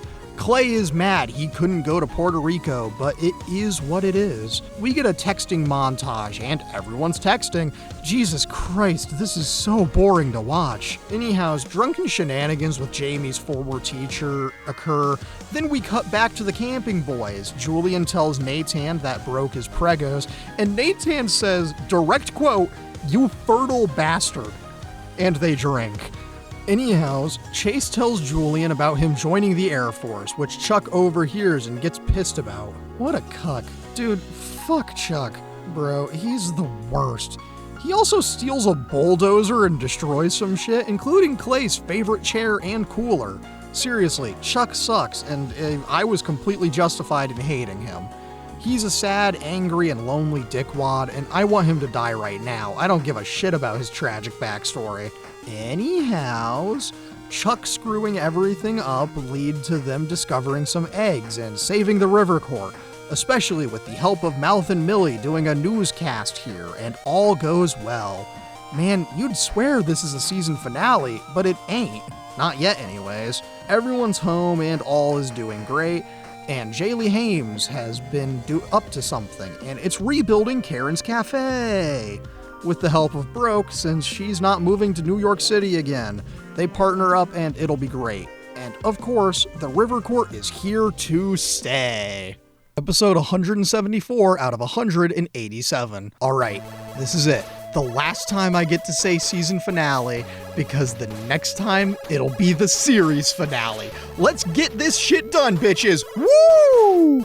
It's time to rebuild Karen's Cafe. Jamie is heading to the River Court to shoot some b-ball with the boys, and he's heading there alone. Surely this can't go wrong. Anyways, Clay has a funeral for his favorite chair. Alex says goodbye to Chase as he joins the Air Force, and it seems like Alex has won the war for Chase unjustly. Anyways, at the River Court, Chuck is a worthless cuck and makes fun of Jamie, despite how he's the best player there because of a shoelace with hearts on it that he shares with Madison. Boom. Dude, this kid sucks ass. And it made Jamie change his laces, and God, it's like we're setting up for a shitty 2010s kids drama or One Tree Hill, The Next Generation. Anyways, fuck all that. It's intro time, and not just any intro. Oh no. It's the classic intro, baby. Let's go! God damn, does it just hit different, man. I can't believe I'm gonna say this, but I'm gonna miss this shitty intro. I really am. Anyhow, it's been a while since Brooke is very much pregnant. Also, apparently Julian's movie has finally hit the standard movie circuit, and they're making good reviews. Mouth got his job back, and he and Millie host a morning talk show. How nice. Their first guest is Alex, and it's nice, I guess? Chase is in the airport, and it seems like it's been a while. According to a letter, it's been 6 weeks since Chase joined the force. Back at school, Jamie and Madison's relationship is falling apart, and oh yeah, Nathan's doing agency work with the NBA draft. Basketball is back, boys!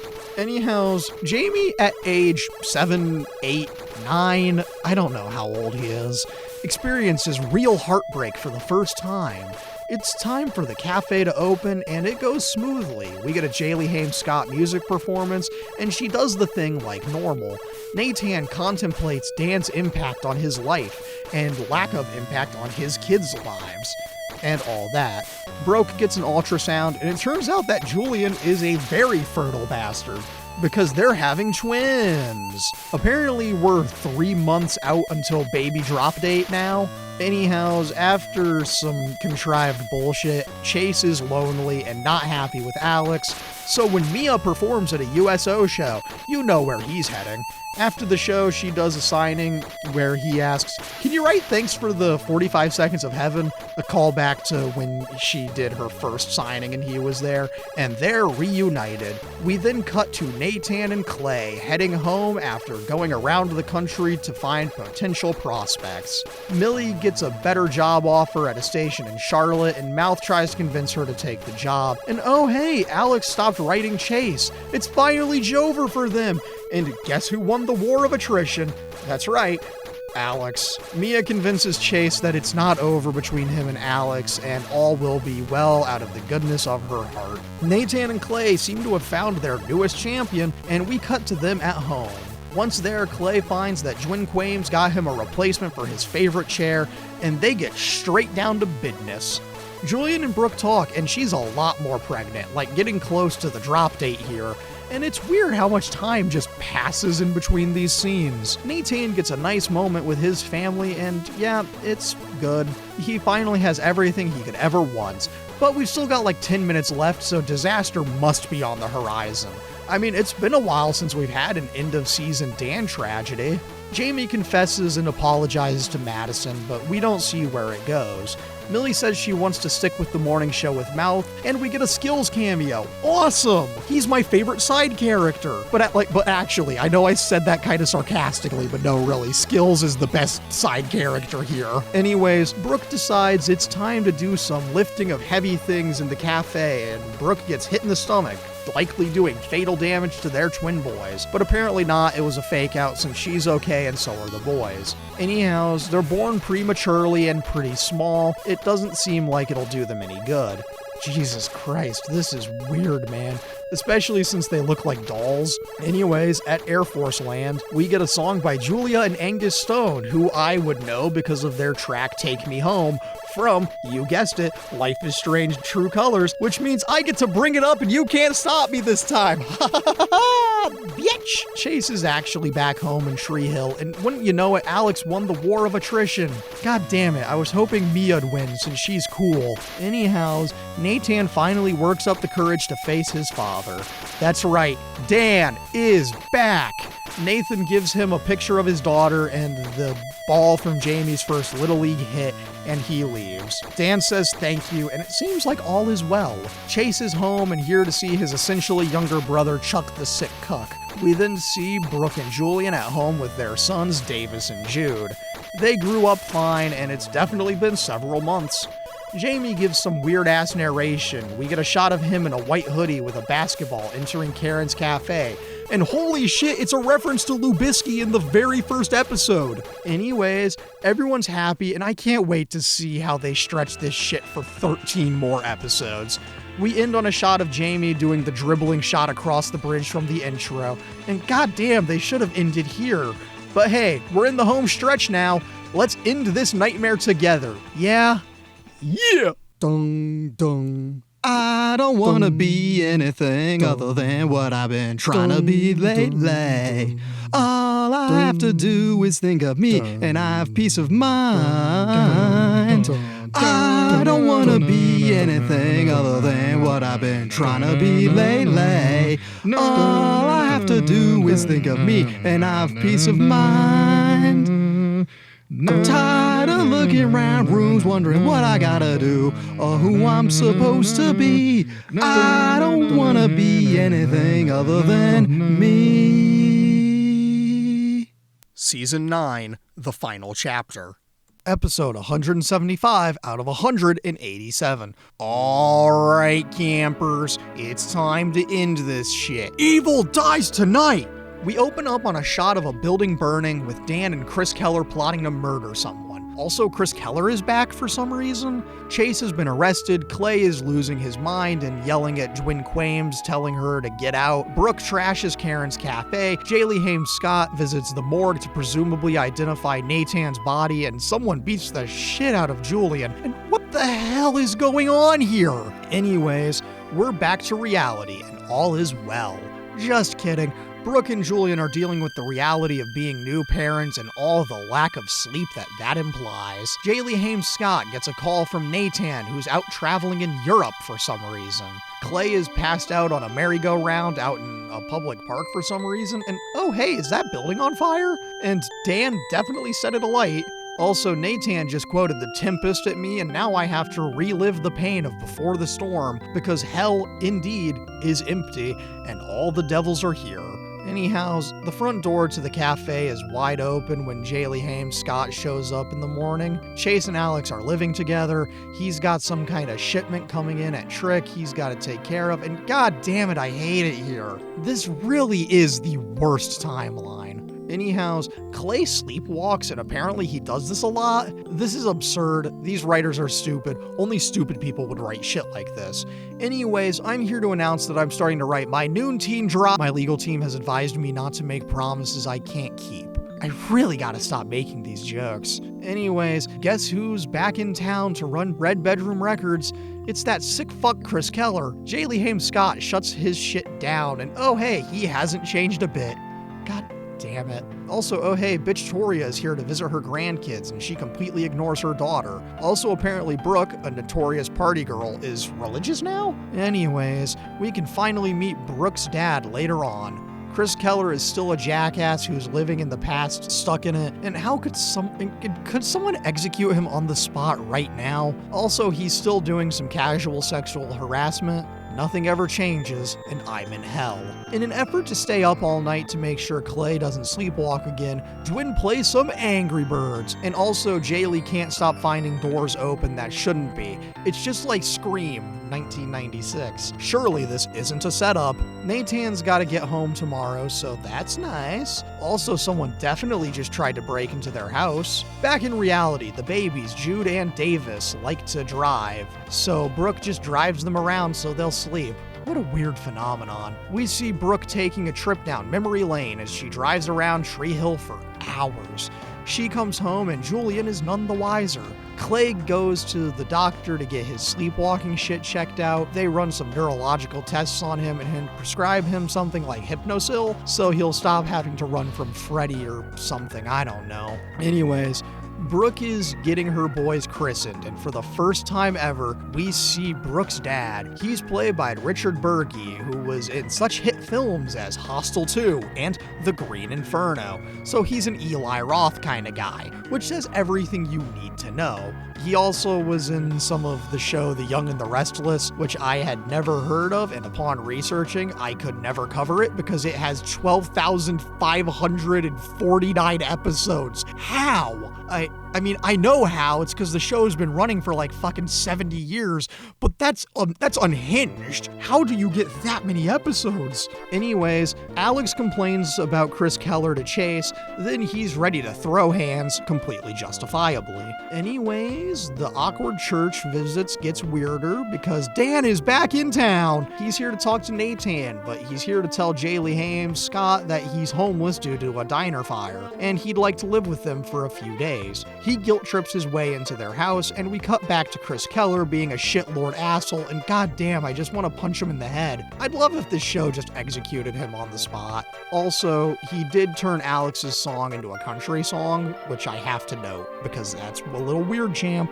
Jamie finally sees Dan, and we also see that Jamie's wearing a Keith Scott Body Shop hoodie, just like Lubisky. Jesus wept. More tedious bullshit ensues. Julian lost a job thing, and he's got some shit to worry about with loans and stuff. Surely this won't end horribly at all for anyone involved. Apparently, Chris is gonna be a recurring character, and I'm in pain, but there's not much left to the show, so we're sprinting to the finish like a madman. Also, Clay is still on a weird sleepwalking escapade, and Julian has an empty sound stage to deal with. Also, Nathan is home. He then discovers Dan is in his house and freaks the hell out. Episode 176 out of 187. Here I realized we won't get any more intros, and now I'm sad. This is tragic. Anyhow, Brooke wakes up and realizes the twins are being quiet. Her and Julian wake up and freak out, then discover that bitch Toria is being a grandma. Brooke then goes to have a meeting with her dad since bitch Toria rejected her new male baby clothes line. Anyhow, Nathan and Jaley Hames Scott talk about Dan being in their house, and Nathan kicks him out immediately. Then we're off to Chase, who wakes up in an empty bed. This is because Alex is in the studio, which means more Chris Keller. God damn it. Apparently Chris Keller made the toaster pastry song that Dwin Quames was singing in that one episode in season 8. The more you know. Back to Mouth and Millie, he's put on a lot of weight for some reason, which means he's wearing a fat suit, and it's very distracting. Clay and Dwin are in the hospital for some reason, and it probably has to do with his sleepwalking adventures that they're likely never going to explain. Jamie sees his dad for the first time in a while, but he seems more concerned about Grandpa Dan. He's apparently over the fact that Dan killed Keith and doesn't understand why his mom and dad vehemently hate this abusive asshole grandpa. Anyhow, Clay's escapades ramp up when he thinks his doctor just told him he's crazy. She just told him to go see a psychiatrist. His therapy experiences aren't particularly good, so he just doesn't care and is gonna live with it. Dwin is very concerned, but he's very casual about it. Chase is gonna try to get Alex to move in with him, but first he's gotta mess with Chris Keller, which is why he brought Chuck. Chuck is gonna punch him in the balls or something, but he's the decoy for Chase to do whatever. It fails horribly. Anyways, Brooke has breakfast lunch with her dad, and he's gonna help her start this high-end baby clothes line. Clay is comforted by Nathan and Jamie telling him to get help, but now Nathan has to go back to Europe for a week or two, and it's not great. Dan is getting kicked out again, and all is well. Jamie talks to his dad about why he's kicking out Grandpa and tries to guilt trip him over it or something. Dan and Jaylee talk, and she just rips into him, but tells him he's got an opportunity to prove he's grown. Brooke and Victoria bicker and fight over her dad, and man, it's a bit too late to be introducing Brooke making her business as some delusional notion that it'll unite her broken family. Victoria leaves and Brooke is sad. Back in the studio, Alex and Chris Keller do some things, and the writers try to humanize this comedic villain. Alex visits Julian for advice on whether or not she should tour for her new album, and it's strange. Almost as strange as the mouth subplot about him being fat. Chris Keller visits Jaylee Hames Scott, who neglected to tell Nathan that he's back in town. Jaylee slams the door on him, and Nathan is a bit pissy that she didn't tell him about the dickwad being back in town. Anyhow, Chase moved all Alex's stuff into his apartment without telling her, and thank Christ she was receptive, because this could have ended horribly. However, for Chase, it ends in Funky Town shenanigans and reaffirming their love for each other. Kinda, just kidding. She seems pretty sad about it when he's not there, so she goes and sees Chris and says she'll take the tour spot. Clay decides to not go pick up his meds, and that seems strange, but I'm not in the business of questioning things I don't understand. Episode ends with Dan and Nathan saying Dan has until he gets back to get the hell out of here. Something says he's up to no good. Episode 177 out of 187. Chase wakes up in his empty apartment and starts breaking shit. Clay is doing well now, and all is great for him. Jaylee Hames, however, ain't doing well since a rival cafe just opened directly across the street. What a strange thing to introduce in the final season. Anyhow, more familial drama with Brooke, but it is what it is, I suppose. Chase visits the cafe and he's destroying himself since Alex has been gone.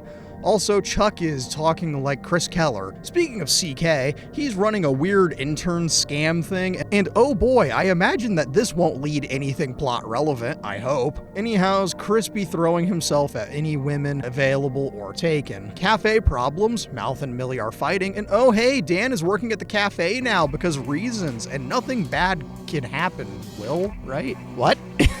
Am I? Oh, Dios mío. Am I having an aneurysm? Can someone save me from myself? Whatever. Julian is having a crisis, but he manages to get an interested buyer for renting out his soundstage. Chris and Chase talk and then go to the stripped club and drink and shit. Clay goes on some weird and wacky, apparently drug-purchasing adventure, and Dwin Quames is following him like she's playing Tree Hill Noir. Diner shit happens, Jaylee decides to stand up for Dan, Julian preps for the studio visit, and more. Brooke hashes some shit out with her dad, and she gets some of that paternal validation or whatever she wants. Anyhow, apparently Clay's got the Tree Hill drug addiction, TM, which is a source of division between Clay and Dwin Quames. Mouth and Millie talk about his weight problem, and it doesn't seem to go well. Chase and Chris seem to be getting along well, though. Clay deletes some evidence, Mouth has a very sad and lonely dinner, Dwin Quames is lost and lonely, but Clay has something to say. He's got an opioid addiction due to the gunshot incident, which isn't what I expected to see. Dan loses his one-shift cafe job because, it's Karen's cafe. Then Julian gets a call from Brooke and realizes that he never dropped off the twin he was with at daycare. He sees the police searching his car, and the baby gets taken to the hospital. Woo! Me too, baby. I'm feeling like a baby in a hot car. I'm gonna die in here. It's one of those days. Episode 178 out of 187. All right, campers. We open with a certified Tree Hill Hospital scene where Julian gets ignored by his wife. Then Gwen enters the house like carpet, and Clay is nowhere to be found. He's out buying opioids and running away. Also, the cafe across the street is engaging in a casual smear campaign against Karen's cafe, and it's goofy as all hell. However, even goofier is Gwen deciding it's a good idea to try and confront a drug dealer. Thankfully, Clay is able to save her, but after the encounter, it ends with him getting pissed at her for interfering with his drug thing. The babies are home and safe, but Brooke won't forgive Julian or let him do anything after the hot car incident. Then we're back to Clay and Gwen fighting in their house, and she's blaming him for his drug problem. He kicks her out of the house like rocket fuel. And suddenly the thing from episode 175 makes sense. Anyhow, Chase had a one-night stand / repeated nightstands with some random lady, and it's kinda goofy. Who cares though? Skills is back, and now he's gotta get in on the whole fat mouth thing. Then Gwen goes to see Jaylee Hames Scott and explain what happened last night, and I'm starting to sense something bad happening when Dan overhears this conversation, just like he overhears everything. Also, back at Brooke and Julian's house, Julian is completely alone since Brooke left and took the kids, which means it's not unreasonable to assume that given the present situation, it looks like divorce is back on the menu, boys! Anyhow, things ensue and none of it matters except for Nathan coming home tonight, which means Dan's gotta get his ass out of here. But first, Dan's got a drug dealer to go fight. I see no way this could end badly since he threatens the shit out of him instead of leaving the problem alone and not endangering his, I'm gonna say this with 17 air quotes, family. Julian goes to look at his messed up car and he's sad. We're back to the mouth is a fat bastard subplot, and it immediately gets interrupted by the Karen's Cafe fighting against the rival cafe subplot. Also, it turns out that the girl Chase has been sleeping with was Chris Keller's girlfriend. Wow, what a twist. No, seriously, I didn't really see that coming. Julian picks up his car and he's destroying his mind, just like he's destroying his marriage. We get a certified recreation moment when Clay is walking down by the beach and he gets assaulted by Dan again. Dan gives him the old baptism by ocean drowning treatment, only for Clay to reveal that he has no memory of how he got into that situation, and apparently he's sleep buying drugs. Gwen witnesses this, and they talk about how he doesn't know anything, and I'm starting to think the writers saw Fight Club and asked, what if it was stupid? And they never looked back. Checking back on Julian, he hasn't seen his family at all, and he's scared. He talks to Jaylee Hames Scott, and they talk about the time Jamie almost drowned and those feelings, and we know they're gonna work things out, because of course they will. Julian's got a newfound confidence, and he's ready to make things right, or something. Anyhow, Mouth's subplot is reaching a conclusion, and he's gonna start to lose that weight that he magically gained between seasons 8 and 9. Clay goes and sees his psychiatrist, and we discover he probably needs to admit himself to a mental hospital in order to get his problems solved. Jaylee then gives the same parenting speech to Brooke, and they're gonna fix the damage. Chris Keller's girlfriend owns the rival cafe, and she's a bitch. Moving on, at Trick, the boys talk about their problems, and Chase feels even worse for what he did. Nathan's coming home tonight, and Jamie questions why Dan has to go. Then, Chase tries to dump CK girlfriend, but she and him have sex instead. Why is this show going here? I thought we did this, but with two girls fighting over the same guy back in season 1 and seasons 2, 3, 4, 5, 6, 7, 8. So I guess nothing has changed. nothing ever changes. Julian is trying to atone for his sins, but he sure can't forgive himself. However, Brooke forgives him and all is well, or something. Anyhows, Nathan didn't come home and there wasn't a phone call. What a strange thing. Episode 179 out of 187. Jaylee keeps calling Nathan and he's not responding at all, and it's starting to get concerning. Julian is still shaken up about what happened, and it's not like it's an easy thing to get over, which is why Brooke asks him to drop the kids off at the babysitter's since she needs to cover at the cafe for Jaylee Haim Scott. Chase and woman, her name is Tara, get woken up by that shithead little dickwad cuck Chuck, who apparently has keys to Chase's apartment. His dad's coming home today, so he's abandoning his not actual big bro. Clay has the Fight Club disorder due to some repressed trauma, and now they've gotta figure that out. Jaylee Haim Scott talks to Jwin Quames about Nate not being home, and then she's gotta go take care of the kids. We then cut to Nathan's phone ringing in a warehouse and getting destroyed, before we cut to Chase and Chuck visiting Chris Keller, and they see Tara and him making out, which causes Chase to have a panic and get Chuck out of here. Except Chuck is a bit stupid and thinks that Tara left Chase for Chris, not the other way around. Then Chase explains it, and Chuck, being the cuck he is, leaves and looks down upon him. Anyways, Julian's back at the hospital again with a kid in there for some reason. It's because he's being paranoid and there's nothing wrong with the babies, but something is wrong with him. Jamie thinks Clay is a werewolf and he doesn't know that Clay's in a mental hospital. Millie teaches Brooke how to use the espresso machine, and then more shit ensues because Karen's cafe has roaches because of the plant that Tara brought over yesterday. She sucks in every capacity, and Chase can see this now, so he shuts this shit down. Brooke comes over, and she's ready to throw down with everyone. Jaylee Haim Scott and Chris Keller go to the cops to get a missing persons report filed, and when the cop doesn't believe her, Chris does his thing and gets the cop to do something about it. Clay talks to this little kid at the mental hospital, and it seems like he's gonna help this kid and then learn that he's ready to help himself. Julian is still on he bullshit, Chase and Chris continue to dance around the issue, and Jaylee Haim Scott's crusade to find her husband, which means he's definitely been kidnapped. It figures that his first big arc involved kidnapping, then his last arc involves getting kidnapped. Anyhow, Chase and Chuck work out some damages and all is well. Julian gets a random note of harassment and he loses his mind. Clay is convinced he doesn't need to get help for his troubles, but Jwin convinces him to stay anyway. Chuck's dad comes to town and it's awfully convenient. Also convenient is that Dan has some unmarked stacks of cash, along with some weird personal items, which Jaylee Haim Scott discovers. Also, I called it when I said Clay is gonna help that kid, because he does. Back with Brooke, that harassment note is from Tara. Who would have thought? Julian gets into a random drunken bar fight, Brooke trashes Tara's diner, and things are crashing down. Dan burnt the diner down, and he explains that he committed arson in a desperate attempt to get close to his family, and he didn't know his son was missing. Now it's probably time for a Dan Scott redemption arc, except Jaylee Haim Scott calls the cops on Dan. Oh boy! Anyhows, episode end. Episode 180 out of 187.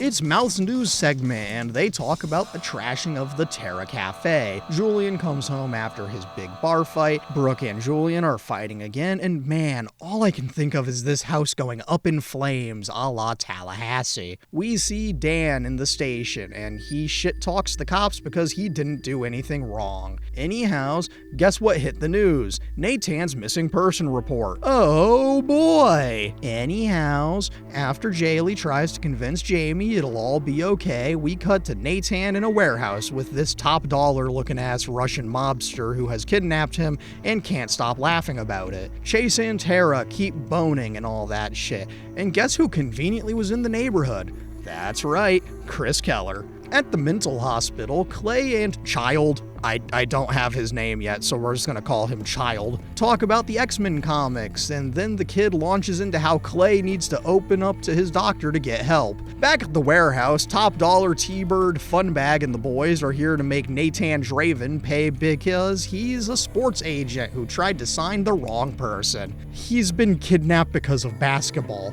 What good writing. Such realism. Anyhows, Dan gets kicked out and his family hates him, but he's got a place at Julian's soundstage. Brooke goes to apologize to Jaylee for what happened at the cafe, but then learns Nathan's missing and she's got to manage the cafe's shit so Jaylee can focus on Nathan. Anyhow, it turns out that Clay's a very traumatized boy from watching his wife die in front of him, getting shot at point blank after discovering your girlfriend got shot, so he's got a lot to unpack.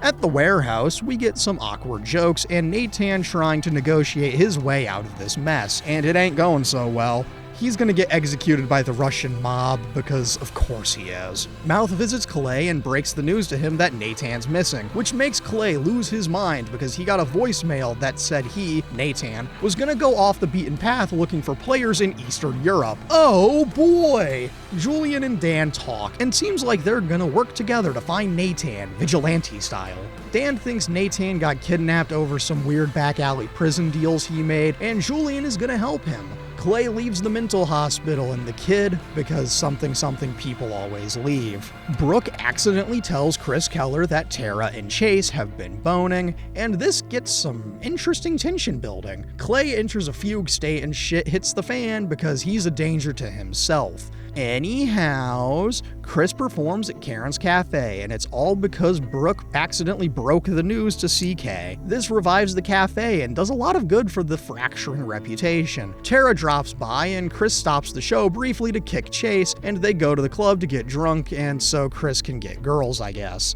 Dan and Julian start to go down the list of Dan's many enemies. The mob men talk and shit is hitting the fan pretty rapidly, but Nathan manages to negotiate his situation from mob gets the call, he gets executed, to the mob is gonna ransom me. Broke has won the cafe war with some calculated mistakes. Clay talks to Child and they're still friends. Dan and Julian are working pretty well together, but Dan tells Julian to go be with his family while he can. Dan's redemption arc is starting off pretty well, I'd say, especially when Julian says, "We'll find him," implying they are a team. Mouth visits Dan and he's got info to help find Nathan, a list of Central/Eastern European basketball criminals. I'm sorry, what the fuck is that sentence past me? That's part of the show, that's real, that happens, but what the fuck is this plot line? Help!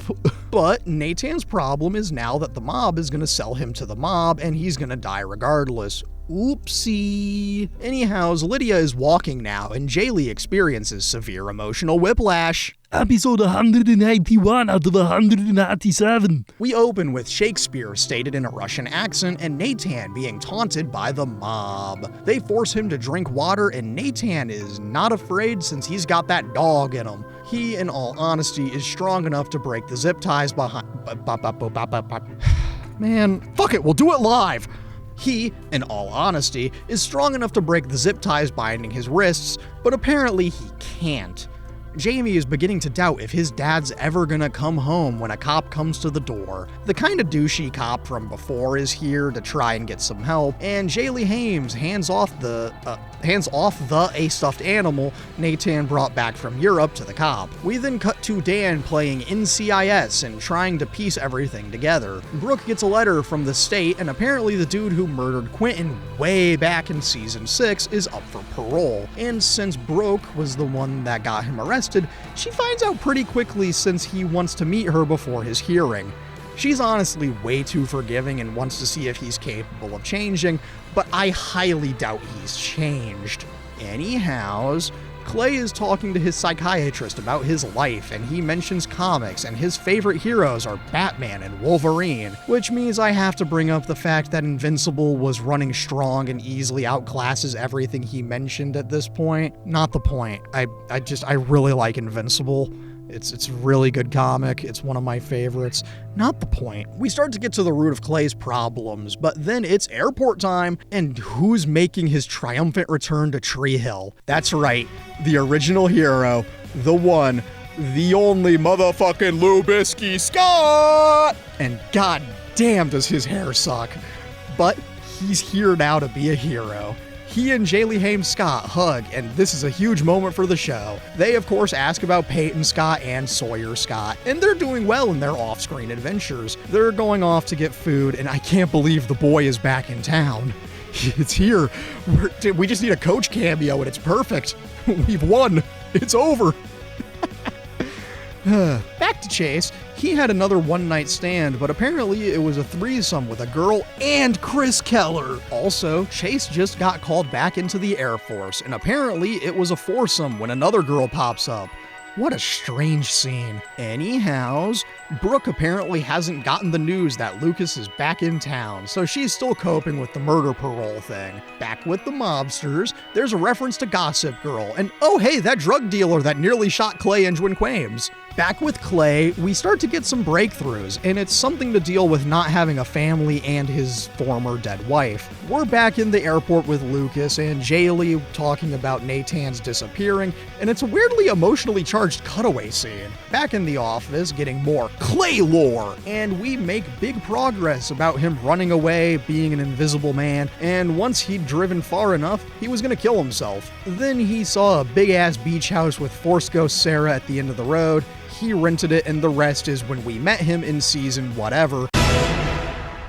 And essentially meeting Nathan saved his life. Apparently, the reason Lubisky came back is for Jaylee Haim Scott to send Jamie and Lydia to go live with him until they find Dad. This is all something weird, but hey, the ride is almost over. Back in the Mobland warehouse, Nathan gets taunted and called a cash cow. He should be afraid or something, but I don't know. Jamie wants the last video his dad sent him, but he left his iPod at home, which means he has Julian send him an email with the file. Julian then has an idea. He gives a flash drive with the video on it to Dan instead of the police. Blah blah therapy things, then back to mob stuff. He saw Nathan play one time and talks about how he lost, and when Nathan asks for some water, he bursts through the restraints and begins to go for the chokehold kill. Nathan teaches him the takedown and he's on an escape mission. He gets his first kill, cuts himself loose, and begins his escape. Brooke goes and talks to the guy, a former murder man, and we transition to her at the hearing saying that she thinks he should still remain in prison for his actions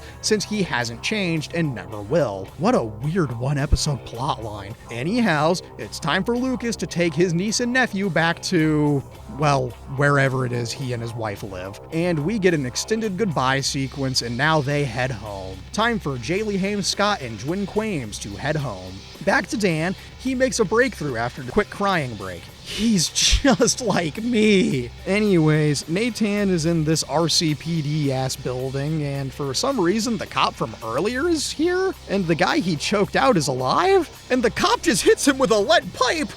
What the hell is going on here? Anyhows, Nathan's escape plan has just been cut short, and that sucks. Julian and Dan discover a symbol in the video, and it's one that Dan recognizes, and it's a bad thing. And to make things worse, the guy who murked Quentin is out of jail, and hunting broke down. And now Nathan is even more doomed because once the kidnappers get more money, he's gonna get shot and die, which is how we end the episode. Dung, dung. I don't want to be anything other than what I've been trying to be lately.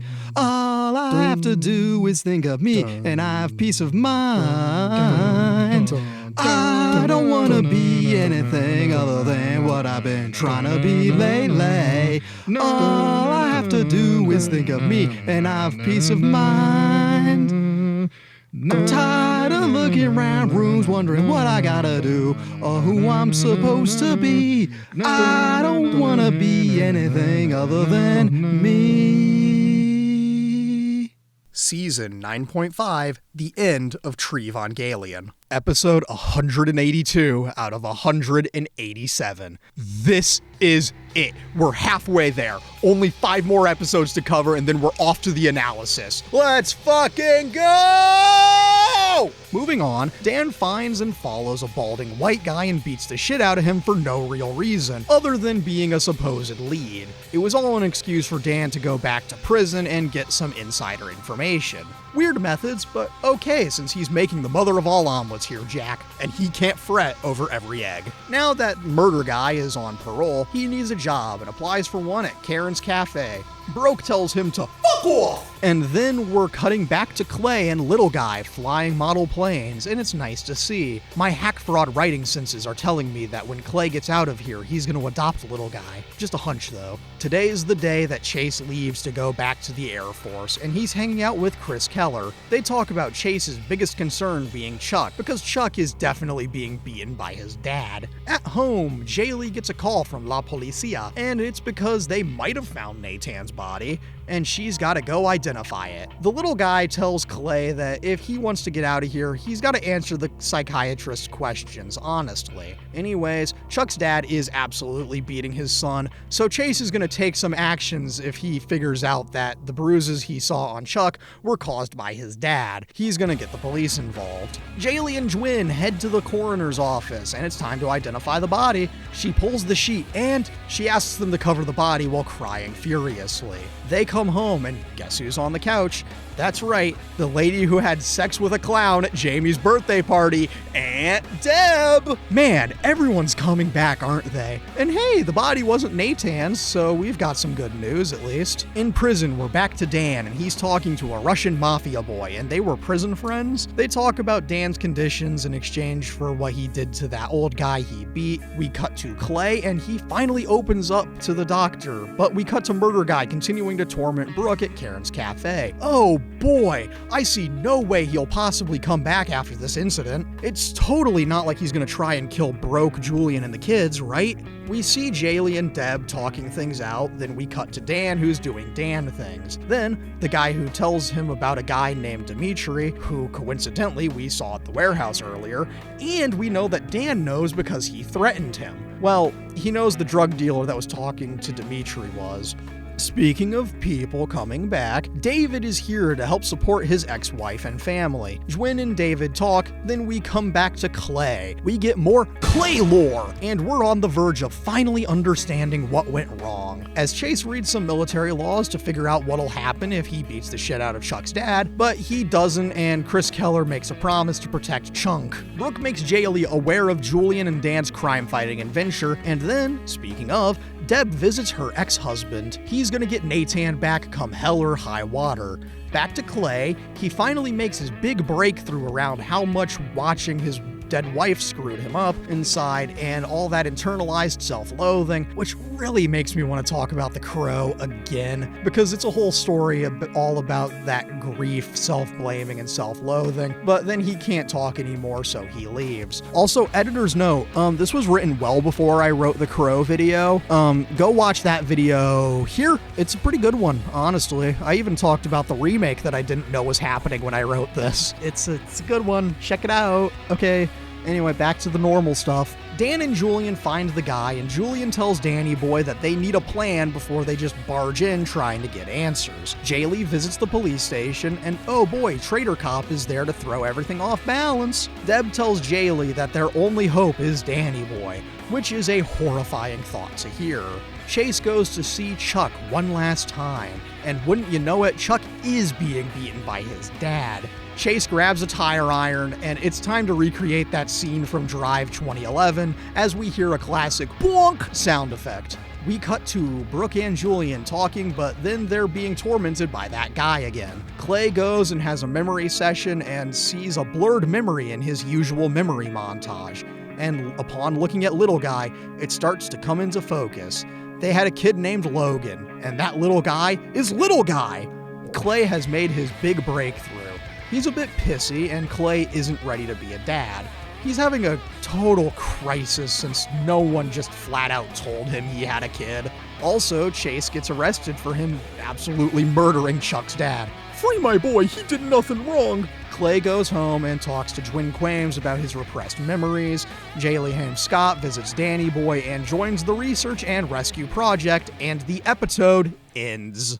Episode 183 out of 187. Dan and Jaylee do the same recon mission he and Julian already did. Chuck denies that his dad beat him because his mom is standing right next to him, which means Chase is going to jail. Yippee! Anyhows, Gwyn and Clay talk about his son he didn't know he had. He's taking this pretty hard, especially since little guy is his son and he didn't know. Anyhows, Julian and Brooke are at home dealing with the paranoia, but then it turns out to be a real fear since Murder Guy is trying to team up with Tara. Doesn't matter right now, Clay, with the help of Gwyn, is gonna pick up Little Guy. Actually, I lied just a second ago because Tara and Murder Guy called every single plumber in town on Karen's Cafe. This war is back on again.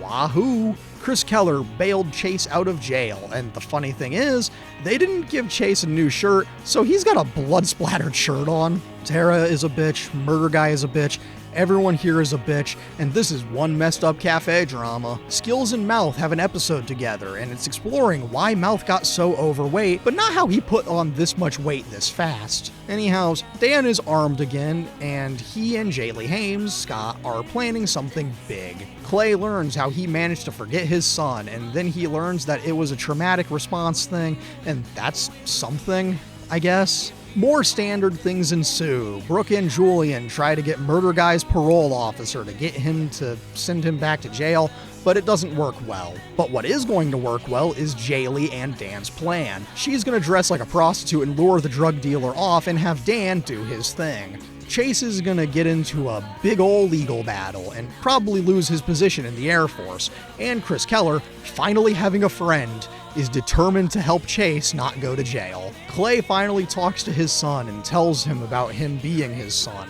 It's a hard conversation to have, but we'll get there in good time.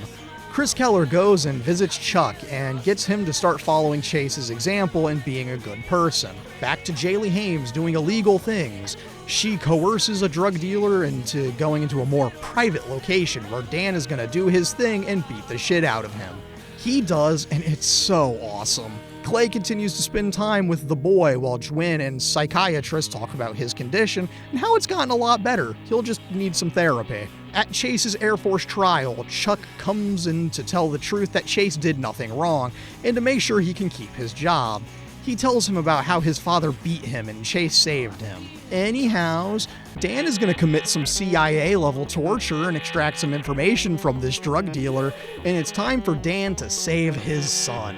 Murder Guy confronts Brooke and tells her to leave him alone via direct threatening. Oh boy, I can't wait for the signature Tree Hill home invasion episode to come back. Clay and Little Guy talk, and Clay reveals that he's his father, which goes about as well as you'd expect, which is to say terribly. Anyhow, Chase was discharged from the Air Force, but he won't go to prison, and it means he's gonna get to stay home now. So today wasn't a complete failure. Jaylee Hames, Scott, and Brooke chat about the day's events, Dan engages in some more CIA-level torture methods, and it's so great. Clay drives home with Gwyn and looks terribly saddened, but it is what it is, I suppose. Julian and Brooke are asleep when, who could have guessed it, Murder Guy comes in and steals the kids. Wow, it wouldn't be the final season of One Tree Hill without some child kidnapping, now would it? Episode 184 out of 187. Dan killed the drug dealer and only Julian and Dan know. Then Chris Keller comes and now 3 people know the drug guy is dead. Can't wait for Chris to join the cause. Anyways, how is Nathan doing? Oh, he's still being taunted by the mob boys.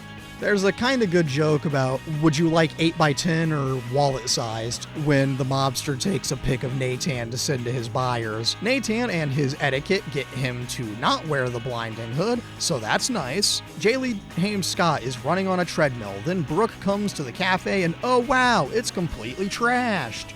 Yippee! Anyways, the gang of Julian, Dan, and Chris Keller are gonna siege the warehouse. Dan is prepared to go full PMC and take them down Venom Snake style. Dan teaches them the rules and shit and makes a jab at CK, and then we're off to the other subplots. We're here with Clay, and he's taking a memory narration montage, and I'm pretty sure in the background we get another Ryan Adams song, so that means song number 23 on the Ryan Adams song counter. Woohoo! Anyhows, Dan is making a sawed-off shotgun while he teaches the boys how to shoot. They have until nightfall to prepare, and I'm getting excited for the siege. Back to Clay and Jwin. They're off driving around, talking about stuff. It's just a transitionary shot, though. It's nightfall, and the siege is beginning. Julian gets kicked off the team by Dan, who tells him to go since he's got a family and too much to lose. As Dan and Chris Keller prepare to exit the car and into the siege, Dan makes the worst pun ever about why Chris can't leave. It's, quote, "You can't. You called shotgun," while he hands him the sawed-off shotgun. And I won't lie, I chuckled. Yes, I am a very flawed person if you haven't gathered. But no time for the siege yet. We have to get a sad memory montage and Brooke doing her thing out of paranoia. Chris Keller and Dan are gonna get to it real soon, and it's time to siege. But first, Brooke is all alone in a dark building, and then the murder guy is looking through the window. Anyways, it's time for CK and Dan to be the heroes of the story.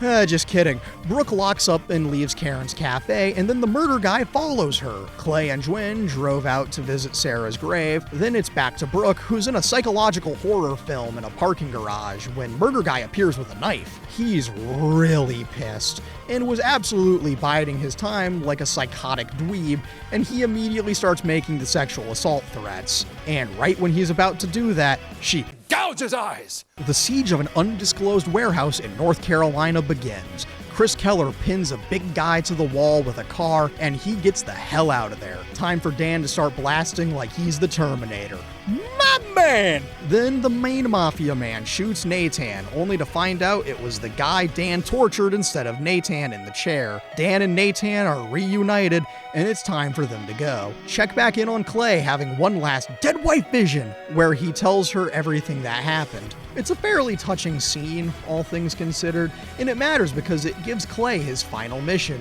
reunite with his son and be a family. Jaylee Hames Scott watches some old press conference tapes of Nathan, and it's nice. But now it's time to get to the escort mission, Resident Evil 4 style. It's time for the grand escape, and whatever happens is whatever happens. Nathan finally says, "It's good to see you, Dad." And then we're back to Brooke's torture event. He's going to kill her, and then he gets tased by none other than Tara. Brooke takes the taser and holds it against him until he goes limp. Back to the escape plot, though. Nathan has got to get carried out because he's weak and malnourished. Dan takes a bullet to save Nathan, and it's because the main mafia man shot him in the back. As he monologues, Nathan whips out his secret handgun that Dan slipped him, and he kills the final mafia man. Fuck yeah! Bastard Cop finally comes in to try and end Nathan himself, but what's this? It's Julian with a steel pipe! By God! And now it's time to go home. Dan is still breathing? Clay and Jwin drive home, and he's determined to get his son back. Brooke and Tara have finally settled their feud, and hey, the rival cafe is going to close down. Back to Nathan, he's desperately trying to make sure his dad is alive. Julian calls someone, and it's Jaylee Hames Scott.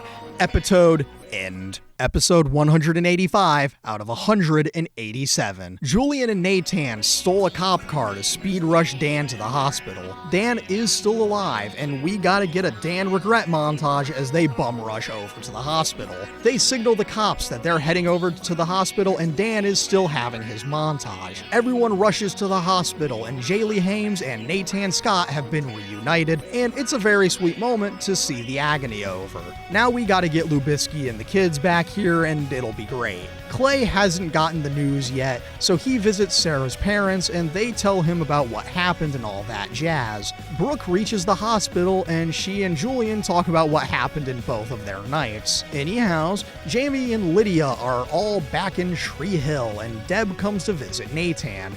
Nathan talks to his dad, and after a quick choke shot montage, Dan talks to Jamie. He tells him he probably isn't gonna get out of this one, boys. Then we cut to Clay and Nathan talking about what happened while they were apart. Jaylee Hames Scott talks to Jwin and Nathan. Brooke and her dad talk, and he's actually trying to be a good person. It's sweet. Then we get more Nathan and Jaylee and family shots. Now we're back to Julian and his soundstage, where he's got some inspiration to be a director again. But not a movie. He comes home and tells Brooke and her dad about how he's rereading Lubisky's book, An Unkindness of Ravens, and he thinks this book is too vast to be a movie. His solution? A TV show. And oh god damn it, they're really getting meta with it. They're doing this? Okay then. Brooke's dad actually has a bunch of memories of Brooke's childhood that she didn't even know he knew. She finally has the dad she always wanted, or something. Clay convinces Sarah's parents that he should be able to have his son back. Then we cut back to Brooke, and her dad's got some big offer for her. Then we're back to Nathan and Jamie, and he's got to explain to his son that Dan is going to die pretty soon. Jamie goes to tell his little sister. We then get a Dan almost dies montage before we're back to Dan when Jaylee Haim Scott and Lydia come to visit. She tells him that Lubisky isn't coming to visit him, and Dan apologizes for everything that he's done. You know, the whole last act of a dying man thing. Dan gets to hold his granddaughter for the first time, and he says goodbye for the last time. Jaylee has finally forgiven Danny Boy for all of his sins and crimes, and his redemption arc with everyone who can be redeemed with is complete. Clay visits his son, and he's here to make it up to him. They talk about his mom, and this is the start of him trying to get to know his son. They hug, and then we're back to Brooke and her dad's subplot. We get another, except we're not. We get another Dan montage, and it's time for Deb to visit him. They talk about everything and come to terms with, and forgive, each other. Then it's time for the big fish to come to terms with Dan. It's Nathan's time to come to terms with the help of his wife telling him that it's okay that he hated his terrible and abusive father, and while it won't make up for what he did, Nathan can get some closure and end things off on a better note than they started, or something like that. Brooke then decides that she doesn't want to sell her idea, and oopsie, her dad is a piece of shit, he just wanted to use her to make a profit, and he gets kicked out of the house. Back with Clay, he got the boy! Woo! Brooke is crying about her dad, and Julian comforts her over her terrible parents. This is mirrored by a shot of Nathan going to talk to Dan, and then a scene of them talking at the river court where Dan finally explains why he murdered Keith. He was jealous of him, and it was a saga of poor life choices, which really says a lot about Dan. It's weird to finally hear why he did what he did, and it in no way justifies what he did, but explains a lot. I won't repeat all of what he said because, Jesus Christ, it's a lot. Nathan has come to terms with his dad, he says he loves him, and it's the big moment of closure as Dan and Nathan shoot some hoops for fun at the river court. But it was all a dream, and he flatlines. As Nathan rushes to get a doctor, we see him run past Force Ghost Uncle Keith! Holy shit! And Dan sees his big brother again for the first time in a long time. Dan gets up and he walks out with his brother into the high school hallway. Dan apologizes to Keith and he forgives him. After a lengthy speech and a hug, we see them walk off to see the family's reaction to his death. They walk off into the great unknown, and somehow, against all odds, Danny Boy makes it to heaven with his older brother. Episode 186 out of 187. Well, it's time to wrap these things up, and it's time for Julian to pitch his TV show version of An Unkindness of Ravens, which, Brooke points out, is a knockoff version of The Creek, in reference to Dawson and his creek.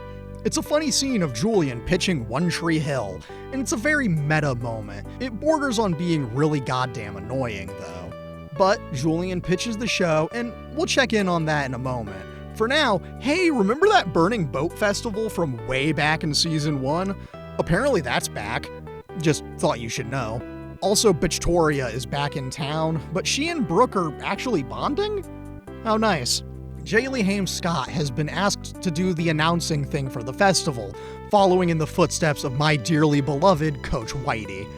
Anyhows, Mouth has completed his arc and lost the weight he inexplicably gained, and most of the River Court gang is back on the court.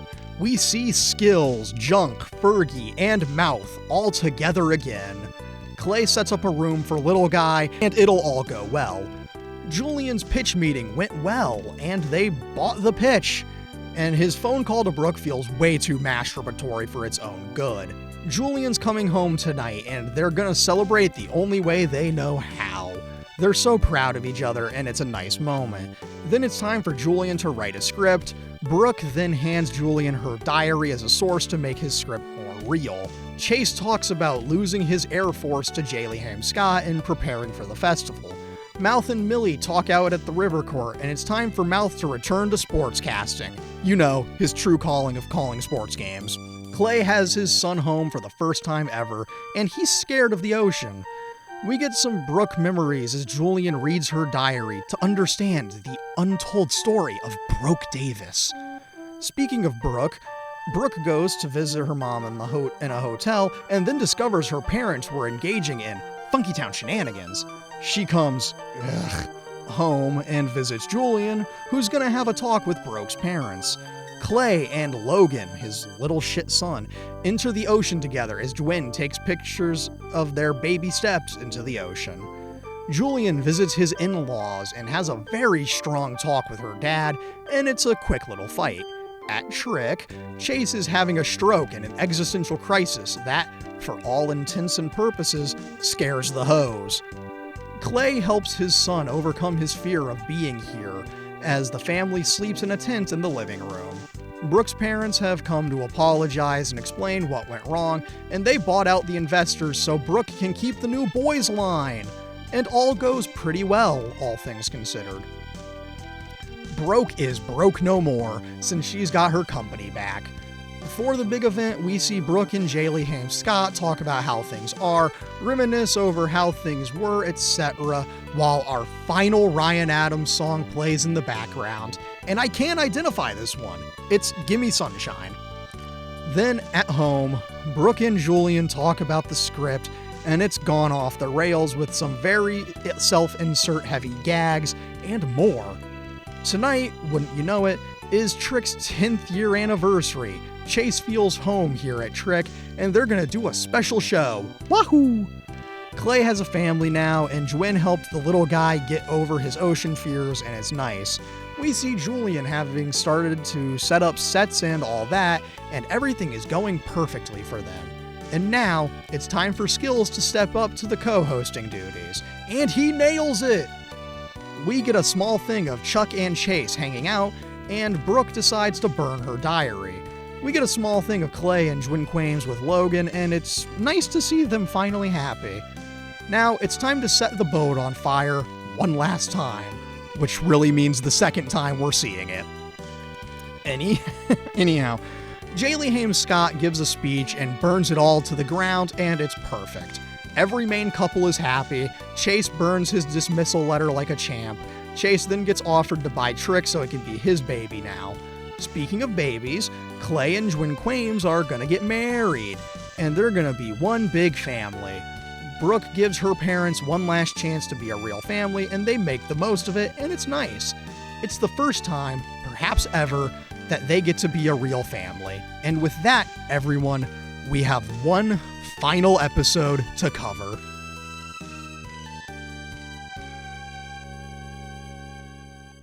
I miss you.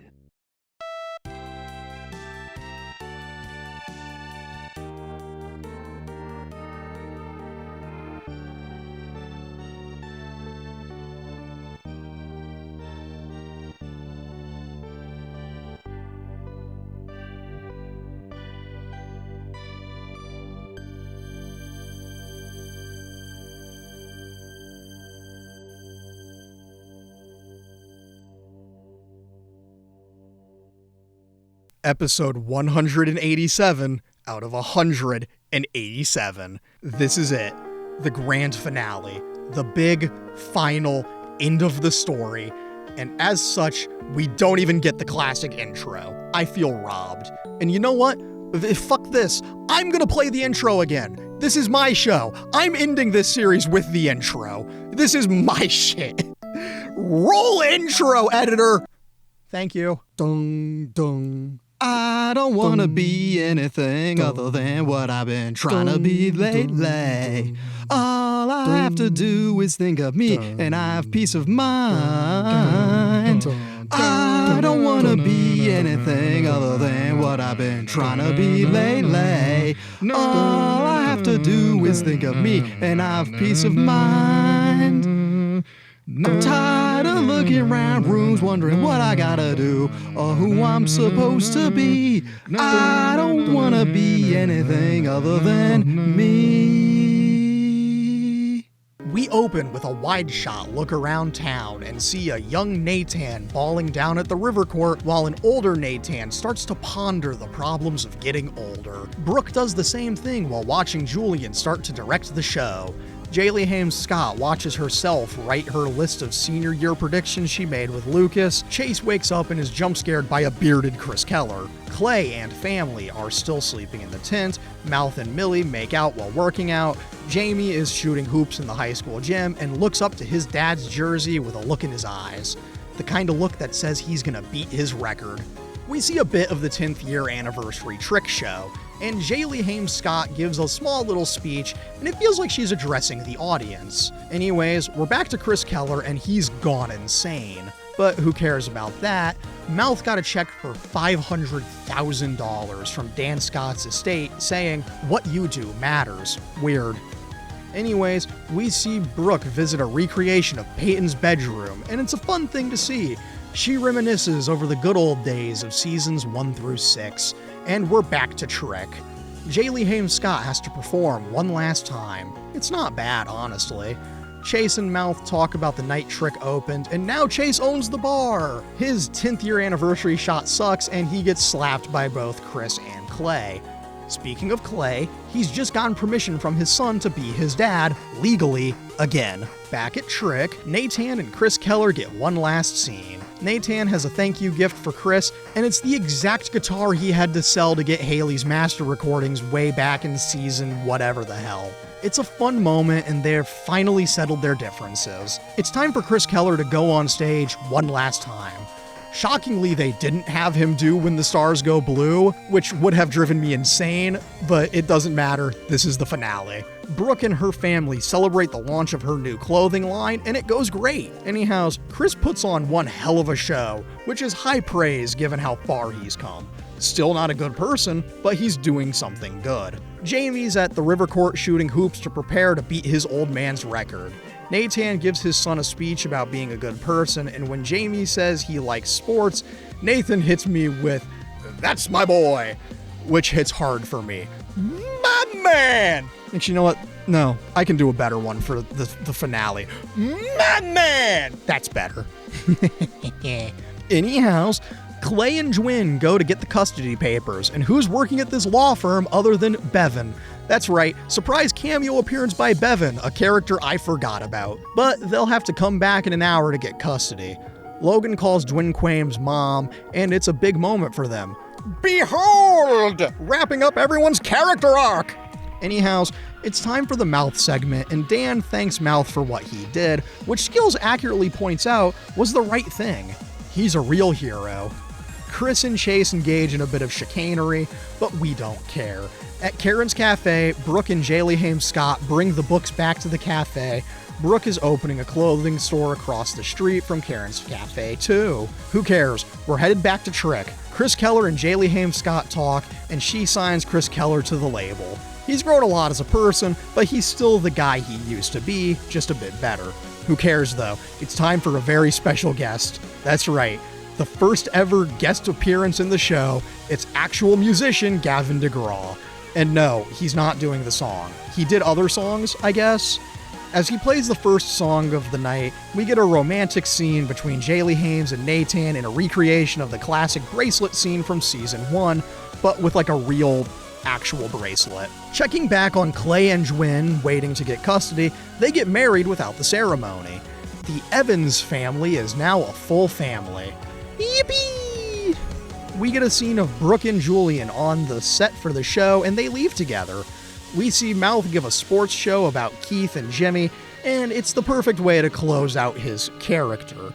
He gives a good speech about setting up a sports-based scholarship fund in their name for every aspect of sports. Back at Trick, it's Gavin's second song of the night. And 95.1 WDNC, we do not care.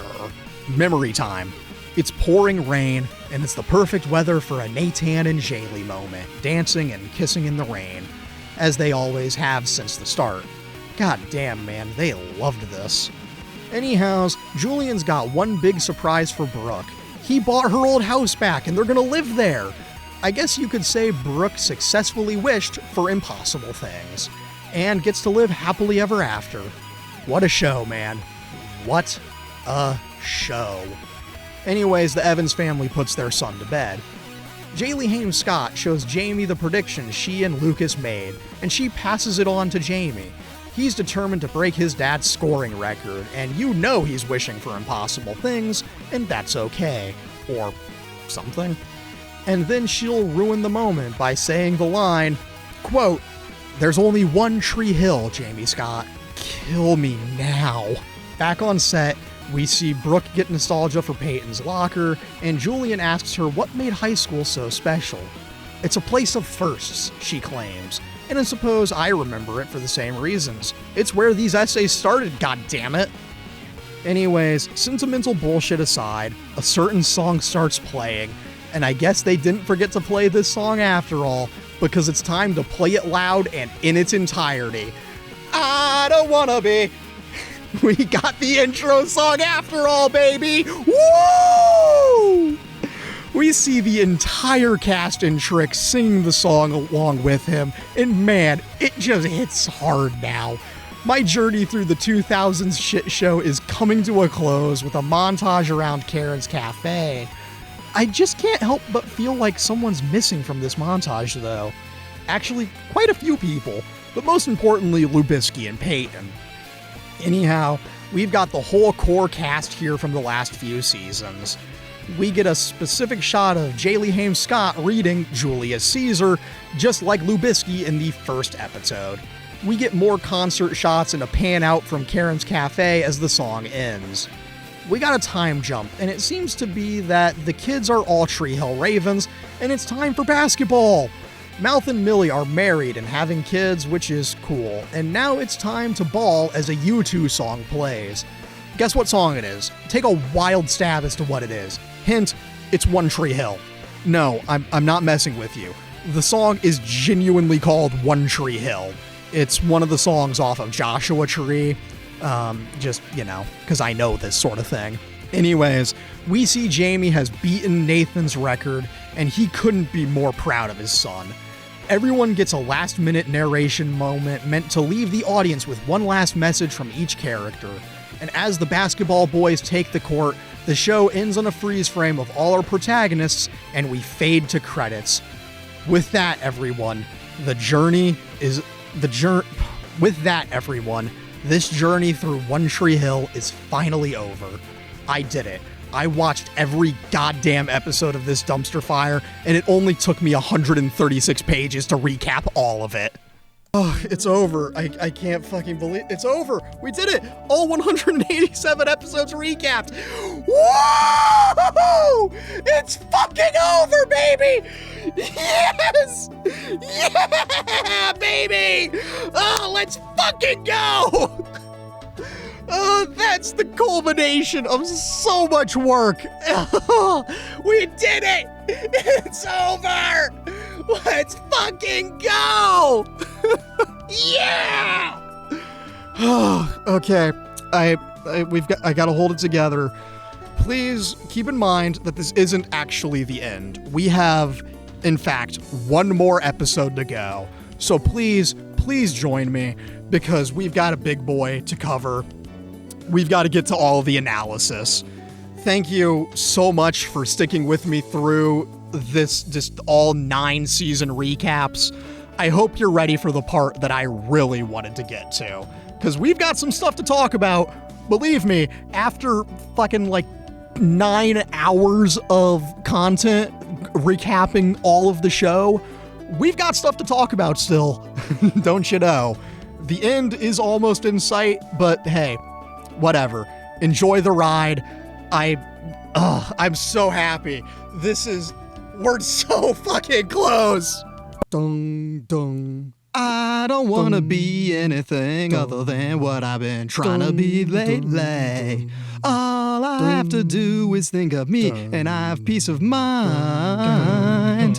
I don't wanna be anything other than what I've been trying to be lately. All I have to do is think of me and I have peace of mind. I'm tired of looking around rooms wondering what I gotta do or who I'm supposed to be. I don't wanna be anything other than me.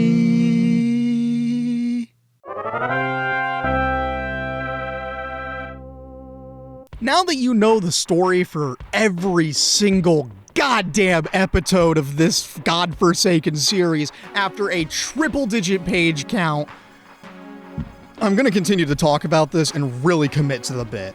I told you this was going to be a long journey, so buckle the fuckle up. As you can imagine, this show has an unholy amount of characters, and not all of them are worth discussing. I'm going to discuss a wide variety of characters in no particular order unless otherwise stated. I'm also setting the expectation now that there are two major characters that I won't talk about in this section, and you'll see why later. See if you can figure them out before I get to them. But for now, here's the core cast of people and my thoughts on them. Let's start with my absolute favorite character, the real hero of the story, Coach. That's right, my favorite character is, of course, Coach Whitey. And how could he not be? I mean, he's the best part of every scene he's in. His speeches are certified classics. Every one of his lines is pure gold, and he makes this show worth sticking through. The actor who played him, Barry Corbin, was also in 3 episodes of Better Call Saul, which I have to mention for all 2 of you watching this who have seen that show all the way through.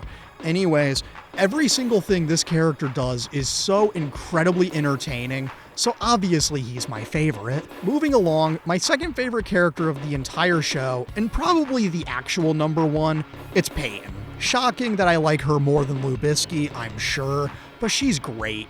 I really like all of the characters she gets to have, from being a lonely artist and contradictory cheerleader in seasons 1 through 3, to the victim of never-ending tragedies in season 4, to the lost and lonely girl in season 5, and finally, the girl whose every dream came true in season 6. She's got the most character out of anyone in this show. Her whole relation to music is great, and of course, I too love The Cure. Of course, a lot of the heart and drama in this show relies on her and Lucas, and I won't lie, it works a lot better than Jaylee Hames and Nathan. Maybe that's because their dynamics are so much better, or maybe Peyton's just my favorite of the core cast and I'm super biased. I'll never tell. Just know that she's objectively the best character in this show. From a coke addiction that lasted a week to starting a record label, she's so much fun to watch, even if she can be a bit whiny at times. Then of course, there's Lou Bisky. He's the actual hero of the story, and yet I don't have too much to say about the boy. He's got a real awkward hair adventure when it's sometimes okay and other times it's as bad as Dan's hair. I mean, he's the most consistent character in the show, even if he's a bit prone to car accidents and has nearly died more times than anyone else. Actually, he's probably been legally dead more than anyone else, which means at least twice. Kinda awesome, actually. And on the subject of Lucas and Peyton, they're the show in its purest form, and when their arcs wrapped up in season 6, I've got a larger point I want to make, so keep this in the back of your mind. Don't worry, it'll be in the next major section, so it won't be that far away. On his own, Lou Bisky's fun. I like when he's on screen, and even though he can have some out-of-left pocket heel moments, he's the best of the male leads. Curveball, it's Dan time. I really like Dan in this show because he's just so comically evil that it's hilarious. I'm always ecstatic when he's on screen because he's gonna be up to the most evil or wacky shit things you've ever seen. And don't even get me started on his end-of-season tragedies because they're so funny. When he has a heart attack in the middle of signing his divorce papers, iconic. The attempted murdering of Dan, even funnier. Evil heart surgery? Pure Kino. Absolutely perfect storytelling. Anything he does is pure gold, and I love it. In retrospect, he's just so fun and goofy, and the fact that his hair never matches and is always incorrect just says a lot about how fun he is. Sure, he's horrible and I should hate him, but I can't help but root for him every time he's on screen. Even when he just executes his own brother, I can't stop laughing just because of how out of nowhere it is. He's actually the best character in the show, or at the very least, the best villain. And of course, his Season 9 redemption arc is just 19,000 shades of goofy, and his final episode where he makes his amends and all that is a nice way to wrap up his character. And of course, he died a hero after living long enough to be the main antagonist. Keith and Karen kind of belong in the same spot because they're the voices of reason in the early seasons, only for them to disappear later on. I like them both for similar reasons, and it's because they're the good parents in the show, and as such, Keith gets murdered and Karen travels the world. I like the scenes they get to have, and Keith did start the Tree Hill car crash into the hospital surgery pipeline, which is worth a lot, actually. Karen is like the more reasonable version of Coach and exists to be the good mom in contrast with Deb, who is the bad mom, just as Keith exists to parallel Dan and blah blah glazed hams talking like an English major again.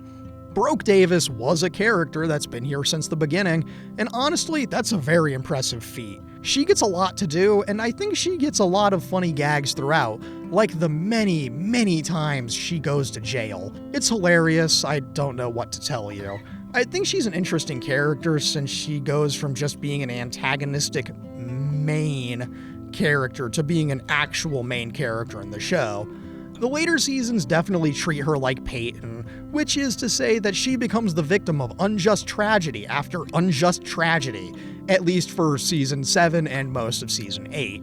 Of course, she has her own saga of garbage early on, from appearing naked in the back of people's cars in Season 1, which is the funniest callback joke when that one guy, I think Owen, appears in the back of her car naked, to her hating her best friend all because of a boy, to engaging in some wacky shenanigans. She really had a lot of room to grow and do stuff.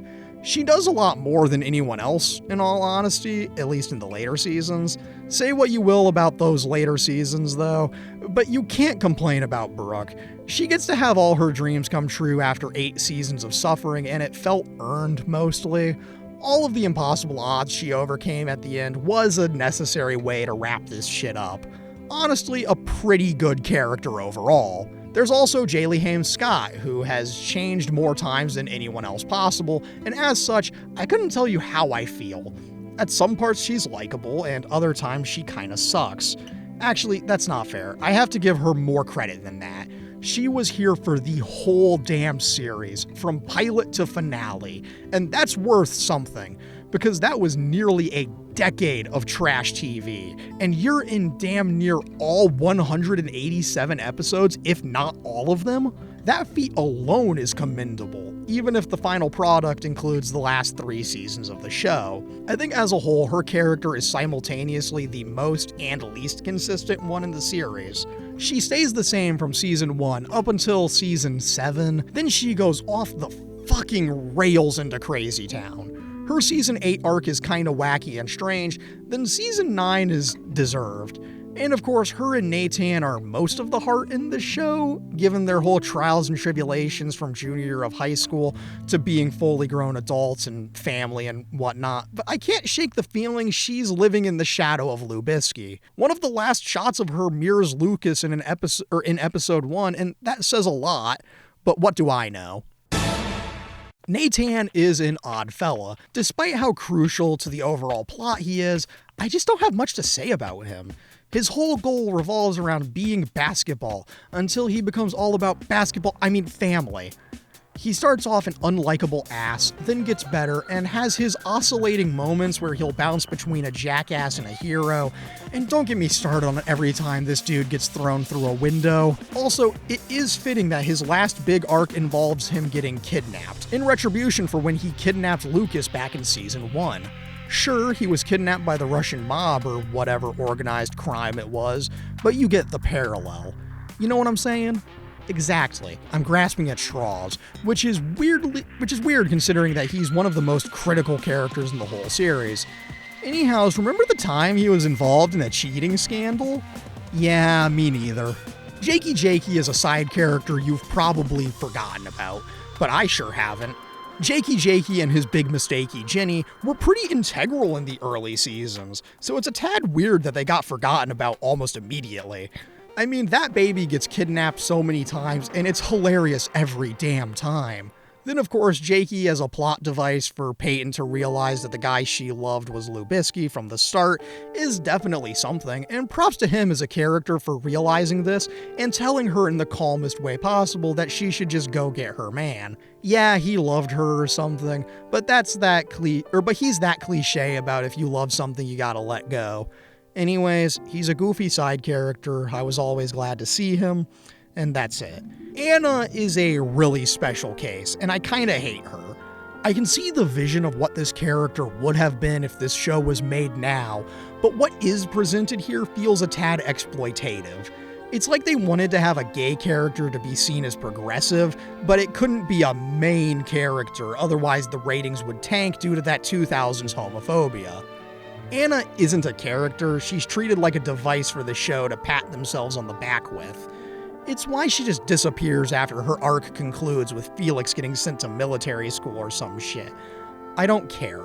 She wasn't a character, she was a mouthpiece for the writers to get praise for being progressive, and it sucks. The gay is her one defining character trait, and that sucks. It really does. Like, let her be an actual character and not defined by a single trait. You know what I mean? Mouth is the GOAT.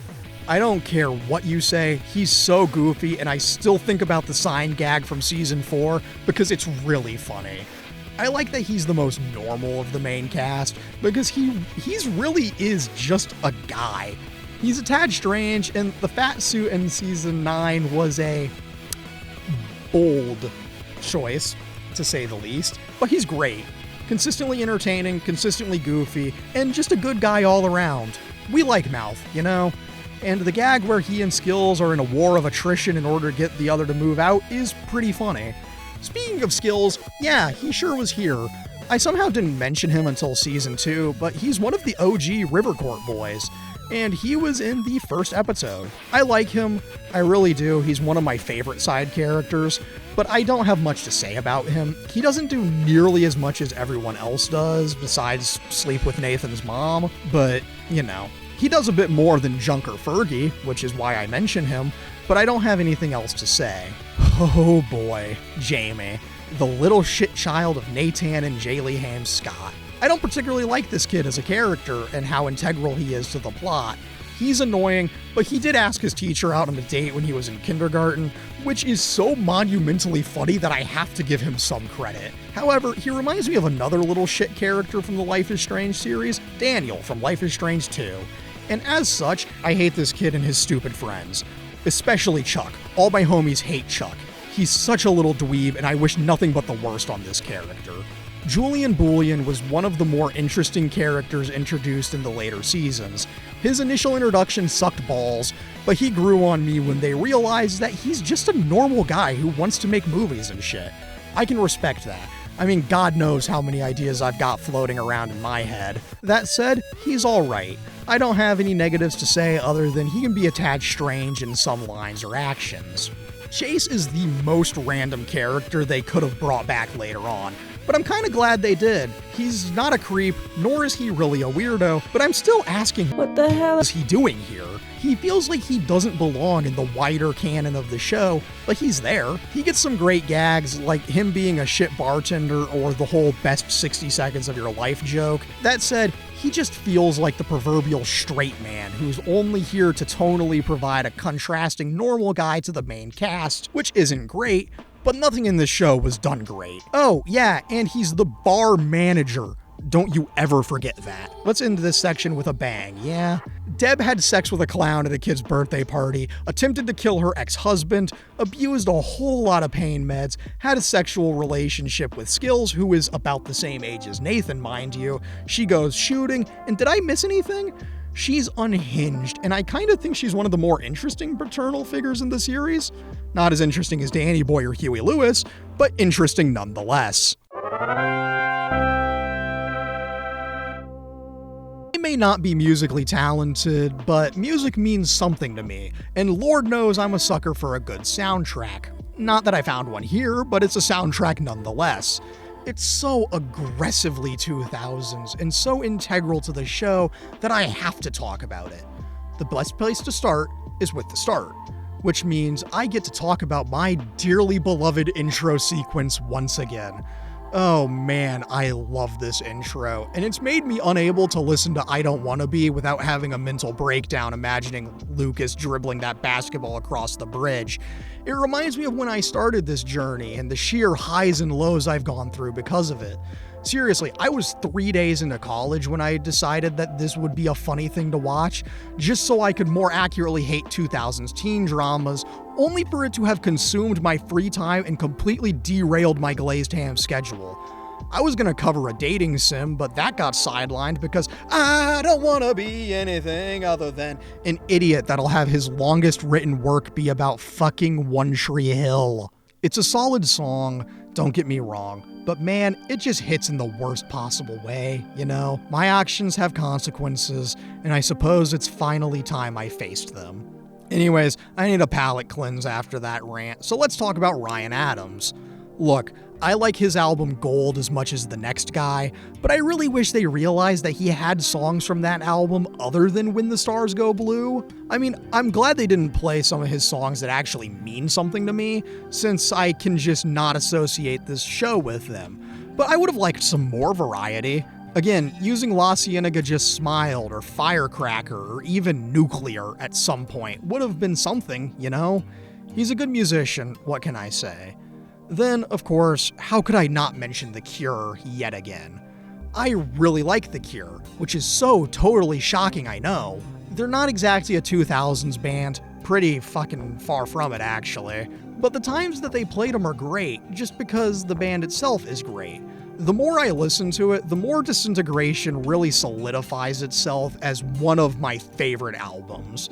It's definitely gotten its way up there a lot since I really started listening to The Cure, and I would like to state that I started listening to The Cure independently from this show, and this is just a really horrible coincidence that they lined up timing-wise. But really, this coincidence is a pure coincidence that just lines up horribly with this essay.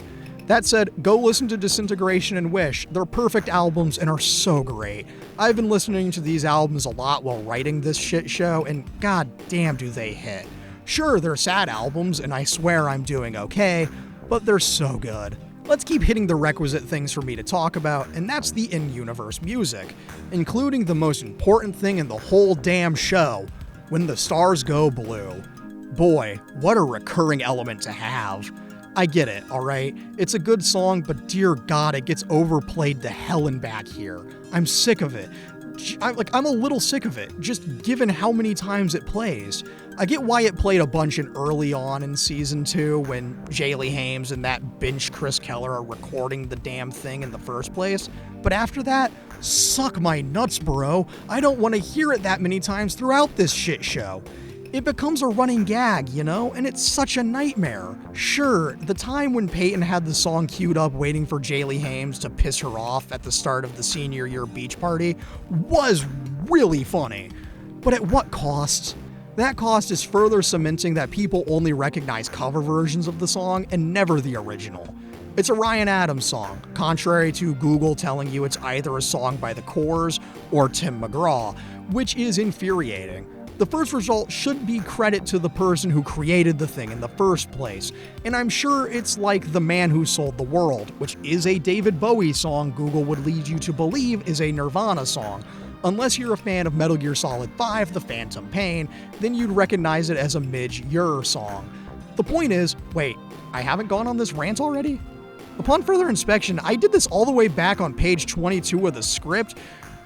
Wow, this show has... Holy shit. That shows how much of a nightmare this thing has been, that I'm going on the same rant twice and I didn't even realize it. There are plenty of other songs in the show, including the cast of the show itself, particularly the actress for Jaylee Hames actually starting a music career during the show, with her songs actually being a part of the later seasons. That's actually pretty cool. I don't have much to say about it other than that it's impressive that she actually sang her parts. Some standout songs I haven't mentioned yet include the party montage set to Sugar We're Going Down, just because it makes me laugh really hard every time. The episode that opened with The Sound of Silence, because that's objectively hilarious, and the most infuriating part of Season 4. What happened way back in Season 4, I hear you ask? Don't worry, I wouldn't remember if I hadn't written it down, or if I hadn't written about it. It's when they played a cover of Say It Ain't So during the scene where Karen visits Dan in prison, and they didn't play the intro at all, so I was going through withdrawals until it played again in Season 8. While this definitely isn't everything, I think you get the point. This show's soundtrack is bonkers, and you can actually find a website that tracked every single song in the show if you're curious to know exactly what songs and which artists were played the most. They'll tell you that my Ryan Adams song counter is wrong and that there weren't that many. I'd tell them to piss off and let me do my job. But if you're truly motivated, the information is out there. I've talked about what I thought mattered, and that's just the way it is. I have to throw myself as many treats as I can throughout this nightmare, you know what I mean? There's a lot of things in this show that have aged like milk, and let's talk about that. I want to have some fun and really emphasize the weird things that really emphasize how terrible the 2000s were. So let's dunk on the content of the show and break some things down. However, there is something real that I have to talk about, and it's not fun. Don't worry, once I'm done talking about this, we'll get back to the fun and lighthearted goofing around, but this is a really important thing. I've been debating where I should mention this fact, and I alluded to it way back at the end of Season 6. It's the reason why Peyton never returns to the show, not even for the series retrospective, and it's not a fun reason. See, the entertainment industry has its fair share of really shitty people, and the creator of One Tree Hill is no exception. The guy who created the show was accused of sexual harassment by several of the female cast members of this show and several other shows he did back in 2017. Also, it turns out that he had some cameos in the show, and it was always scenes with Peyton, which says a lot about the kind of creep that this guy is. These are likely the main reasons why Peyton's actress, Hillary Burton, did not come back once her contract expired at the end of Season 6. In case you were wondering, he has not worked on anything since 2017, so thankfully he has been deplatformed. To tell you the truth, I've known about this fact for a while, and it's been weighing down on me if I should even cover this show in the first place, since a review, even regardless of how many views it gets, is still free publicity. I don't want to give the creep who made this show any recognition because of what he did, which would mean I shouldn't have covered this show at all. However, I came to my conclusion, and it's this. One bad person shouldn't overshadow all of the work that everyone else involved in the production put into this. Making a TV show is a lot of work, and it takes a lot of people to make even a single episode happen, let alone 9 seasons. And those people deserve to have their work recognized. There actually is a 188th episode of the show, and it's a series retrospective. But hearing the actors talk about their experiences with this and what the show means to them really says a lot about why I chose to cover this. Yes, the guy who created the show is a terrible person, but that shouldn't discredit the hard work that hundreds of other people put into this, both on camera and behind the scenes. And it is with those people in mind that I decided to do this review. There's something to be said about the ethics of a review, and I'm probably overthinking this, but I wanted to talk about this concept even if just for a little bit. Now that the heavy part of this section is out of the way, let's get to the more fun parts of this to cleanse that palate. Yeah, let's start with the start, with a real low point in the show, honestly the lowest point. It's Felix. His whole existence as a character in this show speaks volumes about how terrible this time period is, and it seems intentional. I get it, you want an unlikable villain, but they try to humanize him in a very strange move. They seem to want you to like him, and not in a way where he starts unlikable then grows as a person like Broke Davis does. He just stays evil the whole damn time. He starts with trespassing by swimming nude in Brooke's pool, then by committing some indecent exposure, and this is all before him engaging in some casual sexual harassment. And, oh yeah, he then goes all in on the homophobia when he realizes his sister is actually gay. Of course, when he gets expelled and sent to military school for his actions, he blames it all on his sister. He's a terrible guy and so emblematic of this time. And I don't get why they try to humanize him at all. He's a shitball sex-addicted loser. Why should I care about him? The fact that he's in 11 out of 187 episodes is 11 episodes too many. Speaking of being in too many episodes, Rachel. Oh dear God, what hasn't she done wrong? From continuing unwanted sexual advancements towards the whole Scott family, to manipulating Brooke for her own personal gain, to every other thing she's done mentioned in the whole story section, she's just horrendous in every possible facet. And yet the show wants me to care about her as if she's a crucial member of the main cast. I just don't understand why they brought her back so many times throughout the show. Seriously, she comes back almost as much as Danny Boy, but at least he's just goofy evil and not makes me want to throw up every time you're on screen evil. Rachel, much like Felix, is the latter. And just like her predecessor, she's supposed to be likable at times, which is not great. They tried to make you feel bad for her when she has one of them Tree Hill drug abuse escapades, but that hinges on you having liked the character, thus making the THDAE impactful, like Millie's descent into cocaine. Here, however, I was actively praying for her downfall, thus having the polar opposite effect of what they wanted from me. That is one of many problems here. Rachel's consistent homewrecker shenanigans aren't fun to watch, it's just cringe and showcases how monumentally brain-dead mainstream media in the 2000s was.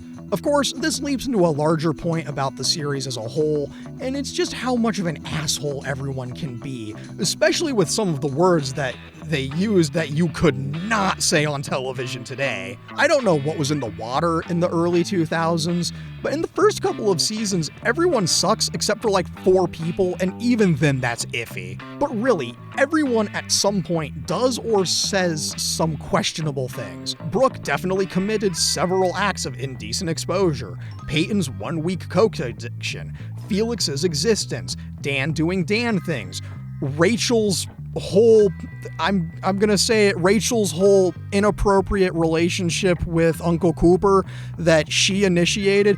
He's a victim. She did sex crimes to him. That's not a, she coerced him. I have to say the word YouTube doesn't like.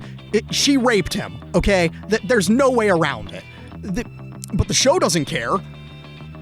Sorry, I had to go off script to mention that. Anyway, the list goes on. Nathan especially does so many funky things, like drunk driving several times, using performance-enhancing drugs, kidnapping and physically beating his brother, doing a little too much trolling and crashing several cars, and so much more.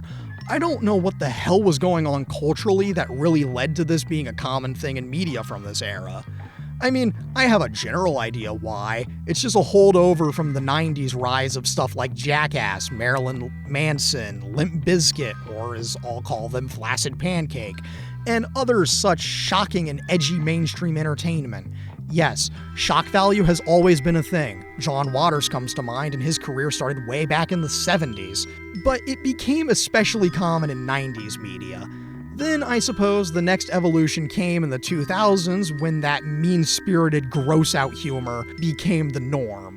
The fact that this show is on the tamer end of the spectrum raises a lot of questions looking back. A lot of things back then just feel so sleazy and gross now, and it makes it kinda hard to go back to. Prime example, Wedding Crashers, a comedy film from 2005 that has 2 scenes that make me genuinely upset, and if you know the movie, you probably know which scenes I'm gonna talk about. I'll give you a hint, men being the victim of sex crimes. The fact that this is used as a joke in a mainstream comedy film is rough enough, but the fact it happens twice in the same movie is atrocious. You see what I mean? That's just one of many examples. Anyways, ranting aside, let's get back on track and talk about Alex. Holy shit, man. This character has done nothing good and exists just to make terrible things happen. From the moment she gets to really speak, every word out of her mouth is terrible, and her actions just keep making it harder and harder to care. You telling me that this character who stayed here to just ruin shit and be unlikable is supposed to actually be likable? That's crazy. See, you made me hate this character from her first real line, then you tried to get me to care about her when she attempted to end her own life, only for her behavior to not change? Oh boy, I sure do love this character and what she represents! Jesus wept. And of course, I have to talk about the elephant in the room from season 3. The school shooting episode is something that didn't need to happen, and the fact that it did feels a wee bit insensitive. Yes, I know that these events are tragically all too common here in the States, but you don't need to use it for one episode of a shitty teen drama for a plot. I will give them some very small credit and say that they handled it with the tiniest amount of respect that was still somewhat reasonable. And it didn't feel exploitative, but it still feels wrong for this to happen, especially because it's so crucial to the plot. I mean, why? You could have found a way for Dan to still murder Keith without having to do a whole plot using a forgotten character from the first few episodes. The intrinsic problem is that the goofy basketball show has an Emmy bait episode about a school shooting, and according to IMDb ratings, it kinda worked. It's the highest rated episode of the series on there, and I can't tell you how genuinely fucked up that is. With all of this in mind, I think you get the point. The 2000s, even on a small scale as a show like this is, were not a good time. Everything kinda sucked. Sure, there was some good media in this era, like Sam Raimi's Spider-Man movies, Super Mario Galaxy, even Graduation. But the overwhelming amount of trash that makes up this era outnumbers the good by a lot, and One Tree Hill and the shows like it are amongst the overall problem.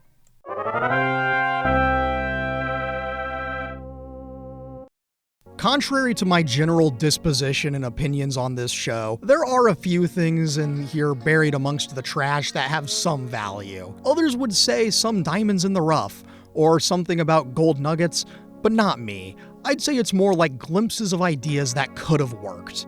Some of them actually worked here, and some of them are just funny to me. So I'm going to highlight some moments from this show that stood out during the course of this multiple month-long journey. These won't be in chronological order, so just be aware I'm going to jump all over the place as this goes on. If you're a longtime Glazed Ham viewer, take one guess what I'm going to lead off with. Take a wild guess. I'll even give you a hint. Say the line, Bart! That's right, it's the kiss the girl moment, and you may now say the thing. He said the thing! He said the thing! And you may ask yourself, wait a minute, which one? There's a lot of them in this show. Which is a fair statement, but I'm talking about the one that was the payoff for 4 seasons of yearning and contrived bullshit, episode 76 out of 187. It's when Lubisky's dreams came true and Peyton was the one standing next to him, and he has his whole certified Lubisky speech. It's a very rewarding moment solely because it's a payoff for like 3 seasons of pure bullshit chicanery. I don't need to break this moment down since I already did this like 60 plus pages ago, and that's like 6 of these videos ago. But you know how I feel about a good and well done kiss the girl moment. I liked Peyton and Lubisky a lot. They have a good chemistry and all that jazz. And the fact that this moment is as earned as it is something really special. I like it more than any of the other shit with Nathan and Jaylee Hames because this felt earned. It didn't start out of spite, it started out of a genuine love for one another, and that's really sweet to see in a shit show like this. In that same vein, I really like the season 6 finale. I think they had the perfect place to end the whole show. Everyone got everything they wanted. All their dreams came true. Dan was essentially dead. Lucas and Pate finally had everything they ever wanted. Nathan was in the NBA. Jaylee Hames had her music career back, and all was well. That final shot of the river court was actually really well done, and it was the perfect spot to end the show. It felt like the perfect closure. But alas, we didn't get to have the good ending. Regardless, if you for some reason decide to watch this shit show after this, just stop after episode 130. It really was such a poetic final shot that made everything pay off beautifully, that makes you not have to watch anything that came after. Anyways, let's talk about my favorite antagonist, Dan, and his numerous events that are super funny. We'll start with the most classic moment in the whole show, and what is easily my favorite scene, Hospital Dog. The sheer stupidity of having a dog in the hospital and then having the heart be in a flimsy styrofoam container that'll spill immediately is just so funny. And the payoff? Comedy gold. If you only watch one clip from this show, make it this one because it's so monumentally hilarious. Then, of course, we have the time he broke into Keith's house, the time he saw Keith bone his wife, the time he nearly drowned Clay, and the time he said to a priest that the sins he committed could turn this town to rubble. But one of my all-time favorite moments is, because of how stupid it is when Dan shoots Nanny Carey like 7 times after he shot her the first time, and he said, "I hate the woods." More on Dan, his end-of-season tragedies hit every single time. I mean, the time he had a heart attack in the middle of signing his divorce papers, pure comedy gold. The dealership fire, beautiful. Dan's ex-wife telling him that she was the one who tried to kill him, so he killed Keith for nothing, fantastic. Dan attempting suicide in his prison cell after spending one night in there, iconic. Him getting hit by a car, kidnapped and tortured, gorgeous. The time he tried to get Coach to execute him, sublime. You get the point. And it's how every scene Dan is in is just comedy gold and super entertaining. It's worth watching the show for him alone, in all honesty, just because of how unhinged he is. It goes without saying that any time Coach and basketball are on screen is a good time. But what's always hilarious is when actual musicians show up. The times when Gavin DeGraw shows up are always a highlight, just because you know we're gonna hear the classic intro song. Of course, I would be remiss if I didn't mention Huey Lewis appearing, even if he doesn't do a song. It's just such a golden cameo. Then we've got the times that actual band Fall Out Boy appears and Peyton having a relationship with Pete Wentz. It was really funny. And seeing certain musicians that would then blow up to huge proportions later, like Kid Cudi appearing in season 8, are so goofy. And then we get the in-universe musician stuff with Mia and Jaylee Hames Scott and all that jazz, which are fun enough when it's not another goddamn Ryan Adams cover. Back to talking about full scenes, I want to highlight the Peyton and Lubisky flashback scenes we get in episode 127. I really like the story these tell and how sweet it all is. It doesn't hurt that they were going to a Cure show, but I swear I'm not biased. And the whole end of the episode shot set to pictures of you is really great, but it's mostly the whole shot of Lubisky and Peyton simply just kissing to the song that pays off a recurring bit and almost makes me forgive Lucas for not liking The Cure. The emotional payout for this was great, and the fact that the song is diegetic makes it even better. It reminds me of the classic opening of Life is Strange when Max heads to the bathroom to start the game.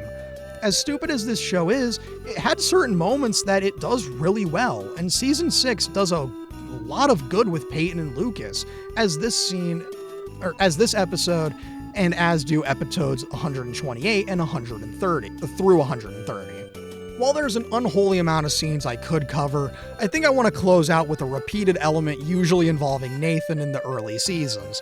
That's right, it's drunk driving and car crash time! The fact that the series opens with Nathan and the basketball boys getting arrested for drunk driving in GTA is hilarious, and then he keeps doing it. I love how he unintentionally sets up Peyton and Lucas when he destroys her car, thus making Lucas repair the damages himself, which is paid off in Season 6 when Luke fixes the car one last time after it was in a crash. Then there's the infamous race car crash scene, and it's so funny. And of course, the most important car crash to mention is all the way back in episode 13, all the way back on page 11 of this script. Holy shit, that was so long ago! It really puts the whole process of writing this into perspective, you know what I mean? Welcome to some funky little counters for some funny little words. This is just a simple grand total for how many times I scripted certain words, including all of your favorite all of your glazed ham favorites, like the variations of anyways, or how many times I said variations of character names, and more so. So let's get to the numbers that are in the script, because I'm not doing this for the actual audio, because that audio would be a nightmare to count. So, let's get to the numbers. Anyway, and variations of 423 times scripted. Anyhows, 167 times. My man, 35 times. Woo! All variations, 20 times. Pregos, 17 times. Damn variations, 103. Fuck variations, 59 times. Shit variations, 516. Brooke Davis, 516 times. Broke Davis, 195 times. Jaylee Hames Scott, including Haley and Haley James Scott, including Haley and Haley James. I can't read it without wanting to say it the other way. 44 times. Jaylee Hames Scott, including Jaylee and Jaylee Hames. 464 times scripted. Nathan, 123 times. Nathan, 542 times. Jakey, 77 times, including all variations, which does include the doubles. Dan, all variations, 502 times. Deb, 85 times. Karen, 93 times. Keith, 137 times. Lucas, 709 times. Lubisky, 202 times. Peyton, 723 times. Coach, both as a word and the character, 126 times. Dwin Quames, 127 times. Quinn James, 4 times. Clay, 126 times. Julian Boolean, all variations, 244 times. Shenanigans, 47 times. WDNC, variations, 53 times. And,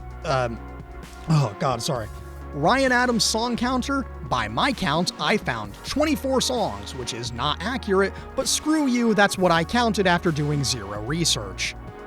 The Cure mentions and references, 47 times that I could find scripted. And, if anyone wants to try to do these numbers for the video version, be my guest. I would love to know how many times I said that, or said certain words, but I'm not doing it. I don't have that kind of time anymore. I gotta finish this. And speaking of finishing this...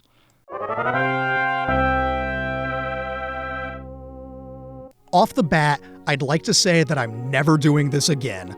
This has been an absolute nightmare to write and talk about and turn into videos and edit, and I'm so glad I did. Without a hint of irony, this has been so much fun to create, even if it's been so incredibly draining. I've enjoyed every single bit I did, and this is simultaneously the most and least amount of fun I've ever had writing one of these things. This has driven me insane to no end, but man, it's been such a wacky trip. That said, do I recommend you watch this show? Absolutely not. I can't recommend it in good conscience because it's like 137 hours of mind-numbingly trashy content. Don't make the same mistake I did. Is it good? Oh God, no. This show is terrible and unapologetically terrible at that. But is it a fun time? Yeah, absolutely. I had a blast with this goofy dumpster fire of a show, and I have a newfound appreciation for the media I absolutely love making fun of. Once enough time has passed, I'd love to rewatch seasons 1 through 6 again, but this time in a way where I can just sit back, relax, and let the trash wash over me like a tsunami. Now, here I am with the impossible task of rating this absolute colossus of a show, and I think I know, now more than ever, that this show deserves a 10 out of 10. I know that sounds crazy, but hear me out. This is the 2000s distilled into its purest form. It has caused me irreversible brain damage, and I wouldn't trade it for anything. Well, I'd trade it for another Life is Strange game with Max as an actual character in it, but that's neither here nor there. Holy shit, that actually happened? Let's fucking go, baby! Sorry, this was written before Double Exposure was even slightly announced. I can't believe it. We won. I didn't have to trade everything for it. Let's go, baby! I can't believe me in my freshman year of college willed this into existence. That's amazing. Anyways, my name is A Leg of Glazed Ham, and thank you so much for watching this novel of an essay. It means the absolute world to me that anyone has or will get this far into this nightmare. Thanks again, and good night.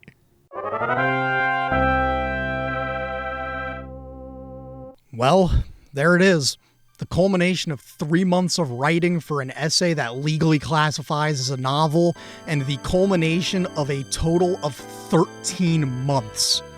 Seriously, this is the most I've ever written and edited for a Glazed Ham essay, and it's not even a contest. This had, at the time, 6 times the page count of the previous record, and I don't even want to know how many words more. Lord knows that this is an unbeatable record for me, and that's okay. Honestly, I think this might be one of my favorite Glazed Ham essays I've ever done, and this isn't a recency bias thing. It's a genuine feeling I have about this. There's so many good jokes and gags and everything in here, and my descent into madness is so well tracked that it's astonishing. I think I'm ready to talk about why I started this journey now. It was August, I had just started college, and I was bored out of my mind. I had watched a video of some people only watching the previously on segments of the show and trying to piece together what it was about. It's a very chaotic video, but a very fun one, and this set up One Tree Hill as a candidate for a different point. As I stated in the intro forever ago, I had never actually watched a shitty 2000s teen drama before starting this journey, and realizing I had never done this, I knew I needed to rectify this in order to hate more accurately. It was a perfect storm from there. I was bored out of my mind, I could learn more about an era of media I love talking about, and I would, at the very least, get a Glazed Ham essay out of it. That last point would matter a lot later on. I laid down on my bed, turned on the TV, and started with episode 1. My initial estimates, I could pace it to finish the show, all 187 episodes, in about 30 days, then write about it and be done. Then I started to watch the show and realized that there was way more to talk about than I initially judged. By the time I was starting to regret it, I was too far in to scrap this, and so I soldiered on and now have cursed the world with this in all its glory. Having finished the show and this novel/essay, I think I've come to another conclusion as I wrap up. I had thought about one simple question. Would I do this all again? And I thought about it for 2 seconds before knowing the answer. Absolutely I would. I have no regrets about watching this terrible show, and while I would in no way consider myself a fan of One Tree Hill, I wouldn't have wanted this to be any other show than this one. This may be the Stockholm Syndrome talking, but this terrible piece of media will forever have a special place in my heart. It's an emblem of my first semester of college, and while I may not have shown it, I had so much fun writing and watching this trash, and it's something I wouldn't trade for anything. I know I say this a lot, but it means so much to me that anyone has watched or will ever watch this far. I mean, this thing is a novel, and I'm not blind to that. This script that I wrote is 95,117 words long, and that legally classifies this as a novel. This is a behemoth, it's all of the dumbest shows imaginable, and you know what? I guess they were right. There really is only one A Leg of Glazed Ham is committing to the bit and is talking about One Tree Hill. Thanks again, and good night, A Leg of Glazed Ham. All right, and that's a wrap. So producers, how was that? What? We just finished this. We still have to do the editing on. Really? You want me to say this now? We can't even get the video out and edited before this? No? Okay, you don't need to get so snarky with me. I really don't think you needed to do the. Oh, okay, put the fucking gun down. There's no need to get crazy with this. Okay, I'll say the thing. Do you have a script for me?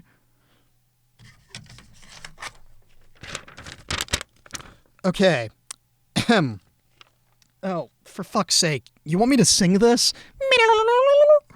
Okay, fine. I'm sorry. I won't ask any questions for our corporate overlords. You got it. In the Kermit voice? Really? We're gonna get sued for this. Okay, fine. You got it. From the top. We're doing a sequel. We're back by popular demand.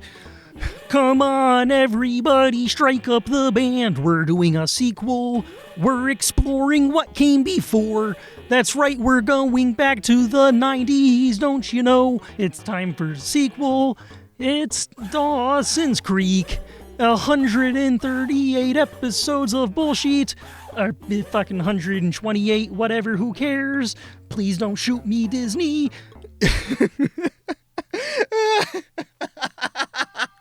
That's right. We're doing a sequel. We're back by popular demand, baby. It's Dawson's Creek.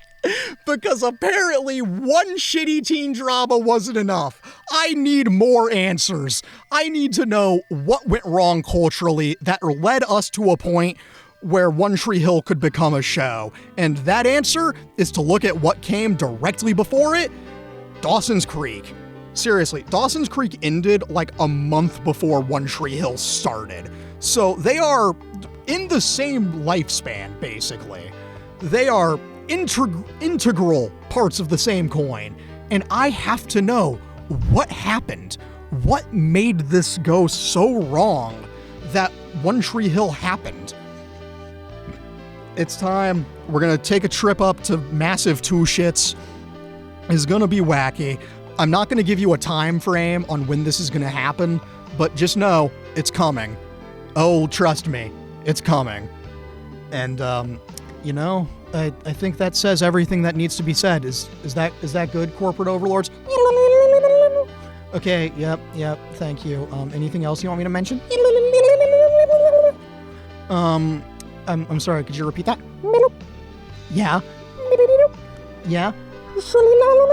Okay. I don't know how to translate any of that.